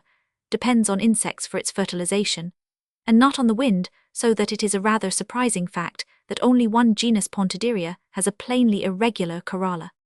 Why some species are adapted for cross-fertilization, whilst others within the same genus are not so, or if they once were have since lost such adaptation, and in consequence are now usually self-fertilized, I have endeavored elsewhere to explain to a certain limited extent. 64 The Effects of Cross and Self-Fertilization, 1876 page 441. If it be further asked why some species have been adapted for this end, by being made heterostyled rather than by any of the above specified, means the answer probably lies in the manner in which heterostylism originate a subject immediately to be discussed. Heterostyled species, however, have an advantage over dichogamous species, as all the flowers on the same heterostyled plant belong to the same form, so that when fertilized legitimately by insects, two distinct individuals are sure to intercross. On the other hand, with dichogamous plants, early or late flowers on the same individual may intercross, and a cross of this kind does hardly any or no good whenever it is profitable to a species to produce a large number of seeds, and this obviously is a very common case. Heterostyled will have an advantage over dioecious plants, as all the individuals of the former, whilst only half of the latter, that is, the females, yield seeds. On the other hand, heterostyled plants seem to have no advantage as far as cross-fertilization is concerned over those which are sterile with their own pollen. They lie indeed under a slight disadvantage, for if two self-sterile plants grow near together, and far removed from all other plants of the same species, they will mutually and perfectly fertilize one another, whilst this will not be the case with heterostyled dimorphic plants, unless they chance to belong to opposite forms. It may be added that species which are trimorphic have one slight advantage over the dimorphic, for if only two individuals of a dimorphic species happen to grow near together in an isolated spot, the chances are even that both will belong to the same form, and in this case, they will not produce the full number of vigorous and fertile seedlings. All these, moreover, will tend strongly to belong to the same form as their parents. On the other hand, if two plants of the same trimorphic species happen to grow in an isolated spot, the chances are 2 to 1 in favor of their not belonging to the same form, and in this case they will legitimately fertilize one another and yield the full complement of vigorous offspring. The means by which plants may have been rendered heterostyled. This is a very obscure subject on which I can throw little light, but which is worthy of discussion. It has been shown that heterostyled plants occur in 14 natural families dispersed throughout the whole vegetable kingdom, and that even within the family of the Rubiaceae they are dispersed in 8 of the tribes. We may therefore conclude that this structure has been acquired by various plants, independently of inheritance from a common progenitor, and that it can be acquired without any great difficulty, that is, without any very unusual combination of circumstances. It is probable that the first step towards a species becoming heterostyled is great variability in the length of the pistil and stamens, or of the pistil alone. Such variations are not very rare with Amzinkia spectabilis, and Nalana prostrata. These organs differ so much in length in different individuals that until experimenting on them I thought both species heterostyled. The stigma of Gesneria pendulina sometimes protrudes far beyond, and is sometimes seated beneath the anthers. So it is with Oxalis acetosella and various other plants. I have also noticed an extraordinary amount of difference in the length of the pistil in cultivated varieties of Primula veris and vulgaris. As most plants are at least occasionally cross-fertilized by the aid of insects, we may assume that this was the case with our supposed varying plant, but that it would have been beneficial to it to have been more regularly cross-fertilized. We should bear in mind how important an advantage it has been proved to be to many plants, though in different degrees and ways, to be cross-fertilized. It might well happen that our supposed species did not vary in function in the right manner so as to become either dichogamous or completely self-sterile, or in structure so as to ensure cross-fertilization. If it had thus varied, it would never have been rendered heterostyled, as this state would then have been superfluous. But the parent species of our several existing heterostyled plants may have been, and probably were, judging from their present constitution, in some degree self-sterile, and this would have made regular cross-fertilization still more desirable. Now let us take a highly varying species, with most or all of the anthers exerted in some individuals, and in others seated low down in the corolla, with the stigma also varying in position. In like manner, insects, which visited such flowers, would have different parts of their bodies dusted with pollen, and it would be a mere chance whether this were left on the stigma of the next flower which was visited. If all the anthers could have been placed on the same level in all the plants, then abundant pollen would have adhered to the same part of the body of the insects, which frequented the flowers and would afterwards have been deposited without loss on the stigma, if it likewise stood on the same unvarying level in all the flowers, but as the stamens and pistils are supposed to have already varied much in length, and to be still varying, it might well happen that they could be reduced much more easily through natural selection into two sets of different lengths in different individuals, than all to the same length and level. In all the individuals, we know from innumerable instances in which the two sexes and the young of the same species differ that there is no difficulty in two or more sets of individuals being formed, which inherit different characters in our particular case.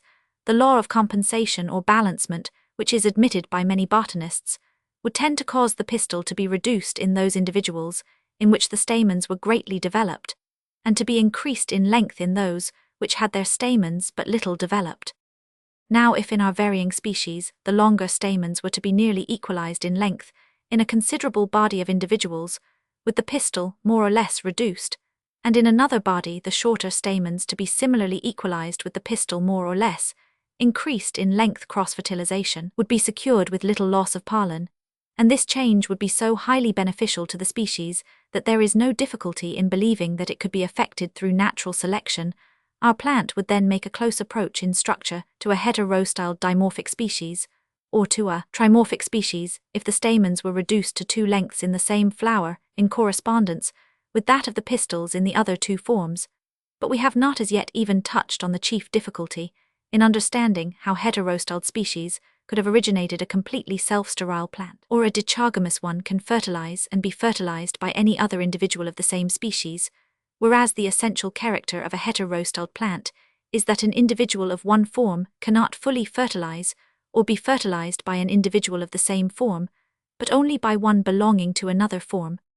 H. Muller has suggested that ordinary or homostyled plants may have been rendered heterostyled merely through the effects of habit 65, Die Befruchtung der Blumen, page 352. Whenever pollen from one set of anthers is habitually applied to a pistil of particular length in a varying species, he believes that at last the possibility of fertilization in any other manner will be nearly or completely lost. He was led to this view by observing that Diptera frequently carried pollen from the long-styled flowers of Hatinia to the stigma of the same form, and that this illegitimate union was not nearly so sterile as the corresponding union in other heterostyled species. But this conclusion is directly opposed by some other cases, for instance by that of Linum grandiflorum, for here the long-styled form is utterly barren with its own form pollen, although from the position of the anthers, this pollen is invariably applied to the stigma. It is obvious that with heterostyled dimorphic plants, the two female and the two male organs differ in power, for if the same kind of pollen be placed on the stigmas of the two forms, and again, if the two kinds of pollen be placed on the stigmas of the same form, the results are in each case widely different, nor can we see how this differentiation of the two female and two male organs could have been effected merely through each kind of pollen being habitually placed on one of the two stigmas. Another view seems at first sight probable, namely, that an incapacity to be fertilized in certain ways has been specially acquired by heterostyled plants. We may suppose that our varying species was somewhat sterile, as is often the case with pollen from its own stamens, whether these were long or short, and that such sterility was transferred to all the individuals with pistils and stamens of the same length, so that these became incapable of intercrossing freely, but that such sterility was eliminated in the case of the individuals which differed in the length of their pistils and stamens. It is, however, incredible that so peculiar a form of mutual infertility should have been specially acquired, unless it were highly beneficial to the species, and although it may be beneficial to an individual plant to be sterile with its own pollen cross-fertilization, being thus ensured, how can it be any advantage to a plant to be sterile with half its brethren, that is, with all the individuals belonging to the same form? Moreover, if the sterility of the unions between plants of the same form had been a special acquirement, we might have expected that the long-styled form fertilized by the long-styled would have been sterile in the same degree as the short-styled fertilized by the short-styled. But this is hardly ever the case. On the contrary, there is sometimes the widest difference in this respect, as between the two illegitimate unions of Pulmonaria angustifolia and of Hatinia palustris. It is a more probable view that the male and female organs in two sets of individuals have been by some means specially adapted for reciprocal action, and that the sterility between the individuals of the same set or form is an incidental and purposeless result. The meaning of the term incidental may be illustrated by the greater or less difficulty in grafting or budding together two plants belonging to distinct species, for as this capacity is quite immaterial to the welfare of either, it cannot have been specially acquired, and must be the incidental result of differences in their vegetative systems. But how the sexual elements of heterostyled plants came to differ from what they were whilst the species was homostyled, and how they became co-adapted in two sets of individuals, are very obscure points. We know that in the two forms of our existing heterostyled plants, the pistil always differs, and the stamens generally differ in length, so does the stigma in structure, the anthers in size, and the pollen grains in diameter. It appears therefore at first sight probable that organs, which differ in such important respects, could act on one another only in some manner for which they had been specially adapted. The probability of this view is supported by the curious rule that the greater the difference in length between the pistils and stamens of the trimorphic species of Lythrum and Oxalis, the products of which are united for reproduction by, so much the greater is the infertility of the union. The same rule applies to the two illegitimate unions of some dimorphic species, namely Primula vulgaris and Pulmonaria angustifolia, but it entirely fails in other cases, as with Hatinia palustris and Linum grandiflorum. We shall however best perceive the difficulty of understanding the nature and origin of the coadaptation between the reproductive organs of the two forms of heterostyled plants by considering the case of Linum grandiflorum. The two forms of this plant differ exclusively as far as we can see in the length of their pistils. In the long-styled form, the stamens equal the pistil in length, but their pollen has no more effect on it than so much inorganic dust, whilst this pollen fully fertilizes the short pistil of the other form. Now it is scarcely credible that a mere difference in the length of the pistil can make a wide difference in its capacity for being fertilized. We can believe this the less because with some plants, for instance Amzinkia spectabilis, the pistil varies greatly in length without affecting the fertility of the individuals which are intercrossed. So again, I observed that the same plants of Primula veris and vulgaris differed to an extraordinary degree in the length of their pistils during successive seasons. Nevertheless, they yielded during these seasons exactly the same average number of seeds when left to fertilize themselves spontaneously under a net. We must therefore look to the appearance of inner or hidden constitutional differences between the individuals of a varying species of such a nature that the male element of one set is enabled to act efficiently only on the female element of another set. We need not doubt about the possibility of variations in the constitution of the reproductive system of a plant, for we know that some species vary so as to be completely self-sterile or completely self-fertile, either in an apparently spontaneous manner or from slightly changed conditions of life. Gartner also has shown that the individual plants of the same species vary in their sexual powers in such a manner that one will unite with a distinct species much more readily than another. 66. Gartner Bastardversuchung im P. Pflanzenreich, 1849 p. 165. But what the nature of the inner constitutional differences may be between the sets or forms of the same varying species, or between distinct species, is quite unknown. It seems therefore probable that the species which have become heterostyled at first varied, so that 2 or 3 sets of individuals were formed, differing in the length of their pistils and stamens and in other co-adapted characters, and that almost simultaneously their reproductive powers became modified in such a manner that the sexual elements in one set were adapted to act on the sexual elements of another set, and consequently that these elements in the same set or form, incidentally, became ill-adapted for mutual interaction. As in the case of distinct species, I have elsewhere shown that the sterility of species when first crossed, and of their hybrid offspring, must also be looked at as merely an incidental result following from the special coadaptation of the sexual elements of the same species. 67. Origin of Species, 6th edition, page 247. Variation of Animals and Plants under Domestication, 2nd edition, volume 2, page 169. The Effects of Cross and Self-Fertilization, page 463. It may be well here to remark that judging from the remarkable power with which abruptly changed conditions of life act on the reproductive system of most organisms, it is probable that the close adaptation of the male to the female elements in the two forms of the same heterostyled species or in all the individuals of the same ordinary species could be acquired only under long-continued nearly uniform conditions of life. We can thus understand the striking parallelism which has been shown to exist between the effects of illegitimately uniting heterostyled plants and of crossing distinct species, the great difference in the degree of sterility between the various heterostyled species when illegitimately fertilized, and between the two forms of the same species, when similarly fertilized harmonizes well with the view that the result is an incidental one, which follows from changes gradually effected in their reproductive systems, in order that the sexual elements of the distinct forms should act perfectly on one another. Transmission of the two forms by heterostyled plants. The transmission of the two forms by heterostyled plants, with respect to which many facts were given in the last chapter, may perhaps be found hereafter to throw some light on their manner of development. Hildebrand observed that seedlings from the long-styled form of Primula sinensis, when fertilized with pollen from the same form, were mostly long-styled, and many analogous cases have since been observed by me. All the known cases are given in Tables 6 and 6. Table 6. Nature of the offspring from illegitimately fertilized dimorphic plants. Column 1. Species and form. Column 2. Number of long-styled offspring.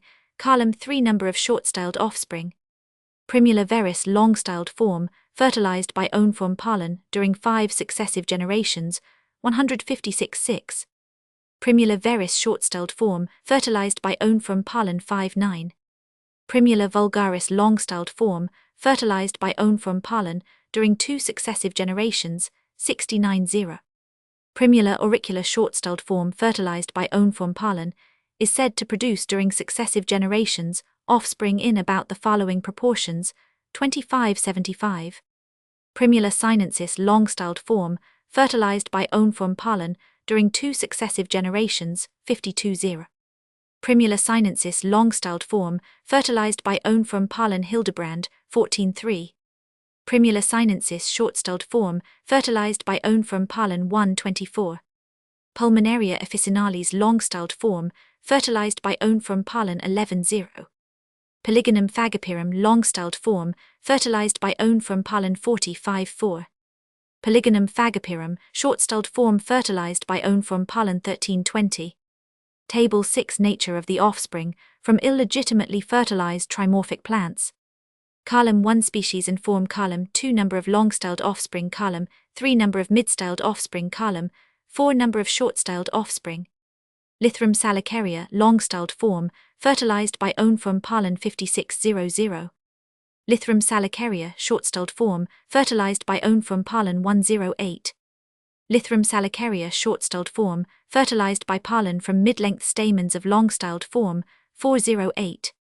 Lythrum salicaria mid-styled form, fertilized by own-form pollen 130. Lythrum salicaria mid-styled form, fertilized by pollen from shortest stamens of long-styled form 1780. Lythrum salicaria mid-styled form, fertilized by pollen from longest stamens of short-styled form 14818. Oxalis rosea long-styled form, fertilized during several generations by own-form pollen produced offspring in the ratio of 100:0. Oxalis hedysarides mid-styled form, fertilized by own-form pollen 0.17.0.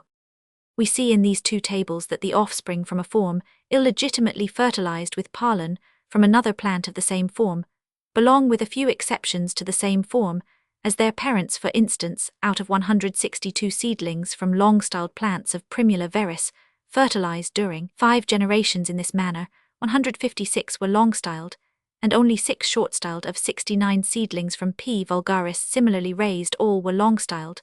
So it was with 56 seedlings from the long-styled form of the trimorphic Lythrum salicaria, and with numerous seedlings from the long-styled form of Oxalis rosea, the offspring from the short-styled forms of dimorphic plants, and from both the mid-styled and short-styled forms of trimorphic plants, fertilized with their own form pollen likewise, tend to belong to the same form as their parents, but not in so marked a manner as in the case of the long-styled form. There are 3 cases in Table 6 in which a form of Lythrum was fertilized illegitimately with pollen from another form, and in 2 of these cases, all the offspring belong to the same 2 forms as their parents, whilst in the 3rd case they belong to all 3 forms.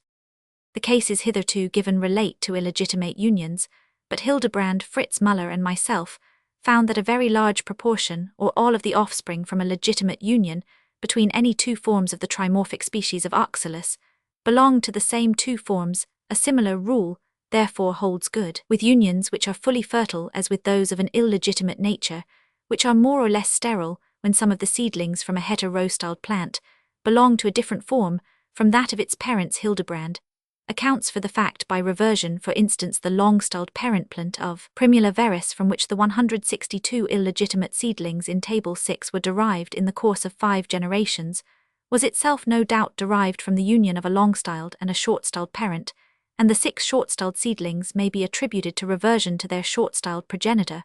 But it is a surprising fact in this case, and in other similar ones, that the number of the offspring which thus reverted was not larger. The fact is rendered still more strange in the particular instance of P. veris, for there was no reversion until 4 or 5 generations of long-styled plants had been raised. It may be seen in both tables that the long-styled form transmits its form much more faithfully than does the short-styled when both are fertilized with their own form pollen. And why this should be so, it is difficult to conjecture, unless it be that the aboriginal parent form of most heterostyled species possessed a pistil which exceeded its own stamens considerably in length 68. It may be suspected that this was the case with Primula, judging from the length of the pistil. In several allied genera, see Mr. J. Scott, Journal of the Linnean Society Botany, Volume 8, 1864, page 85. Herr Breitenbach found many specimens of Primula elatia growing in a state of nature, with some flowers on the same plant, long-styled, others short-styled, and others equal-styled, and the long-styled form greatly preponderated, in number there being 61 of this form to 9 of the short-styled, and 15 of the equal-styled. I will only add that in a state of nature any single plant of a trimorphic species no doubt produces all 3 forms, and this may be accounted for either by its several flowers being separately fertilized by both the other forms, as Hildebrand supposes, or by pollen from both the other forms being deposited by insects on the stigma of the same flower. Equal-styled varieties. The tendency of the dimorphic species of Primula to produce equal-styled varieties deserves notice. Cases of this kind have been observed as shown in the last chapter in no less than 6 species, namely P. veris vulgaris sinensis, auricula farinosa, and elatia. In the case of P. veris, the stamens resemble in length, position, and size of their pollen grains the stamens of the short-styled form, whilst the pistil closely resembles that of the long-styled. But as it varies much in length, one proper to the short-styled form appears to have been elongated, and to have assumed at the same time the functions of a long-styled pistil. Consequently, the flowers are capable of spontaneous self-fertilization of a legitimate nature, and yield a full complement of seed, or even more than the number produced by ordinary flowers legitimately fertilized with P. sinensis. On the other hand, the stamens resemble in all respects the shorter ones proper to the long-styled form, whilst the pistil makes a near approach to that of the short-styled. But as it varies in length, it would appear as if a long-styled pistil had been reduced in length and modified in function. The flowers in this case, as in the last, are capable of spontaneous legitimate fertilization, and are rather more productive than ordinary flowers legitimately fertilized with P. auricula and farinosa. The stamens resemble those of the short-styled form in length, but those of the long-styled in the size of their pollen grains. The pistil also resembles that of the long-styled, so that, although the stamens and pistil are of nearly equal length, and consequently pollen is spontaneously deposited on the stigma, yet the flowers are not legitimately fertilized, and yield only a very moderate supply of seed. We thus see firstly that equal-styled varieties have originated in various ways, and secondly that the combination of the 2 forms in the same flower differs in completeness. With P. elatia, some of the flowers on the same plant have become equal-styled instead of all of them, as in the other species. Mr. Scott has suggested that the equal-styled varieties arise through reversion to the former homo-styled condition of the genus. This view is supported by the remarkable fidelity with which the equal-styled variation is transmitted, after it has once appeared. I have shown in Chapter 13 of my Variation of Animals and Plants under Domestication that any cause which disturbs the constitution tends to induce reversion, and it is chiefly the cultivated species of Primula which become equal-styled. Illegitimate fertilization, which is an abnormal process, is likewise an exciting cause, and with illegitimately descended long-styled plants of P. sinensis, I have observed the first appearance and subsequent stages of this variation. With some other plants of P. sinensis of similar parentage, the flowers appeared to have reverted to their original wild condition. Again, some hybrids between P. veris and vulgaris were strictly equal-styled, and others made a near approach to this structure. All these facts support the view that this variation results at least in part from reversion to the original state of the genus. before the species had become heterostyled. On the other hand, some considerations indicate, as previously remarked, that the aboriginal parent form of Primula had a pistil which exceeded the stamens in length. The fertility of the equal-styled varieties has been somewhat modified, being sometimes greater and sometimes less than that of a legitimate union. Another view, however, may be taken with respect to the origin of the equal-styled varieties, and their appearance may be compared with that of hermaphrodites amongst animals, which properly have their sexes separated, for the two sexes are combined in a monstrous hermaphrodite, in a somewhat similar manner as the two sexual forms are combined in the same flower of an equal-styled variety of a heterostyled species. Final remarks.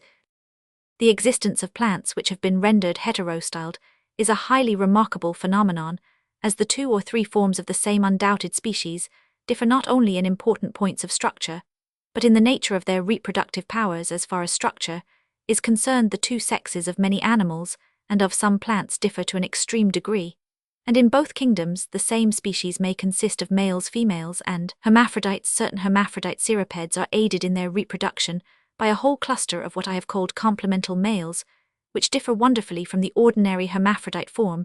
With ants we have males and females, and two or three castes of sterile females or workers. With termites there are, as Fritz Müller has shown, both winged and wingless males and females besides the workers.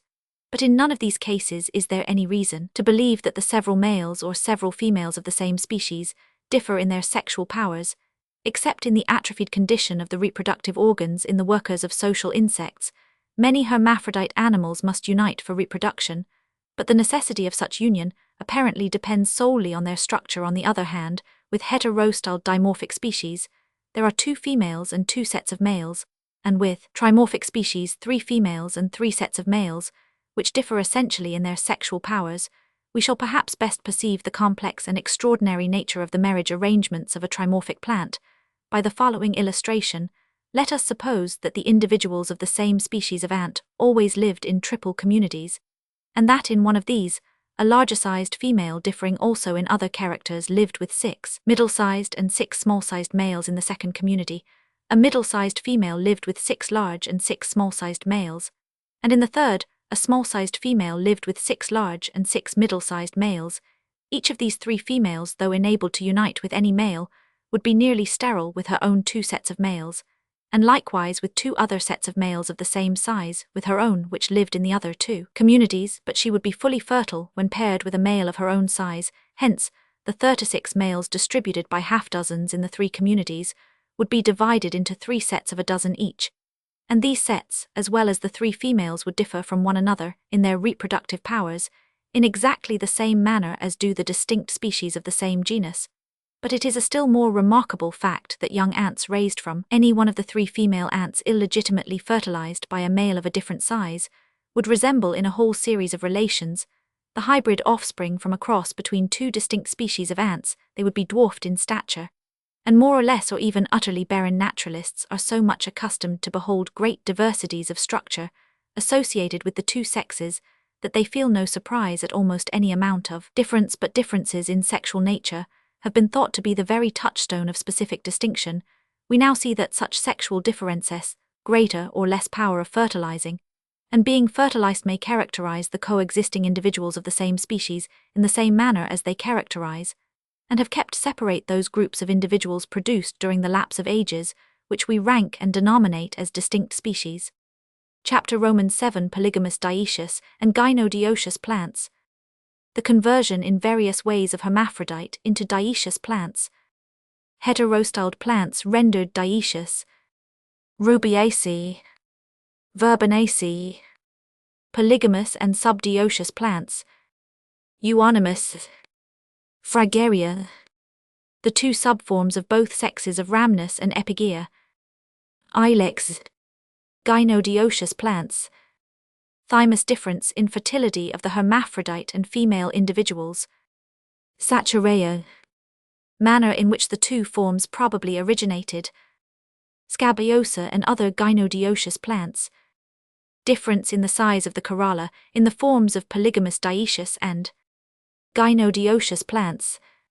There are several groups of plants in which all the species are dioecious, and these exhibit no rudiments in the one sex of the organs proper to the other. About the origin of such plants, nothing is known. It is possible that they may be descended from ancient lowly organized forms, which had from the first their sexes separated, so that they have never existed as hermaphrodites. There are however many other groups of species and single ones, which from being allied on all sides to hermaphrodites, and from exhibiting in the female flowers plain rudiments of male organs, and conversely in the male flowers rudiments of female organs, we may feel sure are descended from plants, which formerly had the two sexes combined in the same flower. It is a curious and obscure problem, how and why such hermaphrodites have been rendered bisexual. If in some individuals of a species the stamens alone were to abort, females and hermaphrodites would be left existing, of which many instances occur. And if the female organs of the hermaphrodite were afterwards to abort, the result would be a dioecious plant. Conversely, if we imagine the female organs alone to abort in some individuals, males and hermaphrodites would be left, and the hermaphrodites might afterwards be converted into females. In other cases, as in that of the common ash tree mentioned in the introduction, the stamens are rudimentary in some individuals, the pistils in others again, remaining as hermaphrodites. Here the modification of the two sets of organs appears to have occurred simultaneously, as far as we can judge from their equal state of abortion, if the hermaphrodites were supplanted by the individuals having separated sexes, and if these latter were equalized in number, a strictly dioecious species would be formed. There is much difficulty in understanding why hermaphrodite plants should ever have been rendered dioecious. There would be no such conversion unless pollen was already carried regularly by insects or by the wind from one individual to the other, for otherwise every step towards dioeciousness would lead towards sterility, as we must assume that cross-fertilization was assured before an hermaphrodite could be changed into a dioecious plant. We may conclude that the conversion has not been effected for the sake of gaining the great benefits which follow from cross-fertilization. We can however see that if a species were subjected to unfavorable conditions, from severe competition with other plants, or from any other cause, the production of the male and female elements, and the maturation of the ovules by the same individual might prove too great a strain on its powers, and the separation of the sexes would then be highly beneficial. This, however, would be effected only under the contingency of a reduced number of seeds, produced by the females alone, being sufficient to keep up the stock. There is another way of looking at the subject which partially removes a difficulty that appears at first sight insuperable, namely, that during the conversion of an hermaphrodite into a dioecious plant, the male organs must abort in some individuals, and the female organs in others, yet, as all are exposed to the same conditions, it might have been expected that those which varied would tend to vary in the same manner. As a general rule, only a few individuals of a species vary simultaneously in the same manner, and there is no improbability in the assumption that some few individuals might produce larger seeds than the average, better stocked with nourishment, if the production of such seeds were highly beneficial to a species. And on this head, there can be little doubt the variety with the large seeds would tend to increase. 71. See the facts given in the effects of cross and self-fertilization, page 353. But in accordance with the law of compensation, we might expect that the individuals which produced such seeds would, if living under severe conditions, tend to produce less and less pollen, so that their anthers would be reduced in size and might ultimately become rudimentary. This view occurred to me owing to a statement by Sir J. E. Smith, that there are female and hermaphrodite plants of Sericula tinctoria, and that the seeds of the former are larger than those of the hermaphrodite form. 72. Transactions of the Linnean Society, Volume 8, page 600. It may also be worthwhile to recall the case of the mid-styled form of Lythrum salicaria, which produces a larger number of seeds than the other forms, and has somewhat smaller pollen grains, which have less fertilizing power than those of the corresponding stamens in the other two forms. But whether the larger number of seeds is the indirect cause of the diminished power of the pollen or vice versa, I know not. As soon as the anthers in a certain number of individuals became reduced in size in the manner just suggested, or from any other cause, the other individuals would have to produce a larger supply of pollen, and such increased development would tend to reduce the female organs through the law of compensation, so as ultimately to leave them in a rudimentary condition, and the species would then become dioecious. Instead of the first change occurring in the female organs, we may suppose that the male ones first varied, so that some individuals produced a larger supply of pollen. This would be beneficial under certain circumstances, such as a change in the nature of the insects which visited the flowers, or in their becoming more anamorphous for such plants require an enormous quantity of pollen. The increased action of the male organs would tend to affect through compensation the female organs of the same flower, and the final result would be that the species would consist of males and hermaphrodites, but it is of no use considering this case and other analogous ones, for as stated in the introduction, the coexistence of male and hermaphrodite plants is excessively rare. It is no valid objection to the foregoing views that changes of such a nature would be effected with extreme slowness, for we shall presently see good reason to believe that various hermaphrodite plants have become, or are becoming dioecious by many and excessively small steps in the case of polygamous species, which exist as males-females, and hermaphrodites, the latter, would have to be supplanted before the species could become strictly dioecious, but the extinction of the hermaphrodite form would probably not be difficult, as a complete separation of the sexes appears often to be in some way beneficial. The males and females would also have to be equalized in number, or produced in some fitting proportion, for the effectual fertilization of the females. There are no doubt many unknown laws which govern the suppression of the male or female organs in hermaphrodite plants, quite independently of any tendency in them to become monoecious, dioecious, or polygamous.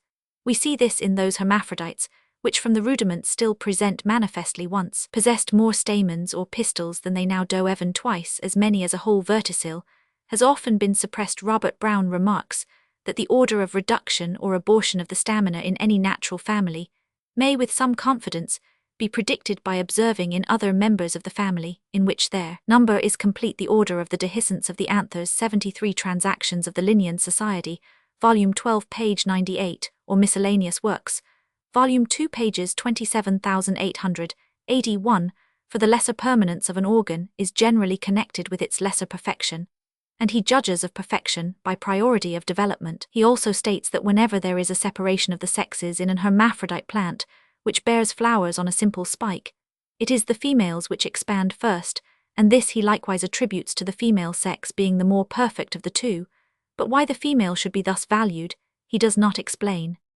Plants under cultivation or changed conditions of life frequently become sterile, and the male organs are much oftener affected than the female, though the latter alone are sometimes affected. The sterility of the stamens is generally accompanied by a reduction in their size, and we may feel sure from a widespread analogy that both the male and female organs would become rudimentary in the course of many generations if they failed altogether to perform their proper functions. According to Gartner, if the anthers on a plant are contabescent, and when this occurs it is always at a very early period of growth, the female organs are sometimes precociously developed. 74 Baitridge zur Kenntnis etc., page 117. Et. Sec. The whole subject of the sterility of plants from various causes has been discussed in my Variation of Animals and Plants under Domestication, Chapter 80, 2nd edition, Volume 2, pages 14,656. I mention this case as it appears to be one of compensation. So again is the well-known fact that plants which increase largely by stolons or other such means are often utterly barren, with a large proportion of their pollen grains in a worthless condition. Hildebrand has shown that with hermaphrodite plants, which are strongly protrandrous, the stamens in the flowers, which open first, sometimes abort, and this seems to follow from their being useless, as no pistils are then ready to be fertilized. Conversely, the pistils in the flowers, which open last, sometimes abort, as when they are ready for fertilization, all the pollen has been shed. He further shows, by means of a series of gradations amongst the compositae, that a tendency from the causes just specified to produce either male or female florets sometimes spreads to all the florets on the same head, and sometimes even to the whole plant. 75 Über die Geschlechtsverhältnis, bei den Kompositen, 1869, page 89.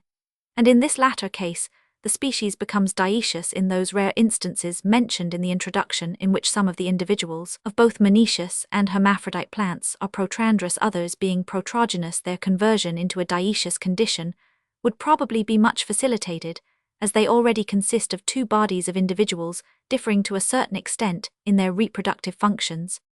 Dimorphic heterostyled plants offer still more strongly marked facilities for becoming dioecious, for they likewise consist of two bodies of individuals in approximately equal numbers, and what probably is more important, both the male and female organs differ in the two forms not only in structure but in function in nearly the same manner as do the reproductive organs of two distinct species, belonging to the same genus now, if two species are subjected to changed conditions, though of the same nature it is notorious that they are often affected very differently. Therefore, the male organs, for instance, in one form of a heterostyled plant, might be affected by those unknown causes, which induce abortion differently from the homologous but functionally different organs in the other form, and so conversely with the female organs.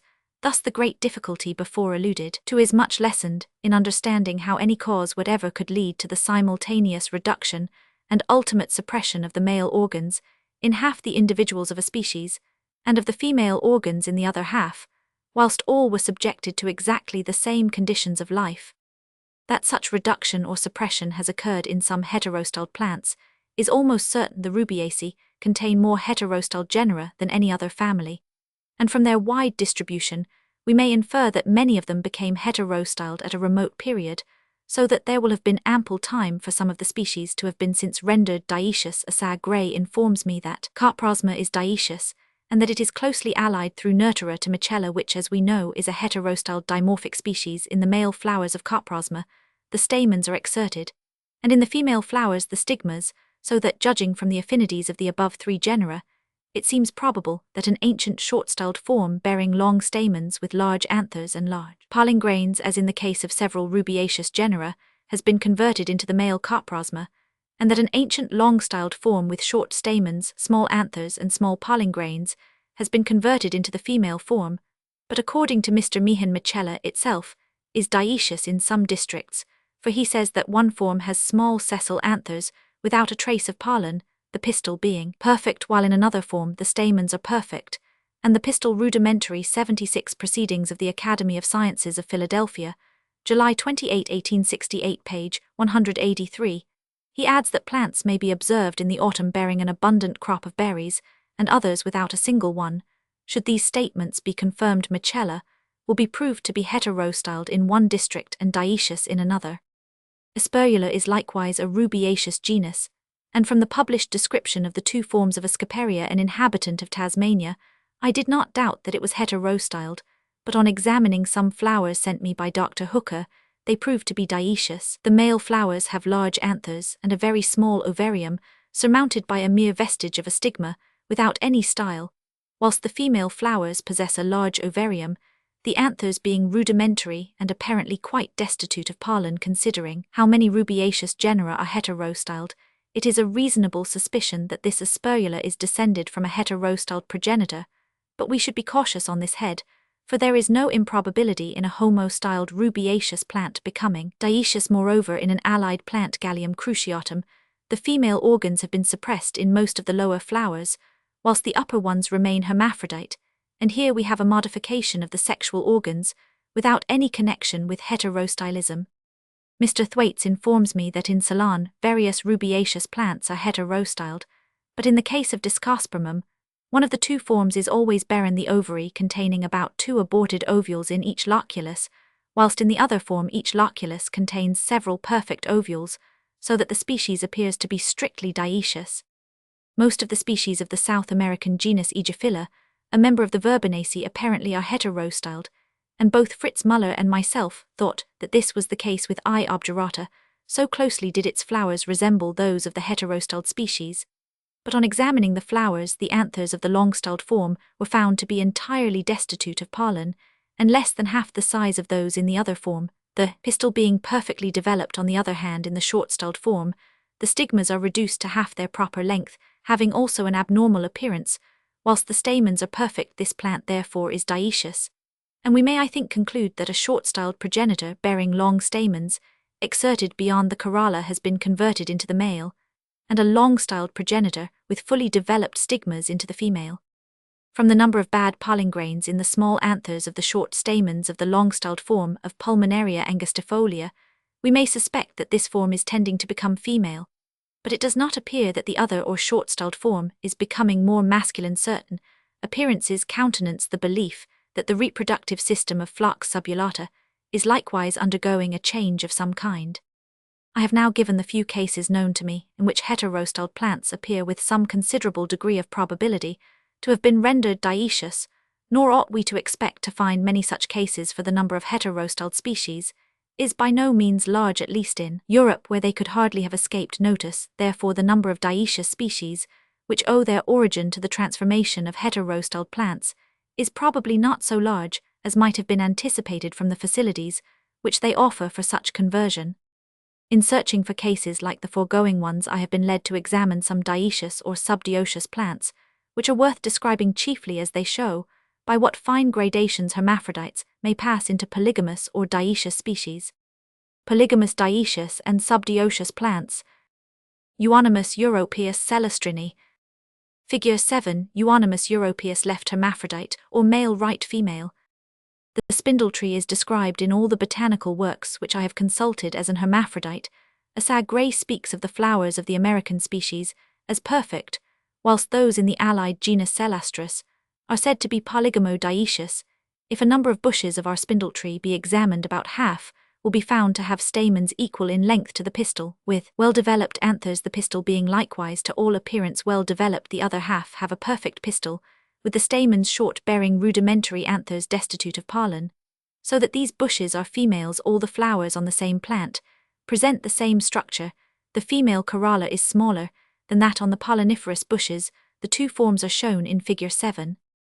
I did not at first doubt that this species existed under an hermaphrodite and female form, but we shall presently see that some of the bushes which appear to be hermaphrodites never produce fruit, and these are in fact males. The species therefore is polygamous in the sense in which I use the term, and trioecious. The flowers are frequented by many diptera, and some small hymenoptera for the sake of the nectar secreted by the disc. But I did not see a single bee at work. Nevertheless, the other insects sufficed to fertilize effectually female bushes, growing at a distance of even 30 yards from any polliniferous bush. The small anthers borne by the short stamens of the female flowers are well formed and dehisce properly, but I could never find in them a single grain of pollen. It is somewhat difficult to compare the length of the pistils in the two forms, as they vary somewhat in this respect, and continue to grow after the anthers are mature. The pistils therefore in old flowers on a polliniferous plant are often of considerably greater length than in young flowers on a female plant. On this account, the pistils from 5 flowers from so many hermaphrodite or male bushes were compared with those from 5 female bushes before the anthers had dehisced, and whilst the rudimentary ones were of a pink colour, and not at all shriveled, these two sets of pistils did not differ in length, or if there was any difference, those of the polliniferous flowers were rather the longest in one hermaphrodite plant, which produced during 3 years very few and poor fruit. The pistil much exceeded in length, the stamens bearing perfect and as yet closed anthers, and I never saw such a case on any female plant. It is a surprising fact that the pistil in the male and in the semisterile hermaphrodite flowers has not been reduced in length, seeing that it performs very poorly or not at all its proper function. The stigmas in the two forms are exactly alike, and in some of the polliniferous plants which never produced any fruit, I found that the surface of the stigma was viscid, so that pollen grains adhered to it and had exerted their tubes. The ovules are of equal size in the two forms, therefore the most acute botanist, judging only by structure, would never have suspected that some of the bushes were in function exclusively males. 13 bushes growing near one another in a hedge consisted of 8 females quite destitute of pollen, and of 5 hermaphrodites with well-developed anthers. In the autumn, the 8 females were well covered with fruit, excepting one which bore only a moderate number. Of the 5 hermaphrodites, one bore a dozen or 2 fruits, and the remaining 4 bushes several dozen, but their number was as nothing compared with those on the female bushes, for a single branch between 2 and 3 feet in length from one of the latter yielded more than any one of the hermaphrodite bushes. The difference in the amount of fruit produced by the two sets of bushes is all the more striking, as from the sketches above given it is obvious that the stigmas of the polliniferous flowers can hardly fail to receive their own pollen, whilst the fertilization of the female flowers depends on pollen being brought to them by flies, and the smaller hymenoptera, which are far from being such efficient carriers as bees. I now determined to observe more carefully during successive seasons some bushes growing in another place about a mile distant. As the female bushes were so highly productive, I marked only 2 of them with the letters A and B, and 5 polliniferous bushes with the letters C to G. I may premise that the year 1865 was highly favourable for the fruiting of all the bushes, especially for the polliniferous ones, some of which were quite barren. Except under such favourable conditions, the season of 1864 was unfavourable. In 1863, the female A produced some fruit, in 1864 only 9, and in 1865 97 fruit. The female bee in 1863 was covered with fruit in 1864. It bore 28, and in 1865, innumerable very fine fruits. I may add that 3 other female trees growing close by were observed, but only during 1863, and they then bore abundantly with respect to the polliniferous bushes. The one marked C did not bear a single fruit during the years 1863 and 1864, but during 1865, it produced no less than 92 fruit, which however were very poor. I selected one of the finest branches with 15 fruit, and these contained 20 seeds, or on an average 1 per fruit. I then took by hazard 15 fruit from an adjoining female bush, and these contained 43 seeds, that is more than twice as many, or on an average 2 per fruit.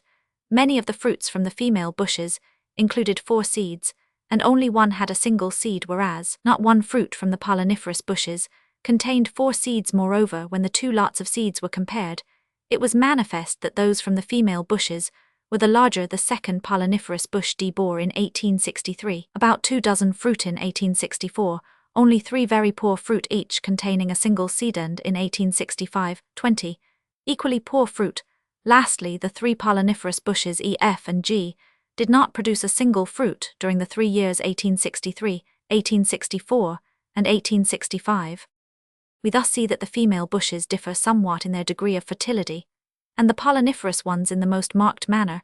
We have a perfect gradation from the female bush B, which in 1865 was covered with innumerable fruits, through the female A, which produced during the same year 97, through the polliniferous bush C, which produced this year 92 fruits, these however containing a very low average number of seeds of small size, through the bush D, which produced only 20 poor fruit. The 3 bushes E, F, and G, which did not this year, or during the 2 previous years, produce a single fruit. If these latter bushes, and the more fertile female ones, were to supplant the others, the spindle tree would be as strictly dioecious in function as any plant in the world. This case appears to me very interesting as showing how gradually an hermaphrodite plant may be converted into a dioecious. 177, according to Fritz Müller, Botanische Zeitung, 1870, page 151. A Chamisoa amaranthacea in southern Brazil is in nearly the same state as our euonymus. The ovules are equally developed in the 2 forms. In the female, the pistil is perfect, whilst the anthers are entirely destitute of pollen. In the polliniferous form, the pistil is short, and the stigmas never separate from one another, so that although their surfaces are covered with fairly well-developed papillae, they cannot be fertilized. These latter plants do not commonly yield any fruit, and are therefore in function males. Nevertheless, on one occasion Fritz Müller found flowers of this kind in which the stigmas had separated, and they produced some fruit. Seeing how general it is for organs which are almost or quite functionless to be reduced in size, it is remarkable that the pistils of the polliniferous plants should equal or even exceed in length those of the highly fertile female plants. This fact formerly led me to suppose that the spindle tree had once been heterostyled, the hermaphrodite and male plants having been originally long-styled with the pistils since reduced in length, but with the stamens retaining their former dimensions, whilst the female plant had been originally short-styled with the pistil in its present state, but with the stamens since greatly reduced and rendered rudimentary. A conversion of this kind is at least possible, although it is the reverse of that which appears actually to have occurred with some rubiaceous genera and Aegophylla. For with these plants, the short-styled form has become the male, and the long-styled the female. It is however a more simple view that sufficient time has not elapsed for the reduction of the pistil in the male and hermaphrodite flowers of our euonymus, though this view does not account for the pistils in the polliniferous flowers being sometimes longer than those in the female flowers. Fragaria vesca virginiana chiloensis, etc. Rosaceae. A tendency to the separation of the sexes in the cultivated strawberry seems to be much more strongly marked in the United States than in Europe, and this appears to be the result of the direct action of climate on the reproductive organs.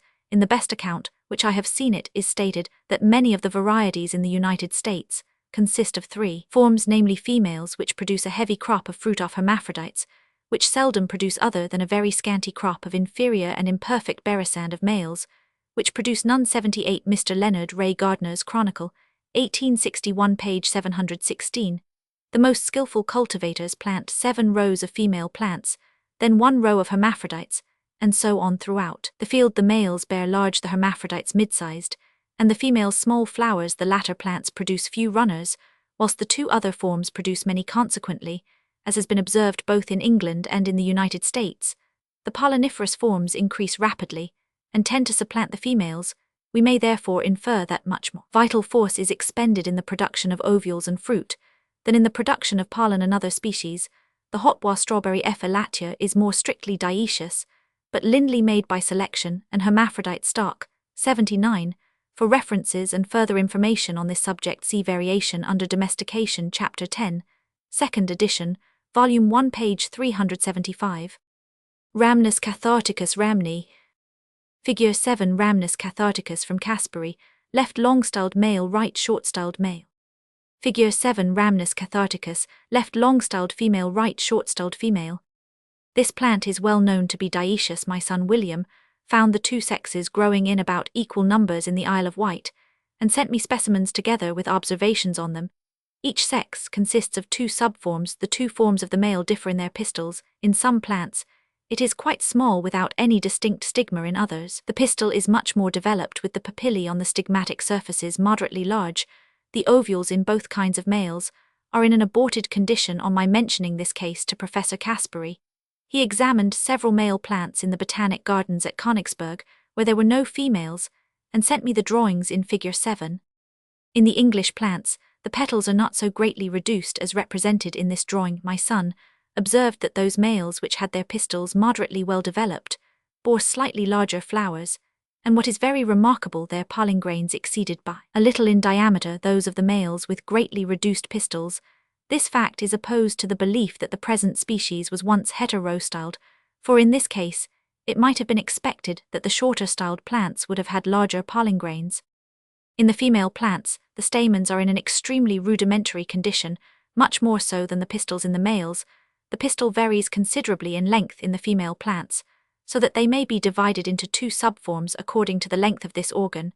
Both the petals and sepals are decidedly smaller in the females than in the males, and the sepals do not turn downwards as do those of the male flowers when mature. All the flowers on the same male or same female bush, though subject to some variability, belong to the same subform, and as my son never experienced any difficulty in deciding under which class a plant ought to be included, he believes that the two subforms of the same sex do not graduate into one another. I can form no satisfactory theory how the four forms of this plant originated. Rhamnus lanceolatus. This plant exists in the United States, as I am informed by Professor Gray, under two hermaphrodite forms. In the one, which may be called the short-styled, the flowers are subsolitary and include a pistil about 2/3, or only half as long as that. In the other form, it has also shorter stigmas. The stamens are of equal length in the two forms, but the anthers of the short-styled contain rather less pollen, as far as I could judge from a few dried flowers. My son compared the pollen grains from the two forms, and those from the long-styled flowers were to those from the short-styled on an average from 10 measurements as 10 to 9 in diameter, so that the two hermaphrodite forms of this species resemble in this respect the two male forms of R. catharticus. The long-styled form is not so common as the short-styled. The latter is said by Gray to be the more fruitful of the two, as might have been expected from its appearing to produce less pollen, and from the grains being of smaller size. It is therefore the more highly feminine of the two. The long-styled form produces a greater number of flowers which are clustered together. Instead of being sub-solitary, they yield some fruit, but as just stated, are less fruitful than the other form, so that this form appears to be the more masculine of the two. On the supposition that we have here an hermaphrodite plant becoming dioecious, there are 2 points deserving notice. Firstly, the greater length of the pistil in the incipient male form, and we have met with a nearly similar case in the male and hermaphrodite forms of Euonymus, compared with the females. Secondly, the larger size of the pollen grains in the more masculine flowers, which perhaps may be attributed to their having retained their normal size, whilst those the incipient female flowers have been reduced. The long-styled form of R. lanceolatus seems to correspond with the males of R. catharticus, which have a longer pistil and larger pollen grains. Light will perhaps be thrown on the nature of the forms in this genus. As soon as the power of both kinds of pollen on both stigmas is ascertained, several other species of Rhamnus are said to be dioecious or subdioecious. 710 Lecoq Geogger Bart Tome 5 1856 pages 420-26. On the other hand, R. frangula is an ordinary hermaphrodite. For my son found a large number of bushes, all bearing an equal profusion of fruit. Epigea repens ericaceae. This plant appears to be in nearly the same state as Rhamnus catharticus. It is described by Assad Gray as existing under 4 forms 711 American Journal of Science, July 1876, also the American Naturalist, 1876 page 491, with long style perfect stigma, and short abortive stamens 2 shorter style, but with stigma equally perfect. Short abortive stamens, these 2 female forms amounted to 20% of the specimens received from one locality in Maine, but all the fruiting specimens belonged to the first form, 3 style long as in number 1, but with stigma imperfect stamens, perfect 4 style shorter than in the last stigma imperfect stamens, perfect. These 2 latter forms are evidently males. Therefore, as Assad Gray remarks, the flowers may be classified into 2 kinds each with 2 modifications, the 2 main kinds characterized by the nature and perfection of the stigma, along with more or less abortion of the stamens, their modifications, by the length of the style. Mr. Meehan has described the extreme variability of the corolla and calyx in this plant, and shows that it is dioecious. 712 variations in Epigea repens, Proc. Acad. Nat. Soc. Philadelphia, May 1868 page 153. It is much to be wished that the pollen grains in the 2 male forms should be compared, and their fertilizing power tried on the 2 female forms. Ilex aquifolium aquifoliaceae. In the several works which I have consulted, one author alone says that the Harley is dioecious. 713, Vocher Hist. Phys. des Plantes d'Europe 1841 tome 2 page 11. During several years, I have examined many plants, but have never found one that was really hermaphrodite. I mention this genus because the stamens in the female flowers, although quite destitute of pollen, are but slightly and sometimes not at all shorter than the perfect stamens in the male flowers. In the latter, the ovary is small, and the pistil is almost aborted. The filaments of the perfect stamens adhere for a greater length to the petals than in the female flowers. The corolla of the latter is rather smaller than that of the male. The male trees produce a greater number of flowers than the females. Assad Gray informs me that Roman 1 alpaca, which represents in the United States our common Harley, appears, judging from dried flowers, to be in a similar state. And so it is according to Vocher with several other, but not with all the species of the genus. Gynodioecious plants.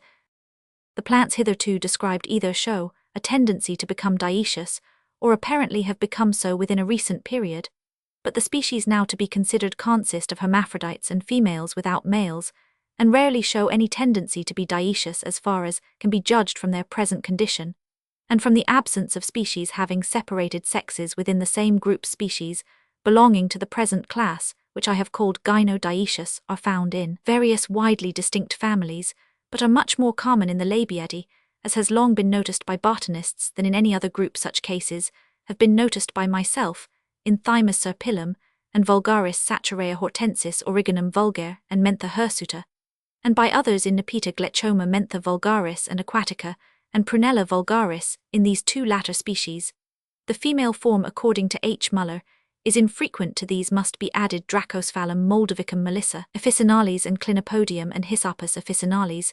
714 H. Muller, Die Befruchtung der Blumen 1873, and Nature 1873 p.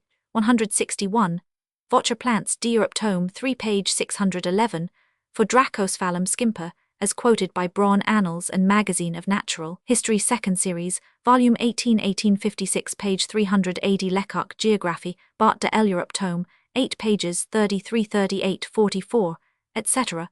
Both Vocher and Lecoq were mistaken in thinking that several of the plants named in the text are dioecious. They appear to have assumed that the hermaphrodite form was a male. Perhaps they were deceived by the pistil not becoming fully developed and of proper length until some time after the anthers have dehisced in the 2 last-named plants. The female form likewise appears to be rare, for I raised many seedlings of both, and all were hermaphrodites. It has already been remarked in the introduction that androdioecious species, as they may be called, or those which consist of hermaphrodites and males, are extremely rare or hardly exist. Thymus serpyllum. The hermaphrodite plants present nothing particular in the state of their reproductive organs, and so it is in all the following cases. The females of the present species produce rather fewer flowers, and have somewhat smaller corollas than the hermaphrodites, so that near Torquay, where this plant abounds, I could after a little practice distinguish the 2 forms, whilst walking quickly past them. According to Vocher, the smaller size of the corolla is common to the females of most or all of the above-mentioned Labiidae. The pistil of the female, though somewhat variable in length, is generally shorter with the margins of the stigma broader, and formed of more lax tissue than that of the hermaphrodite. The stamens in the female vary excessively in length. They are generally enclosed within the tube of the corolla, and their anthers do not contain any sound pollen. But after long search, I found a single plant with the stamens moderately exerted, and their anthers contained a very few full-sized grains together, with a multitude of minute empty ones. In some females, the stamens are extremely short, and their minute anthers, though divided into the two normal cells or loculi, contain not a trace of pollen. In others again, the anthers did not exceed in diameter the filaments which supported them, and were not divided into two loculi. Judging from what I have myself seen, and from the descriptions of others, all the plants in Britain, Germany, and near Mentone are in the state just described, and I have never found a single flower with an aborted pistil. It is therefore remarkable that, according to Del Pino, this plant near Florence is generally trimorphic, consisting of males with aborted pistils, females with aborted stamens, and hermaphrodites. 715, Sul opera, la distribuzione dei sessi nel piant, etc., 1867, page 7. With respect to Germany, H. Müller die Befruchtung, etc., page 327. I found it very difficult to judge of the proportional number of the two forms at Torquay. They often grow mingled together, but with large patches consisting of one form alone. At first I thought that the two were nearly equal in number, but on examining every plant which grew close to the edge of a little overhanging dry cliff, about 200 yards in length, I found only 12 females, all the rest some hundreds in number being hermaphrodites. Again, on an extensive, gently sloping bank, which was so thickly covered with this plant that, viewed from the distance of half a mile, it appeared of a pink colour, I could not discover a single female. Therefore the hermaphrodites must greatly exceed in number the females, at least in the localities examined by me. A very dry station apparently favours the presence of the female form, with some of the other above-named labiati.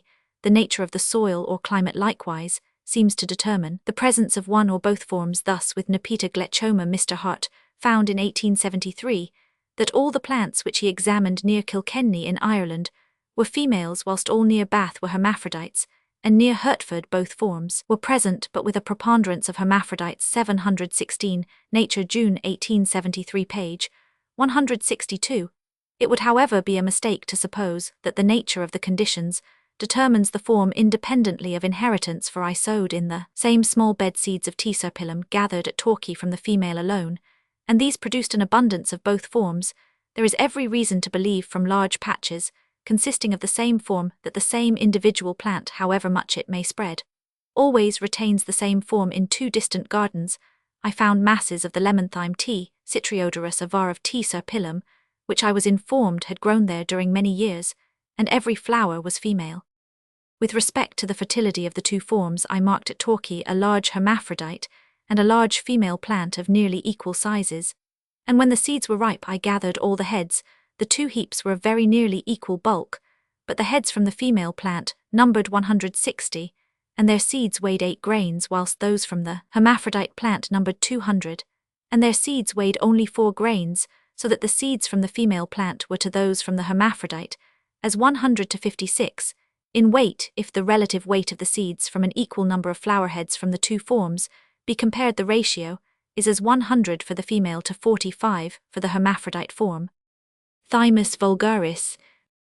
Figure 7, Thymus vulgaris magnified, left hermaphrodite, right 2 females. The common garden thyme resembles in almost every respect T. serpyllum.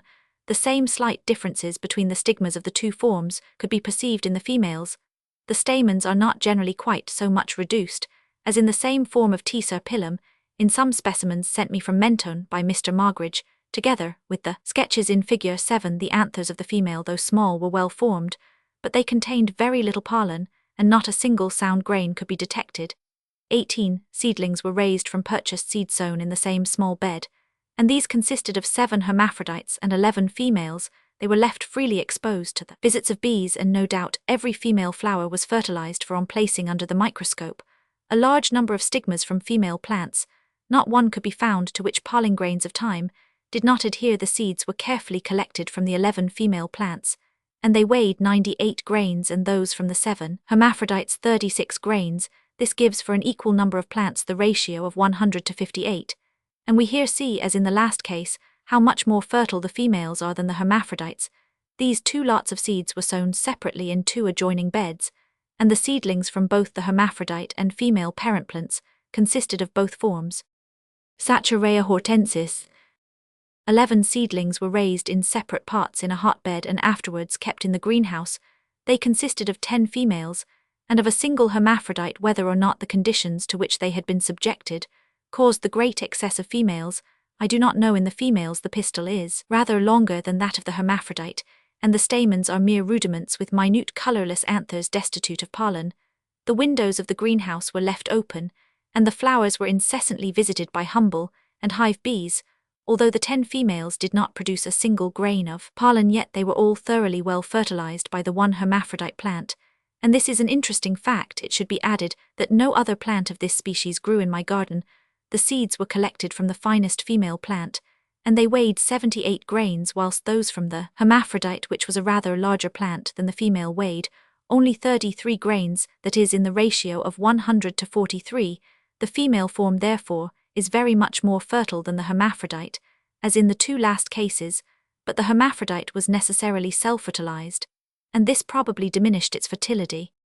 We may now consider the probable means by which so many of the Labiadae have been separated into two forms, and the advantages thus gained. H. Muller supposes that originally some individuals varied so as to produce more conspicuous flowers, and that insects habitually visited these first, and then dusted with their pollen, visited and fertilized the less conspicuous flowers. 717, Die Befruchtung der Blumen, pages 319-326. The production of pollen by the latter plants would thus be rendered superfluous, and it would be advantageous to the species that their stamens should abort so as to save useless expenditure.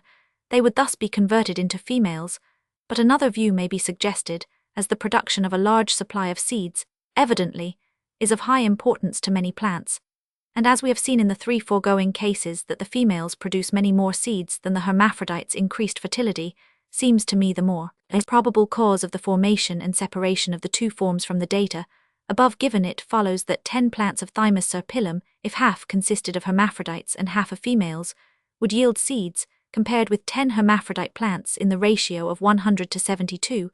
Under similar circumstances, the ratio with Sacharea hortensis, subject to the doubt from the self-fertilization of the hermaphrodite, would be as 100 to 60, whether the two forms originated in certain individuals varying and producing more seed than usual and consequently producing less pollen, or in the stamens of certain individuals, tending from some unknown cause to abort and consequently producing more seed. It is impossible to decide. But in either case, if the tendency to the increased production of seed were steadily favored, the result would be the complete abortion of the male organs. I shall presently discuss the cause of the smaller size of the female corolla. Scabiosa arvensis dipsaci. It has been shown by H. Muller that this species exists in Germany under an hermaphrodite and female form. 718 Die Befruchtung der Blumen, p. 368. The two forms occur not only in Germany, but in England and France. Lecoq Geographie, Bot 1857, Tome 6, pages 473-477, says that male plants as well as hermaphrodites and females coexist. It is, however, possible that he may have been deceived by the flowers being so strongly protrandrous. From what Lecoq says, S. succissa likewise appears to occur under two forms in France. In my neighbourhood, Kent, the female plants do not nearly equal in number the hermaphrodites. The stamens of the females vary much in their degree of abortion. In some plants, they are quite short and produce no pollen. In others, they reach to the mouth of the corolla, but their anthers are not half the proper size, never dehisce, and contain but few pollen grains, these being colourless and of small diameter. The hermaphrodite flowers are strongly protrandrous, and H. Muller shows that whilst all the stigmas on the same flowerhead are mature at nearly the same time, the stamens dehisce one after the other, so that there is a great excess of pollen, which serves to fertilize the female plants, as the production of pollen by one set of plants is thus rendered superfluous. Their male organs have become more or less completely aborted. Should it be hereafter proved that the female plants yield, as is probable, more seeds than the hermaphrodites, I should be inclined to extend the same view to this plant as to the Labiadae. I have also observed the existence of two forms in our endemic S. succissa, and in the exotic S. atropurpurea in the latter plant, differently to what occurs in S. arvensis. The female flowers especially, the larger circumferential ones, are smaller than those of the hermaphrodite form. According to Lecoq, the female flowerheads of S. succissa are likewise smaller than those of what he calls the male plants, but which are probably hermaphrodites. Etium vulgar borygeny. The ordinary hermaphrodite form appears to be protandrous, and nothing more need be said about it. The female differs in having a much smaller corolla and shorter pistil, but a well-developed stigma. The stamens are short, the anthers do not contain any sound pollen grains, but in their place yellow incoherent cells, which do not swell in water. Some plants were in an intermediate condition, that is, had 1 or 2 or 3 stamens of proper length with perfect anthers, the other stamens being rudimentary. In one such plant, half of one anther contained green perfect pollen grains, and the other half yellowish-green imperfect grains. Both forms produced seed, but I neglected to observe whether in equal numbers, as I thought that the state of the anthers might be due to some fungoid growth. I examined them both in the bud and mature state, but could find no trace of mycelium. In 1862, many female plants were found, and in 1864, 32 plants were collected in 2 localities, exactly half of which were hermaphrodites, 14 were females, and 2 in an intermediate condition. In 1866, 15 plants were collected in another locality, and these consisted of 4 hermaphrodites and 11 females. I may add that this season was a wet one, which shows that the abortion of the stamens can hardly be due to the dryness of the sites where the plants grew, as I at one time thought probable seeds from an hermaphrodite were sown in my garden, and of the 23 seedlings raised, 1 belonged to the intermediate form, all the others being hermaphrodites, though 2 or 3 of them had unusually short stamens. I have consulted several botanical works, but have found no record of this plant varying in the manner here described. Plantago lanceolata plantagene. Delpino states that this plant presents in Italy 3 forms which graduate from an anemophilous into an entomophilous condition. According to H. Muller, there are only 2 forms in Germany, neither of which show any special adaptation for insect fertilization, and both appear to be hermaphrodites. 719 Die Befruchtung, etc. page 342. But I have found in 2 localities in England female and hermaphrodite forms existing together, and the same fact has been noticed by others. 720 Mr. Roman 100 W. Crocker, The Gardener's Chronicle, 1864 page 294. Mr. W. Marshall writes to me to the same effect from Ely. The females are less frequent than the hermaphrodites, their stamens are short, and their anthers, which are of a brighter green, whilst young than those of the other form, dehisce properly, yet contain either no pollen or a small amount of imperfect grains of variable size. All the flower heads on a plant belong to the same form. It is well known that this species is strongly protrogenous, and I found that the protruding stigmas of both the hermaphrodite and female flowers were penetrated by pollentubes, whilst their own anthers were immature, and had not escaped out of the bud. Plantago media does not present 2 forms, but it appears from a Sagray's description that such is the case with 4 of the North American species. 721, Manual of the Botany of the Northern United States, 2nd edition, 1856 page 269, see also American Journal of Science, November 1862, page 419, and Proceedings of the American Academy of Science, October 14, 1862, page 53. The corolla does not properly expand in the short stamened form of these plants. C. Nicus sericula erioforum. In the Composidae, C. Nicus, palustris and acales are said by Sir J. E. Smith to exist as hermaphrodites and females, the former being the more frequent with sericula tinctoria. A regular gradation may be followed from the hermaphrodite to the female form. In one of the latter plants, the stamens were so tall that the anthers embraced the style, as in the hermaphrodites, but they contained only a few grains of pollen, and these in an aborted condition. In another female, on the other hand, the anthers were much more reduced in size than is usual. Lastly, Dr. Dickey has shown that with Erioforum angustifolium cyperaceae, hermaphrodite and female forms exist in Scotland and the Arctic regions, both of which yield seed. 722, Sir J. E. Smith, Transactions of the Linnean Society, Volume 13, page 599, Dr. Dickey, Journal of the Linnean Society, Botany, Volume 9, 1865, page 161. It is a curious fact that in all the foregoing polygamous dioecious and gynodioecious plants, in which any difference has been observed in the size of the corolla in the 2 or 3 forms, it is rather larger in the females, which have their stamens more or less or quite rudimentary, than in the hermaphrodites or males. This holds good with Euonymus rhamnus catharticus ilex fragaria, all or at least most of the before-named labiati scapiosa atropurpurea and Etium vulgar, so it is according to von Mohl with cardamine amara geranium, Silvaticum myosotis and salvia, on the other hand, as von Moll remarks, when a plant produces hermaphrodite flowers, and others which are males owing to the more or less complete abortion of the female organs, the corollas of the males are not at all increased in size or only exceptionally, and in a slight degree, as in Acer 723 Botanische Zeitung, 1863 page 326.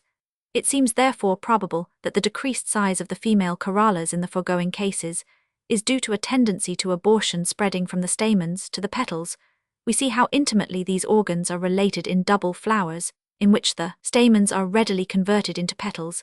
Indeed, some botanists believe that petals do not consist of leaves directly metamorphosed, but of metamorphosed stamens, that the lessened size of the corolla in the above case is in some manner an indirect result of the modification of the reproductive organs, is supported by the fact that in Rhamnus catharticus, not only the petals but the green and inconspicuous sepals of the female have been reduced in size, and in the strawberry the flowers are largest in the males, mid-sized in the hermaphrodites, and smallest in the females.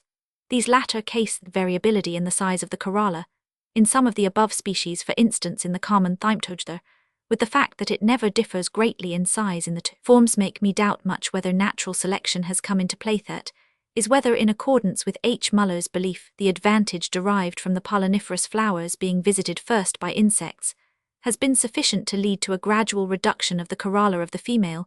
We should bear in mind that as the hermaphrodite is the normal form, its corolla has probably retained its original size 724. It does not appear to me that Kerner's View die Schutzmittel des Pollens, 1873 page 56, can be accepted in the present cases, namely, that the larger corolla in the hermaphrodites and males serves to protect their pollen from rain. In the genus Thymus, for instance, the aborted anthers of the female are much better protected than the perfect ones of the hermaphrodite. An objection to the above view should not be passed over, namely, that the abortion of the stamens in the females ought to have added through the law of compensation to the size of the corolla, and this perhaps would have occurred had not the expenditure saved by the abortion of the stamens been directed to the female reproductive organs, so as to give to this form increased fertility. Chapter Roman 8 Cleistogamic flowers. General character of cleistogamic flowers. List of the genera producing such flowers and their distribution in the vegetable series. Viola description of the cleistogamic flowers in the several species there. Fertility compared with that of the perfect flowers. Oxalis acidocella. O sensitiva, 3 forms of cleistogamic flowers. Vandeliath. Ononis. Impatience. Drosera. Miscellaneous observations on various other cleistogamic plants. Anemophilous species producing cleistogamic flowers. Lycia perfect flowers rarely developed. Summary and concluding remarks on the origin of cleistogamic flowers. The chief conclusions which may be drawn from the observations in this volume. It was known even before the time of Linnaeus that certain plants produced 2 kinds of flowers, ordinary open and minute closed ones, and this fact formerly gave rise to warm controversies about the sexuality of plants. These closed flowers have been appropriately named cleistogamic by Dr. Kuhn, 81 Botanische Zeitung, 1867 page 65. They are remarkable from their small size, and, from never opening so that they resemble buds, their petals are rudimentary, or quite aborted. Their stamens are often reduced in number, with the anthers of very small size, containing few pollen grains, which have remarkably thin transparent coats, and generally emit their tubes whilst still enclosed within the anther cells. And lastly, the pistil is much reduced in size, with the stigma, in some cases, hardly at all developed. These flowers do not secrete nectar, or emit any odor from their small size, as well as from the corolla being rudimentary. They are singularly inconspicuous, consequently insects do not visit them, nor if they did could they find an entrance. Such flowers are therefore invariably self-fertilized, yet they produce an abundance of seed. In several cases the young capsules bury themselves beneath the ground, and the seeds are there matured. These flowers are developed before or after or simultaneously with the perfect ones. Their development seems to be largely governed by the conditions to which the plants are exposed, for during certain seasons, or in certain localities, only cleistogamic, or only perfect flowers are produced. Dr. Kuhn in the article above referred to gives a list of 44 genera, including species which bear flowers of this kind. To this list I have added some genera, and the authorities are appended in a footnote. I have omitted 3 names from reasons likewise given in the footnote, but it is by no means easy to decide in all cases whether certain flowers ought to be ranked as cleistogamic. For instance, Mr.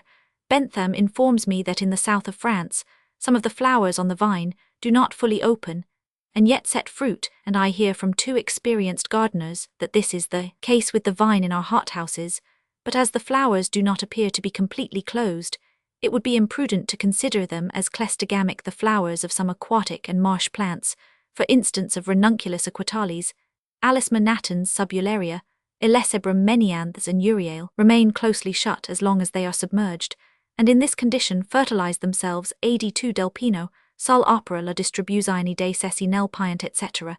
1867, page 30 subularia, however sometimes has its flowers fully expanded beneath the water. See Sir J. E. Smith English Flora Volume 3, 1825 page 157, for the behavior of menianths in Russia. See Gilibert in Act, Acad St. Petersburg 1777 Part 2, page 45.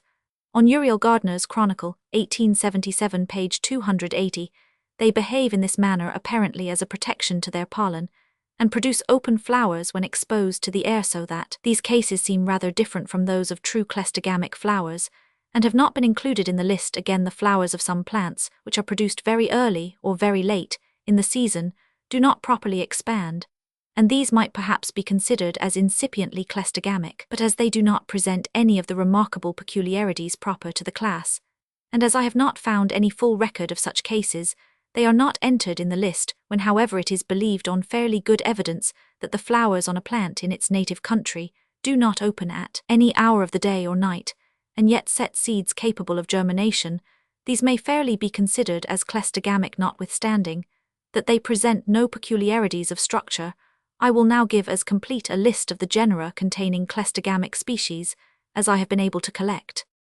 Table 8 List of genera including cleistogamic species, chiefly after Kuhn AD3.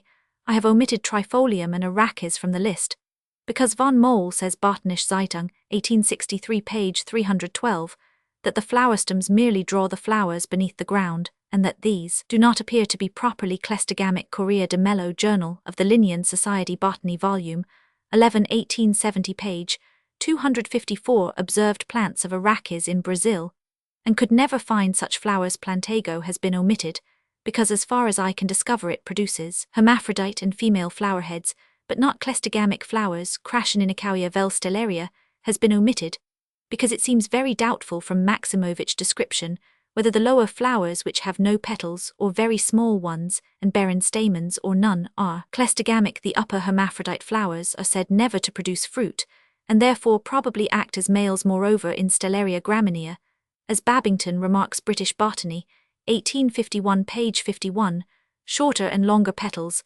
accompany an imperfection of the stamens or germen. I have added to the list the following cases: several acanthaceae, for which C. J. Scott in Journal of Botany London New Series, Volume 1 1872 page 161, with respect to Salvia see Dr. Ascherson in Botanische Zeitung, 1871 page 555. For Oxybaphus and Nyctogynia see Asa Gray in American Naturalist, November 1873, page 692 from Dr. Torrey's account of Hatinia inflata Bulletin of the Torrey Botanical Club, Volume 2 June 1871. It is manifest that this plant produces true cleistogamic flowers. For Pavonia C. Bouch, in Sitzungsbericht Roman 500 Gesellschnatter, Freund, October 20, 1874, page 90, I have added the Limatra, as from the account given by Mr. Fitzgerald in his magnificent work on Australian orchids, it appears that the flowers of this plant in its native home never open, but they do not appear to be reduced in size, nor is this the case with the flowers of certain species of Epidendron cattleya, etc. See second edition of my Fertilization of Orchids, page 147, which without expanding produce capsules, it is therefore doubtful whether these orchidae ought to have been included in the list. From what Duval Juve says about cryptostaches in Bulletin of the Soche Bart de France tome, 10 1863 page 195, this plant appears to produce cleistogamic flowers. The other additions to the list are noticed in my text. Dicotyledons, Boragini erytricium, Convolvulaceae cuscuta, Scrofularini, Scrofularia linearia Vendelia, Acanthaceae Cryphiacanthus eranthemum, Didalacanthus dipteracanthus, Eachmanthera reaulia. Labieti lamium salvia. Nyctogyne oxybaphus nyctogynia. Asclepiadae stapelia. Campanulaceae specularia campanula. Primulaceae hatinia. Compositae anandria. Cruciferae heterocarpia. Violaceae viola. Cystine helianthemum lechia. Malvaceae pavonia. Malpighiaceae godicioia aspicarpa cameria janusia. Polygale polygalas. Balsamini impatiens. Geraniaceae oxalis. Leguminosae onanis perichetus chapmania stylosanthus, Lespideza, Viscia lathyrus martinsia, Vel neuracarpum amphicarpia glycine galaxia vonza. Dros raceae drosera. Monocotyledons. Junci juncus. Gramini Lyrcia hordeum cryptostaches. Camelini camelina. Pontideraceae monocoria. Orchidae scumbergia cattleya epidendron thalimatra. The first point that strikes us in considering this list of 55 genera is that they are very widely distributed in the vegetable series. They are more common in the family of the Leguminosae than in any other, and next in order, in that of the Acanthaceae and Malpighiaceae. A large number, but not all the species of certain genera, as of Oxalis and Viola, bear cleistogamic as well as ordinary flowers. A second point which deserves notice is that a considerable proportion of the genera produce more or less irregular flowers. This is the case with about 32 out of the 55 genera, but to this subject I shall recur. I formerly made many observations on cleistogamic flowers, but only a few of them are worth giving since the appearance of an admirable paper by Hugo von Mohl, whose examination was in some respects much more complete than mine. 84 Botanische Zeitung, 1863 page, 30,928. His paper includes also an interesting history of our knowledge on the subject. Viola caninus. The calyx of the cleistogamic flowers differs in no respect from that of the perfect ones. The petals are reduced to 5-minute scales. The lower one, which represents the lower lip, is considerably larger than the others, but with no trace of the spur-like nectary. Its margins are smooth, whilst those of the other 4 scale-like petals are papillose. Roman 500 Muller of Uppsala says that in the specimens which he observed the petals were completely aborted. 85 Ibid 1857 page 730. This paper contains the first full and satisfactory account of any cleistogamic flower. The stamens are very small, and only the 2 lower ones are provided with anthers which do not cohere together. As in the perfect flowers, the anthers are minute with the 2 cells, or loculi, remarkably distinct. They contain very little pollen. In comparison with those of the perfect flowers, the connective expands into a membranous hood-like shield, which projects above the anther cells. These 2 lower stamens have no vestige of the curious appendages, which secrete nectar in the perfect flowers.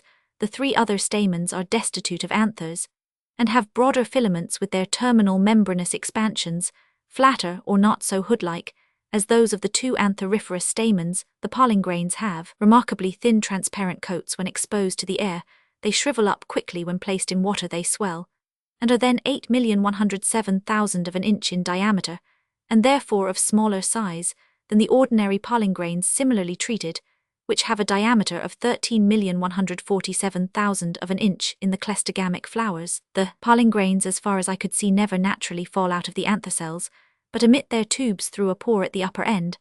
I was able to trace the tubes from the grains some way down the stigma. The pistil is very short with the style hooked, so that its extremity, which is a little enlarged or funnel-shaped, and represents the stigma, is directed downwards, being covered by the 2 membranous expansions of the antheriferous stamens. It is remarkable that there is an open passage from the enlarged funnel-shaped extremity to within the ovarium. This was evident as slight pressure caused a bubble of air which had been drawn in by some accident to travel freely from one end to the other. A similar passage was observed by Michelet in Roman 5 Alba. The pistil therefore differs considerably from that of the perfect flower, for in the latter it is much longer and straight, with the exception of the rectangularly bent stigma, nor is it perforated by an open passage. The ordinary or perfect flowers have been said by some authors never to produce capsules, but this is an error, though only a small proportion of them do. So this appears to depend in some cases on their anthers not containing even a trace of pollen, but more generally on bees not visiting the flowers I twice covered with a net a group of flowers, and marked with threads 12 of them which had not as yet expanded. This precaution is necessary for though as a general rule, the perfect flowers appear considerably before the cleistogamic ones, yet occasionally some of the latter are produced early in the season, and their capsules might readily be mistaken for those produced by the perfect flowers. Not one of the 12 marked perfect flowers yielded a capsule, whilst others under the net which had been artificially fertilized produced 5 capsules, and these contained exactly the same average number of seeds as some capsules from flowers outside the net which had been fertilized by bees. I have repeatedly seen Bombus hortorum lapidarius, and a third species, as well as hive bees sucking the flowers of this violet. I marked 6 which were thus visited, and 4 of them produced fine capsules, the 2 others were gnawed off by some animal. I watched Bombus hortorum for some time, and whenever it came to a flower which did not stand in a convenient position to be sucked, it bit a hole through the spur-like nectary. Such ill-placed flowers would not yield any seed or leave descendants, and the plants bearing them would thus tend to be eliminated through natural selection. The seeds produced by the cleistogamic and perfect flowers do not differ in appearance or number. On 2 occasions, I fertilized several perfect flowers with pollen from other individuals and afterwards marked some cleistogamic flowers on the same plants, and the result was that 14 capsules produced by the perfect flowers contained on an average 9 seeds, and 17 capsules from the cleistogamic ones contained 9 seeds, an amount of difference of no significance. It is remarkable how much more quickly the capsules from the cleistogamic flowers are developed than those from the perfect ones. For instance, several perfect flowers were cross-fertilized on April 14, 1863, and a month afterwards, May 15, 8 young cleistogamic flowers were marked with threads, and when the 2 sets of capsules thus produced were compared on June 3, there was scarcely any difference between them in size. Viola odorata, white-flowered, single-cultivated variety.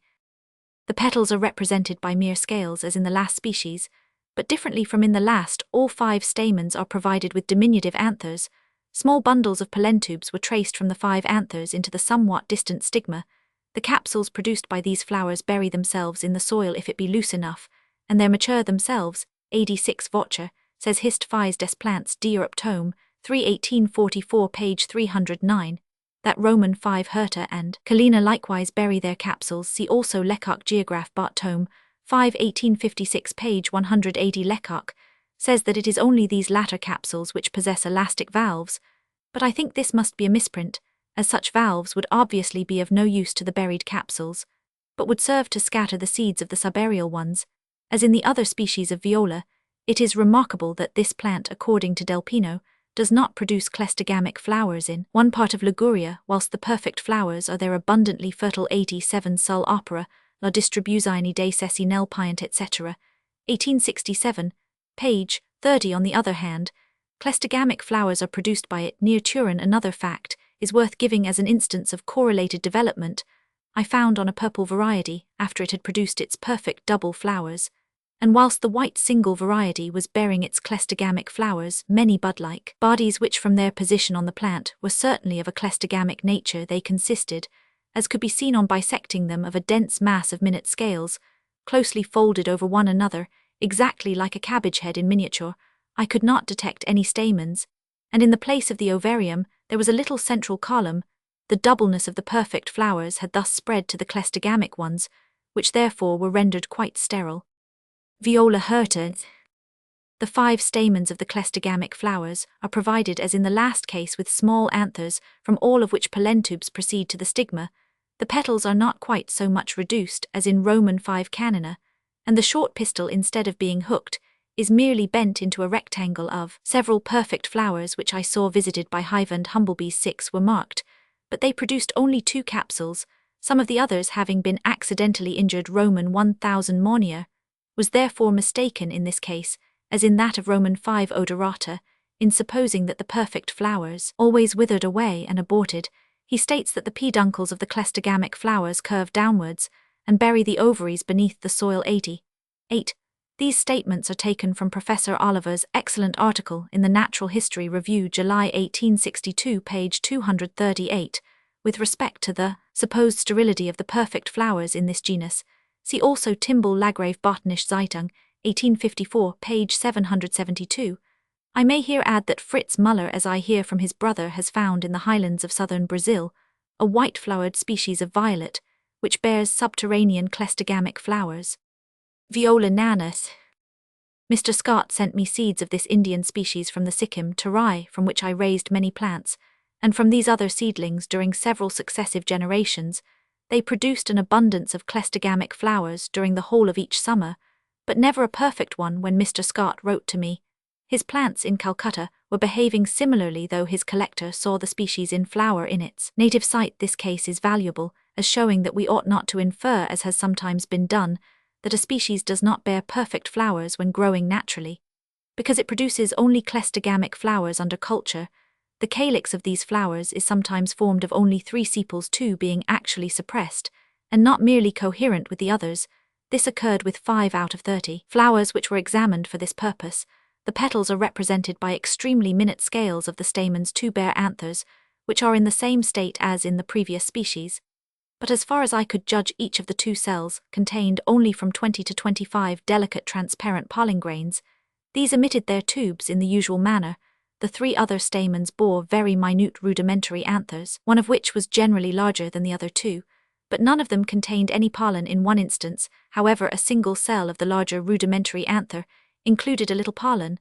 The style consists of a short flattened tube, somewhat expanded at its upper end, and this forms an open channel leading into the ovarium as described under Roman 5 canina.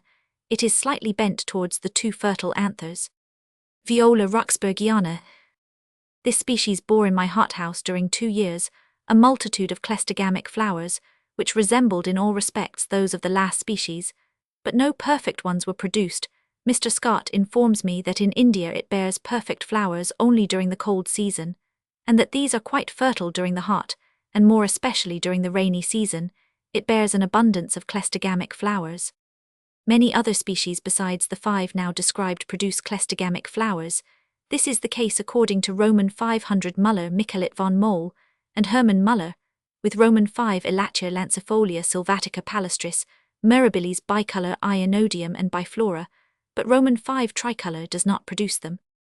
Michelet asserts that Roman 5 palustris produces near Paris only perfect flowers, which are quite fertile, but that when the plant grows on mountains cleistogamic flowers are produced, and so it is with Roman 5 biflora. The same author states that he has seen, in the case of Roman 5 alba, flowers intermediate in structure between the perfect and cleistogamic ones. According to Roman 1000 Boisduval, an Italian species, Roman 5 ruppii, never bears in France des fleurs bien apparents, si qui ni l'empêche pas de fructifier. It is interesting to observe the gradation in the abortion of the parts in the cleistogamic flowers of the several foregoing species.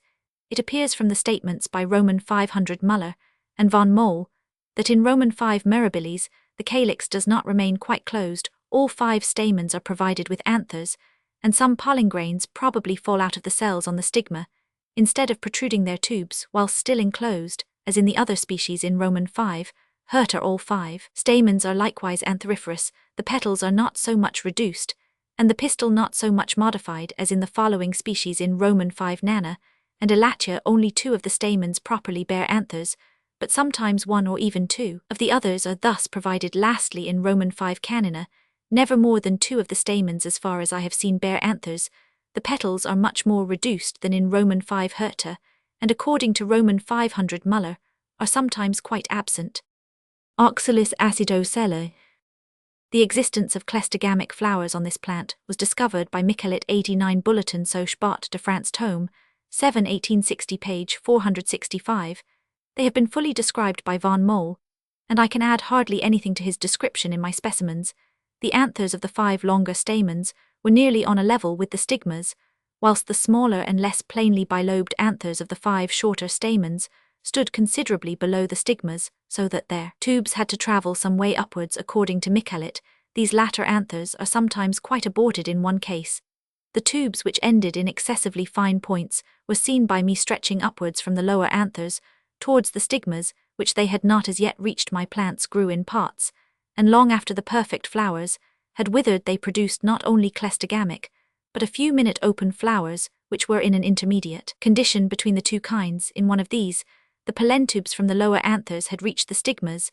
Though the flower was open, the footstalks of the cleistogamic flowers are much shorter than those of the perfect flowers, and are so much bowed downwards that they tend, according to Van Mol, to bury themselves in the moss and dead leaves on the ground. Michelet also says that they are often hypogene. In order to ascertain the number of seeds produced by these flowers, I marked 8 of them. 2 failed, 1 cast its seed abroad, and the remaining 5 contained on an average 10 seeds per capsule.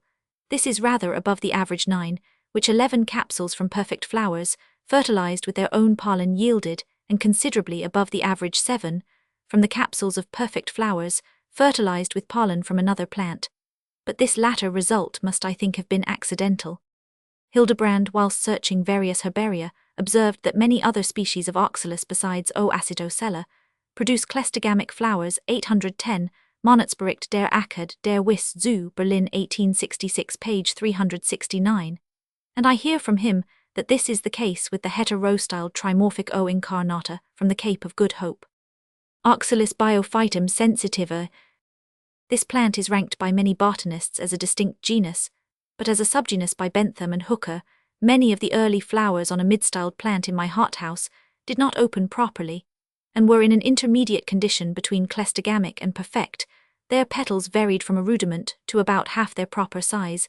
Nevertheless, they produced capsules. I attributed their state to unfavorable conditions, for later in the season, fully expanded flowers of the proper size appeared, but Mr. Thwaites afterwards sent me from Ceylon a number of long-styled, mid-styled, and short-styled flower stalks preserved in spirits, and on the same stalks with the perfect flowers, some of which were fully expanded, and others still in bud. There were small bud-like bodies containing mature pollen, but with their calyces closed. These cleistogamic flowers do not differ much in structure from the perfect ones of the corresponding form, with the exception that their petals are reduced to extremely minute, barely visible scales, which adhere firmly to the rounded bases of the shorter stamens. Their stigmas are much less papillose and smaller, in about the ratio of 13 to 20 divisions of the micrometer, as measured transversely from apex to apex, than the stigmas of the perfect flowers.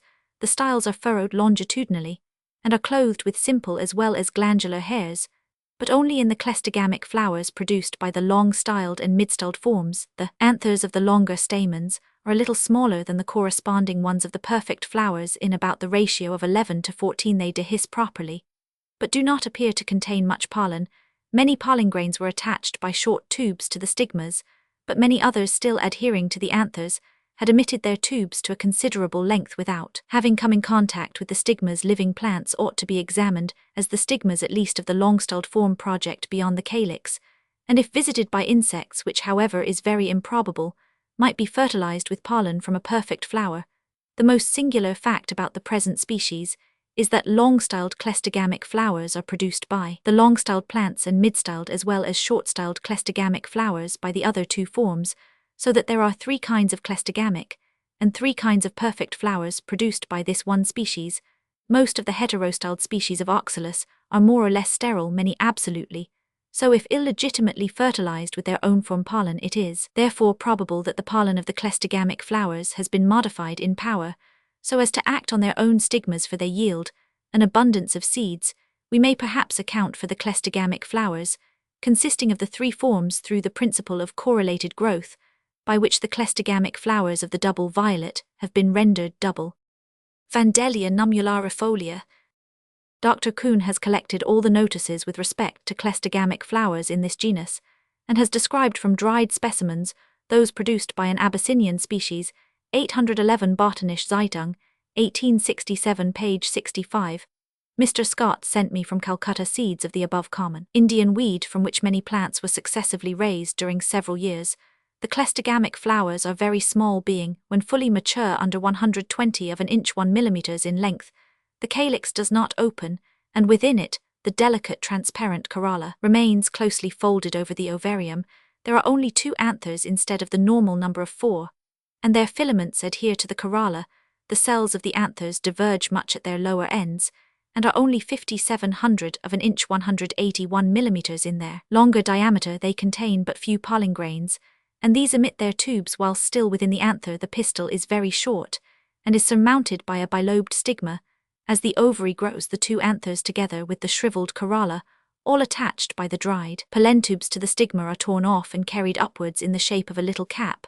The perfect flowers generally appear before the cleistogamic, but sometimes simultaneously with them during one season, a large number of plants produced no perfect flowers. It has been asserted that the latter never yield capsules, but this is a mistake as they do so even when insects are excluded. 15 capsules from cleistogamic flowers on plants growing under favorable conditions contained on an average 64 seeds, with a maximum of 87, whilst 20 capsules from plants growing much crowded yielded an average of only 48. 16 capsules from perfect flowers, artificially crossed with pollen from another plant, contained on an average 93 seeds, with a maximum of 137. 13 capsules from self-fertilized perfect flowers gave an average of 62 seeds, with a maximum of 135.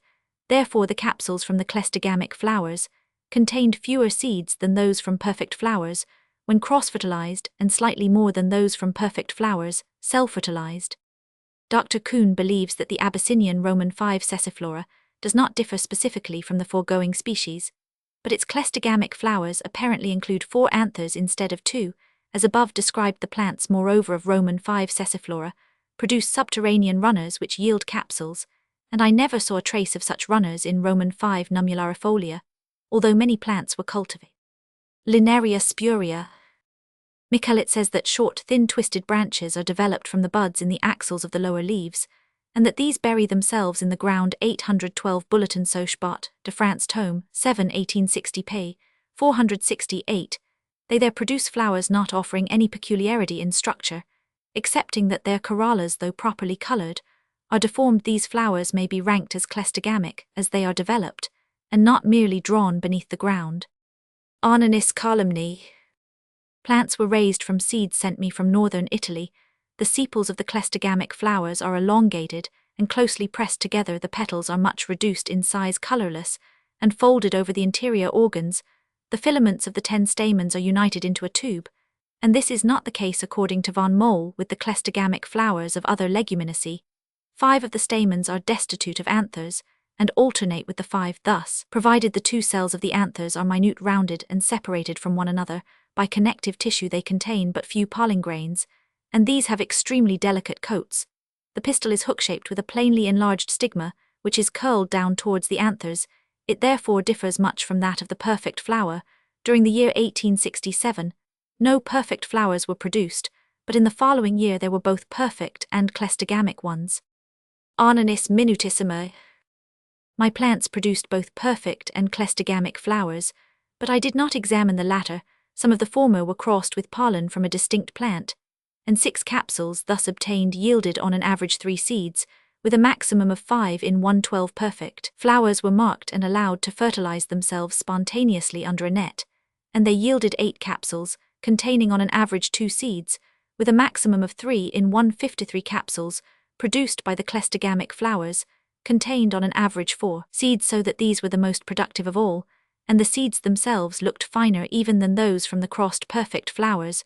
According to Mr. Bentham, O parviflora likewise bears cleistogamic flowers, and he informs me that these flowers are produced by all 3 species early in the spring, whilst the perfect ones appear afterwards, and therefore in a reversed order, compared with those of viola and oxalis. Some of the species, for instance Ananis calumni, bear a fresh crop of cleistogamic flowers in the autumn. Lathyrus nisolia. This plant apparently offers a case of the first stage in the production of cleistogamic flowers, for on plants growing in a state of nature, many of the flowers never expand, and yet produce fine pods. Some of the buds are so large that they seem on the point of expansion, others are much smaller, but none so small as the true cleistogamic flowers of the foregoing species. As I marked these buds with thread, and examined them daily, there could be no mistake about their producing fruit without having expanded. Several other leguminous genera produce cleistogamic flowers, as may be seen in Table 8, but much does not appear to be known about them. Von Mohl says that their petals are commonly rudimentary, that only a few of their anthers are developed, their filaments are not united into a tube, and their pistils are hook-shaped in 3 of the genera, namely Vicia amphicarpia and Vonzea. The cleistogamic flowers are produced on subterranean stems. The perfect flowers of Vonzea, which is a cultivated plant, are said never to produce fruit. 813 Correa de Mello, Journal of the Linnean Society Botany, Volume 11 1870 page 254, particularly attended to the flowering and fruiting of this African plant, which is sometimes cultivated in Brazil. but we should remember how often fertility is affected by cultivation. Impatiens fulva. Mr. Orr Bennett has published an excellent description with figures of this plant, 814 Journal of the Linnean Society Botany, Volume 13, 1872, page 147. He shows that the cleistogamic and perfect flowers differ in structure at a very early period of growth, so that the existence of the former cannot be due merely to the arrested development of the latter, a conclusion which indeed follows from most of the previous descriptions Mr. Bennett found on the banks of the way, that the plants which bore cleistogamic flowers alone were to those bearing perfect flowers as 20-1. But we should remember that this is a naturalized species. The perfect flowers are usually barren in England, but Professor Asa Gray writes to me that after midsummer in the United States, some or many of them produce capsules. Impatiens nollimtanger. I can add nothing of importance to Van Mole's description, excepting that one of the rudimentary petals shows a vestige of a nectary, as Mr. Bennett likewise found to be the case with Roman 1 fulva. As in this latter species, all 5 stamens produce some pollen, though small in amount. A single anther contains, according to Van Mole, not more than 50 grains, and these emit their tubes while still enclosed within it. The pollen grains of the perfect flowers are tied together by threads, but not so far as I could see those of the cleistogamic flowers, and a provision of this kind would here have been useless, as the grains can never be transported by insects. The flowers of Roman 1 balsamina are visited by humblebees, 815, H. Muller die Befruchtung, etc., page 170, and I am almost sure that this is the case with the perfect flowers of Roman 1 nollimtanger. From the perfect flowers of this latter species, covered with a net 11 spontaneously self-fertilized capsules were produced, and these yielded on an average 3 seeds. Some perfect flowers with their anthers still containing an abundance of pollen were fertilized with pollen from a distinct plant, and the 3 capsules thus produced contained, to my surprise, only 2 and 1 seed.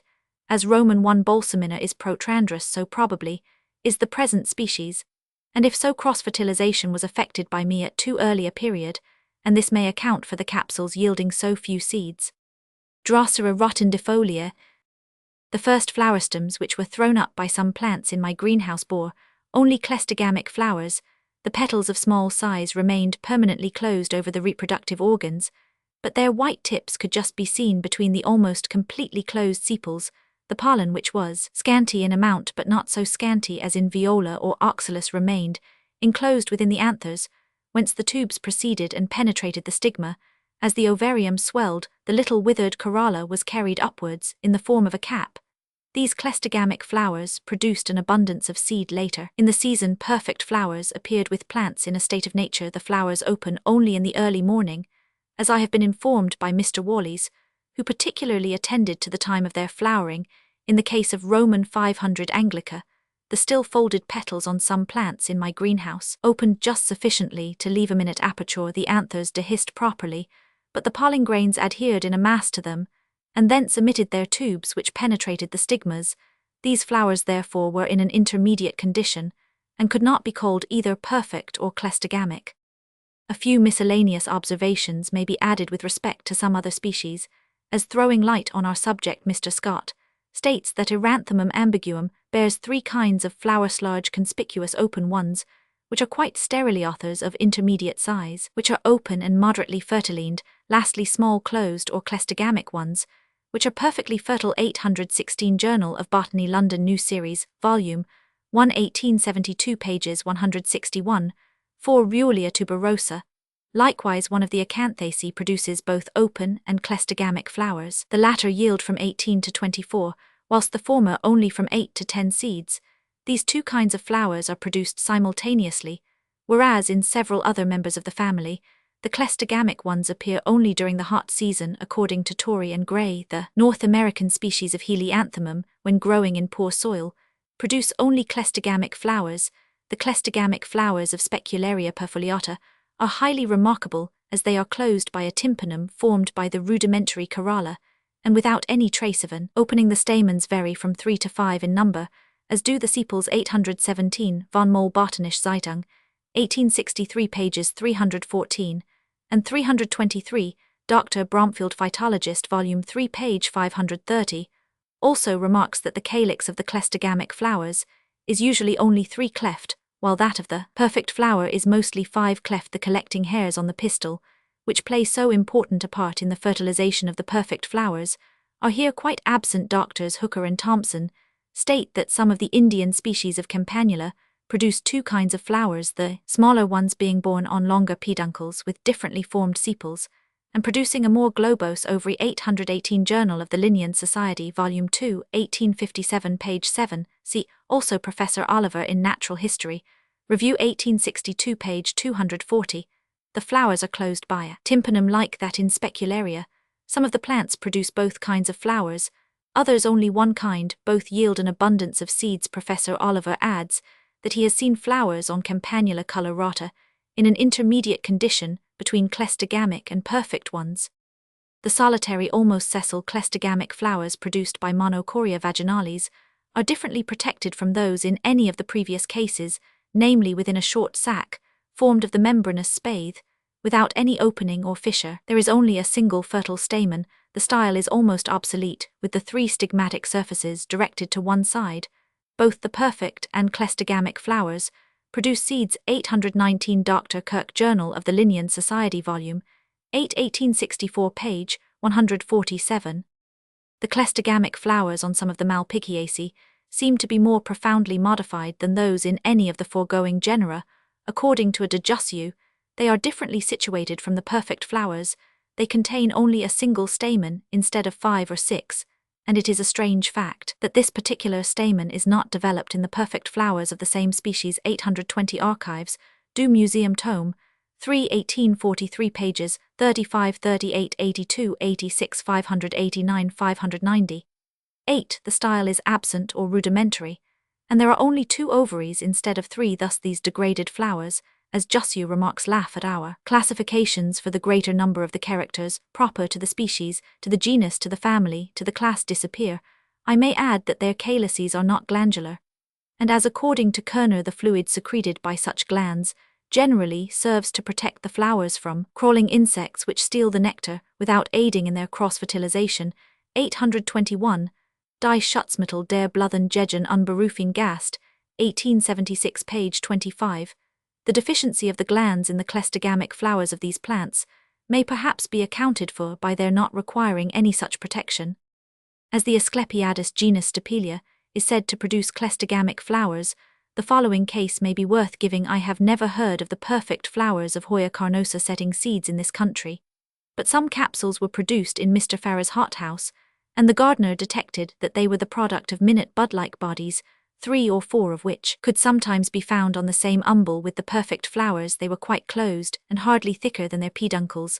The sepals presented nothing particular, but internally and alternating with them, there were 5 small flattened heart-shaped papillae like rudiments of petals, but the homological nature of which appeared doubtful to Mr. Bentham and Dr. Hooker. No trace of anthers or of stamens could be detected, and I knew from having examined many cleistogamic flowers what to look for. There were 2 ovaries full of ovules quite open at their upper ends, with their edges festooned, but with no trace of a proper stigma in all these flowers.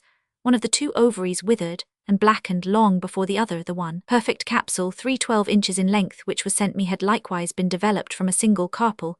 This capsule contained an abundance of plumose seeds, many of which appeared quite sound, but they did not germinate when sown at Q. Therefore, the little bud-like flower which produced this capsule probably was as destitute of pollen as were those which I examined. Juncus buphonius and hordeum.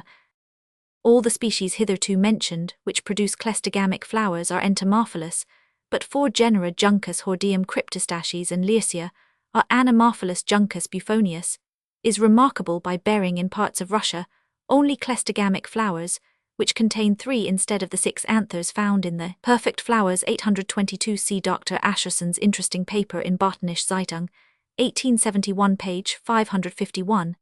In the genus Hordeum, it has been shown by Del Pino that the majority of the flowers are cleistogamic, some of the others expanding and apparently allowing of cross-fertilization. 823 Bollettini del Comizio Agrario Parmense, Marzo e April 1871. An abstract of this valuable paper is given in Botanische Zeitung 1871, page 537. See also Hildebrand on Hordeum in Monatsbericht Roman 500, K. Ackerd, Berlin, October 1872, page 760. I hear from Fritz Müller that there is a grass in southern Brazil in which the sheath of the uppermost leaf half-meter in length envelopes the whole panicle, and this sheath never opens until the cell-fertilized seeds are ripe on the roadside. Some plants had been cut down whilst the cleistogamic panicles were developing, and these plants afterwards produced free or unenclosed panicles of small size bearing perfect flowers. Lycia oryzoides. It has long been known that this plant produces cleistogamic flowers, but these were first described with care by Roman 1000 Duval Juve, 824 Bulletin Bart Soch de France Tome 10 1863 page 194. I procured plants from a stream near Reigate, and cultivated them for several years in my greenhouse. The cleistogamic flowers are very small, and usually mature their seeds within the sheaths of the leaves. These flowers are said by Duval Juve to be filled by slightly viscid fluid, but this was not the case with several that I opened, but there was a thin film of fluid between the coats of the glooms, and when these were pressed, the fluid moved about, giving a similarly deceptive appearance of the whole. Inside of the flower being thus filled, the stigma is very small, and the filaments extremely short. The anthers are less than 150 of an inch in length, or about 1/3 of the length of those in the perfect flowers. One of the 3 anthers dehisces before the 2 others. Can this have any relation with the fact that in some other species of Lycia, only 2 stamens are fully developed? 825, a Sagre Manual of Botany of the United States, 1856 page 540. The anthers shed their pollen on the stigma, at least in one instance.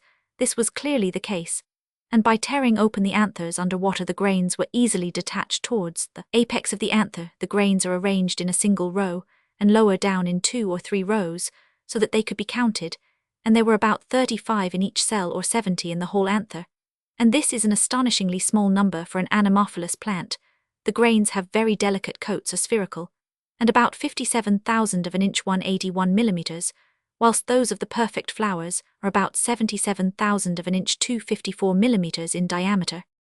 Roman 1000 Duval Juve states that the panicles very rarely protrude from their sheaths, but that when this does happen, the flowers expand and exhibit well-developed ovaries and stigmas together with full-sized anthers containing apparently sound pollen.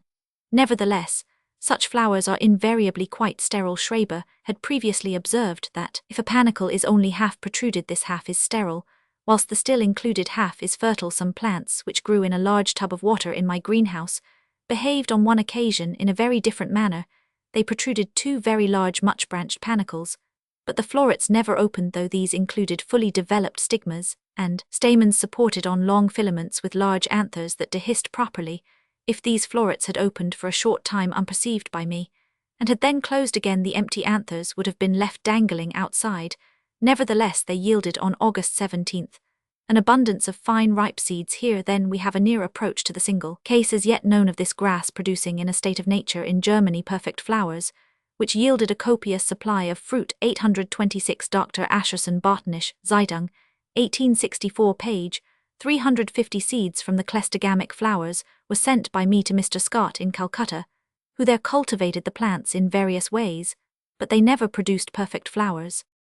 In Europe, Lycia oryzoides is the sole representative of its genus, and Duval Juve, after examining several exotic species, found that it apparently is the sole one which bears cleistogamic flowers. It ranges from Persia to North America, and specimens from Pennsylvania resembled the European ones in their concealed manner of fructification.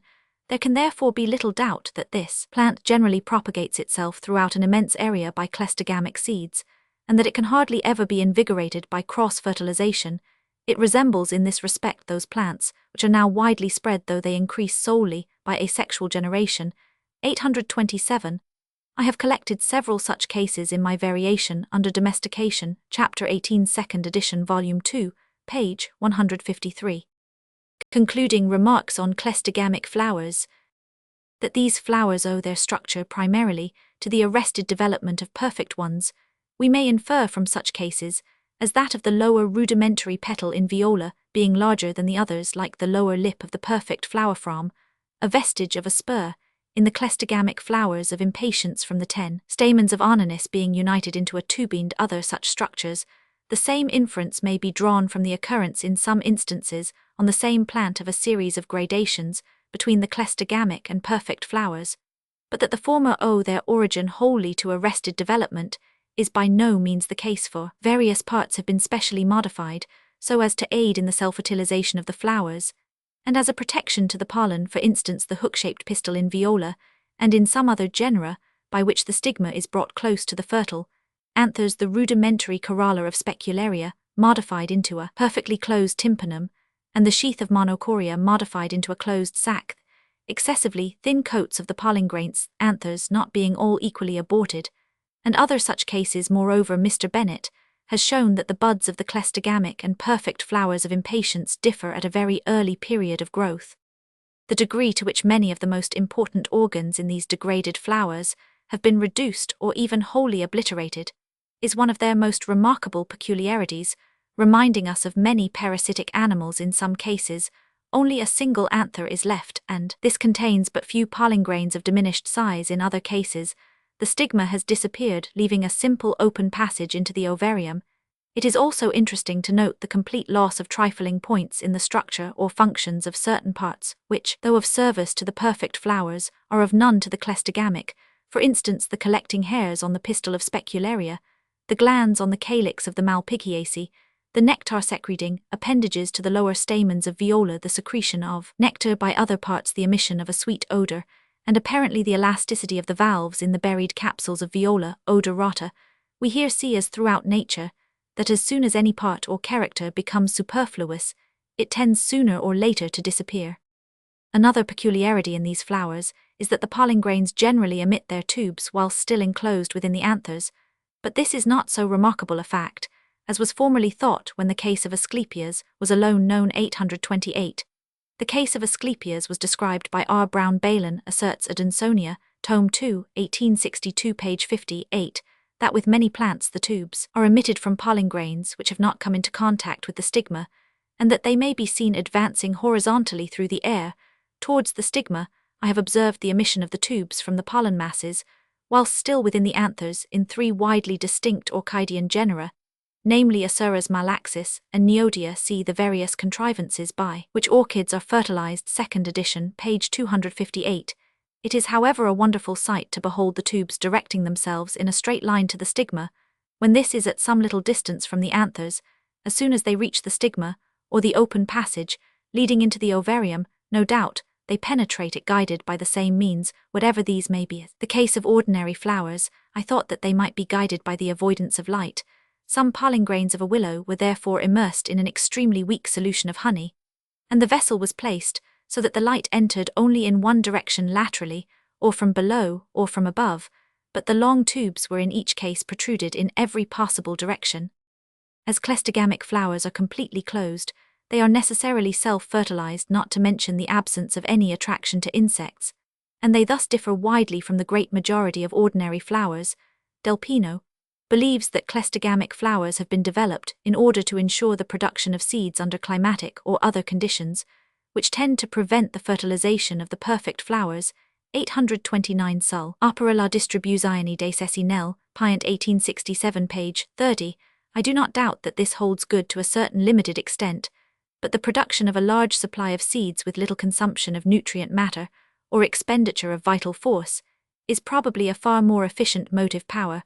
The whole flower is much reduced in size, but what is much more important, an extremely small quantity of pollen has to be formed, as none is lost through the action of insects or the weather, and pollen contains much nitrogen and phosphorus. Von Mohl estimated that a single cleistogamic anthercell of Oxalis acetosella contained from 1 to 2 dozen pollen grains, we will say 20, and if so the whole flower can have produced at most 400 grains. With impatiens the whole number may be estimated in the same manner at 250, with Learcia at 210, and with Viola nana at only 100. These figures are wonderfully low compared with the 243,600 pollen grains produced by a flower of Leontodon, the 4863 by an hibiscus, or the 3,654,000 by a peony. 830. The authorities for these statements are given in my Effects of Cross and Self-Fertilization, page 376. We thus see that cleistogamic flowers produce seeds with a wonderfully small expenditure of pollen, and they produce as a general rule quite as many seeds as the perfect flowers. That the production of a large number of seeds is necessary or beneficial to many plants' needs, no evidence, so of course is their preservation before they are ready for germination, and it is one of the many remarkable peculiarities of the plants which bear cleistogamic flowers that an incomparably larger proportion of them than of ordinary plants bury their young ovaries in the ground, an action which it may be presumed serves to protect them from being devoured by birds or other enemies. But this advantage is accompanied by the loss of the power of wide dissemination. No less than 8 of the genera in the list at the beginning of this chapter include species which act in this manner, namely several kinds of viola, Oxalis, Vandellia, Linearia camelina, and at least 3 genera of Leguminosae. The seeds also of Lycia, though not buried, are concealed in the most perfect manner within the sheaths of the leaves. Cleistogamic flowers possess great facilities for burying their young ovaries or capsules owing to their small size, pointed shape, closed condition, and the absence of a corolla, and we can thus understand how it is that so many of them have acquired this curious habit. It has already been shown that in about 32 out of the 55 genera in the list just referred to, the perfect flowers are irregular, and this implies that they have been specially adapted for fertilization by insects. Moreover, 3 of the genera with regular flowers are adapted by other means for the same end. Flowers, thus constructed, are liable during certain seasons to be imperfectly fertilized, namely when the proper insects are scarce, and it is difficult to avoid the belief that the production of cleistogamic flowers, which ensures under all circumstances a full supply of seed, has been in part determined by the perfect flowers being liable to fail in their fertilization. But if this determining cause be a real one, it must be of subordinate importance, as 4 of the genera in the list are fertilized by the wind, and there seems no reason why their perfect flowers should fail to be fertilized more frequently than those in any other Anemophilous genus, in contrast with what we here see with respect to the large proportion of the perfect flowers being irregular. 1 genus alone, out of the 38 heterostyle genera described in the previous chapters, bears such flowers, yet all these genera are absolutely dependent on insects for their legitimate fertilization. I know not how to account for this difference in the proportion of the plants bearing regular and irregular flowers in the 2 classes, unless it be that the heterostyled flowers are already so well adapted for cross-fertilization through the position of their stamens and pistils, and the difference in power of their 2 or 3 kinds of pollen, that any additional adaptation, namely through the flowers being made irregular, has been rendered superfluous. Although cleistogamic flowers never fail to yield a large number of seeds, yet the plants bearing them usually produce perfect flowers either simultaneously or, more commonly, at a different period, and these are adapted for or admit of cross-fertilization from the cases given of the 2 Indian species of viola, which produced in this country during several years only cleistogamic flowers, and of the numerous plants of Vandellia, and of some plants of Ananis, which behaved during one whole season in the same manner.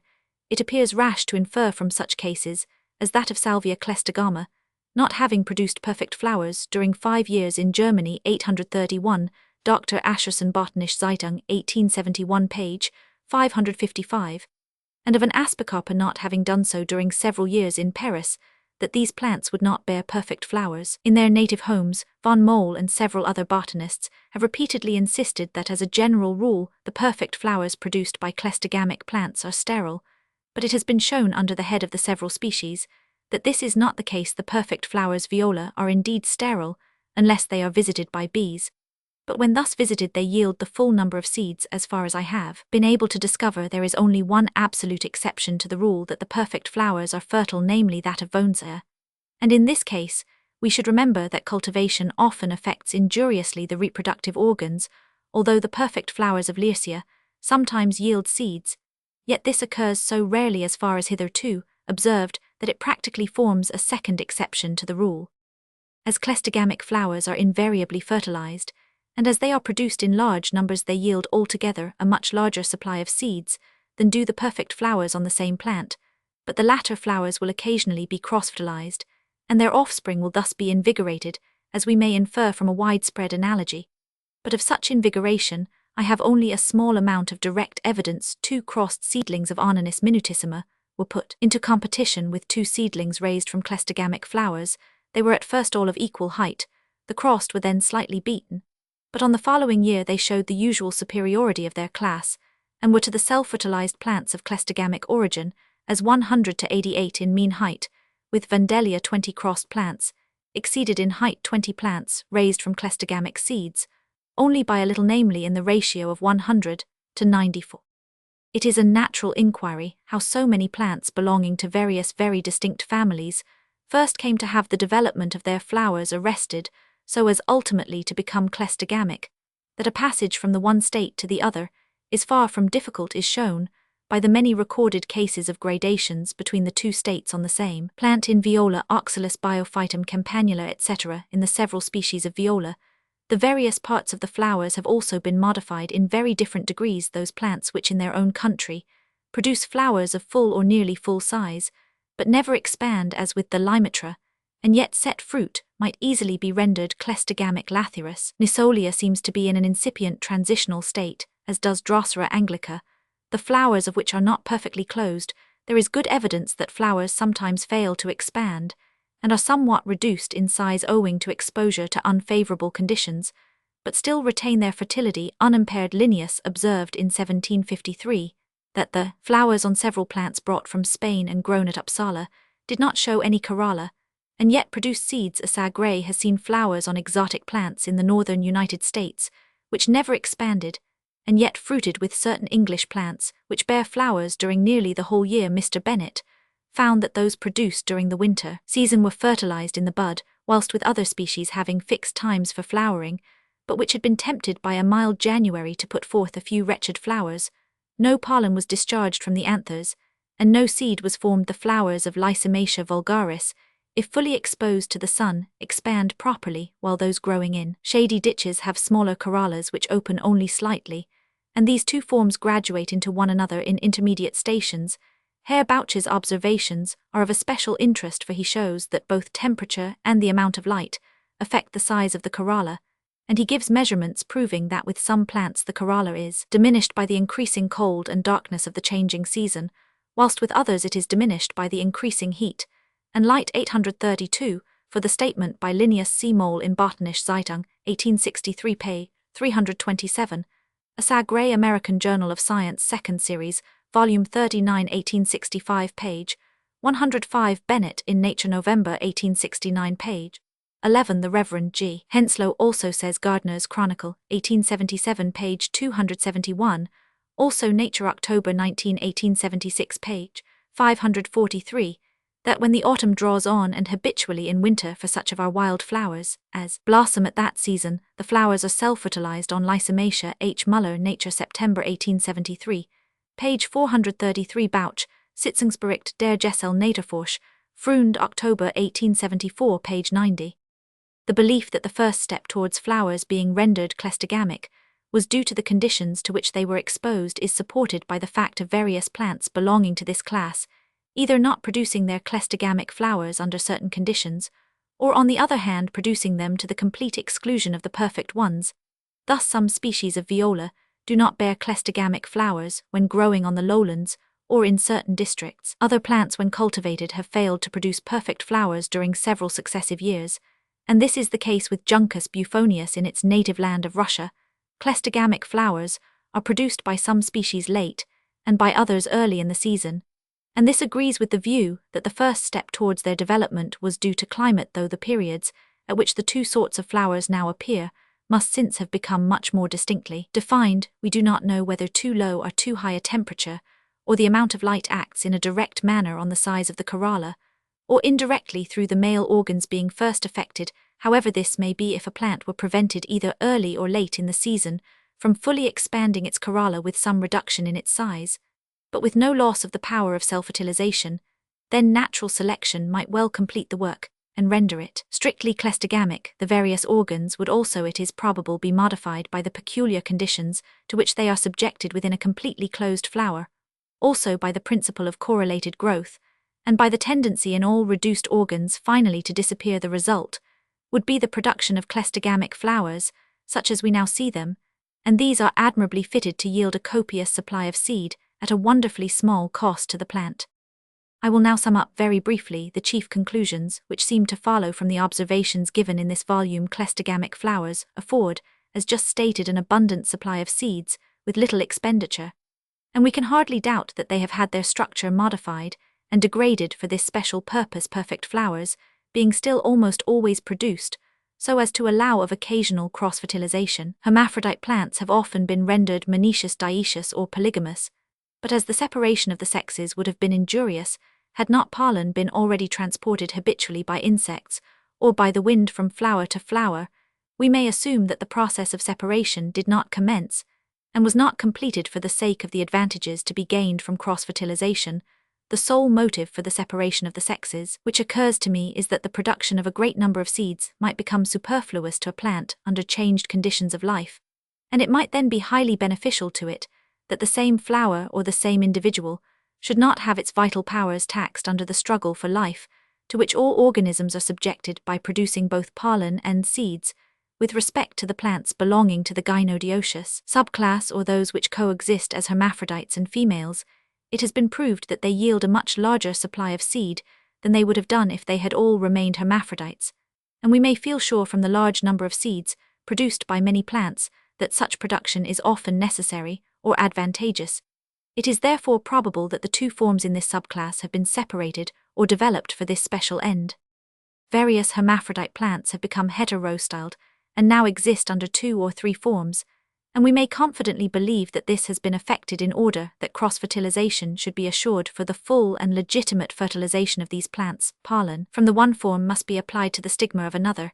If the sexual elements belonging to the same form are united, the union is an illegitimate one, and more or less sterile. With dimorphic species, 2 illegitimate unions, and with trimorphic species 12 are possible. There is reason to believe that the sterility of these unions has not been specially acquired, but follows as an incidental result from the sexual elements of the 2 or 3 forms having been adapted to act on one another in a particular manner, so that any other kind of union is inefficient like that between distinct species. Another, and still more remarkable incidental result, is that the seedlings from an illegitimate union are often dwarfed and more or less or completely barren like hybrids from the union of 2 widely distinct species.